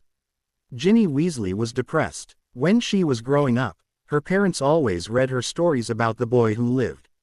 Her mother promised her that she would one day marry Harry Potter. She had been devastated when she found out that he was already betrothed to Daphne Greenger, a Slytherin girl. It baffled her how a perfect Gryffindor, she still didn't believe that Harry Potter was a Ravenclaw, could be engaged to a slimy Slytherin.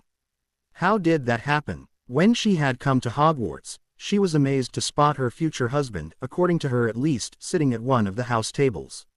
He was so handsome. He was quite tall for his age, his face was perfect, his hair was so silky and his green eyes were so dreamy. Oh, she couldn't wait to get married to him. When he rescued her from the Chamber of Secrets, she realized that he was richer than she had initially realized. He lived and grew up in a castle. Ginny had started daydreaming about how her life would be when she got married to Harry and lived in his castle. She could live like a true princess, and her price was the boy who lived. All the girls would be so jealous of her. She had even picked out the names for their children. James, after Harry's father; Albus, after Harry's mentor Dumbledore; and Lily, after his mother. They would be a perfect family, and her mother agreed that she should be bolder and tell him. But that's when everything went downhill. When the Yule Ball was announced, she was so sure that Harry would ask her. But he never did, so thinking he was shy, she went to him instead. She blurted out her feelings for him, but instead of ing her like how they did in stories, he rejected her, telling her that he was already engaged to Greenger. How could he do that to her? But she didn't give up and kept asking him out, until that evil Slytherin decided to show her face. Ginny shivered when she thought about their meeting. She had never seen such cold eyes in her life. She had heard that Daphne was dubbed the Slytherin Ice Queen, and she could now understand why. The girl had not wasted any time in threatening her and her family and fired some painful and very embering hexes on her so as to leave Harry alone. Daphne had said that Harry was hers and no other girl could ever get even remotely close to him. Then Ginny saw them at the Yule Ball. Daphne looked so beautiful that Ginny couldn't help but feel nervous. When she saw Harry, she knew that he was her future husband. He was dressed like a king, and looked so handsome.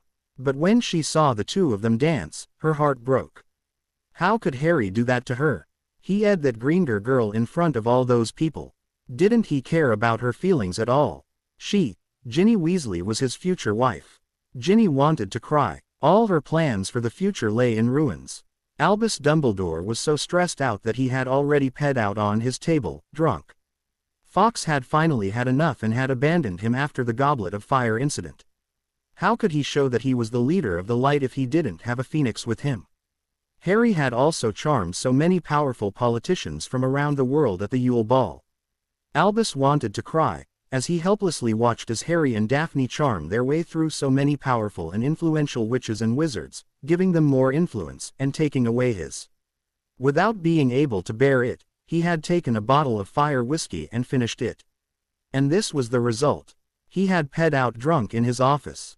Aberforth, who supplied his bother with fire whiskey, wondered why his stupid brother's intake of alcohol had increased so drastically recently. Oh well, he didn't care.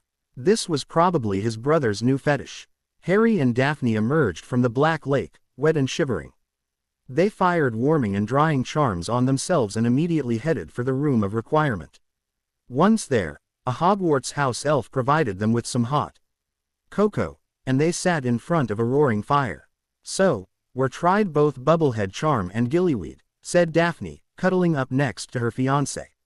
Which do you prefer? Harry looked into the fire with a frown on his face. Neither, actually. While the Bubblehead Charm works perfectly, it will be difficult for me to swim, while the Gillyweed helps me swim very well, hinders my wand movement. If only there was something which would help me move like Gillyweed, but I could retain my agility with my wand. After a few moments, Daphne asked, why don't we create a potion based on Gillyweed? Excuse me, he asked bewildered. There's no Gillyweed potion, Daph, you know that. Of course I do, said Daphne. That's why we're going to create one. We'll try to use the properties of Gillyweed so that you can sprout gills and improves movement in water, but doesn't go overboard in that you can still use your wand and cast quick spells. Harry's eyes lit up. The Ravenclaw in him couldn't help but try it out. All right, he said smiling. If it works, I'll use it.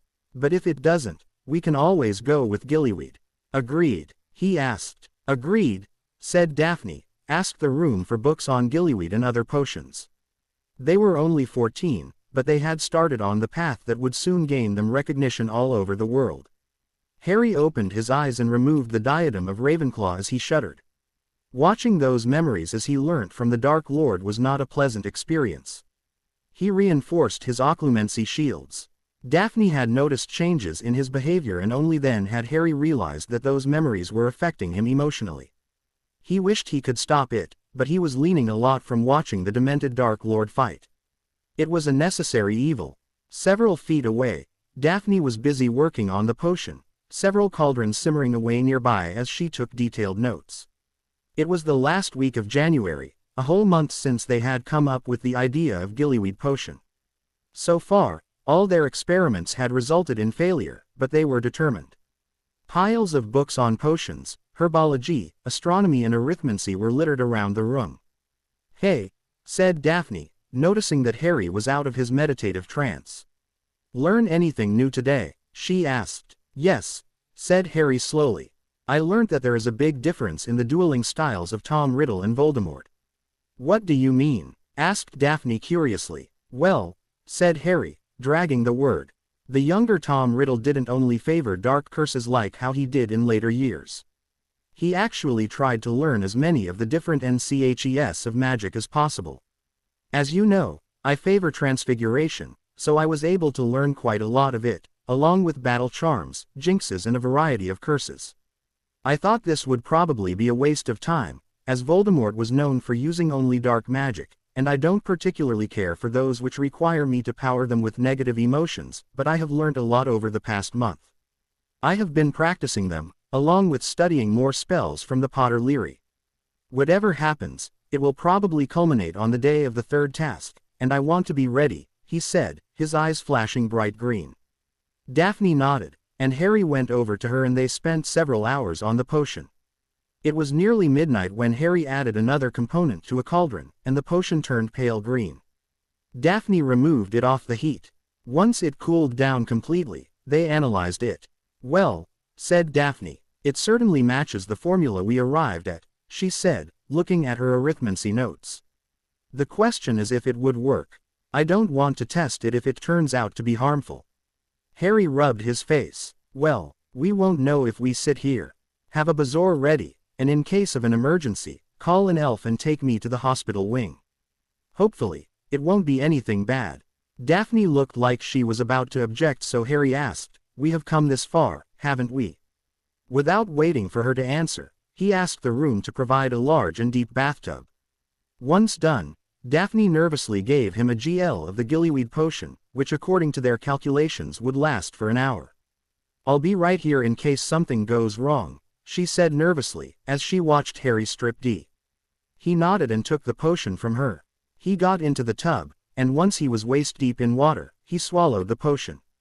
It didn't taste too bad, and he gave the GL back to Daphne once he finished it. They waited with bated breath as nothing happened for several seconds. Suddenly, Harry felt pain below his ears. He didn't panic as this was similar to how it was in case of gillyweed. He immediately flung himself forward in the water. He opened his eyes and saw that he could breathe easily. His fingers were only slightly webbed. He flexed his fingers, and to his delight, he would be able to grip his wand without a problem. His feet too were webbed, but they were more than his hands, but less than the effects with the gillyweed. He would be able to move more like a human and less like a fish now, but at the same time, it would be a lot easier than swimming without them. He flicked his wand to his hand and asked the room for objects which would help him practice his accuracy in casting spells in water. Just as the various discs appeared, he heard a splash being him. He turned and smiled when he saw Daphne. She too was D but had used a bubblehead charm. She probably was too worried and couldn't handle having to wait outside for an hour. Harry and Daphne practiced casting spells underwater for nearly an hour. They had cast a magical timer, which showed them how long the effects of the potion would last. Finally, when it was just a minute to an hour, Harry felt the webs beginning to disappear. The pain in his neck reappeared, so he resurfaced, just as the gills disappeared. He coughed, just as Daphne surfaced as well. Are you all right? She asked in concern. Harry grinned. I'm absolutely fine. Daphne, we did it. We created the gillyweed potion. I could fire spells without any problems and I could move around well as well. You're a genius, he exclaimed, hugging her tightly. Daphne blushed brightly when she heard his praise. Suddenly, she felt something poking her. She looked down and saw what it was. Well, it looks like someone is excited, she said coyly, bending down to her knees in front of him, her face just inches from his. Why don't I take care of that? We deserve a break from all this anyway. Oh, yes, said Harry as Daphne began pleasuring him. It was the evening of the 23rd of February, the day before the second task.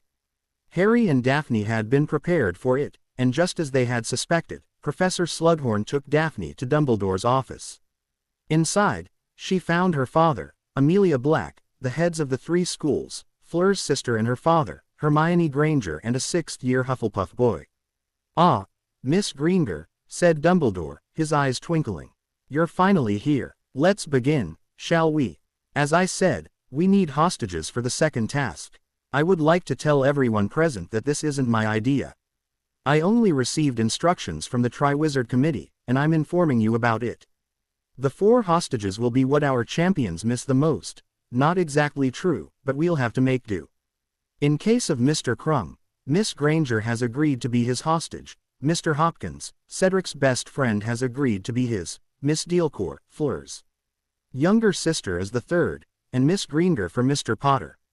Agreed. You're asking me to agree to put my daughter in such danger? snapped Cyrus. "I'm already pissed off that my son-in-law has to participate in this rubbish, but I will not let my daughter be put in the middle of the Black Lake in February." "Father, could I please talk to you in private for a minute?" asked Daphne softly. She took her father away and placed a privacy ward around them.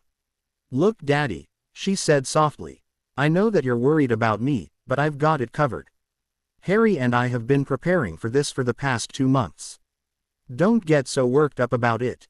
It will be fine. There will be people who will take care of us in case the situation goes awry.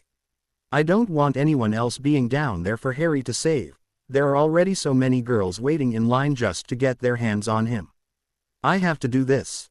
Please, Daddy," she asked. Cyrus Greenger looked conflicted, but finally, he sighed and nodded.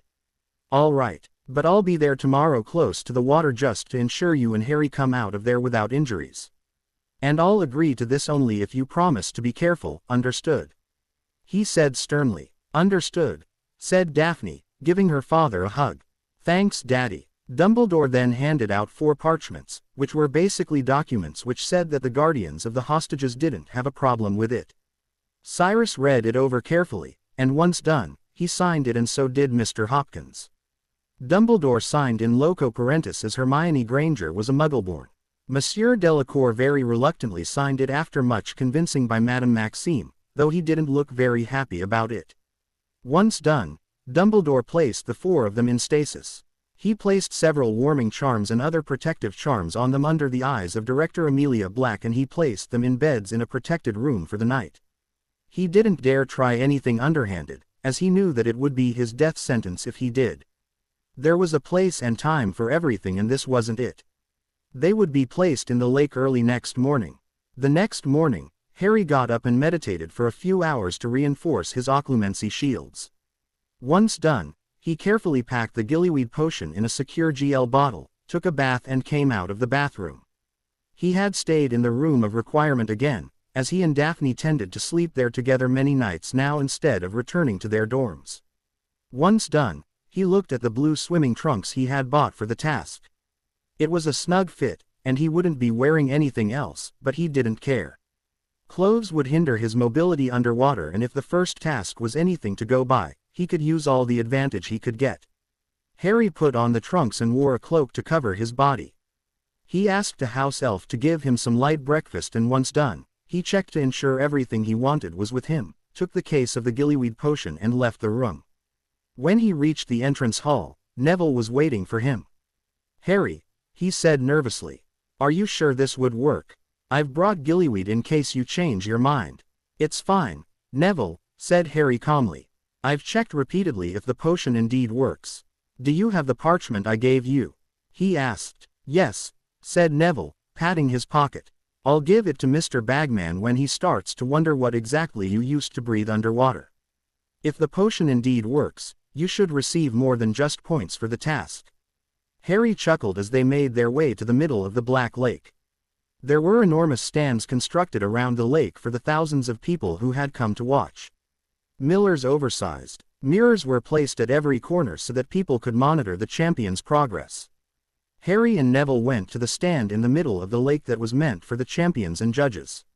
Sirius Black and Cyrus Greenger were already waiting for them there. "Ready?" asked Sirius, his usual joyful demeanor gone. "As ready as I ever will be," said Harry. He conjured a chair and sat down to meditate. Half an hour later, he opened his eyes to see that Cedric, Fleur and Victor had all arrived. It was nearly 11 a.m., and it was time to start the task.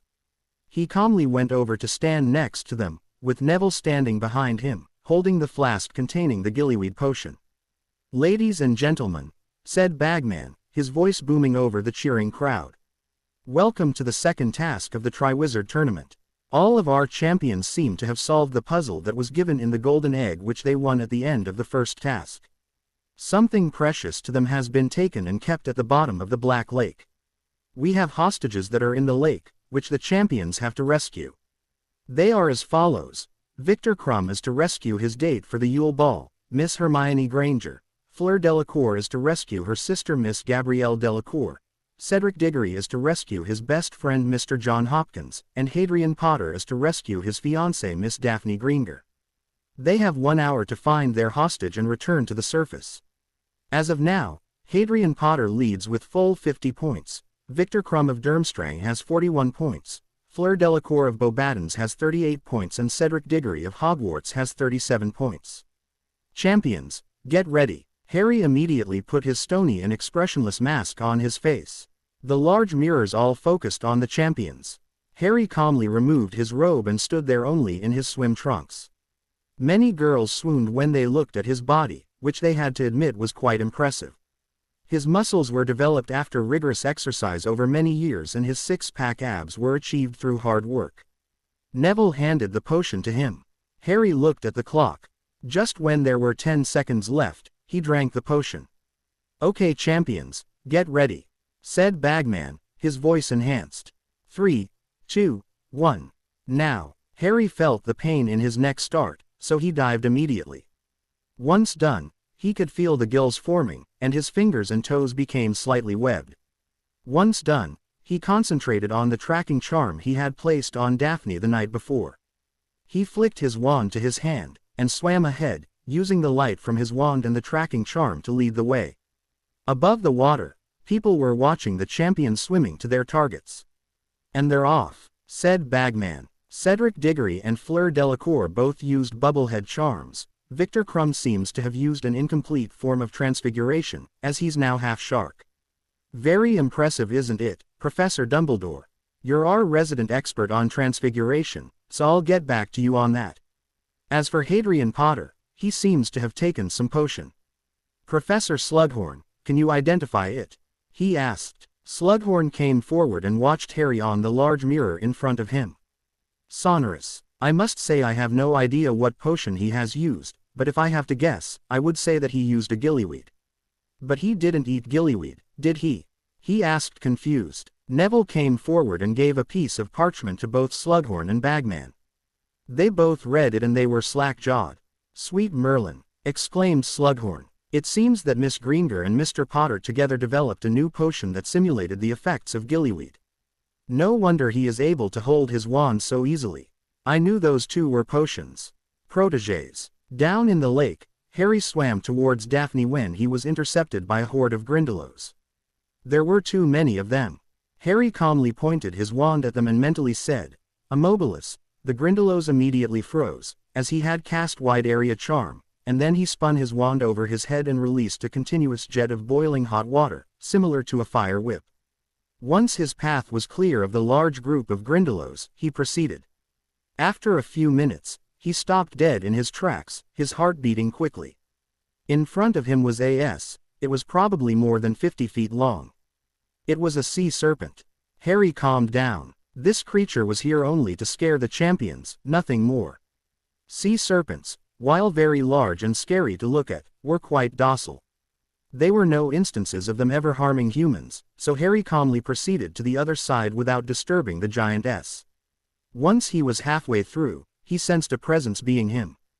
He immediately turned back and saw a scaly monkey with webbed hands, several feet away from him. Harry recognized it immediately. It was a kappa, a Japanese water demon. If he had not been careful, the kappa could have attacked him from behind and strangled him to death. Harry calmly conjured a cucumber, or at least what looked like a cucumber, and inscribed his name on it. He then threw it at the kappa, while at the same time bowing to the creature. The kappa swam forward to take the cucumber, but was confused when Harry bowed at the same time, so it took the cucumber and also bowed.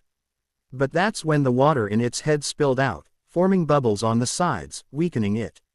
The kappa was also not used to being so deep in the water, which further weakened it. Harry used this as an opportunity and banished it with a jet of boiling hot water.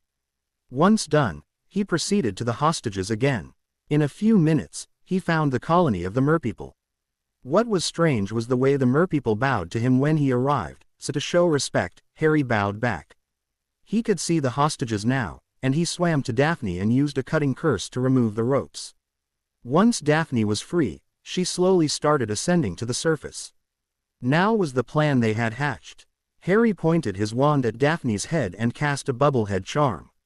Slowly, the water around her started to move away, creating bubbles around her, and a magical bubble formed around her face. In a second, Daphne's eyes opened and she gasped, breathing in air in the bubble. She flicked her wand to her hand and pointed it at Harry's face. Once she knew that it was him, she lowered it and nodded to him. They were ascending to the surface when Daphne gasped and pointed her hand to the other side. Harry looked and his eyes went wide as well. Cedric seemed to be riding some kind of horse. But it wasn't a horse. It was a kelpie. It looked like a horse, but it would lure travelers onto their backs and eat them once they reached the bottom, while parts of the victim's mangled body slowly ascended to the surface. Cedric was in grave danger. Without waiting for a second, Harry swam over to them. He pointed his wand at the kelpie's head and conjured a bridle and used a placement charm to put it over its head, making the creature harmless. Suddenly, Cedric yelped and pulled away from the kelpie's back. He shook his head and panicked when he saw the kelpie. Harry calmly showed the boy a thumbs up and proceeded with Daphne to the surface. After several seconds, they resurfaced. Back on the surface, nearly all the girls were watching Harry as they couldn't take their eyes off his body, while the boys were all watching Fleur. 20 minutes into the task, Fleur resurfaced, after suffering various injuries due to the Grindylows. Being a Veela, she couldn't handle the water for such a long time, and that proved to be her weakness. She cried and tried to go back in to save her sister, but she couldn't as she was too tired and exhausted. Meanwhile, the other 3 champions had defeated the Grindylows. Many people screamed when they saw the giant sea serpent in front of Harry, but calmed down when it didn't attack him as he calmly went forward without engaging it. "Aha," said Bagman. "It looks like Hadrian Potter has found the sea serpent." To those who don't know, the sea serpent grows to enormous sizes but is very docile. That was provided to scare the champions, but it seems Mr. Potter knew about its nature. They watched as Harry overpowered the Kappa. Cedric didn't meet any resistance while Victor was just swimming around at a fast rate, clearly lost. All of them clapped and cheered when Harry rescued Daphne, while many girls wished that they could be the one he got to rescue. But that's when Bagman shouted out, "Oh my, it seems Cedric Diggory is in trouble. He seems to have been tricked by the kelpie. Please deploy the Triwizard Emergency Squad immediately. If we don't hurry, Mr. Diggory could be fatally injured." "Wait, what is that?" "That's Hadrian Potter and Daphne Greenger. She seems to be using a bubblehead charm. Mr. Potter just conjured a bridle." "Is he?" "Yes, he placed it over the kelpie." "Outstanding. Hadrian Potter just rendered the kelpie harmless, saving Diggory's life in the process. Diggory is moving towards the hostages, and here comes Potter and Greenger."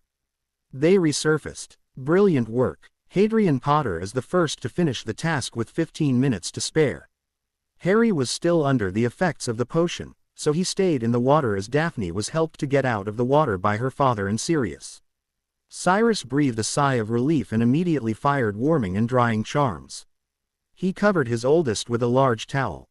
"I'm so glad you made it back safe," he said. "Of course I would have, Daddy," said Daphne smiling. She looked at the water. "How can I not be safe when I have Harry with me?" Cyrus smiled slightly. "I guess so," he said softly. Daphne looked at Fleur who was shivering and crying. "Fleur," she asked in concern, "what happened?" "I couldn't complete the task," she cried. "My sister is still down there." "Don't worry," said Daphne, taking her hand and giving it a squeeze. "I'll tell Harry. He's still in the water, so he would be able to help." Without realizing that the one crystal was focused on her as well, she raised her wand, concentrated on the message she wanted to send and said, "Expecto Patronum." The enormous Nundu Patronus burst from the tip of her wand. Even after seeing it before, Cyrus couldn't help but swell with pride every time he saw his eldest daughter cast her Patronus. He and Elizabeth had been shocked and awed when they had first seen the Nundu.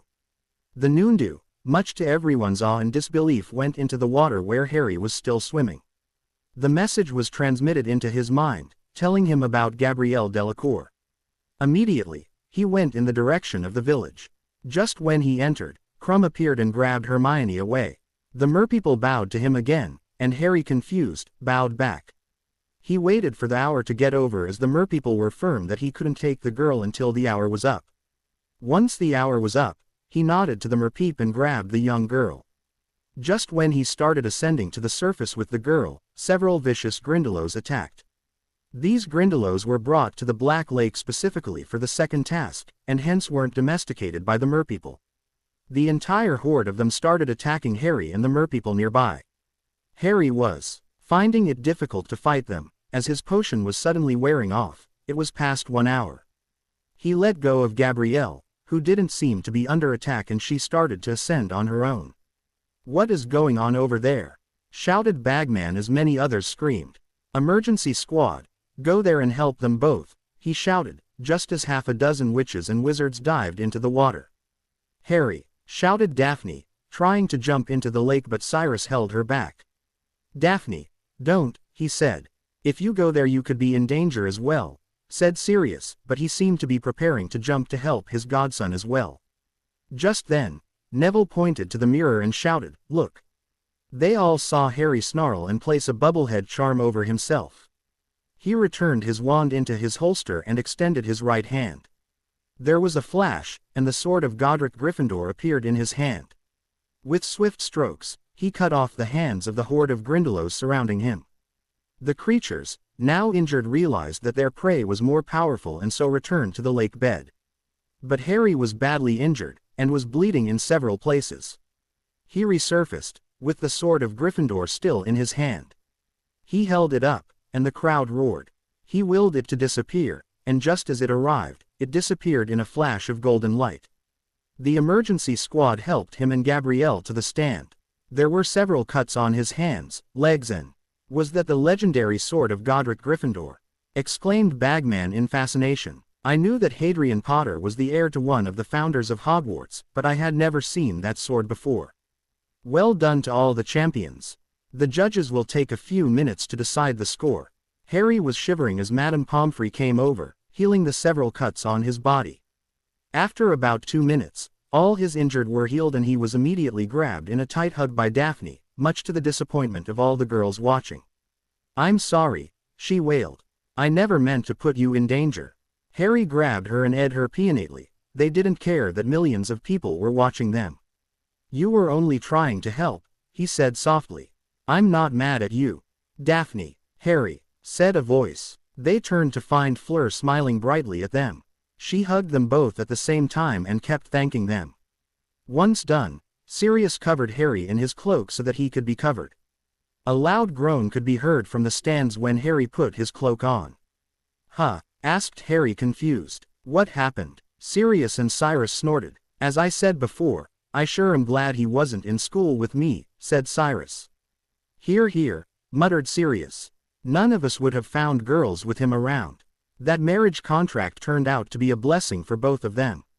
The judges have reached their decision. Fleur Delacour used an excellent bubblehead charm, but was attacked by Grindylows. "We award her 25 points, said Bagman, as people applauded. Cedric Diggory also used a bubblehead charm, but he was tricked by the Kelpie, but still managed to save his hostage and return a minute after the time limit of an hour. Therefore, we award him with 45 points. The cheers grew louder. Victor Crumb used an incomplete form of transfiguration, which was nevertheless effective and was the last to return with his hostage. He seemed to have been lost in the lake and encountered only one of the obstacles and came 5 minutes after the time limit. We award him with 40 points, said Bagman. And finally Hadrian Potter, who used a gillyweed potion that seems to have been invented by him, and Daphne Greenger, who beat all the obstacles for the second task, rescued his hostage and finished the task with 15 minutes to spare, and also helped others in need. We award him 50 points. He shouted, as the shouting and cheering increased to a level that was deafening. The third and final task of the Triwizard Tournament will take place on the 24th of June. Said Bagman. Congratulations to all the champions. The second task of the Triwizard Tournament officially comes to a close. The cheers and applause continued, and finally, Harry smiled. He had a perfect score again and was in the lead. He had completed the second task of the tournament without any problem. But now, it was time for the real training to begin. Dolores Umbridge came back from the ministry with high spirits. She had finally figured out a way to stop that Potter tea. Oh, how she hated that little liar. She would get him if it was the last thing she did. She had bribed a reporter into writing a horrible article about that blasted boy, and soon, everything would be perfect. That Potter boy had been the bane of her existence. Ever since that trial of Sirius Black, the Ministry had taken a beating, but pretty soon, it became worse. At that Lockhart trial, she had wanted to watch the memory as she couldn't let the chance of seeing two handsome boys slip between her fingers. But then that criminal Black had threatened her with a blood feud. Those things weren't seen for centuries and would definitely wipe her out, so she had chosen to remain quiet. She had been ecstatic when all those negative news came out about Potter. She had asked Cornelius to arrest the half-blood T, but he had refused. But pretty soon, he had killed that basilisk. She was sure that he lied about it, as if he could kill a basilisk and was a hero again. Cornelius and Lucius had both taken a huge beating from that. Lucius had lost nearly all his influence in the Ministry because of that blasted magical daily paper. All attempts to find out the new owner proved to be useless. It was like he didn't even exist, whoever that Frank Olive guy was. She was sure he was a mudblood. Oh, how she wished she could strangle him. She had helped Lucius organize the Death Eater attacks at the World Cup, but that blasted paper had discovered her involvement. It was only due to a lot of bribery and blackmail had she evaded an investigation. Amelia Black had been furious about that, and she was completely broke now. But of course, Potter had become a hero again.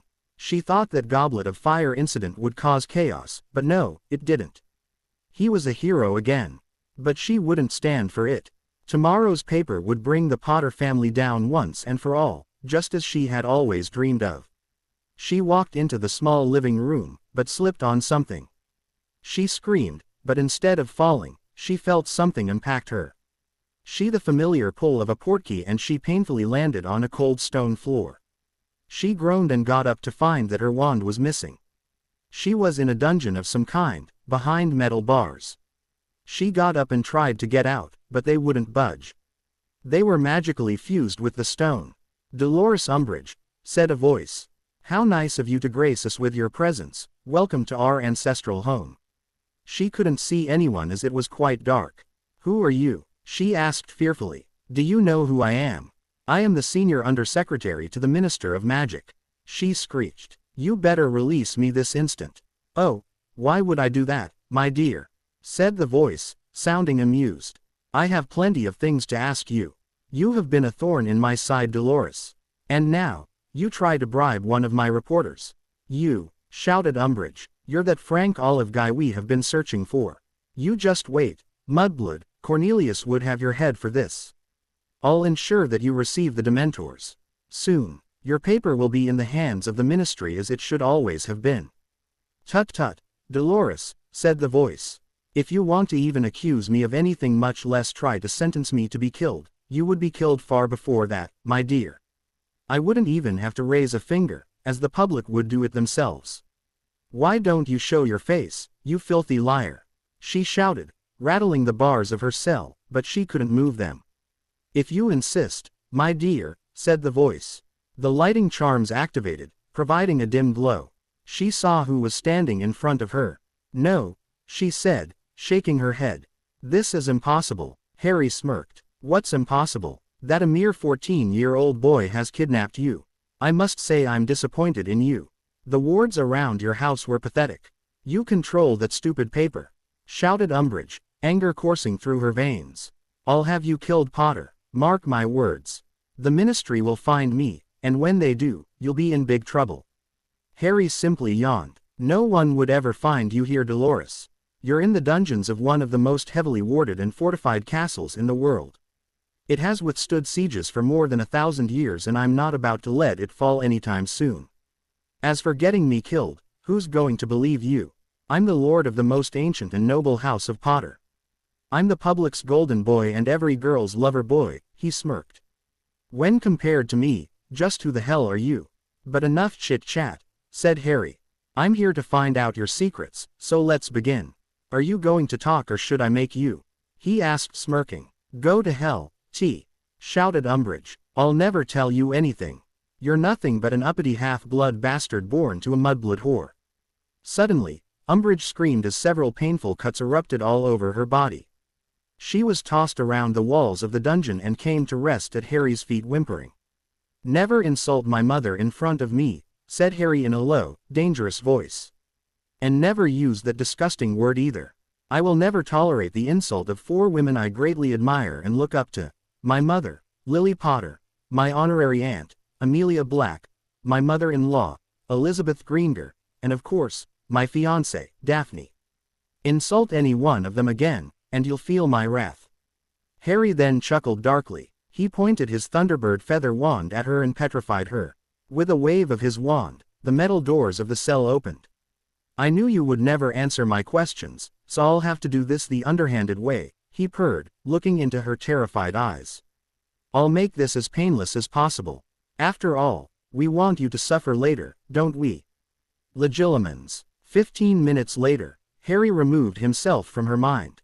The smile was gone from his face, but now, only hate and anger remained. You, he snarled. His hair turned white and lightning bolts appeared all over his body. How many lives have you ruined because of your quest for power? He asked, kicking her face. So, you're the one who escaped the clutches of William Potter, he said quietly, enjoying the terrified expression on her face. Your ancestor was the one who tried to seize Potter Castle and murdered various members of the Potter family in the process. Every one of the attackers was killed, but one woman had escaped the wrath of my great-great-grandfather, and you are her descendant. Your family was responsible for the Potter Massacre. And now, you're trying your best to end the line with me, he said dangerously. You should know that I'm very protective of my family. You messed with the wrong wizard, Dolores. Not only that, he said, moving around her, circling like a tiger would its prey, you also kidnapped several boys and girls, children, and started a prostitution ring to serve your sick desires and that of your clients. That was the reason you wanted to watch that memory so badly at my trial. You wanted to use me for your underhanded business. That's how you made money and rose through the ranks at the ministry, bribery and blackmail. I can't believe that there are such witches and wizards who would do something like that. It is a violation against old magic, and they will be punished. Lockhart might have been put in Azkaban, but had he actually gone through with the act, nothing could have prevented him from certain death. Umbridge was shivering from head to toe. How had he found out so quickly? She had to do something, but she was bound. You know, I promised myself that I would never use the Cruciatus curse after what happened to my godmother and her husband, whispered Harry, his face inches from hers. But lucky for me, I have a better method I could use. With that, Harry let out several bolts of non-lethal lightning from the fingertips of his right hand, his left still gripping his wand. He could use the lightning to kill as well, but he didn't want her to die this soon. He hated child abuse and thought it was non-existent in the magical world. Looks like he was wrong. He would make them all pay. He was not surprised to note that all her clients were former Death Eaters. After several bursts of lightning over the interval of several minutes, he stopped. Umbridge was twitching on the ground, very weak. The lightning was more painful than she had ever experienced, and she had even experienced the Cruciatus curse once. Just how powerful was he? Fear gripped her, as she remembered the Hogwarts motto, never tickle a sleeping dragon. Very good, dear, said Harry, reading her mind. But your realization comes a little late. It is never a good idea to mess with me, or the Potter family in general. Now, we have dessert. We need to make you pay for all that you have done to those poor children, don't we? Dobby, he called. It is ready, Master Hadrian, said Dobby. Do you remember this elf, Dolores? Said Harry, sneering darkly at the twitching woman. The elf you loved to torture so frequently when you visited Malfoy Manor. Well, dear Dobby has a surprise for you. Show her, Dobby. Dobby snapped his fingers and and horse appeared. Umbridge shrieked when she saw the animals. It's time for you to be the victim, Dolores. You hate children and magical creatures, don't you? You've done your best to make their existence as miserable as possible, said Harry, hate dripping in his words. Let's see how you like being repeatedly ed by a horse and Harry watched with an evil smirk on his face as the animals began its torture of Umbridge as she screamed in fear. Too bad the woman wouldn't be sent to Azkaban. Those Dementors would sure help her remember this incident very well. The morning 3 days later, Harry smirked when he saw Hedwig deliver the paper as usual. He gave the bird some bacon and opened it. Senior Undersecretary Dolores Umbridge arrested for multiple counts of bribery and blackmail. Umbridge kidnapped magical children to use them for her prostitution ring. Wizengamot calls for emergency session. Harry immediately sent a message to Sirius on his mirror. Not going to miss this session, huh? Asked Daphne, reading the article. Of course not, said Harry, with dark humor in his voice. As you said before, Umbridge is personal. Daphne smirked. The Wizengamot members shuffled into the room at 10:30 that morning. Cornelius Fudge looked ashen-faced as he took his seat, trying to remain as unnoticed as possible. His term as minister had been horrible, nothing like he had foreseen. How was he going to survive this? Harry calmly entered the chamber with Sirius by his side and went to the chairs reserved for guests. He saw reporters from the Magical Daily, as well as a crystal suspend in the air. He smirked. He had made a huge killing from the sales of Miller's magical mirrors, as he owned 49% of the business.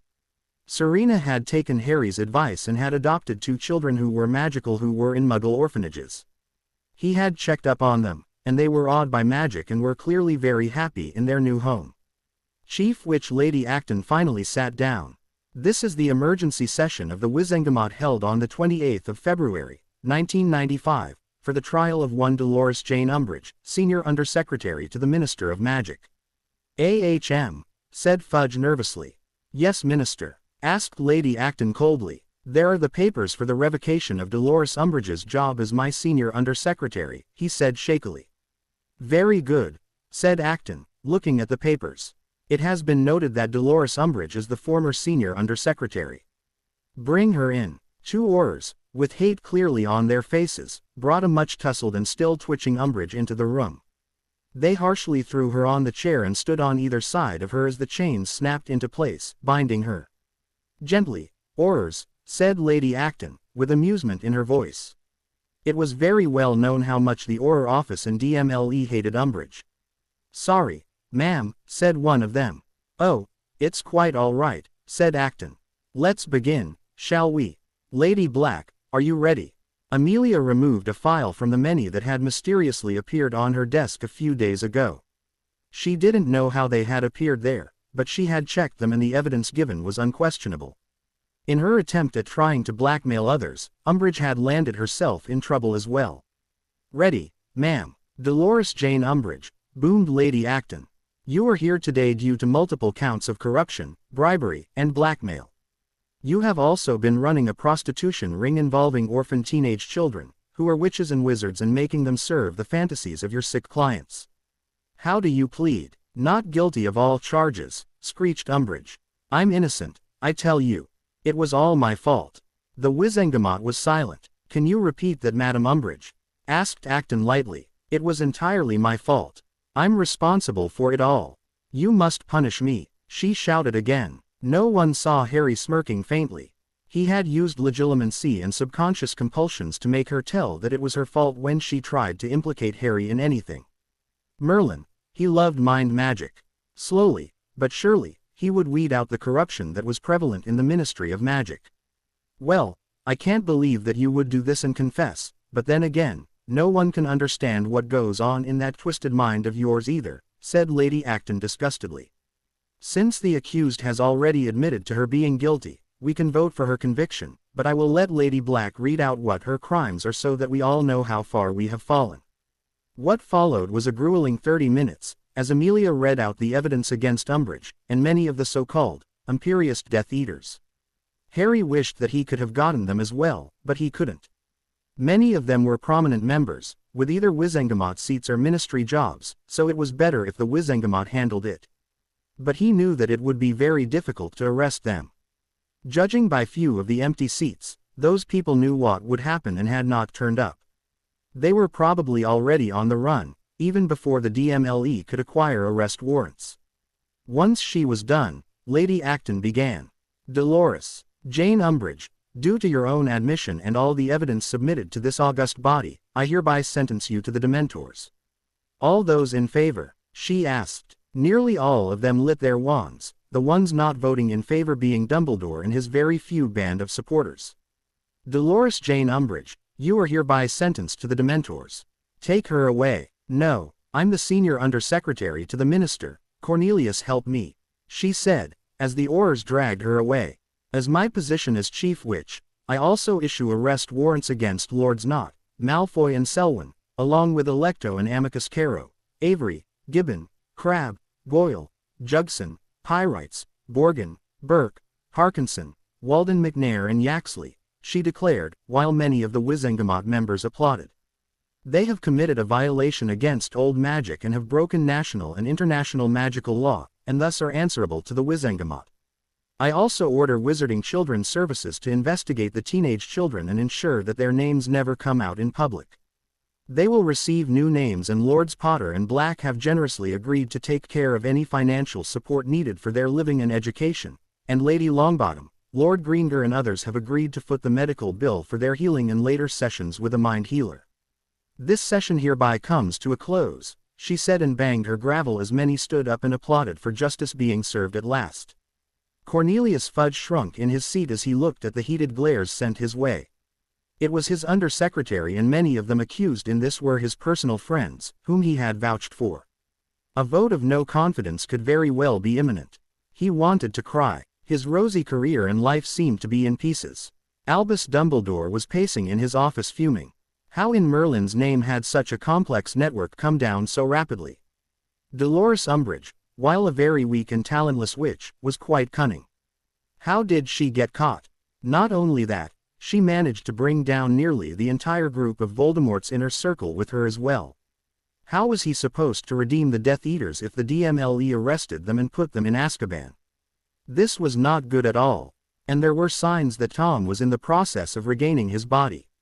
How would Tom take over the ministry peacefully if all his minions are in prison?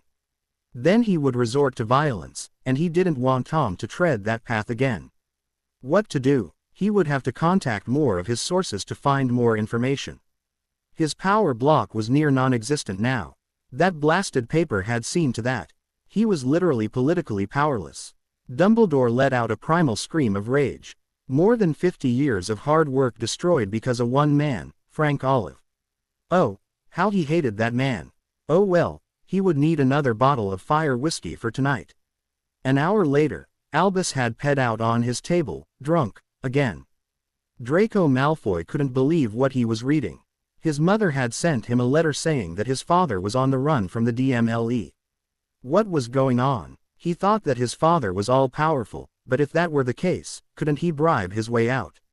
He put the newspaper down. Why did life have to be so complicated over the last 2 years? He wished everything was like how it had been. His father ruled the ministry with bribes and blackmail, and he was the prince. But now, he was a son of a criminal. He knew who was responsible for this, of course. It was Potter's fault. It was always Potter's fault. And he would make him pay for what he did to his family. It had all started because of him, and he would get his family honor back if it was the last thing he did. Poor Draco. He didn't know who he was dealing with. Harry spent increasing amount of time in the room of requirement, training heavily. He used the diadem of Ravenclaw to learn from Tom Riddle's memories and studied from many books he got from the Potter, Gryffindor and Slytherin Learys. Daphne and Aquila ensured that he didn't burn himself out, so he went frequently flying with the Thunderbird, and he had more intense make-out sessions with Daphne. They never took it to the point of no return, but they did enjoy what they were doing.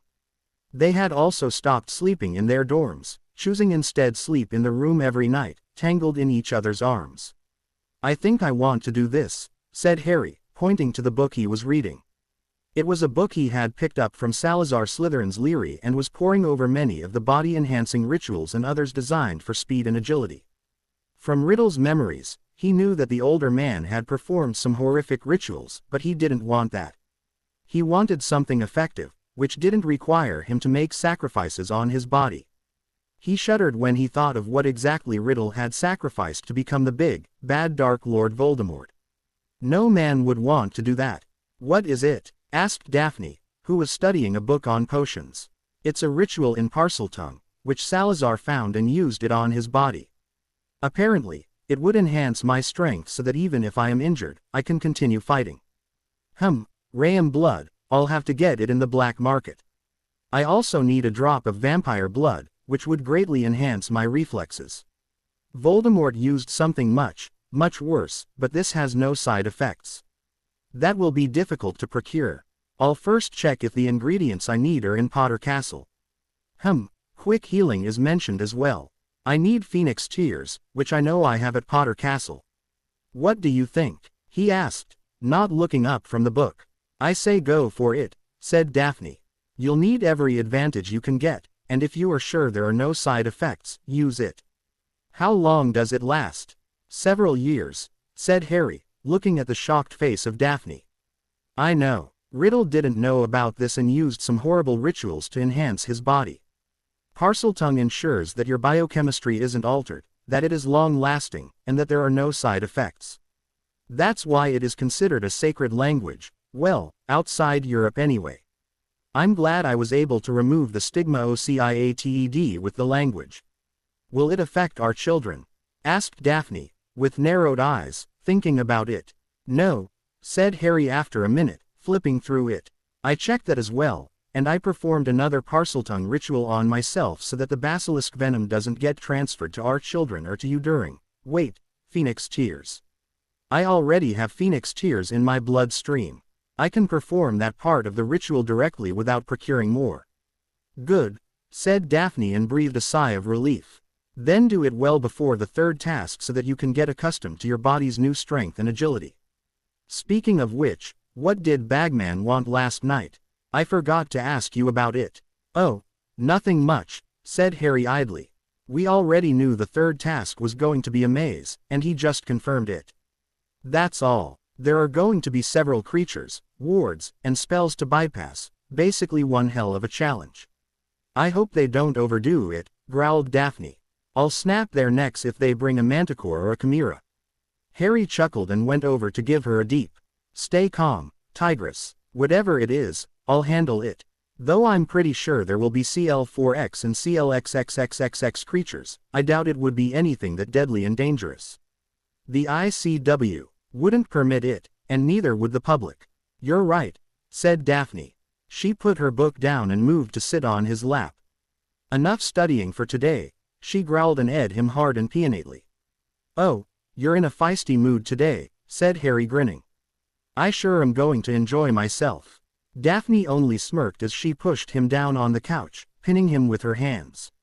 You're, she said as she sat down on him, feeling his grow erect under her bum as she looking into his eyes. You sure are. Harry took a deep breath as he knocked on the door. As much as he would have liked to practice on his own, he needed a teacher for better results. After all, the Death Eaters or Voldemort wouldn't be easy to beat if he ever met them. Powerful he may be, but he was still human, not to mention inexperienced. That's why he needed help from the best, which was why he was currently standing in front of the door of the defense office. The door opened, and Alistair Moody looked at Harry. Ah, Potter, said Moody gruffly. Come in. Harry smiled faintly as he saw the various instruments and dark detectors. I wondered why you didn't question me or attack me when I came in, he said, looking at the newly installed FOGL. Moody smirked and sat down. So, what can I do for you this time, Potter? He asked. Harry stared out of the window, looking at the grounds. This was not the first time he had come to Moody's office. He had come regularly throughout the year, asking the man various things relating to dueling tactics to curses, so they were quite familiar with each other. Besides, Moody was very impressed with Harry and was also thankful that Harry had saved him from being imprisoned by Crouch. Needless to say, Dumbledore was on very shaky ground with Alistair Moody right now. I'll come straight to the point, said Harry. I was wondering if you could help me in my training. Moody grinned wickedly. I was wondering when you were going to come to me, he said gruffly. Harry rolled his eyes. Of course you did, he muttered. It was to be expected. Moody was the best Auror the Ministry ever had, and so was the best choice to be Harry's instructor. Be warned, Potter, said Moody. I won't go easy on you. In fact, considering the danger you are in and the time constraint, it will be 10 times worse than what I do at the Auror Academy. It will be insanely difficult. Are you up for the challenge? He asked. Harry nodded confidently. I am, he answered quietly. I need to be prepared for the worst. I don't want to use childish spells and land up dead. I want to be quick and efficient. I'm willing to train to the utmost level. Good boy, muttered Moody. Thank Merlin you don't listen to Albus. Let's get started. The third task was set to take place on the 24th of June. As a champion, Harry was exempt from writing the end-of-year exams, but to the shock of many, he wrote them just to ensure that he had a record of his marks. There was a reason Harry was a Ravenclaw. Harry, not wanting to take any chances, had asked Amelia to bring Aurors to Hogwarts for the task. She had agreed, as she too felt that since Harry's name had been placed in the Goblet of Fire for a reason, he would be in danger. The training over the past 3 months with Alistair Moody had been grueling. Harry wondered if the man was insane in training him as he did. Daphne certainly disapproved of the horrifying duels he and Moody had in the Room of Requirement, along with the sharp increase in Harry's physical training. The old Auror was extremely impressed and highly suspicious of Harry's spells. He had never met a 14-year-old boy who was so highly knowledgeable. But knowing spells and fighting were two different things, which was what Moody was teaching Harry. By the time the third task rolled in, Moody had declared that Harry could definitely hold his own against the worst of the Death Eaters like Bellatrix Lestrange. That was definitely the highest compliment Harry could ever have hoped to get. He was also proud of himself for surviving the training, as he was sure that any other boy his age or adult for that matter, would have crumpled under the strain just a few days into Moody's program. The third task was to take place in the evening, so as to make it more ominous for the champions. After lunch, Harry and Daphne went back to the Room of Requirement to mediate and work on their occlumency. They didn't want their emotions to get in the way of what was going to happen. Once done, Harry looked at the outfit he would be wearing. He stripped down to his boxers and Daphne helped him wear the basilisk hide vest he had commissioned for himself. These vests were worn to help in case of cuts on his body or any other attacks. They were useless in case of very lethal curses like the Avada Kedavra, but it would protect him in case of cutting curses and such, which were crucial in case of a duel as one would not be firing only killing curses the whole time. It would also not work if someone fired a stunning spell on him, as the hide would repel it. He also wore basilisk hide protective pads for his legs and arms, which were charmed using an array of runes to be feather light, along with his vest, otherwise it would be difficult for him to move wearing them. Charming dragon hide or basilisk hide was very difficult, as they repel any foreign magic, but he was able to find a person in Egypt who was competent in making it work. Needless to say, he had spent a small fortune on it. He then wore a leather suit over it. His thick long-sleeved shirt was deep red in color and made of leather, and so were his leather pants which were black, which were both charmed not to tear, along with cooling charms present in them. He then donned on his dragon hide boots as well. He looked at himself in the mirror. All in all, he looked like he was headed for war. He was right, as with all those former Death Eaters who were supposed to be arrested after Umbridge's trial weren't apprehended and were still out there. His eyes flashed green. Today was the day his life would change forever. To be continued. I hope you enjoyed this story. Also remember to subscribe and like this video. See you in the next video.